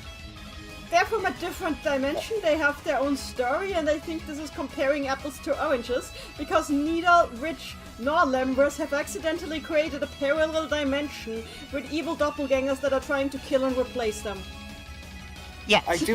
I do agree though, in the sense that questies are more free for more character stuff. True. Than people like Witch and Lemris. Okay, maybe not Lemris. Go ahead. I was going to say, I said, granted that that freedom to grow is kind of a byproduct of just the format of Quest being its own thing. And also, Agreed. I know for a fact that a lot of Quest fans have big issues with how slowly a lot of the individual dimension-based stories move forward in Quest. Simply because there's so many different ones of them that giving everybody spotlight is kind of impossible. Yep. Yeah. Ugh. Yeah. So they kind of put themselves into a corner there. So it's not all sunshine and roses. The whole Warlock side plot, Outlander side plot, has been moving at the speed of molasses. Which, I mean, it's great, but it takes it feels even slower than some of the slow main plots that we've had. So yeah. Oh dear. By the time it gets back to it, Outlander Rosette will have been in the game for as long as he is his apparent age. That could have been phrased a lot better. I was making a joke about how he looks young. That makes I was sense. making a joke about how he looks young. And this is probably how half the chat found out that Rosette accidentally created a parallel dimension full of evil doppelgangers trying to kill and replace. Yes, Rescue in the blue character pool. Also, they tried to recruit Doppel, but Doppel said, "No, you people are lame. I'm not doing this." Oh, I You gotta guys hydrate. are not red. I don't know who hydrated me, but I gotta hydrate. Oh, it was Knut. Okay. See ya, Liz. Oh, Remember to stay hydrated. and she doesn't tell me in person to drink? Okay. Beached in the chat, let's wait 12 more years for Outlander Rosette's plot. No, please not. Oh, I got another hydrate! God damn it! I don't think we've had much to say this session as last session. Yeah, we're approaching the break a lot quicker than we did last time. It's probably because most of the takes are more sane. Yeah, that too. Sane or just very bare bones. True. Yeah. So, who wants 73? Let's go. Me. I love the characters, love the lore, even if it's messy as heck, love the history, but I just can't get on with the games themselves. That's absolutely fair. Why did you It's actually funny you put. Why did you put I mean- Blade Blue down? Why did you put... Because fighting games have a very high barrier to entry, and so does Puyo Puyo. Yeah. Like, this blurb can apply to Blaze Blue too. I mean, yes. I do. I have played Blade Blue. It's fun. Oh god, Hyakuman hates me personally. But yeah, Puyo Puyo is a lot like fighting games in a lot of regards, especially with the lore stuff and so on. Look, you can learn Puyo Puyo. I promise. Every everybody can learn Puyo Puyo. I need to give Puyo I mean, Puyo anyone can learn fighting games too, but it's like some people just don't want to, and that's fine. Why is central fiction here? Because it's Blade Blue. Look, I'm not a Blade Blue fan, but I've read too much of the wiki, so I completely understand where the comparison is coming from. Including the fact that, like, the weird space-time shenanigans. So, like, can we elaborate on the take? I That's don't a know rhetorical, I'm not sure. There's not really much to say here. It's not really a take. Yeah. It's not really a take. You're not enjoying playing the Puyo Puyo games, and you don't want to. I want to try to. It's from Judgment. Try to enjoy them, and that's perfectly fine. Okay. Like, not every video game is going to be for you, and I need to give Puyo lessons. That's all. I need to give Puyo lessons. I just say... I do need to give Puyo lessons, because the Puyo is really bad at tutorializing. Like, worse than most fighting games, yeah? Why don't we make that a future Laid-Back Puyo Podcast episode? You mean just Puyo lessons? Yeah. Could try. I mean, we could start with that, and then I could, like, branch off into doing them every now and then. But generally... And I can dummy for you? Yay! Wait, no! You're not a dummy! You're a friend! Okay. You know what I mean, sparring partner, to show off? Yeah. I think, but what Joel says in the chat is absolutely true. We need it to be more appealing to learn the games, because the learning curve is basically. I just say, okay, this is how I did it. Just brute force getting all the stars in Puyo Puyo Tetris 1, no matter your skill Yes, level. that's how I learned Eventually, Yes, that is also how I. Well, I mean, that's not how I learned it. I still did not know how to play Puyo worth a damn. But neither did that I, is but what I I did. brute forced that, and I got So a did better I. understanding. I still had a pretty terrible understanding of it, even after I had gotten all the stars. But I still did do that. You still need to learn, but it helps. I did learn at some point. I don't remember how I did, but I did. I wasn't bad with COVID, and so I decided to 4-star all of Puyo Puyo Tetris. That's how I learned it. Nice. Spark the Dog says Sega failed at teaching Sonic Riders, and that's why people hated it back then. Honestly, I believe it. Judgment, 219% at Puyo Puyo Tetris 2. Then you're probably fine then. Judgment, I'm sure you're probably fine. Just that's. I frog stack. It's a hard. It's a hard game to be good at. I want this on no one's going to disagree with that. I want this on a t-shirt. Lemon wrote, I frog stacked unironically. Imagine just a frog stacking setup, and underneath I frog stack unironically on a t-shirt. That would be such a power. And then you go to an in-person tournament wearing that. You might not make it out alive. I love it. So, yeah, we can go on. Who's ready for take 74? I think you're not ready from the sound of it. I think you're unconscious. No. Oh god. Oh no. Oh. Wow. Okay. If we may shake up the formula a little, I want to tackle this one personally alone as I talk about it. If that's okay. Fair enough. Okay, I've been thinking about this for a while. The Arl Rulu Satan love plot is a million times more frustrating than the Lemris Felly romance, and there's not enough punctuation. Let's stop here. It's not really a love plot on the Arl Rulu and Satan bit. It's not a romance on Felly and Lemris part either. Lemris is constantly leaving her down gently. Yes. And I generally don't get why people will love Felly over a single gross line of dialogue. It's not a single gross line of dialogue. But we'll get into that later. Yeah. In an anniversary game, as opposed to the way worse stuff than Satan regularly does. Which were way worse stuff. Which he gets off the hook for just being a bad guy, quotes. Huh? Like, they made Ekolo a bit of a flirt too, I guess. From Kind a certain of. point of view. Sure.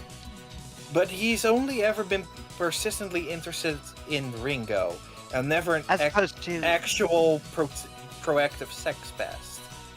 Keep in mind, in the bad ending of Puyo Puyo Su, not the one where you get kicked out of the tower, the one where you lose to Satan, Arl is about being sent into space against her will with Satan, who he says he's forcing her on a date.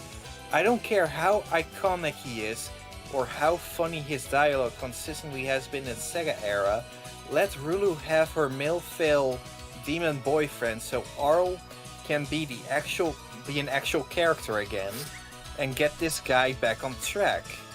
Puyo hasn't relied on Satan being the franchise's Bowser, Eggman, Dr. Wily character in years. They won't run out of new villains to introduce, so there's really no reason Satan can't just leave this actual child alone. I know the Lilith lore still doesn't make me find him any more likable. Justice for Feli, 30 years community service for Liddell's weird uncle. Okay, before you two butt in, there's a huge difference between Satan and Feli, genuinely. Satan is almighty. He can do anything. He can just snap his finger and brainwash Arl to be his wife. He doesn't do that.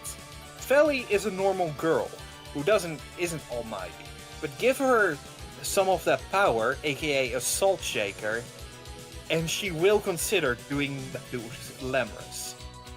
Something Satan would never do, even though he has all that power. The icky part is more with Feli than with Satan.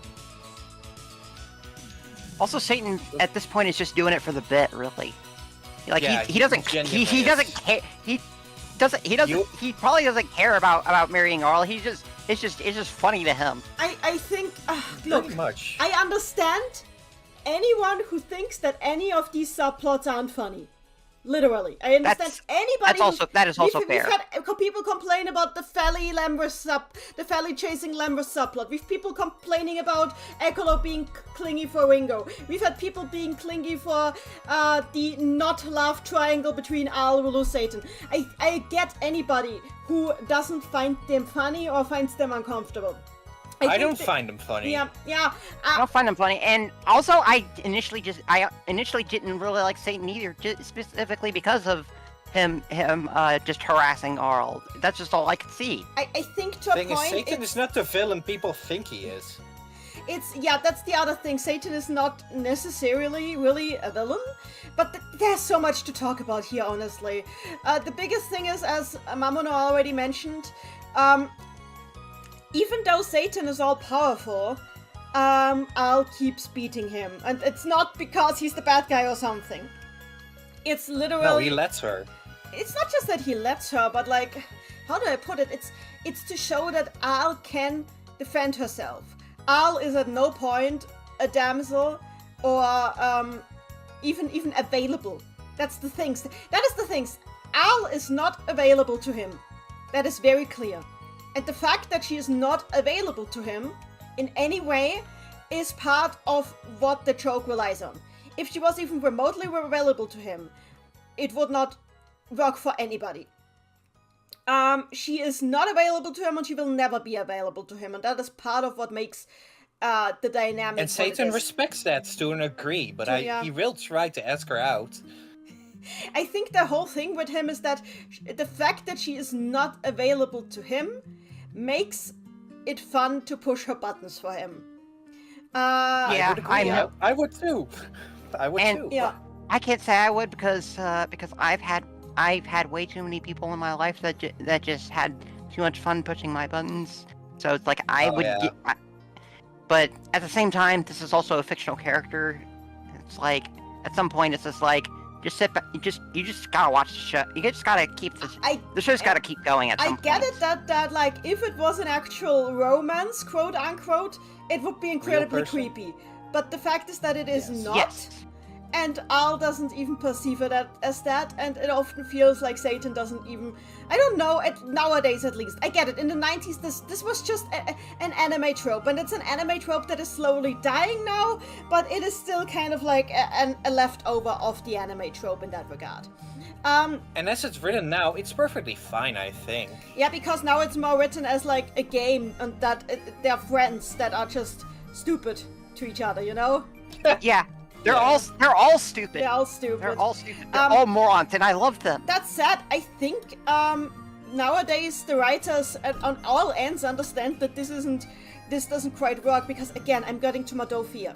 Madofia has a dynamic like this in there too. I've not been very subtle about it. Eska has a huge crush on Fia, but they made it work simply by removing all the stuff that made it quote unquote problematic. With all the Your favorite word. Yeah, they made it work finally. Simply because Eska is the same age as Fia, and Fia doesn't really even need to defend herself from Eska as much as just Eska respects Fia's boundaries when Fia voices her boundaries. And that's what makes it work. Like, Eska is still gonna keep insisting that she's her wife, and that they're married, and that they will have 500 beautiful children together. But when Fia says, Eska, no, then Eska makes a sad face and backs off for a moment.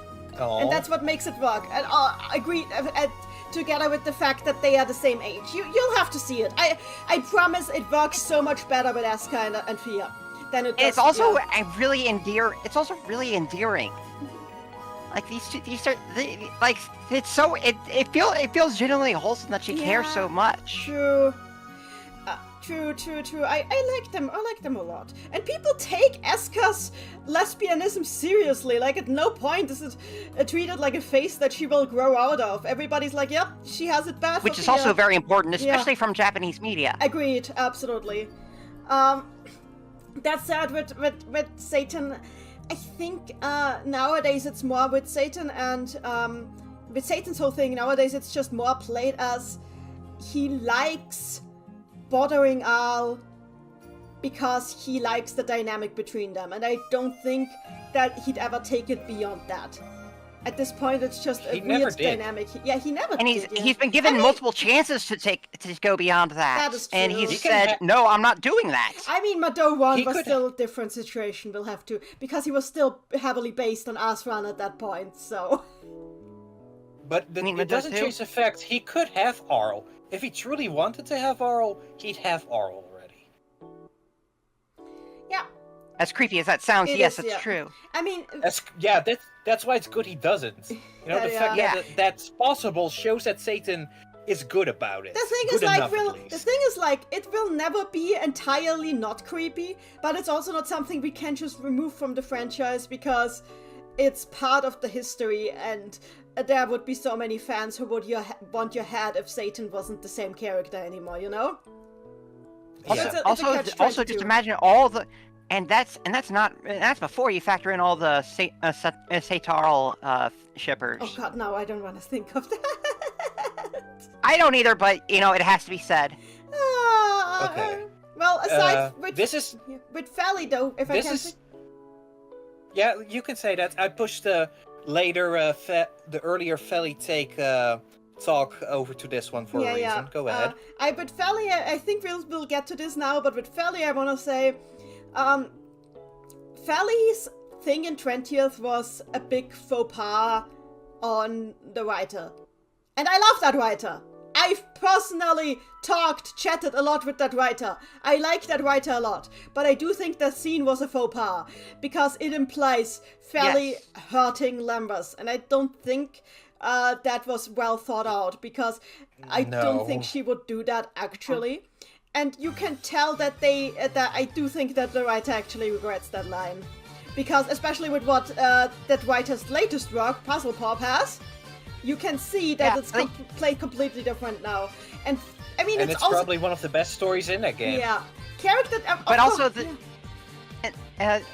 among other things that happens in Puzzle Pop, Feli which directly offers Feli a love potion, and she says, no, I don't want that. Yes, exactly. It's that Yeah. that is where you can tell, okay, I think Yoshino regrets that one scene in 20th and wants to Yeah. undo it. Because Yeah. because the salt thing is literally Feli trying to roofie Lemurs to some degree, and that's something Satan would never do. The salt thing is Feli's equivalent of Ian Flynn's if Ian Flynn giving Charmy Charmy thing, yeah. giving Charmy the bee brain damage. That's Yeah. that's Yoshino's version of that. God, that's such a comparison to make, and yet you're not wrong either. And it's only less funny, mildly less funny. Yeah, but you can also, I mean, part of it is also that Feli has a character development, and it's not just in Puzzle Pop, it's also in Quest. Like, I noticed that when I started translating the Quest story, I was like, Feli has chilled out here. And as I played, I noticed, okay, the Puzzle Pop story seems to, not the Puzzle Pop, the Quest story seems to be pretty much at the end of the timeline, wherever that is. And then I saw Puzzle Pop, and I was like, that fits together. So Feli is just chilling out over time. And then you look at how she is in Fever too, and it's just like, this is a different character. Yeah, because she's chilled. Anyway, Mamono turn. What? Mamono turn. It's your turn. To talk? Yes. Yes. Did you have you had something to say? No, I think it's pretty much covered. I just think okay. this is all a false equivalence. And I get Yes. why that false equivalence is made. It's just... No. The lack of evidence that Satan has done something wrong to Arl compared to Feli, who's just a normal girl who just happens to just in the moment be able to drug Lemurus. That says a lot about both characters, and I'm glad Feli moved past that. Yes. Feli has grown, and we are proud of her for that. Yes. Yeah, but not in height. Well, that's true. Yeah, she's still very small. Like, the only character shorter than her is Salda, and he's a fish half the time. Yes. He's also like 10, I think. Well, yes, that too, but still. Like, do we- Liddell is taller than Feli. That still boggles my mind. Yeah. It's funny though. It is. It is funny. So do you want to Oh, watch Nam's this in the video so chat. that more people... Wait, what was the scene where Lemurus was in the Sugarloaf? Was it in Feli's story? I don't remember what Salt had to do with it. Okay. So basically, Lemurus had a hypoglycemic attack because he was like low on sugar because he hadn't eaten anything. And Feli was loudly contemplating giving him salt to dehydrate him further. So he's too delirious to stop her from whatever she wants to do. You can make some gross real-world Yeah. world analogs Yeah. to that. Yeah. Yes. It's genuinely hideous. Yeah. And I'm glad she's moved past it. Mamano's already compared it to a rupee. Yeah. Yes. So I'm glad that the writer is like, yeah, maybe not. Goodbye with this. Yeah. Yeah. Shall I play the video to know that people that Feli is free and forgiven of the crime? Okay, I'm just Yes. gonna mute. Here we go. Yes.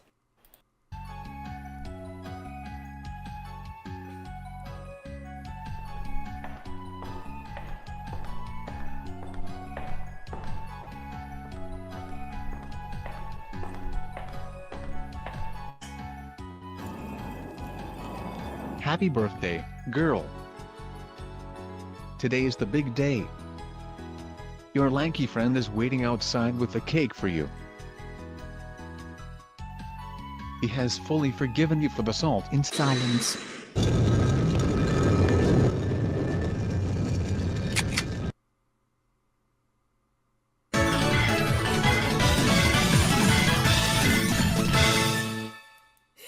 And now Feli is out of juvie. You have to thank Puzzle Pop for that. Because that was not the intended ending originally, What but was Puzzle the- Pop what- turned out so good. Puzzle Pop saved her. Okay, Puzzle Pop save. I remember what the intended ending was. I remember now. Yeah. You can still watch the intended ending as part 2.9.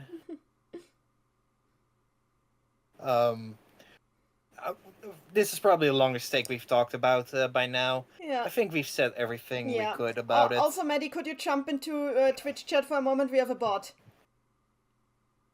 Oh, I'll take care of it. Thanks. Okay. Who wants to take 75 in the meantime? Yes. All right, the bot is slain. Shezo genuinely likes Arl that way, is actually a creeper, and not just flubbing the words out of nowhere. I'm going to remove Do you have Boy. reading comprehension? I'm removing Boy because Boy doesn't deserve this slander. To see the slander. No. Okay. No. That's literally not. Well, That's not how anything works. that's ah! The entire joke with Shezo doesn't work that way. That's That's the joke is that he says things that sound like that but aren't, because Look, if he you wanna doesn't mean that. If you want to ship them, that's fine. If you want to ship them, that's fine. I'm not gonna.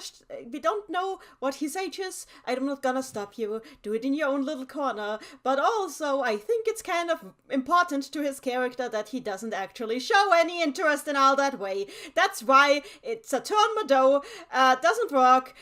Until that's why so much of Saturn Mado doesn't work. It completely tears you out of the story because Shezo isn't acting like Shezo even when he's supposed to be acting like Shezo. It just breaks the immersion to an incredible degree, which is just proof to me that this is not how the character should be read. Sorry.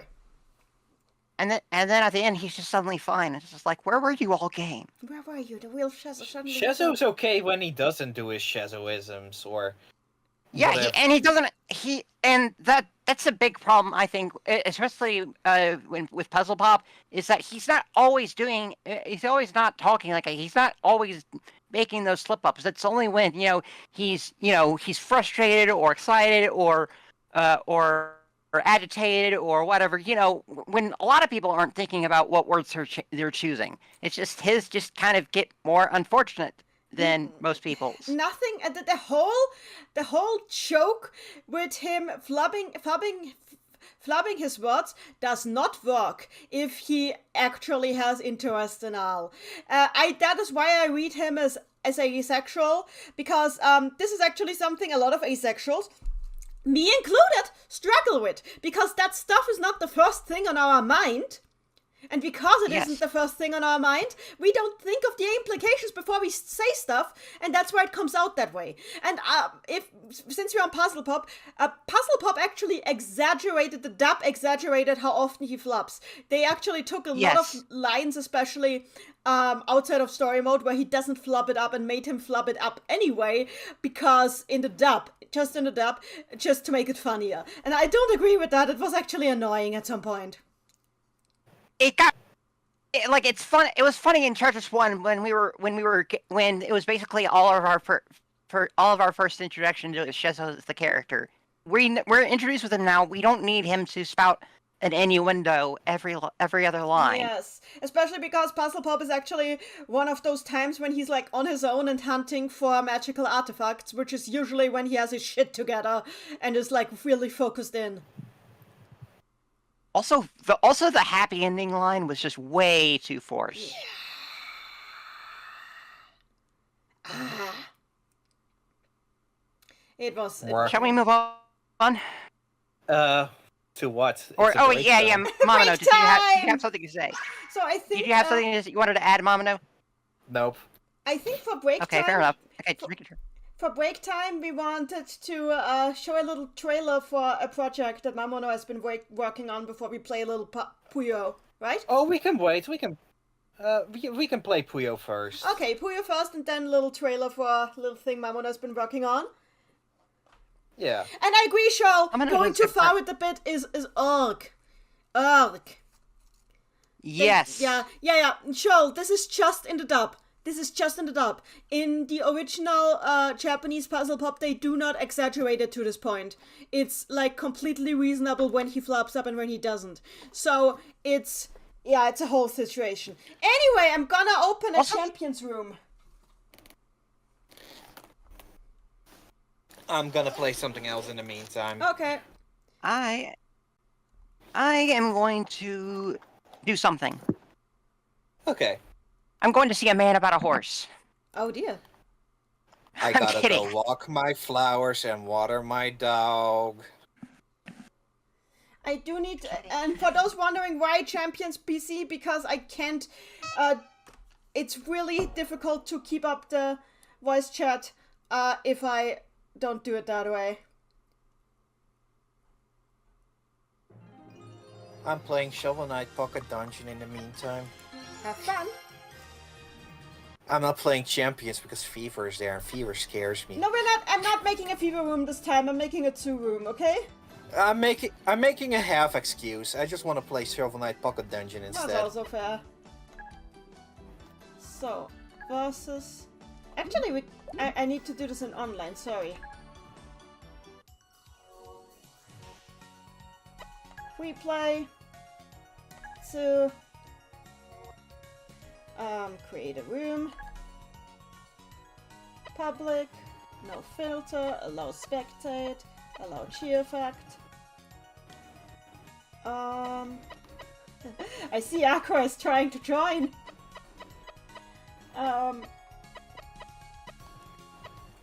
4 players. So, how about them fellies, right? Is Fell even playable in this game? Petrus is in? I don't think Felly is. Imagine all the funny we could have if we played Tetris 2 instead, with all the characters we've been talking about the past 25 takes, including Ringle. Not Ringle, Ringing. Say, but we're not doing Switch. I'm sorry, I can't do it on the Switch. If I did it on the Switch, the voice chat wouldn't work anymore. It's a whole situation. My setup doesn't support it. Okay, we have a full room with 3 6 and 1 Satan. You can still add spectate, but whatever. You're all spectating anyway, so whatever. 3 6 1 Satan. That sounds funny. Here we go. Oops, so sick. No, that's just every day. So it's 2. Remember, it's not fever, it's 2. Even though the music says fever. I just have this music set because I missed this music. Don't forget to put the music back on after the trailer. True. I will do that. I forgot that, right? I keep forgetting that. Ah! Fuck. I'm sorry for that. Don't forget, Shadow Edge says, don't forget R and Smite. Oof, okay, The that ringing was it. scandal, says Jenny.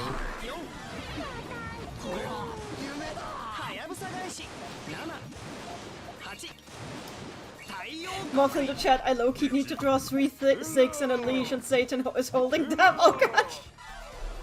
We'll feature it on the next Laid-Back Puyo Puyo podcast. If you do it, yeah, we'll feature it in the Fanart corner. Wait, I missed that. What happened? I died. Somebody 3 said 6 and a... somebody offered fan art is what happened. Yeah, but where did the 3 6 come from? Oh, well, because we had 3 6 earlier, not now, but earlier. They were Oh, I earlier. see. Yeah. 3 6 and a Satan. That makes so much sense. Thank you. 3 6 and a Satan is just a funny sentence. Yes. Sorry. Let's see. What if Gosh. you curse someone in bed when they sneeze? Yep. We're being I mean, shoaled, I could do everybody. that. We're being shoaled. Darn you, Shoal. You and your wrong opinions about Ellie. Oh gosh, does he have does he have bad things to say about my girl? He doesn't like her, and Oh, that's all it Patches. is. I mean, That's I all guess it is. I guess it's fair, but it's just like, God, she's such a 7 roll. We don't have to talk about this, you know. Everybody He's here. has their own He's a opinions. Shoal's Yes, it's effectively true. just a guest. Shoal's a guest of honor too. Even though he's Yeah, not in the so- chat right now. Yeah, I Well, mean, Rhea, don't I just worry, like, Shoal. I just really like Allie a lot because she's so Same. precious. Oh, it's Allie, Same, not same. Sally. Oh, Yeah. Well, Allie is also great. We're not gonna shame you, we're just gonna politely wag a finger. That's all, Shoal. Yes. Yes. Don't laugh too hard while you're playing this game so Nanny can win, by the way. God damn it, I died. Oh, well, yeah.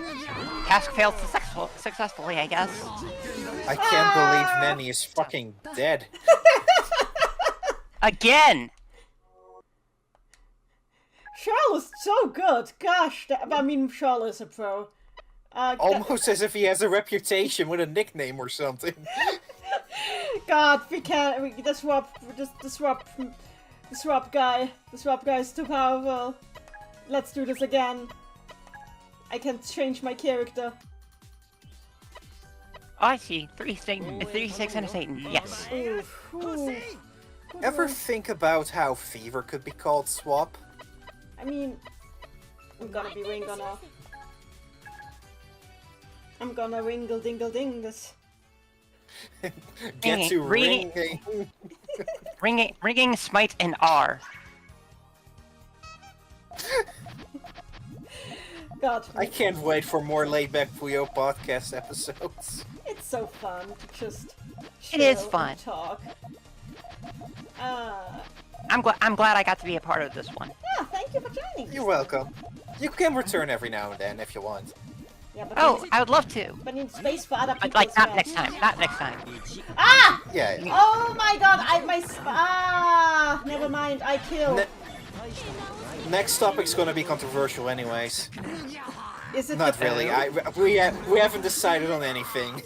Oh yeah, that's true. I do have an idea of what I want to do next. Not the Bechdel test you won yet, though. Okay. I was wondering. But that one should happen because should. funny. I mean, Puyo Puyo is a franchise with the Bechdel test, where the Bechdel test is like interesting to apply. It passes. I'm just curious who doesn't pass. Rulu. I mean, Rulu does go. Rulu sometimes. Sometimes, yeah. I'm not I gonna mean, like, judge yeah. her- I'm not Rulu's gonna pretty judge consistent her with Rafina. I am alive! I'm not gonna Nuts. judge her on a per game basis. I'm gonna judge everyone per story basis. Oh. So everyone has a chance. I'm dead. So even Rulu has a chance. Yes. But yeah, she does have a pretty good track record with Rafina. Still, I am interested in how Yes. often she passes. Yes, fair enough. I am going to get soup. Are you at soup, though? What? Are you at soup? I could be. Are you Because buying there is clothes soup. there? No, I don't need to buy clothes at this time. Thank you. Oh. Then why are you at soup? Why could you be at soup? Why is this ambiguous? Why are you ambiguously at soup? Shoal is so powerful. It's an honor to play against Shoal. He says as he's putting your foot on your back. So somebody has left, so... Wait, nobody has left. So... Does somebody else want to join too, just so I know before I say okay? Is anybody in the chat who would like to join? Because then we will have to make space, but... I don't want to join. Shadow Kitsune and X-Cow would like to join, so we will have to... Okay. We need another one to drop out for now, so these two can join. Okay, Shoal is still... Okay, so then X-Cow, and then I think we have it then.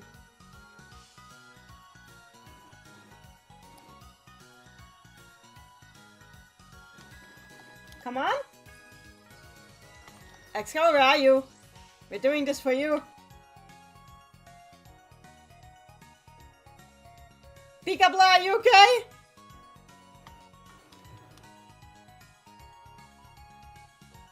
Oh, okay, X-Car can't join. One of you two can come back. First serves. First come.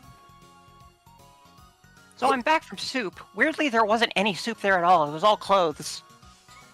Oh, good. As nature's healing. I wanted a soup store. When will the whole... Crimson Slushy has sent me something. I'll show it off when we will continue. the hole be filled? Ooh. Fill when the hole! Goes inside. Oh! I'm not looking at it. I am playing. I like this. I like this a lot. That's cute. Hey, Ida Aqua Pear Juice can come back. Oh, Maddie sees it, of course. Okay, I was kind of confused. Yes. Yeah, I can see I it. love this one. Can't wait It's to very let cute. it. Sam let the it, Cookie, you can get the Puyo simulator. Oh, Aqua is working. Okay. Pear Juice, you still here? Hole! There's a hole! Maybe I shouldn't say that. Not without the context of a mole. Oh. Hole is a very fine word. Okay. I'm Magro now. Swell of the mole to update his opinion, right? Why is Magro in this game anyway? It's kind of funny that Because Magro he's is... Because he's an ARS. I mean, fair, but it's funny that Magro was put in over Lemris, for example. Eklo should have been in this game. Yeah. He should have.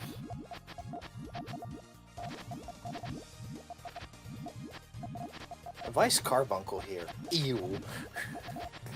You're just trying to trigger people now. Kinda. That's a mean way of putting it, though, and not my intention. I'm sorry. Yeah, I wouldn't say. Nenny, I'm doing precisely what I said I love doing. Trolling. You don't have to apologize. No! God damn it! It was all perfect! It happens every time, don't it? It was all perfect. I love you. Peekaboo, that's why Champions is bad, guys. It's It true. is, and I hate it. Ew, I'm pinching my nose. It smells so bad. It could be a lot better. It could be a lot less of a nothing game.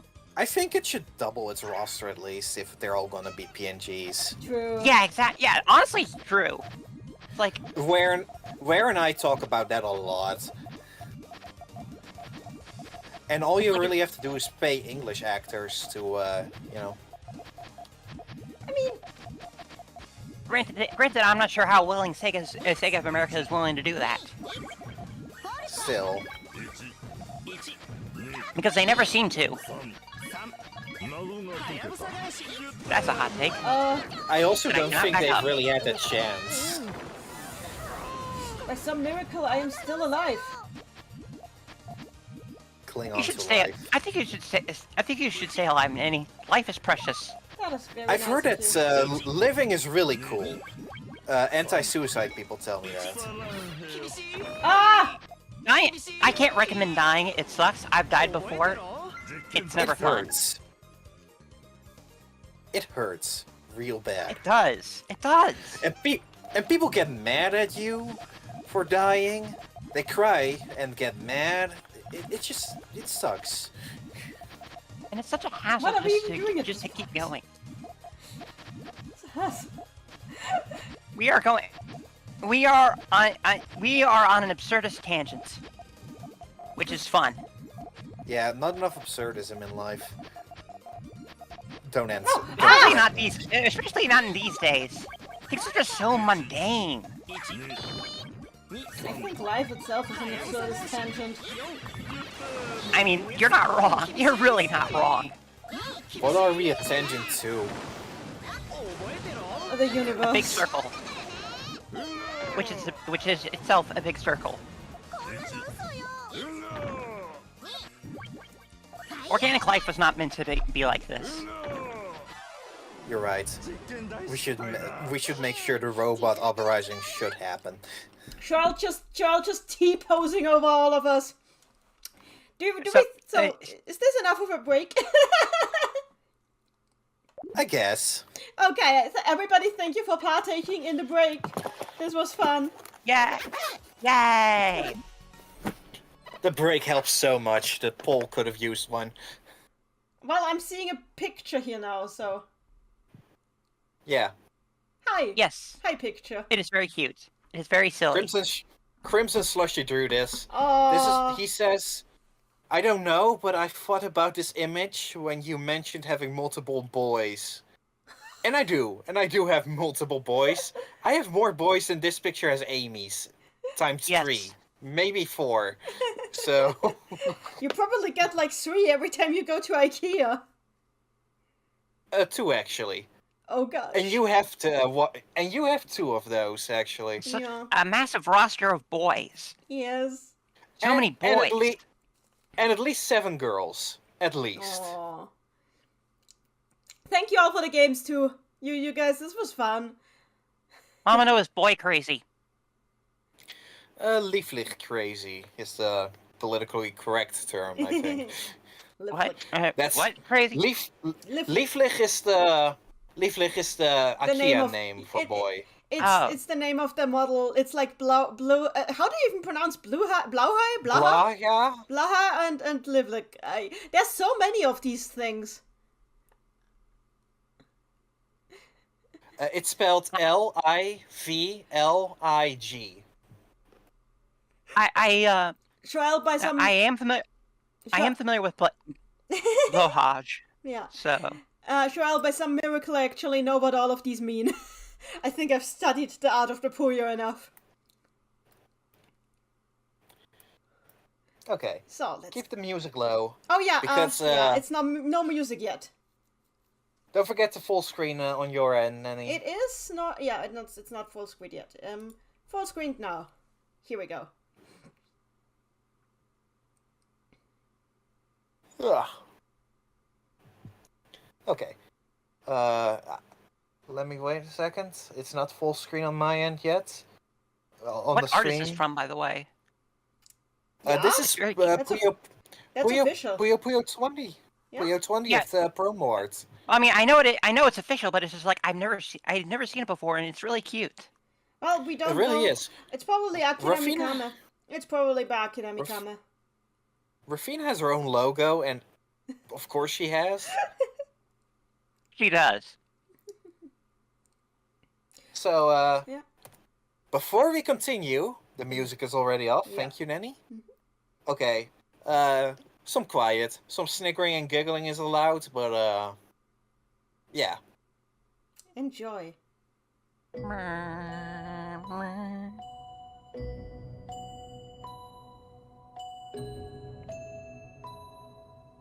Rue.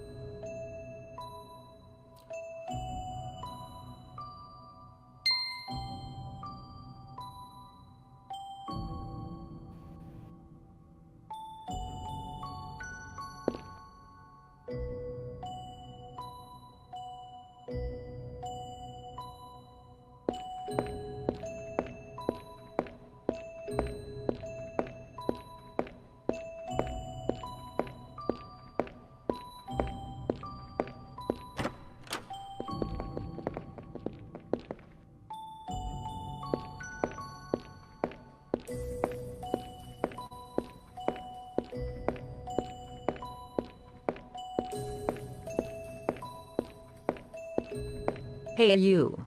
I told you once, I'll tell you twice. Get off my farm.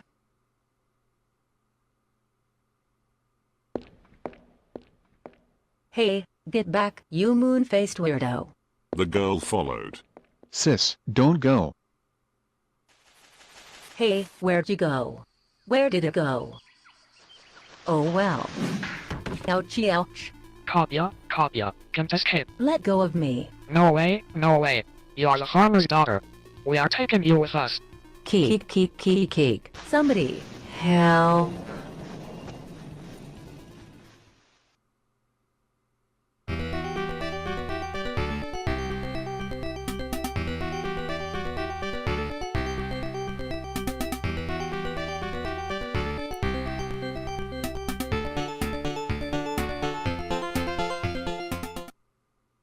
And that's all I have to show you.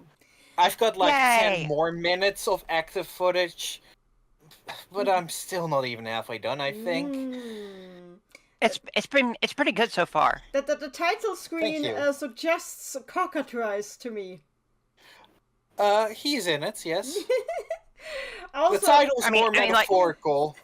The title's more metaphorical. Also, there I'll were- say that up front. also there were a witch and a wizard, I noticed. Yes, there were. Yes. Why do the witches own a farm?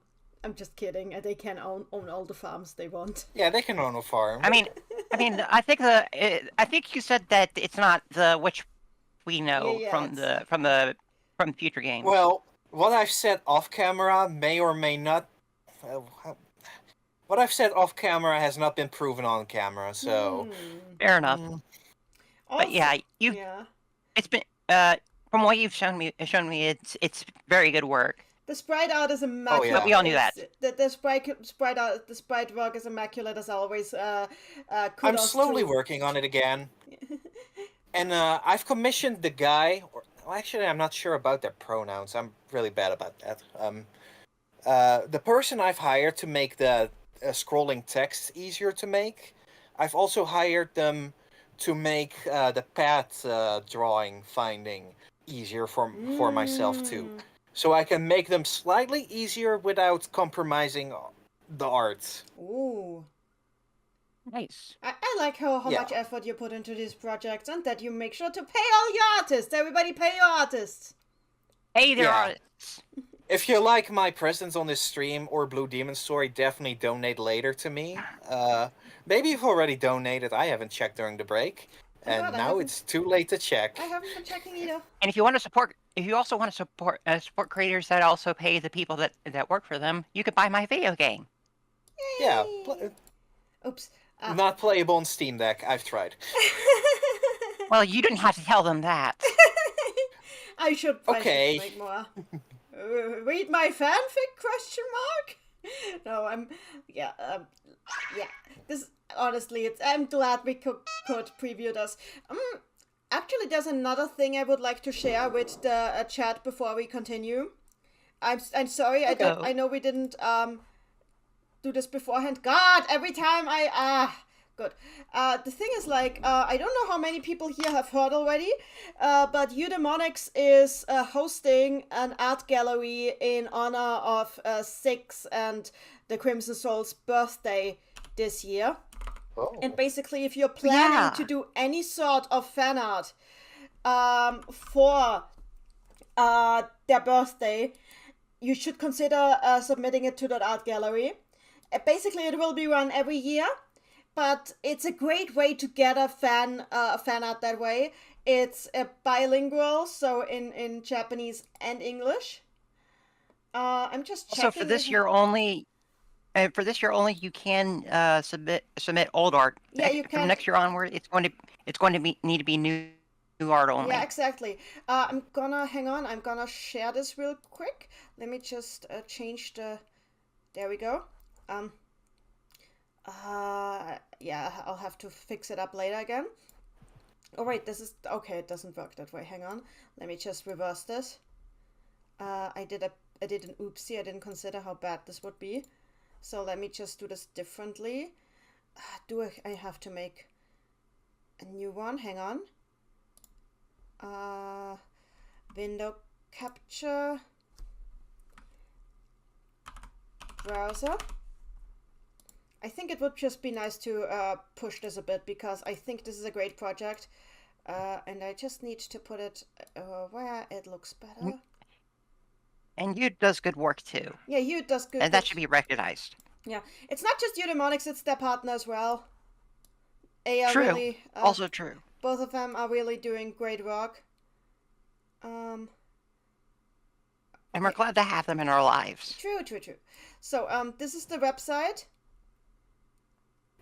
And basically, until they will be accepting submissions until the birthday, but it's better if you submit a little earlier, so they're not flooded wholly just for the birthday itself. So try to submit art in the weeks leading up to it. I'm putting I will now put the link to it in chat. Here it is. It's called Bloom and Hydrangeas.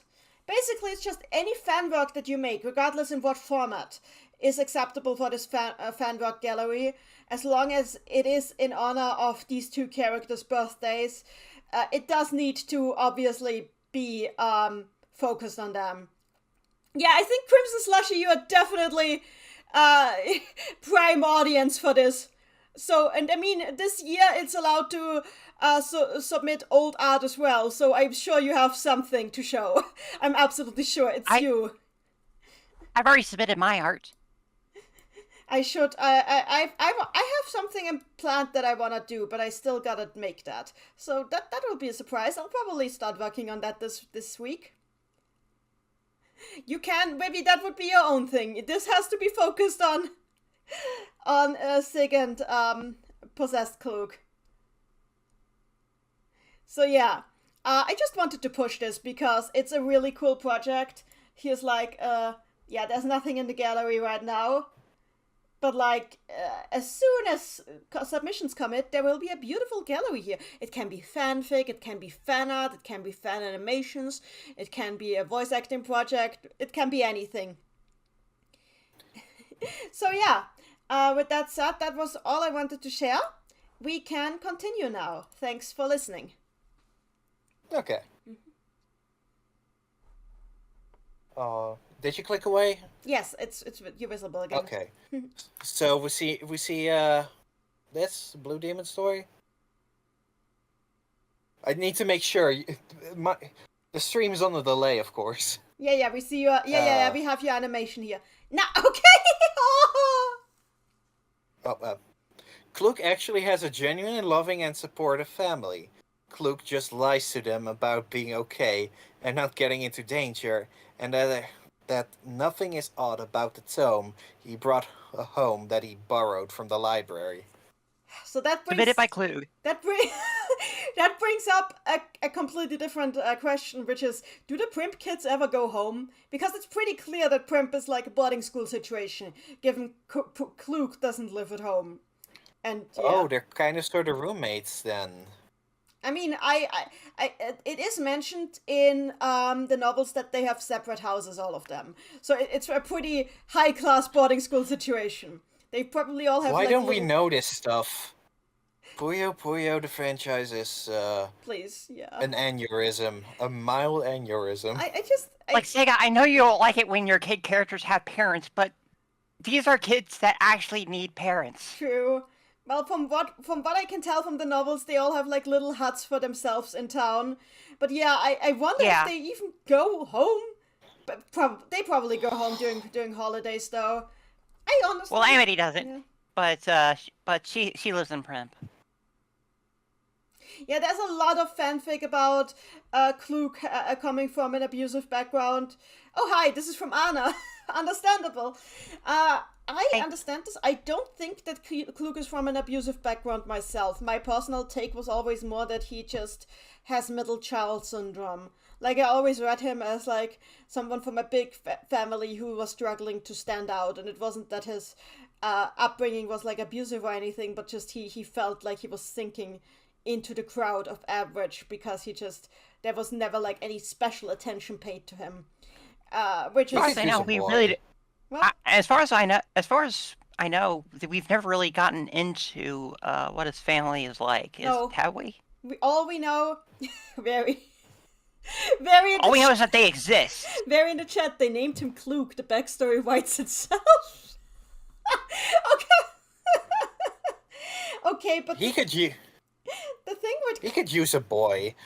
He could use a boy. I think personally, my take was always that it's not that he has a abusive upbringing, but that he's just like has middle child syndrome, that he just feels like he's not standing out and that he wanted to be seen, you know. I mean, I'm used that in my fanfics as well to a degree, and the whole thing, the only thing we actually do know about him is that he grew up in the same neighborhood as Lemvrus, and it was probably a high-class neighborhood because Lemvrus' family is stinking rich, so That is interesting. And also that he clearly knew Lambros when he was little, when Klug himself was little. So it always came off to me like Lambros was like a babysitter for the younger kids in his neighborhood. That's how it came off to me. Which makes his crush on Lambros a babysitter crush.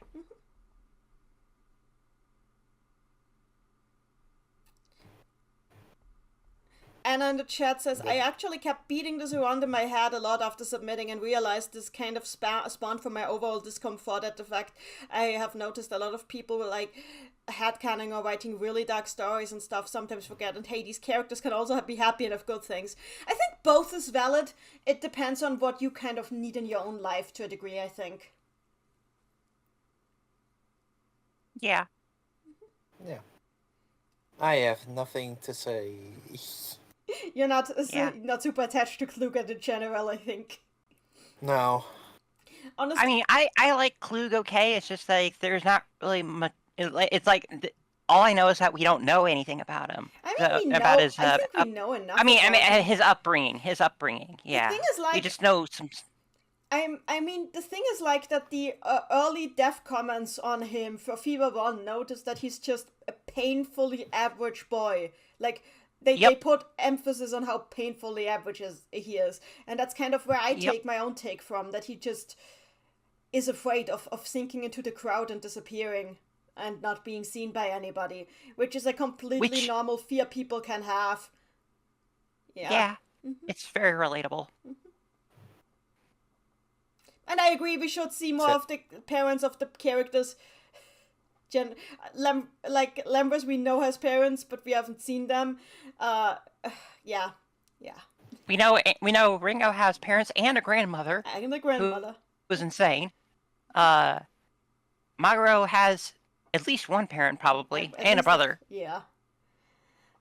We can move on. Rizakuma doesn't have parents.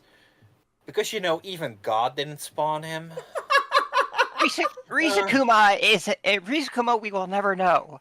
And that's the exciting part. Yes. Who's ready for 77? Me. Puyo Pop Fever's English dub nowadays is far from being the worst thing in the world. Sure, there are some meme-worthy moments here and there. Cuff, cuff, cane surging, cuff. And a couple of the voices can be a bit grating. It's not the best English dub in the world, but it's definitely not the worst. Yeah, because you know what the worst is? The Sonic Adventure English dub! I should escape. That you might need a run, Nenny. It's not wrong. I'm sorry, I always have Sonic Adventure set to Japanese when I play. I know people can't consider it iconic, but I can't. I mean, it's a very awkward dub, and I think there was, as I understand it, there was a lot of directorial issues, but like with Fever 1, I think the English dub for Sonic Adventure 1 is more meant for Japanese audience to enjoy. Because they won't pick up the imperfections, shall we say, as much. I mean, still, Team Bristol was a great Eggman. I am indifferent. Hey, iCocket in the chat says, who knew that this entire stream Nenny would have the hottest take? Honestly, I think that Fever 1 dub is charming. I think it's charming. I don't think it would work nowadays, but I do think it is charming. Yeah. That is my take. I would have liked more full screen art of Fever 1, because this is wonderful. This is gorgeous. This is why we need CGs! But the actual... So good. But the actual in-game sprite for the Monsais are so small. Mm-hmm. Yeah. So, White game released in 2003. It sounds like an absolute masterpiece. I can understand that take, honestly. It's still a Dreamcast game at the core. Yeah. Dreamcast games have this magical quality about them, and I don't know how to explain it. Honestly. And they also absolutely need to be on Dreamcast too. Sonic Adventure 2 is a Dreamcast game, but it only feels like a Dreamcast game on the Dreamcast for some reason. Is there actually a single Dreamcast game with a English dub that doesn't sound awkward? Because I'm thinking about it and like, okay, maybe Space Channel 5. Arcadia? What? Resident Evil 3, maybe? Okay. Skies of Arcadia? Skies of Arcadia, maybe? Because I'm thinking of Shenmue. Have you seen any sailors? Oh, Shenmue is so charming. It's not good, but it's so charming. I love it. You can't... I haven't played Shenmue, but I can't be mad at Shenmue when I play it. And Space Channel 5? Is Space Channel 5? Oh, I love Space Channel 5. We adore it. Yeah. Oh, hi, Deltrix. Hi, Deltrix. Wait, you I didn't think have Space Channel electricity 5 and Wi-Fi until now? What? Are you okay? It doesn't sound like Space...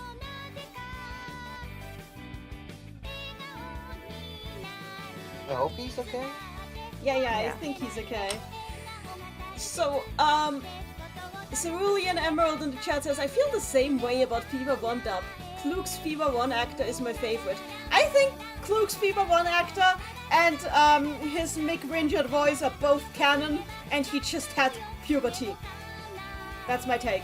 Aya Corkut, I don't think Jet Set Radio has an English dub. I mean a Japanese dub. Same with Parappa the Rapper, which has great English, but it's only ever spoken in English.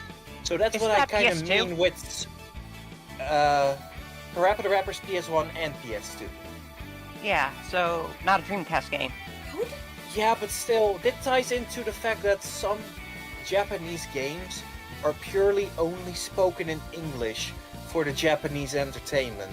So the entire... Resident Evil 1 is also like that. Resident Evil 1 is very infamous for it, yes. So according to Deltrix, the entire Iberian Peninsula was out of power for 10 hours today. How did I not hear about that? How did I not hear about that? Jeez. That's extremely scary. Yeah, I'm glad you're back. Sorry that happened. Enjoy the VOD when this is over. Yeah. Also, I noticed that you have there's a dead Mamono on this slide. What's the deal with that? Oh, it's a Puyo Pop Fever 1 voice actor take. You're sick of those. Oh, true. It's the last one. Yeah. Are you sure about that? I am sure about that.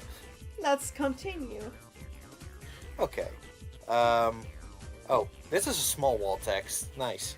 Ooh. As subjective as game preferences can be, I find that the Puyo fandom has very mixed and confused opinions about any Puyo game. I can find many objective reviews and opinions around, and especially when it comes to considering them as actual games, and not just a story with a side dish of Puyo. Or maybe they enjoy the game but overlook its flaws, but they never acknowledge them either. I know it's a problem with every fandom, but I think the huge story influence that Puyo has leads to people to overlook the games for what they are, games. I feel like Puyo 7 has the worst of that. I mean, to a degree... First of all... I think to a degree this has to do with which bubble you're in. Maddie, your turn. I was going to say... Reviews and opinions are, by definition, subjective. Yes. You will never find an objective review or opinion. It does depend on where you spend time. Yeah. Personally, I see. I've been clowning on Yon with people for years. Even though we don't think that the plot is bad or anything, and a lot of us love the art style. It's just because of the gameplay that we clown on Yon. I personally clown on Skill Battle a lot. Simply for being Skill Battle, regardless of which game it's in. I love Tattoo, but that does not make me want to play Skill Battle. I am very sorry.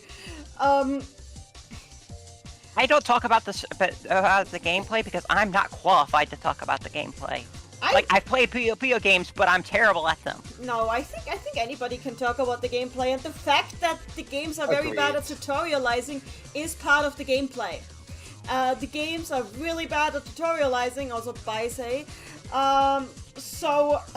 And that is part of the gameplay and part of what makes them sadly a little bit worse as games.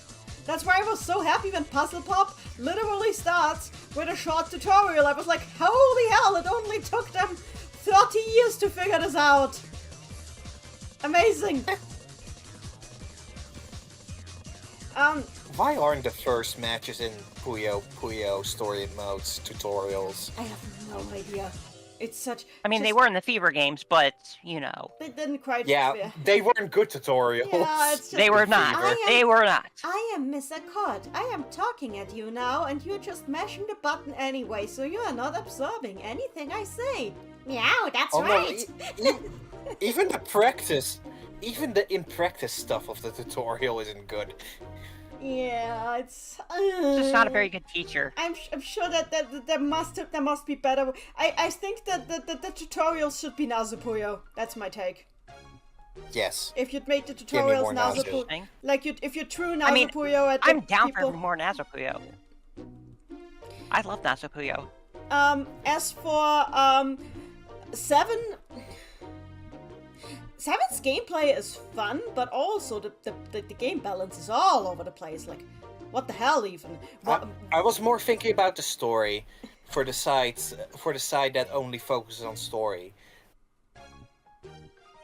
Yeah. It's fun. It's fun. It is fun. It's a mess. It's fun, but it's a mess. But as a game, 7 definitely has issues because there's no linear progression of difficulty. You start low and then suddenly Sig. And then go a little down, and then suddenly Lambrus, and it's just there's no progression like this. 7 just goes up and down and up and down and up and down and up and down, and it's kind of an issue. Right? You have they give you Draco and then immediately Shazo. I know people who refuse to clear 7 because they ran into Sig and were like, no, too hard, goodbye. Is it the difficulty spike? Yes, Sig is a bad difficulty spike. Didn't know that. Because nobody talks about 7's gameplay. I think we should talk more about the gameplay outside of tournament usability. Yes. Like I said, I have nothing to say about the gameplay. I think Puzzle Pop is actually a lot better at this, even better than 20th was, even better than the TED games are, because Puzzle Pop actually cleverly uses the items and restrictions to manipulate the difficulty level. And they had the issue where the final boss was a joke early on, but they patched that, thankfully. Free the game! Free the game! Oh, oops.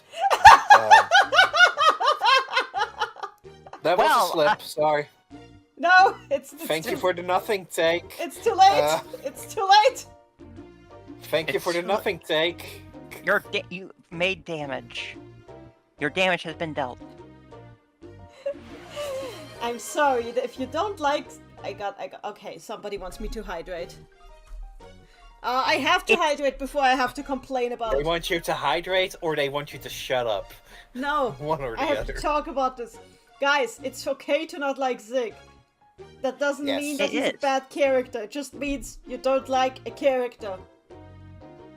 You're allowed to like or dislike whatever you want. That's what makes this world so magical. Is that we all have different likes and dislikes. That's the beautiful thing. So I just want some serotonin to go between them. Yeah, that's fair. So, serotonin is nice to have. Sig is a great character. He has a lot of depth, especially when you look at the details with his character. There is so much to speculate and so much to work with there, and his whole setup. There's a reason why Rei Ayanami is a popular character, and Sig is basically Rei Ayanami, but more child-friendly to a degree, somewhat more child-friendly, and a bit less girl. And bit less girl. So, and also with more happiness in his life. Vaguely. I mean, the thing is, like, Sig is actually that's the thing, though. Sig is actually very happy with his life. He likes being himself, even if he doesn't show it. I think he's actually great. Sig is actually great disability rep because Sig is not something you should fix. Sig is Sig. Sig is not broken. Sig likes himself. I think this was already in it. And his friends love him too. Also the chat was talking about... Oh god, the chat is talking about Mayna's challenges. Should we talk about those? The Nazopuyo? I don't think they're relevant enough. Yeah, that's fair. I personally like them a lot, but that's all I can say right now. Nazopuyo I don't think is relevant right now. Yeah, I'm sorry. Yeah. I love no Nazopuyo standalone takes, by the way, because they need to make more Nazopuyo stuff. They certainly do. True. They do need to make more Nazopuyo in general. But I'm glad that Nazopuyo is in Puzzle Pop. And speaking of Puzzle Pop, I think Puzzle Pop showed very well that Sig is like just somebody who really likes his own life. He's given like literally he has all this power and all he wants to use it for is to make other people happy because he doesn't need anything for himself because he likes his life already. And he then cares comes so much that about evil his friends. stick that showed up like 2 times. And but he also cares he just cares so much. Yeah, he's a caring boy. Even though it doesn't look like he does. Yeah. That's the autism. He doesn't look like someone to me who has fun often. I mean, he doesn't look like it, doesn't mean he doesn't. I am projecting, honestly. Okay, so. that's fair. Anyway. Who wants take 80? Yeah, let's go. I have a crush on Strange Klug, but not on Klug. Help. On top of that, what would be your guys' opinion on Strange Klug in a hypothetical relationship? Hypothetical. What the hell? What kind of hypothetical relationship? Guys! Why are we doing just shipping takes today? What is this? Okay. Ask Mamono. Okay, look. It's completely it's completely normal to be into the Crimson Soul and not into Klug because they are different people. The possessed Klug is just the Crimson Soul using a Klug bodysuit. And it's fair. I like Klug a lot. I like Klug a lot, but the thing is, like, it's a different person. It's a person who has a lot of stuff going on. Mostly having been stuck in a book for God knows how long, and is being full of rage and despair and He's a living bookmark. And boredom. Oh. And sensory deprivation. Can't forget that. I don't think it's weird to not have a crush on Klug, but have a crush on a completely different character who just happens to share physical features for plot reasons. Yeah. It's like... Yeah. It's like if people say, I have a crush on Roxas but not on Sora, help. It's like, good? Also, what is the deal with Steam City Aya? What is his deal? What is their deal? I want to know. Also, what is our opinions on Strange Klug in a relationship? I don't think the Crimson Soul likes humans very much, so you might be out of luck. I think they would want to have a more permanent solution than what they got right now before they could even possibly think about that sort of thing. They would like to get out of that prepubescent boys, well, not people, that pubescent boy's body first, because it's not theirs.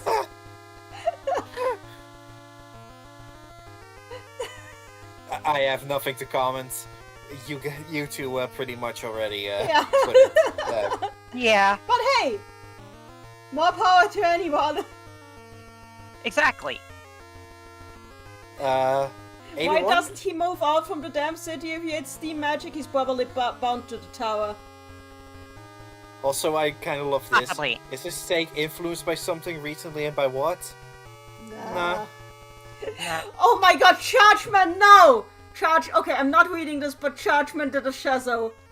God, even Rary is pointing it out. Wow! Where? Wow. Oh, that's... Let's continue, please. Yeah. Okay. Yeah. I don't really care for Ringo as a protagonist. I think R and Smite fit better as protagonists because they fit the magical setting better. I don't hate Ringo though, I think she's fine by herself. But if she's the protagonist of a game, excluding Puyo 7 and Tetris, that's a lot of exceptions, There's buddy. a lot of I think it means example, not exception. Oh, okay. Oh, That would make more sense. my bad. She just feels kind of bland to me. I kind of agree. Sorry, I don't know how to put my thoughts into word very well. No, I feel this. I think Ringo's much better when she's with someone she bounces off of really well, a la Maguro. And it's funny you say that because that's my opinion about T. I think she bounces I feel off like with T is insufferable on his own. No! Oh, I disagree. No! T is great Well, okay, on his own. insufferable is a strong word, but Yeah, he does I need was gonna somebody say- to bounce off of. I think T and Ringo have like a have great chemistry with each other. I think. They do, but but I do agree. But I don't think. I do agree. Ringo Yeah, go needs ahead. somebody to bounce off of. When she's on her own, she just kind of tends to spiral in so many ways. I mean, it's not always negative spiraling. I do like Ringo as a protagonist, but I think I wish they would lean more into her being an isekai protagonist. I mean, they do it sometimes. They do it more than they do with some other things. But I think they could go further with it.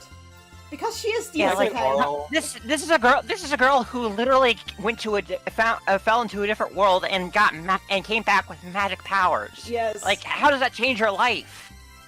Like with Arl, I think just adding one trait is all I need to have Ringo fixed.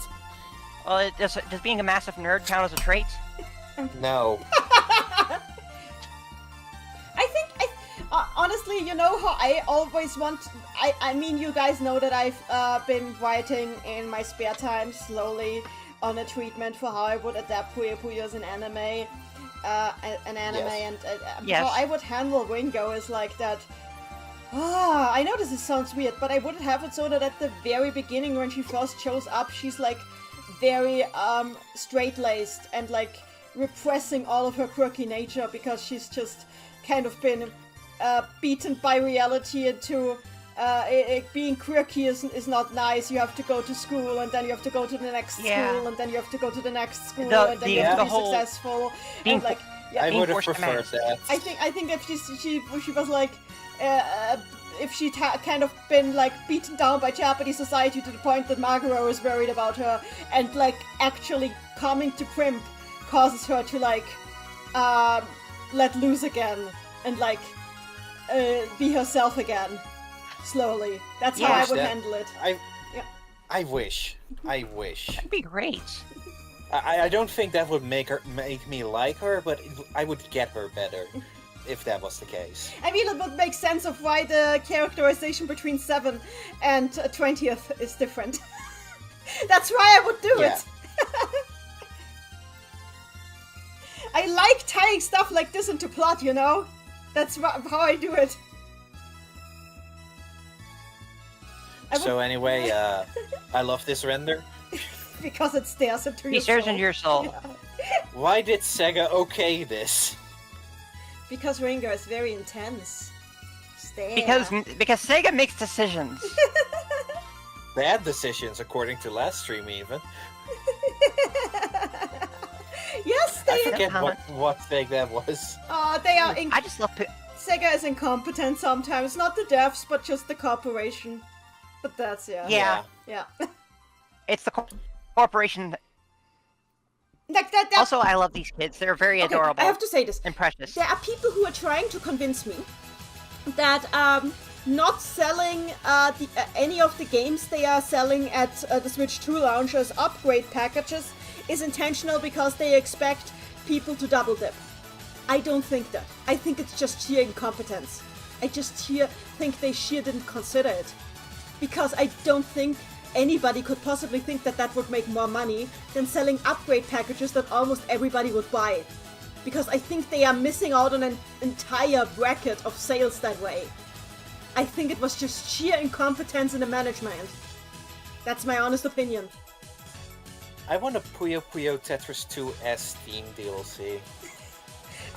We all wanted to be DLC. Yeah. Yeah. Shadow Edge Pro does not have 2010 vision, she has 24 vision, which is even sharper. Her eyes are so inhumanly sharp that she has more visual acuity than an eagle. This is not possible in real life and would not be healthy. She can probably see the lice in your hair. She can probably. Yeah. Yeah. But that's just one of the funny things about her. I wish they would kind of lean into that a little bit more, though. It would be nice. Shoal, does any There's so much potential in all these characters. Shoal, does any company other than Nintendo have access to upgrade packs? Yes! Sid Meier's Civilization 3 is getting an upgrade pack. So it's A Story of Seasons game too. Yeah. It's just Sega being incompetent, I think. It's not just Puyo Puyo Tetris 2, it's all of Sega's games that could reasonably have an upgrade pack did not get one. This includes Sonic X Shadow Generations, a game that came out 4 months ago and is only getting boosts that would make sense as an expansion pack.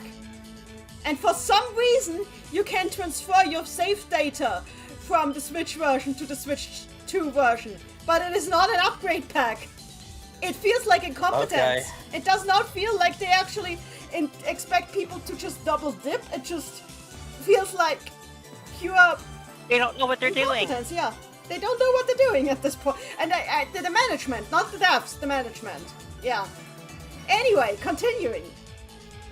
Yes, Okay, we've had enough of this ringing take. Puyo Puyo Quests should have collabs with Western media. No, not Western as in cowboys, I mean anything outside Japan, like things produced in the States. Still waiting on that Tom and Jerry 85th anniversary collab saga. I don't think... Thing is, there's no market for that. They would... Yeah, there's kind of a thing called like demographics and stuff Yeah. like that. And licensing. Yeah. The thing is like... If they want to do that, they would have to do it with a franchise that is actually popular in Japan. Undertale. It could happen with Undertale. That's the one... It could. That's the one I could actually imagine it, Brent. And I could see and I've Undertale or Deltarune. And I've consistently written Undertale into the collab requests on the surveys on... You have to remember, Quest. we go to Japanese anime conventions. Japan doesn't really go to Western animation conventions. But they do like Toby Fox's games a lot, so I feel like Yeah. I have a chance there. I also think I know who posted this. I also think I know who posted this. You'd be surprised, actually. Yeah, okay. I've never heard of this person. Me neither. Okay, color me surprised. But yeah, I am still waiting for the Undertale collab. I want Sans and Puyo Crest. God, that would be so funny. Imagine Sans has just one single HP, but you can only remove it if you get his shields down.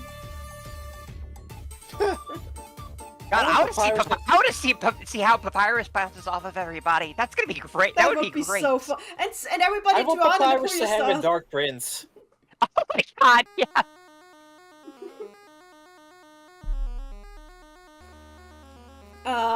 Perfect.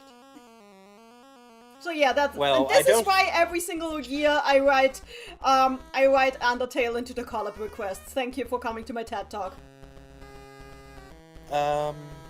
Yeah, we don't have much to say about this, surprisingly. There's just no market for this. Yeah, unless it's... Oh, okay. Before we continue, I think Automo X Salt is not the right phrasing this submitter is thinking about. So I'm keep going that to in be mind right as I back. rate. I'm going to be right back. Oh no! Well, keep Oh, going, no. keep going. Don't wait for me. I think Automo X Salt is super cute, with so much potential, and it doesn't deserve the hate it gets. Buddy, Don't phrase it like this, please. I'm very that it is actually.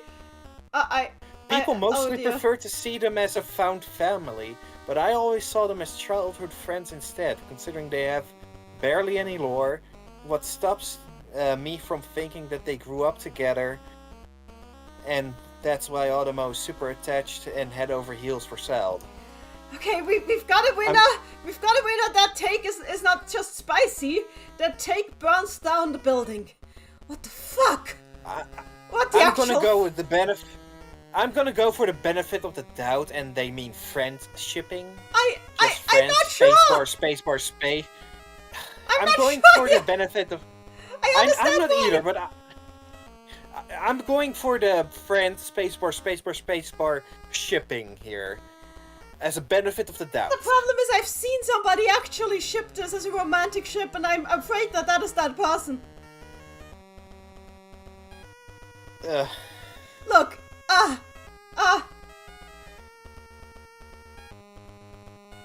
oh god. Read this if you want to. I'm not gonna. Yeah, guy,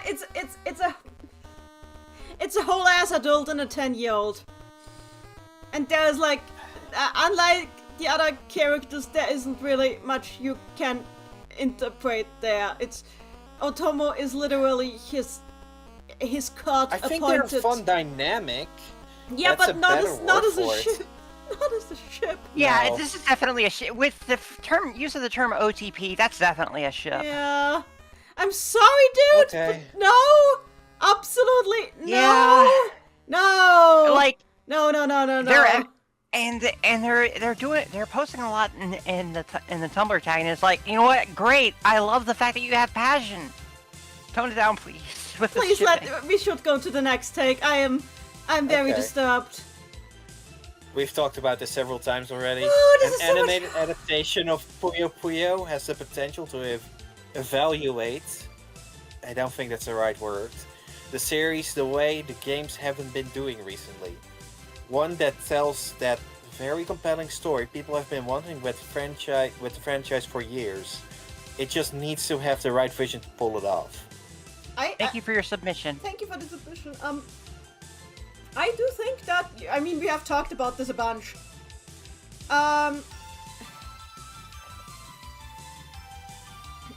That makes it slightly better, Moth, but it doesn't work with canon. Anyway,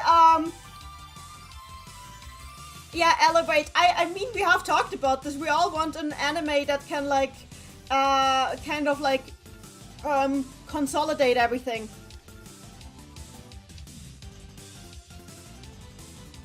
Yeah. Are we all still in shock? I'm not in shock. I'm too jaded to be shocked. I'm just kind of zoned out. Okay, Also, we need to I forgot something. refocus because we should be excited about this. Yes, anime, please. Look at Yes, Shadow please. moving. But I mean, I can't be excited about it because we've talked about it so many times already. It's like, yes, please. But also, I it's wouldn't like, be so excited can't really about this say- anyways. I just feel like we've kind of talked. Like, I'm not sure at this point what we want to say anymore about this. Very in the chat, please shut up. No. The problem is, Very, how did you even identify what this? How do you know these characters well enough to know what right to make such an adequate comparison? I hate you. I mean, to be in absolute fairness, the games make the same joke. Yeah. Anyway, anime. We all Next love slide. anime. We all love anime, right? Anyway. I don't. Yes. You don't like anime? Well, I don't like anime as a monolith. I like an individual series of anime, sure, but Fair. Yeah, of I course. don't Well, like yeah, it as sure. a monolith. I mean, I think that's true of pretty much any subgenre of medium. True. Of media. I just wish the average person would talk like it is in a monolith. That is true. That is absolutely true. Yeah. That I was about to say I want Studio Trigger to animate it because I think their art style would suit so well. Like that, the animation style would suit so well with the Puyo designs, with the modern Puyo designs. Not just that, the storyboarding too. Yes. They're storyboarding too, don't But forget. also, you need to let the Studio Trigger animators go do their thing. Let them go ham, because like like dungeon, like I love Dungeon Meshi, but like they were trying way too hard to stay one-to-one with the manga, and there weren't very many episodes that just had that Studio Trigger bounce. I was very shocked when I read that it was Studio Trigger, because I was like, this does not look like Studio Trigger. They really held back there. Oh my god. Don't they typically just do original stuff? Yeah, they do a lot of original stuff. Yeah. But Dungeon Meshi was like one of their rare animated adaptations. But I do think and it's like the apparently the director of the adaptation is a very big fan. Great, I respect that. I love it too. But it's also like you can't like please let your animators be whimsical. Yes, please. If I may play devil's advocate over a topic I barely know anything about, isn't Delicious in Dungeon kind of a subdued comedy? It is. No. I would say so. Actually, it's not like super slapstick or anything. It feels very much like a good D&D campaign, in my opinion. Yeah. Yeah. I mean, it's grounded, but I'm not sure if that's the same. Over. I'm not sure. It's grounded, but I don't think that necessarily means it's low key. Yeah, but Still, I think there's not think much. That's... As Mom would say, sorry. It's not something to hire Studio Trigger over to begin with, I think. Maybe. I don't care anyway. Moth, just because you should, because Moth, just because they have done, because Studio Trigger has done adult stuff doesn't mean that all of their stuff is adult stuff. They can do stuff that is for all ages too. You have to keep like the studio apart from the individual works. That goes for some real people too. Yeah. Yes. Like if we said that this is like if we said Sega makes Yakuza, I can't imagine Sega doing Puyo Puyo. Yeah. So next slide. Sure. I don't Why think not? we. Yeah, I mean we already said so much about how much we want an anime adaptation, so it's not like we can add much. Sega, give them money. I can add something. Game Tune Entertainment. Game Tune Entertainment. We know that they didn't make the Quest intro, but we want them to make an anime. That's all. Yeah. Yes. I can add something if you want. I think Sure. after the opening arc, we should have a flashback arc where Shezo is adopted by Manfred von Karma, and we see how he interacts with his adoptive brother, Rune Lord. Yes. Where did this come from? Ace Attorney anime adaptation. They did that? Yes. Wow. Yeah, I was kind of shocked watching the first time that Manfred actually had a sullen expression looking over the now orphaned young Edgeworth.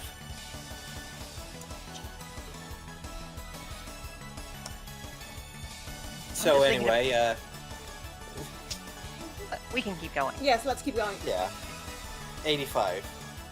Klug has siblings. He has at least one overachieving sibling who Klug struggles to live up to, and also has at least one younger sibling who his parents treat as a typical youngest child, giving more attention despite doing less.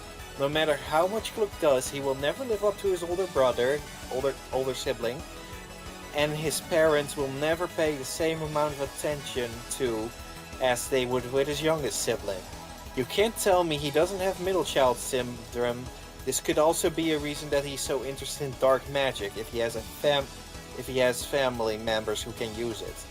Because that interest has nothing to do with Lemris. Okay, firstly, the interest It actually does kind of. It does kind of, because Lemris' family are dark mages. Lemris himself isn't, but his family are. Yeah, I mean, he was he did use dark magic for a while, and then he was like, I don't like, but he was eventually like, I don't like doing this, I'm leaving. Yep. Also, but aside from this, who's that guy you put in there as the older sibling? He looks like an adult Klug, right? Kind of. But that is not an answer to the question. Okay, I just wanted to get that information out of there first. That's a guy from Silent Hill 3. Oh yeah, His the name guy is that's Vincent. like, oh yeah, the guy that's like, you think those were monsters? I think that's just kind of weirdly fitting in relation with Kluk, and same for Brainy Smurf. So, this take is literally what I said. I was holding back some snickering because of that. I mean, I can absolutely agree with this. I think he has more siblings than that, though, just because it's funny to imagine Kluk just drowning in a little sea of siblings. We can all agree these are his siblings, by the way, right? I mean, sure, if you want to. I'm not going to write that fic, but you can have that. It's true that Brainy Smurf always makes me think of Kluk. I can't deny it. I never watched the Smurfs, and I plan to keep it that way. Oh, the Smurfs is actually a really good show. I It watched is. some old Smurfs cartoon the other day, and it's pretty epic if you dial back your definition of epic just a smidge. I mean, that's true of anything. Literally anything.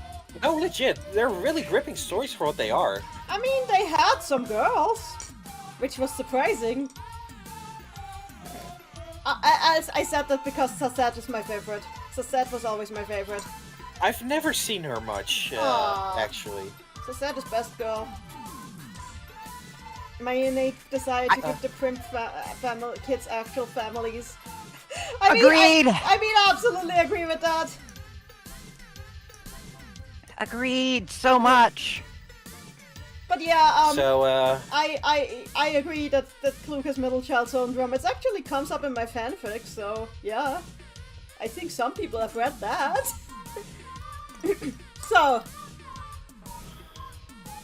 So who wants to take 86? Me.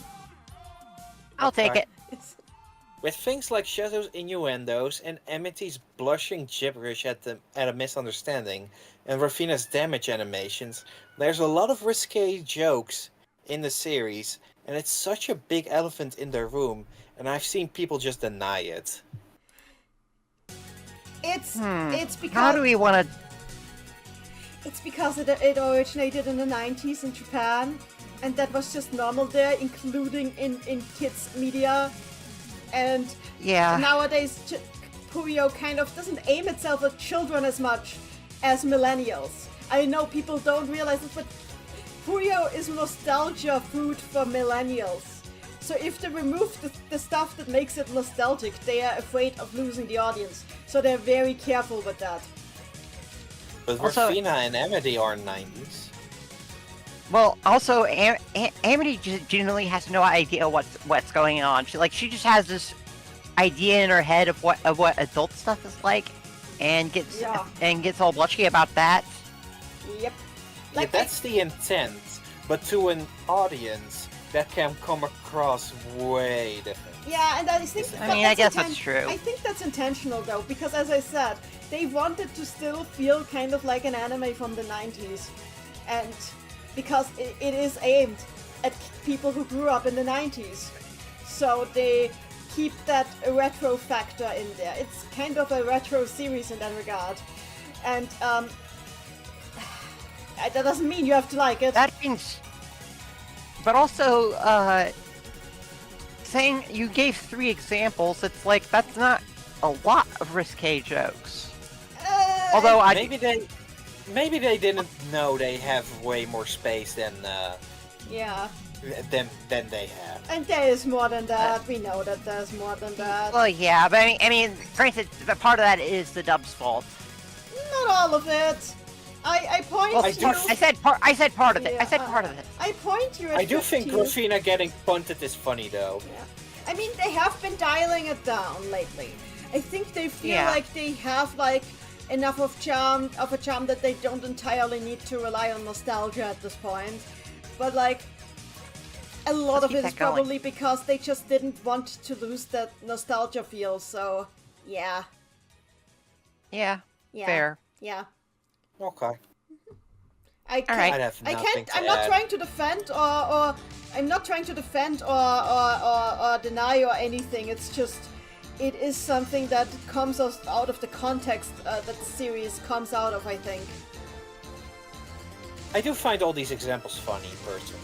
Fair. I mean, we are millennials, so yeah. Yeah, that's Am true. I don't know. I don't like defining people by what generation they're born in. You're from the 90s. I don't care. That was the point Nini was making. Yeah, we are millennials. Okay. I mean, I okay, don't have much attachment to it. that's fair. Alright, fair And enough. yes, Fever 1 Amity is very 90s in spirit, very true. So who wants to take 87? Yes! I'll take it. Oh, this is influenced by Twitter, so... I mean, yeah. Okay. Understandable. I think it'd be funny to see more over-the-top, goofy Western-styled characters in similar veins to like Scratch and Grounder, Toe Jam and Earl, Earthworm Jim, Donkey Kong, Spaghetti, SpongeBob, the likes, to step foot in the Puyo domain. Whether it's characters created for the series, inspired by that style, or straight up the aforementioned characters crossing themselves over. I know who wrote this. I also know who wrote this. I know, For certain this time. I know only one person who... Yeah, but I know who did it. There's only one person who talks about Toe Jam and Yeah, all like that. there's really only one person. Hi, Zach. Yeah, hi, Zach. I'm sorry, but I don't know if there would be a market for that in Japan. And they can't... But inspired, maybe. Yeah, I guess inspired. There can be a single set inspired by it. But also, everybody, those first 5 characters are all characters that just that are basically just artifacts of the 90s at this point. They don't really do anything anymore. I mean, they don't exist, more or less. Scratch and Grounder do have a connection to Puyo Puyo, Yeah. at least. I'll give them that. I mean, they do. They do. That is true. That is true. And it's not like Mean Bean Machine doesn't get re-released in Yeah. Japan either. I'm not Yeah, sure that's how I true. would fit those characters in, but that's also because I'm not a very slapsticky kind of person. I mean... I do want more creatures, and these are definitely creatures. Those are definitely Peppino creatures, Spaghetti. I mean, they could definitely do something that is inspired by a Western animation. I think... Peppino Spaghetti is a creature in the same way that Mario 64 Mario is a creature. Agreed. What about Donkey Kong? How would you Donkey make... Kong is an ape. How would you make Donkey Kong interact with the cast of Puyo Puyo? I don't know how Donkey Kong interacts with anything, to be perfectly honest. How about we let Peppino Spaghetti parry some Puyo Puyo garbage? That would be funny. Yes. I mean... But I have nothing to add. You could this make... is better than the previous Western take one. But still, there's no market. There is no market. I'm still. I stay with it. There's only a few Western franchises that could break into a Puyo collab like this, and one of them is Undertale. And the other is Sonic the Hedgehog. Well, that's already happened. Sure, Yeah, it's already happened. Shell says, I'd love it way Case too in much point. if Kirby was a guest character in the Puyo series. I don't think Nintendo would do that, unfortunately, as much as I would love it. Yeah, no. And Sonic is a Western franchise made in Japan. Be damned. Yeah, pretty much. I know, but I'm just saying it. But I wasn't denying that. I was just saying that Sonic's already crossed over with Puyo Puyo. I was preempting. I was preempting some other comments. We had the Sonic. We had the Sonic crossover, true. So there's one. I think that's it. Yeah. So, sorry, Chunky. It's not your day. I'm sorry, Chunky. We miss you, and not because you're dead. It's just you've never been in a game. Folks, Donkey Kong Country 3 on the Game Boy Advance. Well, Bonanza isn't out yet. But also There's he's still dead. hope. But the Bonanza isn't out yet. There's still hope for Chunky. I believe yeah, in Chunky. $100 hope. Well, apparently he needs to be wearing pants if he wants to be in Bonanza. That's fine. That's doable. Who wants 88? Me. Sure, why not? Cut off with the whole Satan is a creep who loves oral joke. I feel he could be way more I think I read that wrong. cut off with the whole Satan is a creep who loves oral joke, I feel he could be way more enjoyable. Plus make him a little more villainesque, but I don't know. Another case of misdiagnosing Satan. Oh dear. He's not a villain. He's a doofus. Yeah. Literally, his first appearance was showing off his Tinder bio. He's never been a convincing villain in any way, at any point. No. I mean, he is always strong. Yes. He's always powerful, but that's literally it. And the first half, we had an entire take about this. It's complicated. Yeah. Like complicated. And so, is that all we have to say? With the first one, because I mean, Satan can be a threat, but he's not gonna like antagonize people. What's the point of it? For any other reason than he wants to have fun. People. I think there's just a lot of people who see, evil, demonic overlord and think evil overlord, and the fact that he's also Satan means he must also be evil, and it's just a whole. It's a mental equivalent of a game of telephone, and it's just like that's kind of missing the point of the character. I mean, to be fair, Puyo Ted One Step kind of played up the Demon Lord stuff. He felt kind of like a Disgaea character at some point. Okay, anecdote. When I played Puyo Tetris 1, which was my first real Puyo game, I quickly pieced together that he isn't evil, even before I met him. That is fair. Yeah. So... Also, does my character look evil, no. Given all that description? No, cute. Okay. Evil people don't wear glasses, except for the ones that do. Except for the ones that do. I'll just say that, the whole thing with... Okay, in Quest there is one part where Satan realizes that Al flies off the handle. Yeah, Satan flies off the handle because Al has been warped to a pocket dimension and harmed. And Carbuncle too. And like Satan threatens to kind of nuke everyone in the room. And like Rokia actually has a moment where he's like, we're all gonna die. This man is serious. Yeah, and he's way too strong for us to beat him. We are all dead. That was actually a good moment because it's nice to show, yes, he is actually really dangerous. And it's good that he's not usually in a bad mood. I also, an example I want to talk about is Puyo Puyo Tetris 2. I think it's chapter 6 with Satan versus Oral match. That's also him not messing around. Mm-hmm. He just wipes the floor with Oral. Mm-hmm. Because he's being serious. Mm-hmm. Not for her affections, mind you. I think I should throw that context out there. But because it's a serious matter and he wants to make clear, either you guys shape up or we will have to murder that boy. So yeah. Yeah. That should be a line in Tetris 2 nutshell. Again, I repeat, 2 games in a row now. We've had one plot turn be Satan suggesting murder as the solution, because that's the one thing he's really good at, even though he's never shown it. He is good at other things. Like, I mean, he's made people more. He's donated bits of power to make people more stable. True. More than once, even.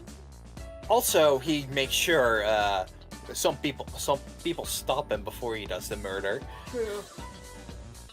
I don't think he wants to do the murder. It's just like, well, I have the power to do exactly this.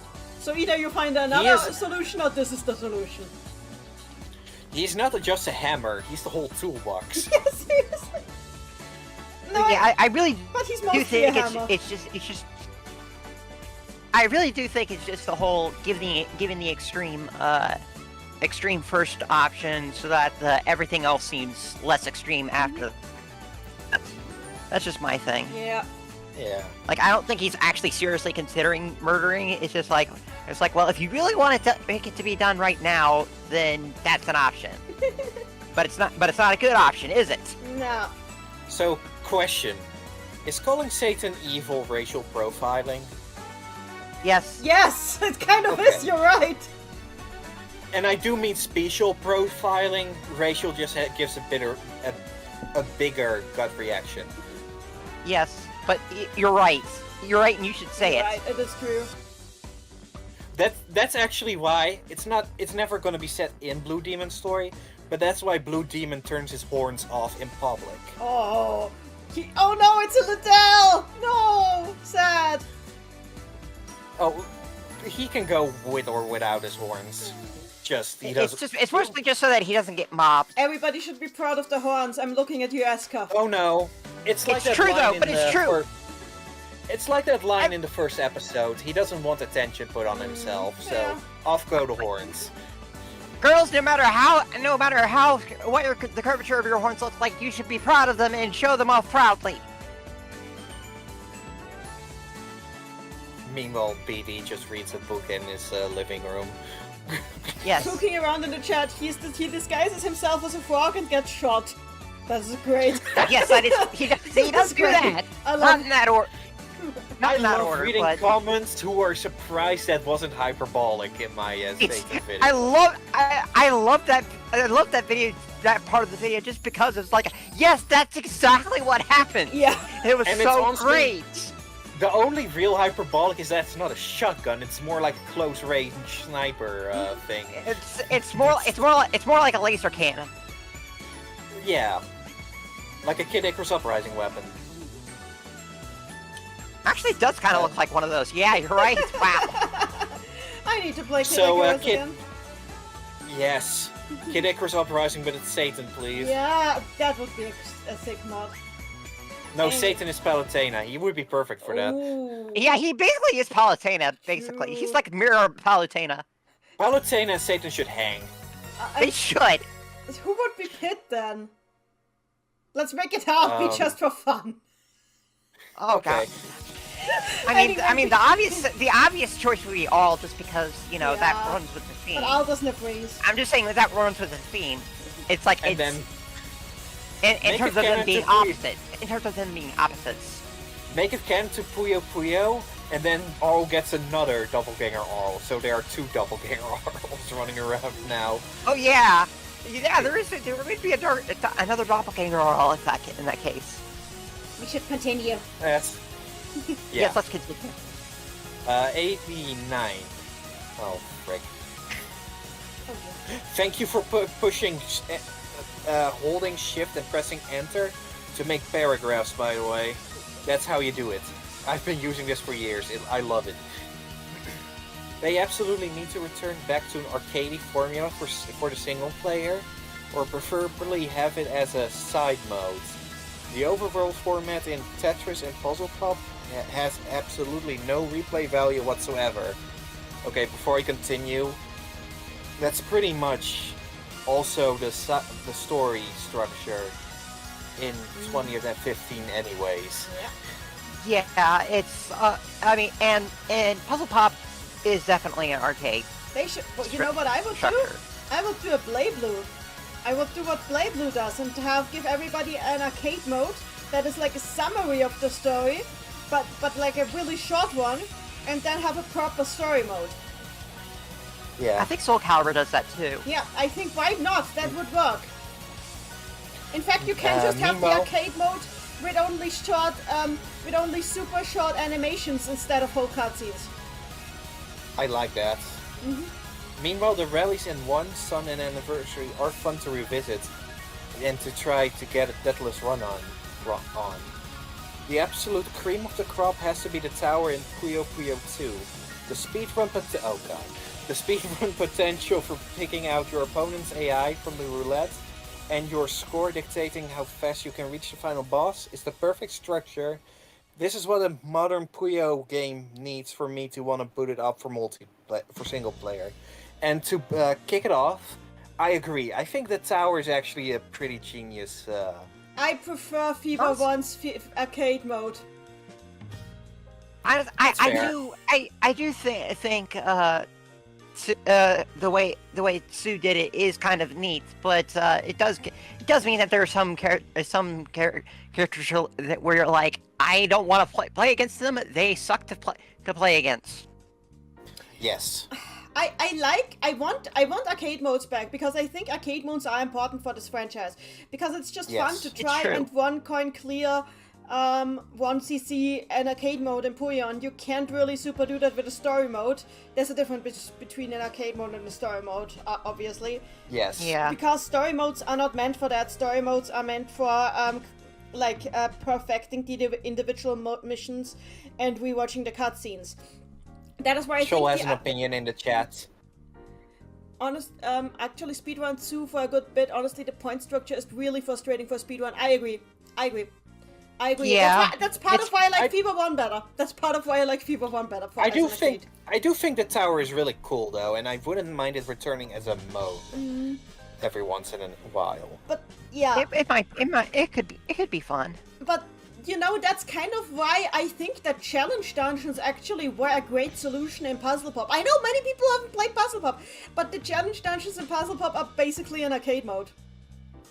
It's an arcade mode where you have to choose after each fight. You have to choose between one of two opponents, and that is perfect. It's the and they are meant for replaying because you use them to farm items.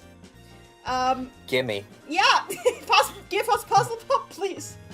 And I've played them a lot, so I think they are on the right path. Like just separating the arcade modes out from the story mode is all you need to do. I would add like a little bit more like flavor to the arcade modes than the challenge dungeon. Challenge dungeon is fun, but it's also like very randomized. I would make it a little bit less randomized. But aside from that, it's just this is how I would handle it. Yeah. Puyo Puyo arcade roguelike. Yeah. Maybe also give story mode finally the ability to use 4 boards at a time. Give me free roaming in story mode. I want to go through Primp Town. Also, let us see the world. Also, half agree on shoutouts to PS1 version. I played that like a week ago. It's really, really smooth. I know that smooth like butter on a bald monkey. I know the PS1 version is very similar to the Saturn version, so maybe I should play the Saturn version again sometimes to judge. Yeah, I don't think we have anything more to add. No, I think we just have less to say after last stream.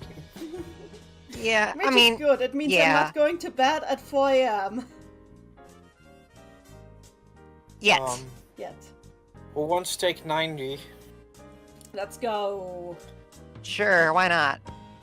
There should be a Puyo game that focuses on another letter of the ARS trio. Personally, I would like the S people, and so would I. I mean, we kind of had Shizo and Sig games before. Yeah, but not Maguro or Seo even. Maguro would be a great protagonist. But we've talked about that already. Maguro's great adventure.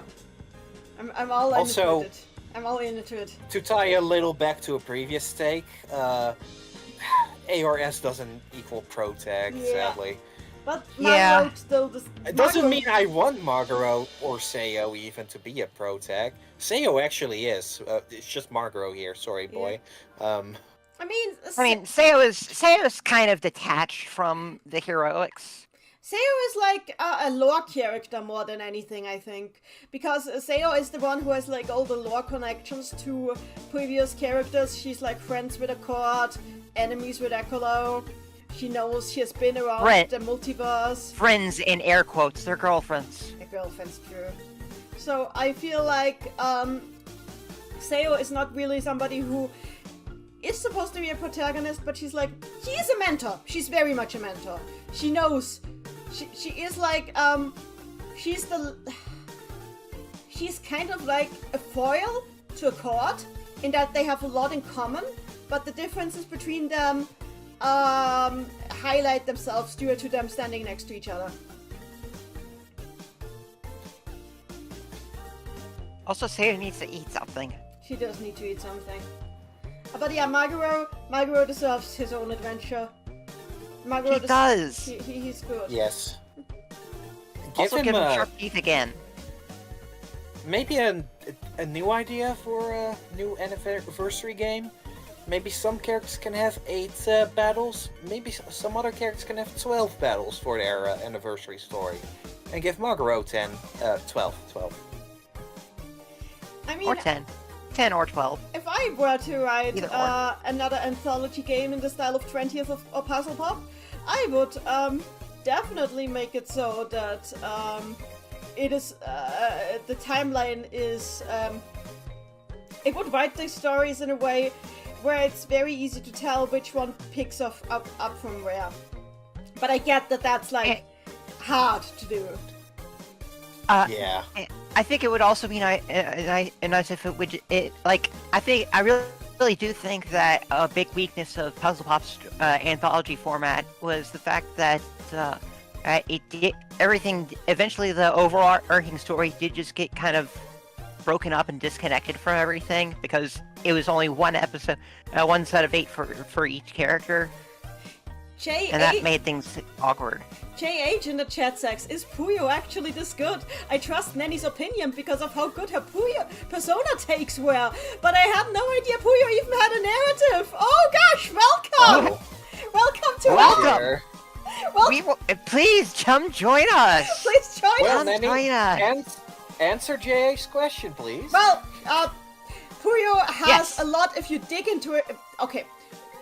The general rule with Puyo is that when you look onto it from outside from afar, it looks like a puddle. But when you try to step into it, it's so deep that you fall in. Basically, that goes with the gameplay, and that goes with the characters, and that goes with the story.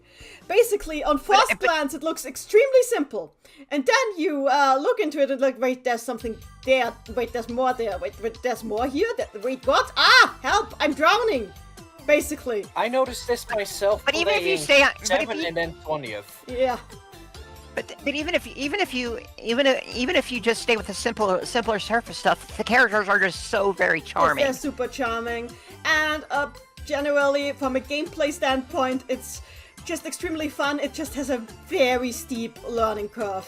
In the beginning, you're like, what is to this? You're just lining up for and they pop, you're lining up for and you pop, and then you start losing to the AI, and you're like, maybe I'm doing something wrong here. What am I doing wrong? And then you realize, wait, I'm supposed to build a chain reaction? That's crazy. How is that supposed to work? Nobody has big brain enough to figure this out. And then slowly you figure out how it works. And then you'll realize, holy hell, this game has a lot of strategy. How is anybody supposed to learn this? But it's really fun. And it's kind of the same. I had Sayo's chair. It's kind of also Sia, Crimson Slushy. It's kind of the same with like the lore and the characters. Like you play it. For me, the experience was Puyo Puyo Tetris 1. I played it. It looked like just a gag plot at first, and then slowly I realized, wait, these characters all have history. They all talk like they had stuff going on behind already. What is happening? And then at the very end, it turned out that like the final boss was a man with depression who was accidentally tearing the multiverse apart. And there was actual lore behind it. And I was like, oh my god, I need to read the wiki. And then I started reading the wiki, and I have never come out of it again. So yeah, that's basically the experience. Yeah, same here. I don't even remember how I... And Cheryl is also like talking about the gameplay stuff. So yeah, I looked at the wiki and never looked back. I should have included S in this picture. You should have. Oh god, yeah. I mean, S is such a good character. I love her. I call S the Tetris princess because in my heart she is. She is.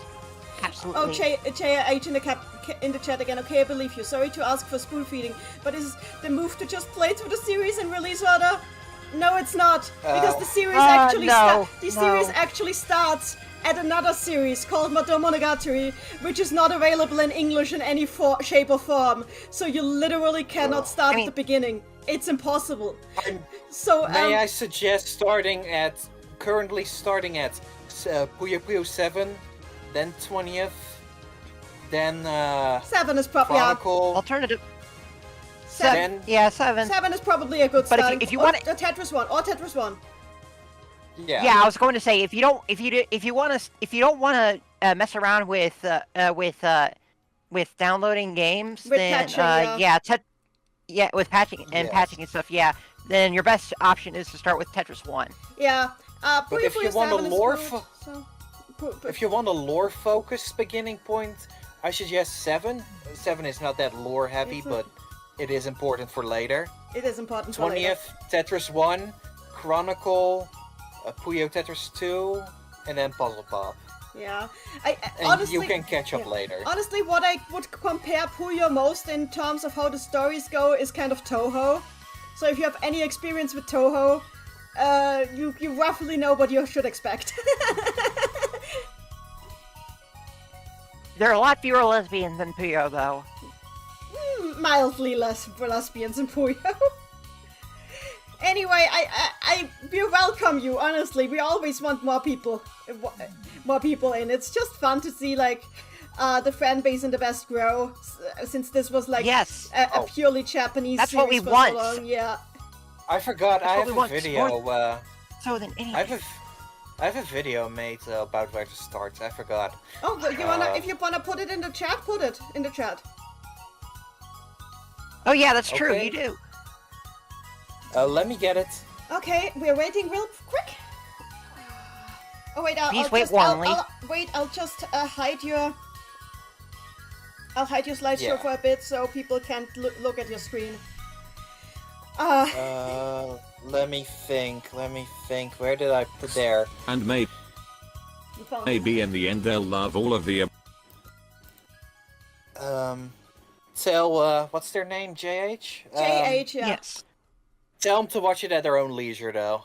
Of course, please watch it at your own leisure, JH.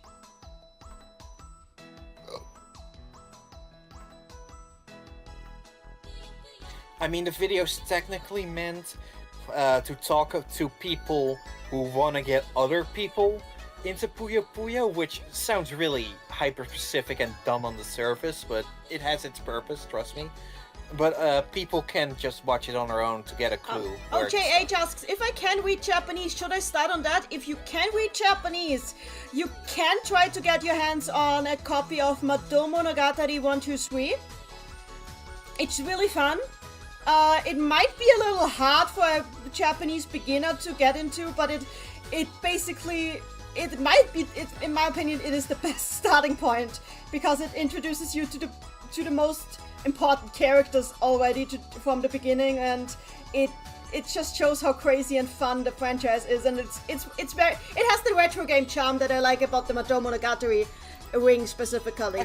To explain, Madomonogatari is kind of the sister franchise of Puyo Puyo, and they kind of belong together. They are kind of like inseparable in that way, and share the same universe and characters.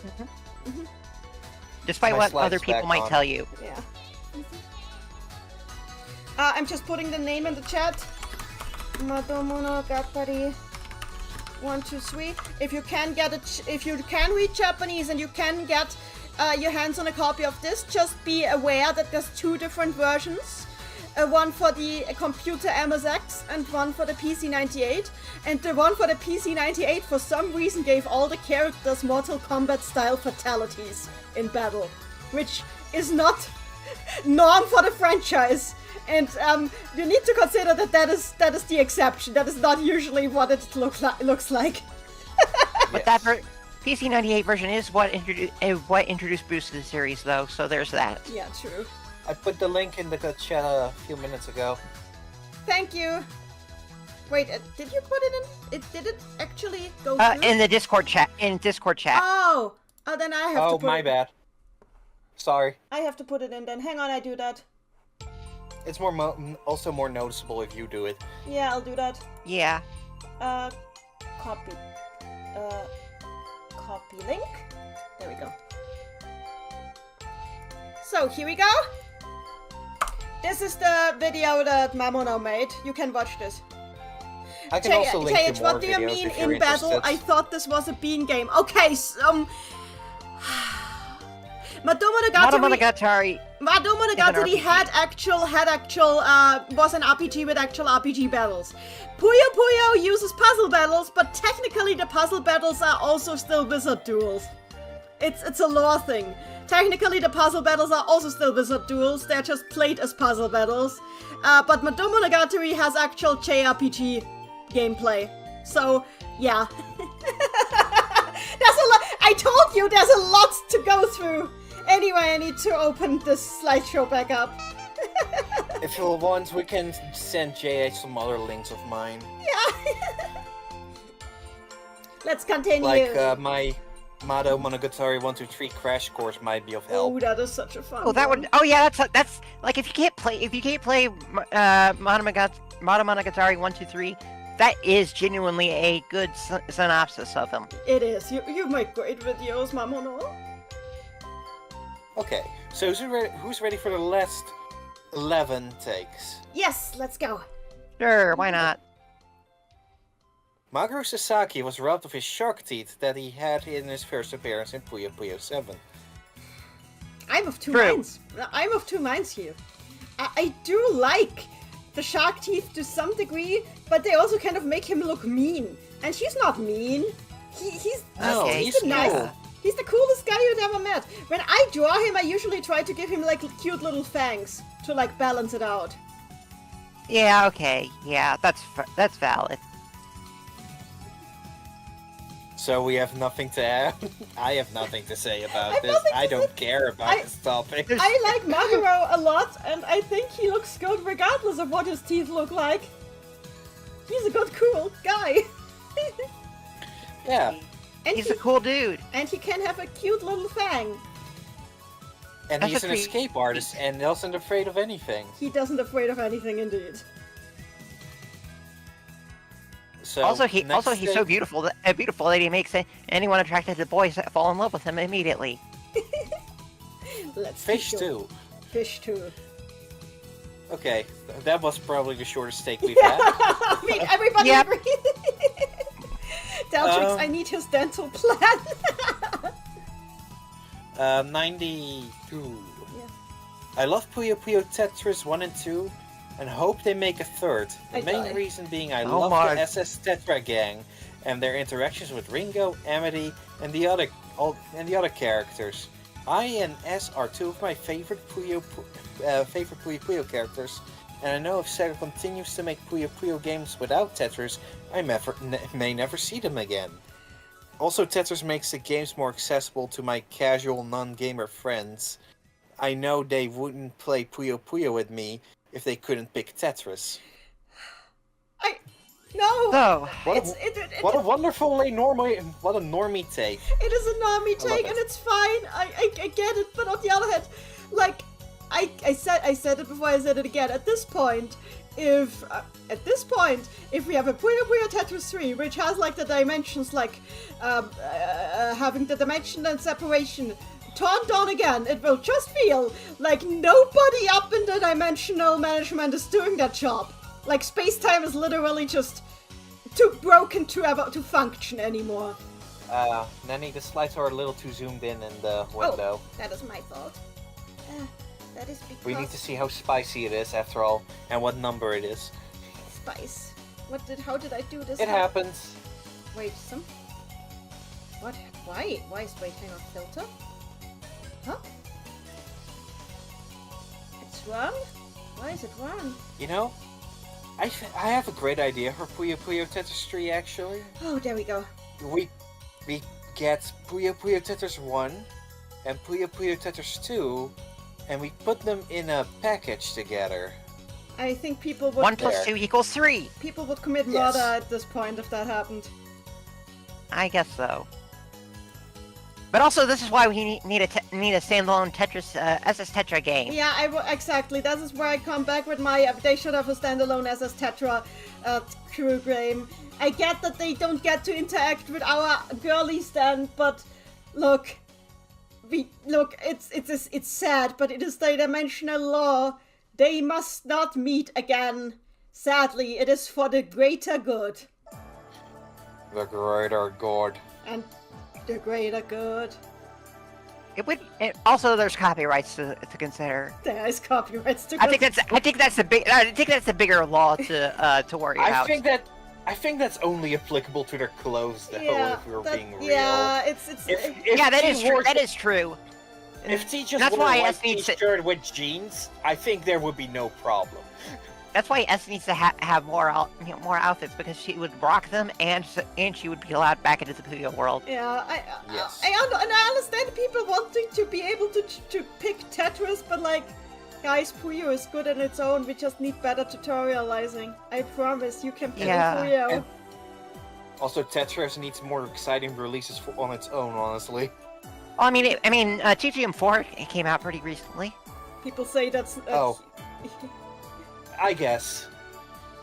I mean, I to would be fair, love I a don't Tetris keep up with RPG. Tetris. Let's do Tetris RPG. The Let's Tetra just do more characters need interesting stuff with Tetris in general. The Tetra characters need costumes. Oh gosh. So, next take, because that was short. Yes. Yeah. Okay, 93. Look, I don't even ship these myself, but Shazo X Arl, or which, is literally fine. And people starting hate brigades over innocent artists who don't even see it as an adult ex-child should stop. It's not pedophilia, all their ages are nebulous anyways. I think I know who wrote this. I mean, it's we ship what you want. It's fine. It's fine. Okay, never mind. I don't know who this is. But yeah, It could have ship what you been want. many people. Sure. Yeah. Tetris Grandmaster 4 has been pretty mixed. Oof. Maybe it is time for the SS Tetris RPG game. Yeah. Sega tap into the market, Sega. Anyway, we keep getting this discussion. Welcome to hell. Leave your ships at the door. I don't know. Yeah. Look, it's fine. I'm so it's tired. Fine. It's fine. Leave artists be. Leave the artists be. Shazo is never stated. We don't know Shazo's age. I don't think canonically he is not into Al. But if you are an artist, then do your thing. Artist free, and it is if it's not something that is genuinely harmful, then who cares? Why does Ringo keep getting closer? Asks Tabby Lemon. Because she wants to get a good look at us. Now, shall we look away then? Who's ready for the next stake? Okay. Who's ready for next stake? X-Cow asks, wouldn't the Tetra and Puyo characters be able to meet on Prob Island? Ecolo once took T to Prob Island. But was also like, yeah, you're not gonna remember any of this once this is over. And when the T was like, wait, what? And then they went back to the ship and didn't remember any of it happened. So clearly, Prob is also not in a dimension they're allowed to be, actually. So, That's lame. Yeah, it's sad. They're complete. The Tetris dimension is clearly off limits. So, yeah. Okay, next stake time? Yes. Sure.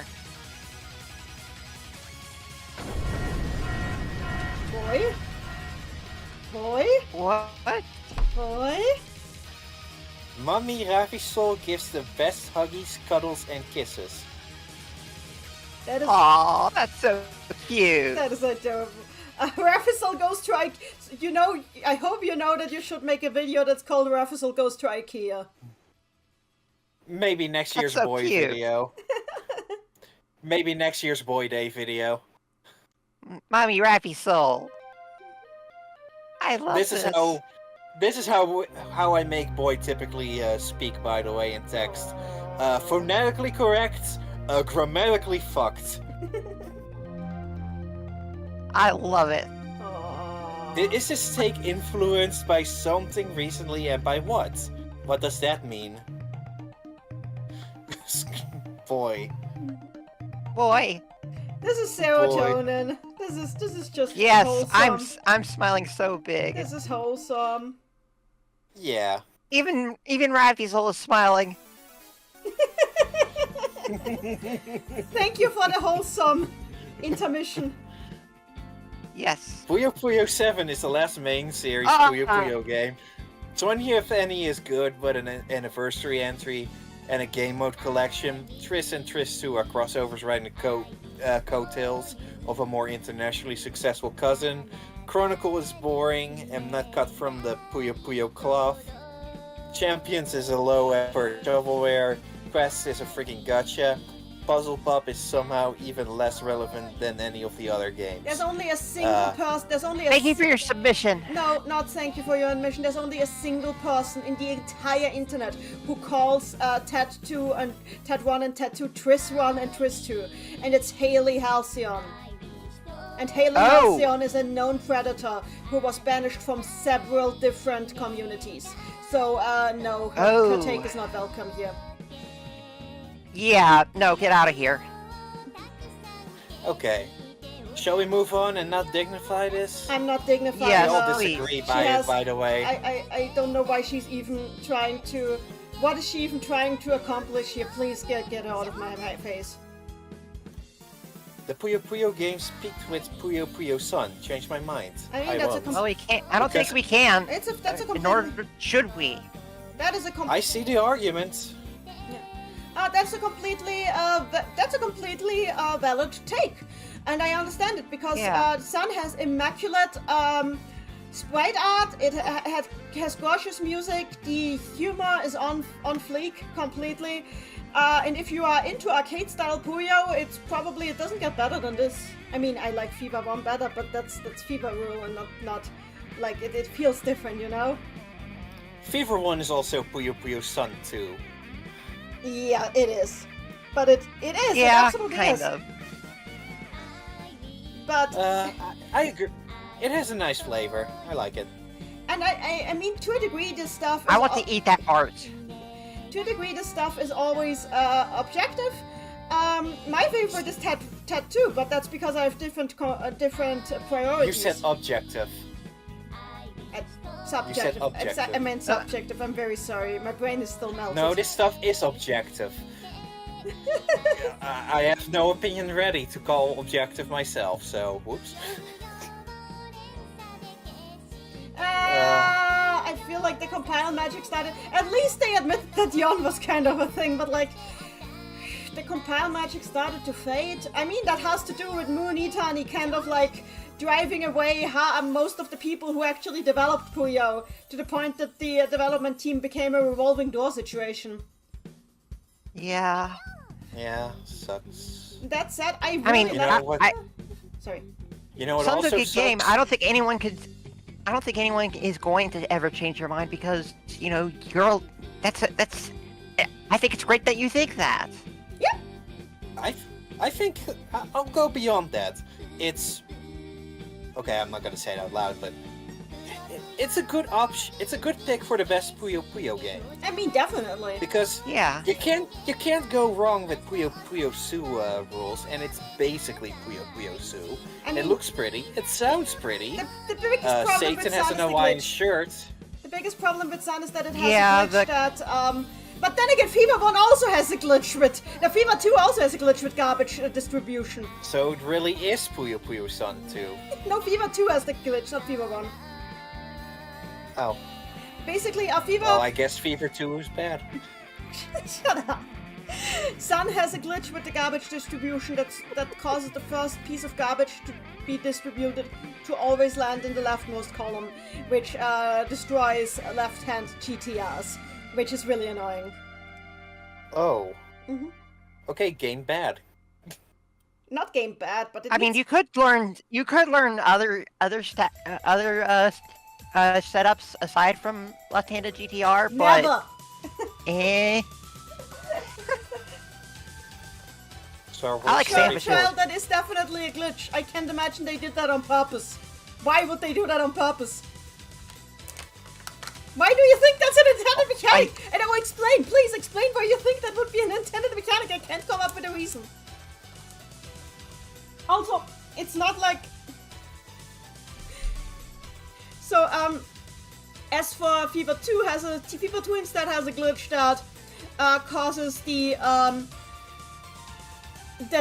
damage on fields to only update after the first time garbage has been sent. Which is bad in a game that allows you to deposit garbage at the start of the battle onto the opponent's field. It's hilarious. Ask Sklug what that's like.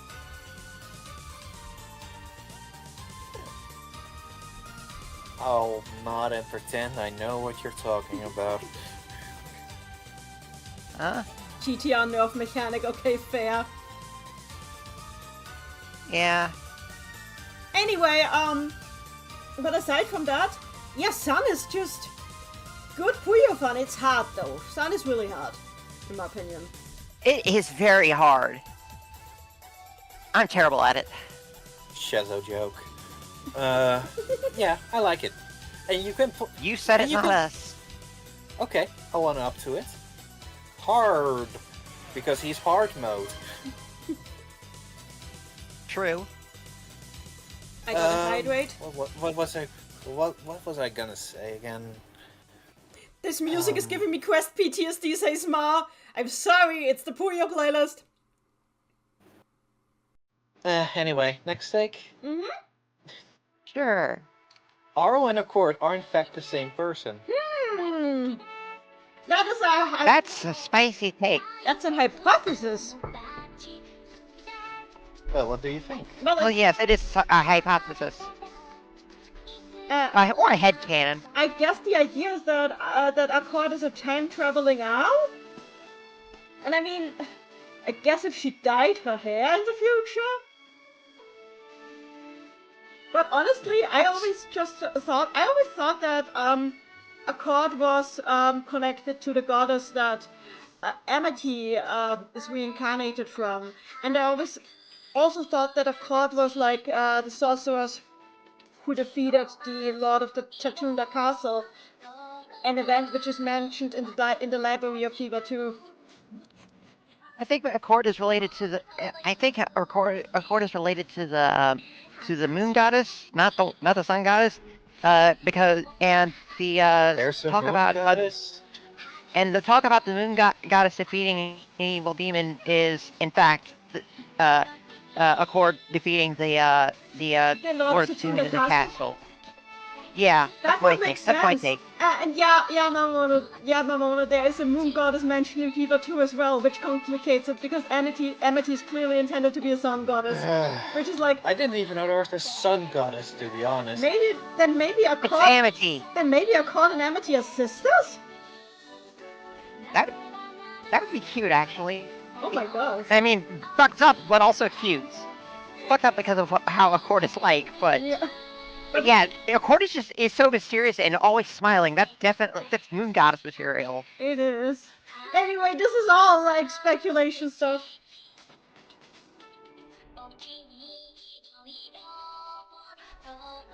What does that mean? It What does means this I'm the info originator of this take. Wait, you made that one? Yes. No, I didn't submit this. Someone took my take and Oh. submitted it for me. Oh. Even though I didn't know about it, they were gonna do it. I don't even know who this is. Oh my I just gosh. said this somewhere out loud in public. And allow me to explain myself. Okay, please I explain. forgot Please how... do. Oh, now you get excited about it, okay. Thing is, I don't remember anymore how I came up with it. But at some point, I thought it'd be really funny if Accord, who's mysterious, like Arl, who's also a smidge enigmatic, were the same person. Specifically, at some point, Arl and Carbuncle just, drifted apart, amicably, on friendly terms. Yeah. And for somehow, Arl traveled back in time, became a teacher, became Miss Accord specifically. I forgot a step. Arl has stopped giving any fucks, became Accord, and started looking over the people she cared about in Primptown. Well, While okay, being a fucks troll. before. Oh, okay, fucks. Okay, now she gives zero fucks and is an extreme troll, but still wants to make sure all the people she hung out with are okay in the past. It doesn't What if- completely line up, of course. Now I like this, but what if instead of Carbuncle and all the splitting up, Carbuncle mutated as a boy. Oh, I'm so. This is the son. I mean, it would explain why they're both the final boss of Fever 1.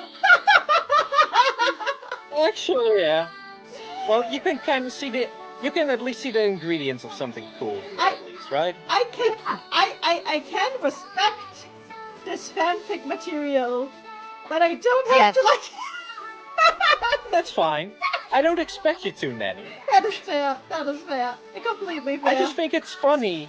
I think it's just extra funny when she interacts with Amity, Rafina, Arl herself, or especially Satan when Arl/Accord has to play dumb that she doesn't know Satan.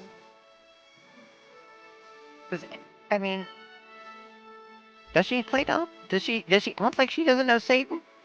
At any I point. know, but if you retcon it, it is Accord playing dumb.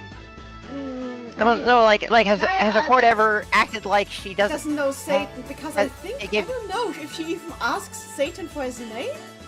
I'm not sure. Yeah, this is starting to she get seems stupid. to recognize him on sight. Game 2 Anyway, so that can also be another reason why Accord is so mysterious, because she could just give away who she actually is. How do we This is not a serious headcanon. I just think this is funny. It is pretty funny. It is. Yeah. Moving so on. Yeah. The humans/humanoids are fun, but screw humanoids. Sega just decided to make their games only humanoids, save for the fishman and the curry demon. Nice opinion. Where did you get that one?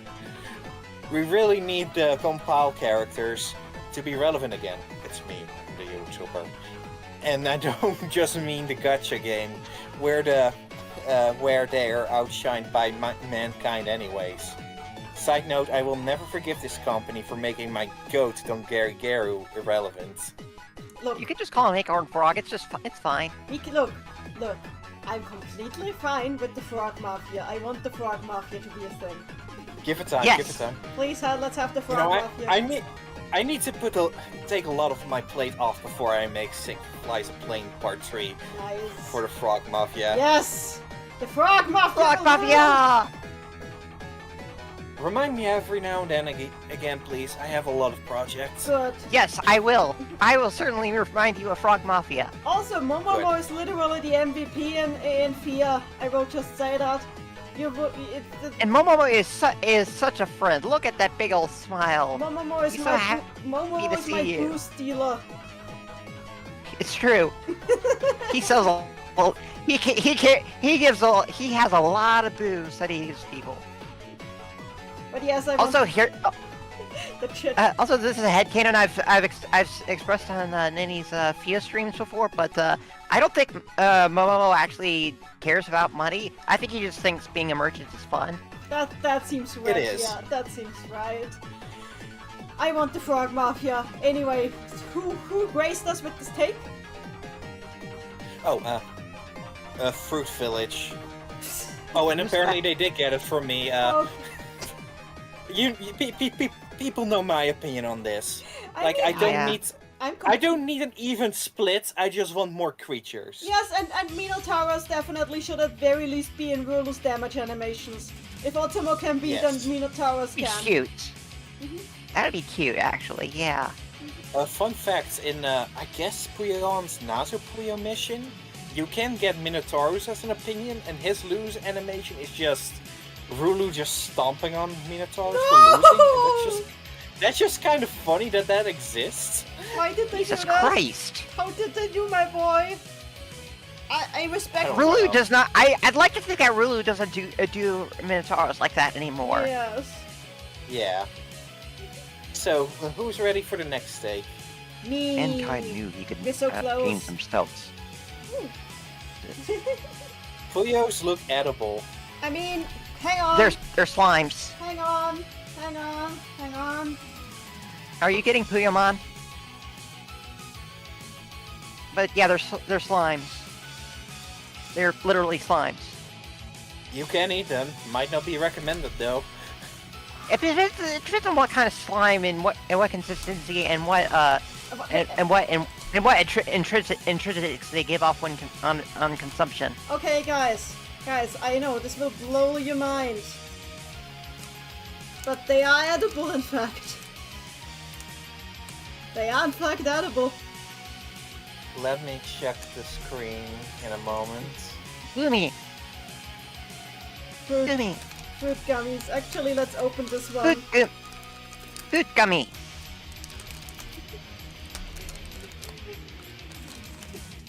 So let's see if I have the secret carbuncle. Let's hope. Also feed some to Boy. Yes, Boy gets some. Oh, no carbuncle. Anyway, here we have. I think this is a garbage.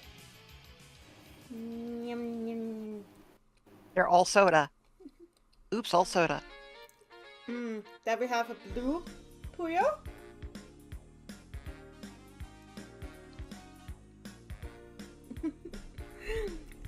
What I'm saying is I have Puyo gummies and I wanted to show them off. Yes. Oh, boy numbing. Boy's numbing. Yay! So, that's all I had to say. Carry on. Yes. I have nothing else to say about this. This is probably the most nothing take, but not in a backhanded way, just a complimentary way, I think. All I have to say it's a about take, it, that's for sure. All I have to say about it is that if Puyo look at a... Well, okay, this is not necessarily Puyo, but you know the Choo-Choos in Zelda, which are also slimes.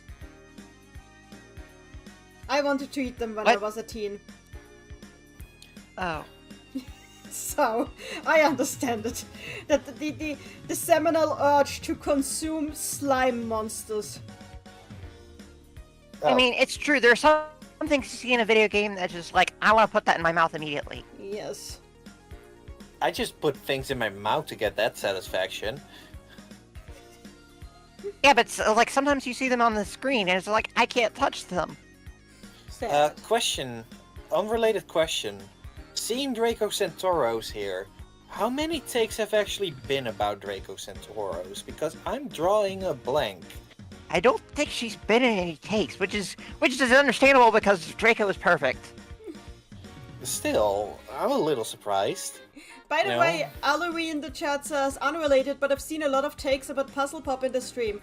Do you guys think it's worth getting the Apple Arcade subscription for it? There's so many opinions I don't even know anymore. The thing is, the game was definitely made on a budget, so it reuses a lot of assets from Chronicle. Not for the UI. The UI stuff is all completely new, but like the models are all from Chronicle and the animations are from Chronicle. The textures are new, though. The textures are all new, yes. And the voice is all new. Also, the story, I love the story for the most part. The ending feels rushed. But aside from this, the story picks up a bunch of, not abandoned, but like dormant plot threads from Fever 2, which is good if you've been waiting for those to continue, and it actually does stuff with them. As for whether it's... Yeah, continue. I was just gonna say, as for whether it's worth getting an Apple Arcade subscription for, probably not. But like if you have the money burning a hole in your pocket, then no harm done, I guess. But it's like just getting it just for that. Get the free trial. Finish the game. Cancel free trial. Budget your subscription. Budget your subscription. Manage it well. Honestly, don't give Apple money. Don't give Apple money. I love Puzzle Pop, but I hope they port it soon. It needs a port. It does. It probably has a contract of 2 years now, if I have to guess. Yeah, most likely. 1.5 years or 2 years. Hopefully not 3. So who's ready if Apple got it for 3 for... years, I'm going to ask I'm going to have to ask what they thought would happen. Who's ready for Take 99? Yes! Me. Skatodar is underrated. Another nothing take, respectfully. I'm pretty sure I'm pretty sure it could also be the opposite. Yeah. Skate Odara exists. I'm happy he exists. That's the extent of it. Pretty much. It's like there's. If you like him, great. I do think he needs to be there just to hold down the creature forts at least, but he's not my favorite creature, no matter how funny he is. The best creature is obviously Dapper Bones. True. Yeah, I can agree there. Shoel in the chat says, I'd say the game is skippable if you have access to 15th and 20th anniversary. I wouldn't call it skippable because plot-wise it's super important. Gameplay-wise, yeah, all the modes are from 15th and 20th. That is true. I wouldn't call it skippable since it's the first time Americans can legally play most That of is those true. modes. That is true. Also true. Also true. Also true. Also, IFK, hi, you arrived at the tail end of the stream. Glad to have you here, though. Hi. Okay. Anyways, Katodora is a good character. If you like him a lot, have fun with him in Madofia. I bullied him a whole bunch in that Unforgivable. Now I'm not gonna buy Fia. Skatodara is definitely a character. Of all the characters in the Puyo Puyo franchise, he's definitely one of them.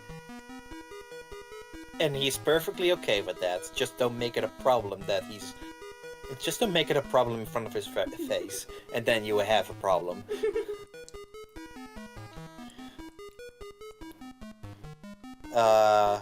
Yeah, nothing take. Hopefully take number 100 isn't a nothing take. Let's see where this goes.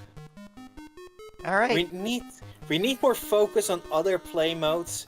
Near exclusively 2 for the story mode is getting really boring in all honesty. Okay, yeah, that's definitely about puzzle I don't disagree. Pop. That is about puzzle pop. I don't... Yeah, this is the only puzzle pop take, I think. I mean, it's not a bad... And it's a good... It's a reasonable take to have. I think the reason they did that was for balancing reasons, but like... I mean, I think there's still enough variety because of how the battles are skewed due to the item challenges that are implemented in them. So it's still pretty varied. It doesn't all feel like just 2, but 2 is it's also not wrong. It's not wrong. I do, for example, the fact that like even when it's only Primptown characters fighting each other, they don't use fever is weird, you know. So, yeah. And then there's the bit with in Liddell's story where when she bumps into Risukuma and Risukuma's like, "Why don't we try exploding?" And it's like, that sounds like Big Bang. It's not Big Bang. Yeah, I'm pretty sure that Yoshino had no idea that they were using only 2, given that when she wrote the story, given that Yoshino herself tweeted about the fact that she had no idea that all of Draco's missions were gonna be rotations locked, and she was crying on Twitter, tweeting, "I can only frog stack!" Like literally, that was the funniest thing. She was like, "Wait, all of Draco's missions were rotation locked. I can only frog stack?" Question. That is funny. Yes. And didn't she also say like, "I want to go home"? Yes, she did.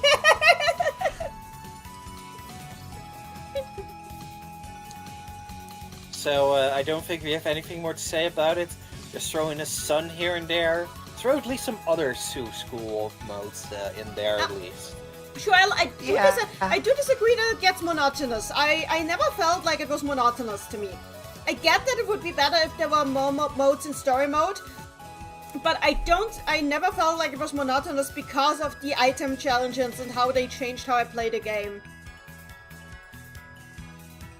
And I agree that, but I am really happy that Naso Puyo is in there. Naso Puyo is always welcome. Yes. Naso Puyo is wonderful. I love Naso Puyo. Yes. Give me more. And not Give hide me it more. behind tutorials and champions. Which are Jesus all God, just why did you do it like that? Which are all reused Super Naso Puyo Suo 1 puzzles, by the way. I recognize them on sight. I mean, a lot of Mayna's puzzles are reused as well, but like... But they're not hidden behind tutorials. True. So, who's ready for take 101? Me. I think I know who wrote this one. Puyo Puyo as a series will never grow more popular than it currently is if it does not implement crossplay. fragmentation of the community into different platforms is stagnating the series by an unhealthy amount. Puyo Tetris 1 on Switch boosting the series' popularity to unprecedented levels is amazing, but also lighting in a bottle. And the next logical progression is to build a proper player base that is not fragmented across the platforms. No matter how good the next script is, no matter how cute they make the next set of characters, no matter how close to a console's release the next game might be, it's kind of prophetic with that one, honestly. It will not become more popular until we get a game that is commonly available on a healthy amount of platforms where anyone can battle everyone everywhere. I'm of Honestly, two not minds. wrong. I'm of two minds there. I mean, maybe saying it won't grow if it doesn't have crossplay, but I do agree it The desperately thing is, needs crossplay. it is growing right now, right this minute. There's like constantly new people coming It in. is. But the thing is, like, it is true that the lack of crossplay is a big hurdle. The lack of crossplay. Yes. The lack of crossplay is a big hurdle because it makes it locks people out of having like the community experience of community play. That is true. But I think it's not the magic bullet that this take makes it out to be. It needs to be a combination of more things. It needs to be better marketing. It needs to be better consolidation of the contents, and I mean including the story contents. It needs and better the funding. Characters, better funding, yeah, definitely. We need generally just Sega as a company giving the series more means to do stuff. Crossplay is incredibly important. We need crossplay. It is not the be-all, end-all, but it is very high up. Yes. It is very high up on the rank order, but it is not the absolute be-all, end-all. It would be extremely nice if Tet 2S does have crossplay, but we don't know yet. We'll see. Maybe Puzzle Pop will have crossplay whenever it gets freed. Please Who free knows? Puzzle That would Pop. also be very cool. Please free Puzzle Pop. AFK, I'm no programmer, but how much stuff needs to be done for the background cosplay to be reality? It isn't the easiest thing in the world, but they've done it before. Seven had crossplay between DS and Wii, which is not easy. Oh, really? They did that, so they can do it. And even then, it's like you don't need to. They wouldn't need to start from scratch, even if that weren't the case, because there are already other games that have crossplay, and there's nothing wrong with being able to computer science is pretty much against wheel reinvention. It's like if someone else has figured it out, you can take notes from that. True. That's perfectly fine. That's encouraged. So yeah, we absolutely need crossplay. We need to keep pushing for that. That is like the big thing that we need. Didn't Legacy Puyo Puyo Tetris 1 have crossplay? That is the thing that I don't remember. Did Puyo Puyo Tetris 1 have crossplay with Puyo Puyo Tetris not that 1? I know of. So the version of Puyo Puyo Tetris 1 that we got was technically Puyo Puyo Tetris 1S. That's what it's called in Japan, and that's what you get if you switch the language to Japanese as well. Did it have a crossplay with other versions of the game? Did Tet 1S have crossplay with other versions? Okay, so Tet 3DS, Wii U, Vita, and PS3. Okay, Vita and PS3 had crossplay, and 3DS and Wii U had crossplay.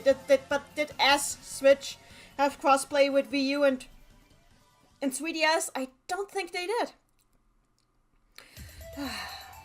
I really hope that Tet 2S has crossplay with the Switch version.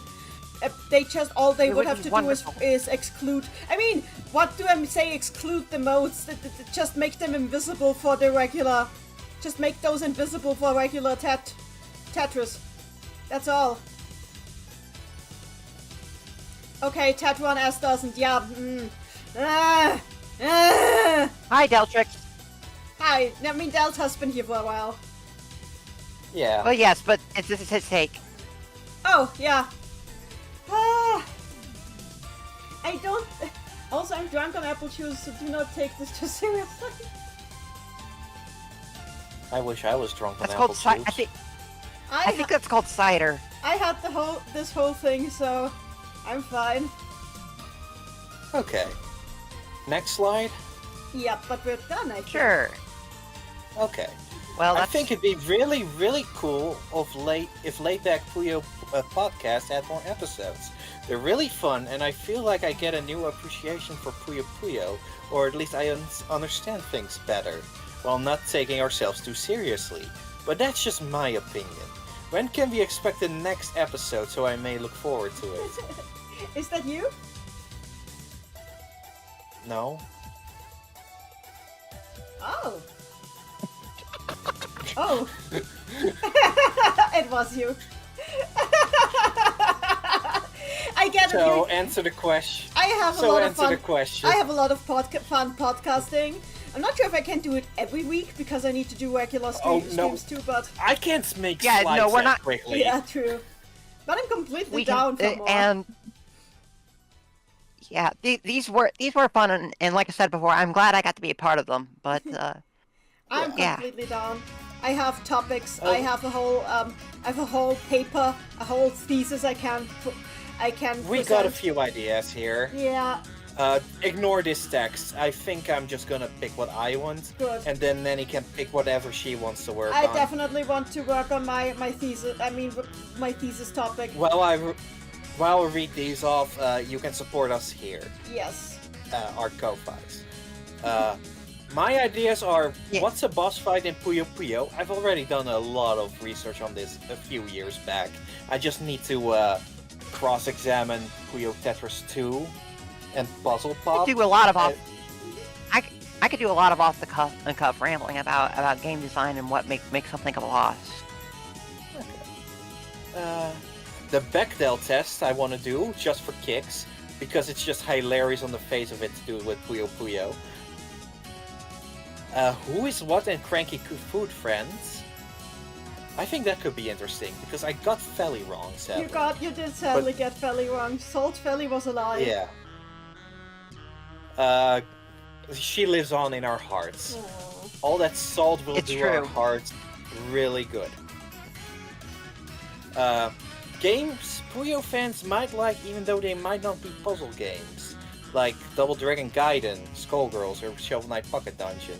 Those are just notes to myself. You're not supposed to read those. Whoops.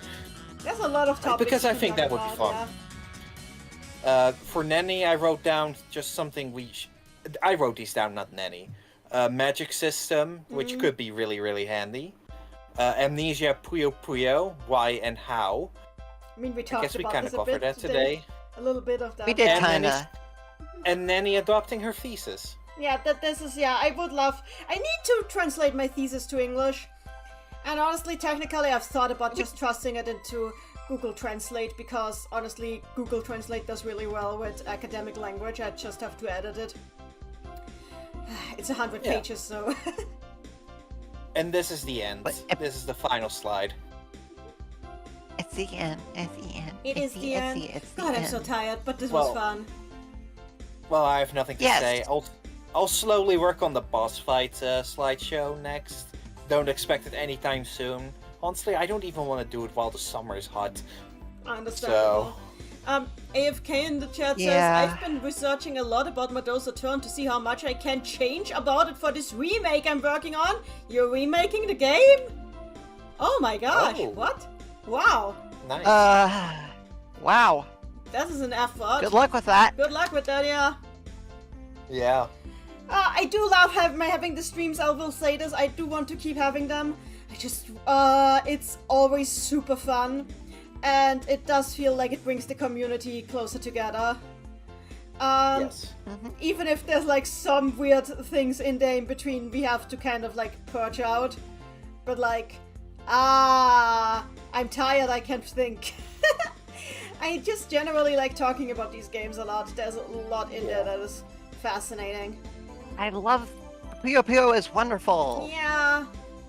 Oh, also... Thank you for putting boy on your shoulder the whole I time, did. by the way. Oh, for those who don't know, by the way, the official popularity polls by Sega on that are run via Puyo Quest have been on for a while now, and this year they actually banned Al, Rulu, Shazo, Draco, and Witch from being voted on. They also did it so that this year the popularity polls won't decide who is getting a new alt, but instead they decide who is going to get more merch in the future. So depending on how well characters rank, they could get more merch. That's also why Al, Shazo, Rulu, and Co have been banned, because they're set for merch drops anyway already. So, and yet Sig is still on the ballot. Go figure. Sig is still on the ballot. I voted for Ecolo because, God, we still don't have an Ecolo doll, and it's a shame. Based. Yeah. Mm-hmm. All I have left to say is that part 1 and 2 should be handed over to me, so I can hand it over to someone else to make it into a compilation for my channel. I will do that, but not now because I tired. Yeah. I slept. Just don't forget. Yeah, I won't And forget. I'd love to do more, but I'm going to take my time with the boss fight stuff. Understandable. I will... Also, y'all wanted to mention my Tumblr before we ended. Yeah, put it. I'm Madelyn. I'm Madelyn-Himegami on Tumblr as well. It's Let me just. What can you find on Madelyn-Himegami on Tumblr? Mostly reblog stuff, but also some art and some writing and some ramblings and some stuff about making making side projects and Monster Girls. Whew, with this said, Nice. we should probably set up how... If you're into it. Huh? Sorry, you're right. An Ecolo plush makes sense, true. So... Yep. Anyway, there's a link. Oh, AFK wants to fix Shazo in her project. That is so fun.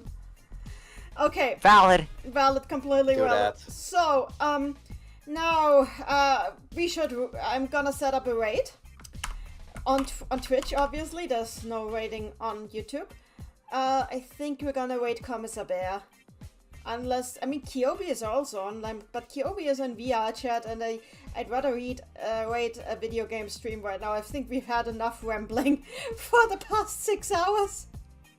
Yeah. So I'm gonna raid... We technically didn't keep it under 10 hours. It's fine. So I'm raiding Commissar Bear, who is currently streaming Super Robot Wars. So have fun with that.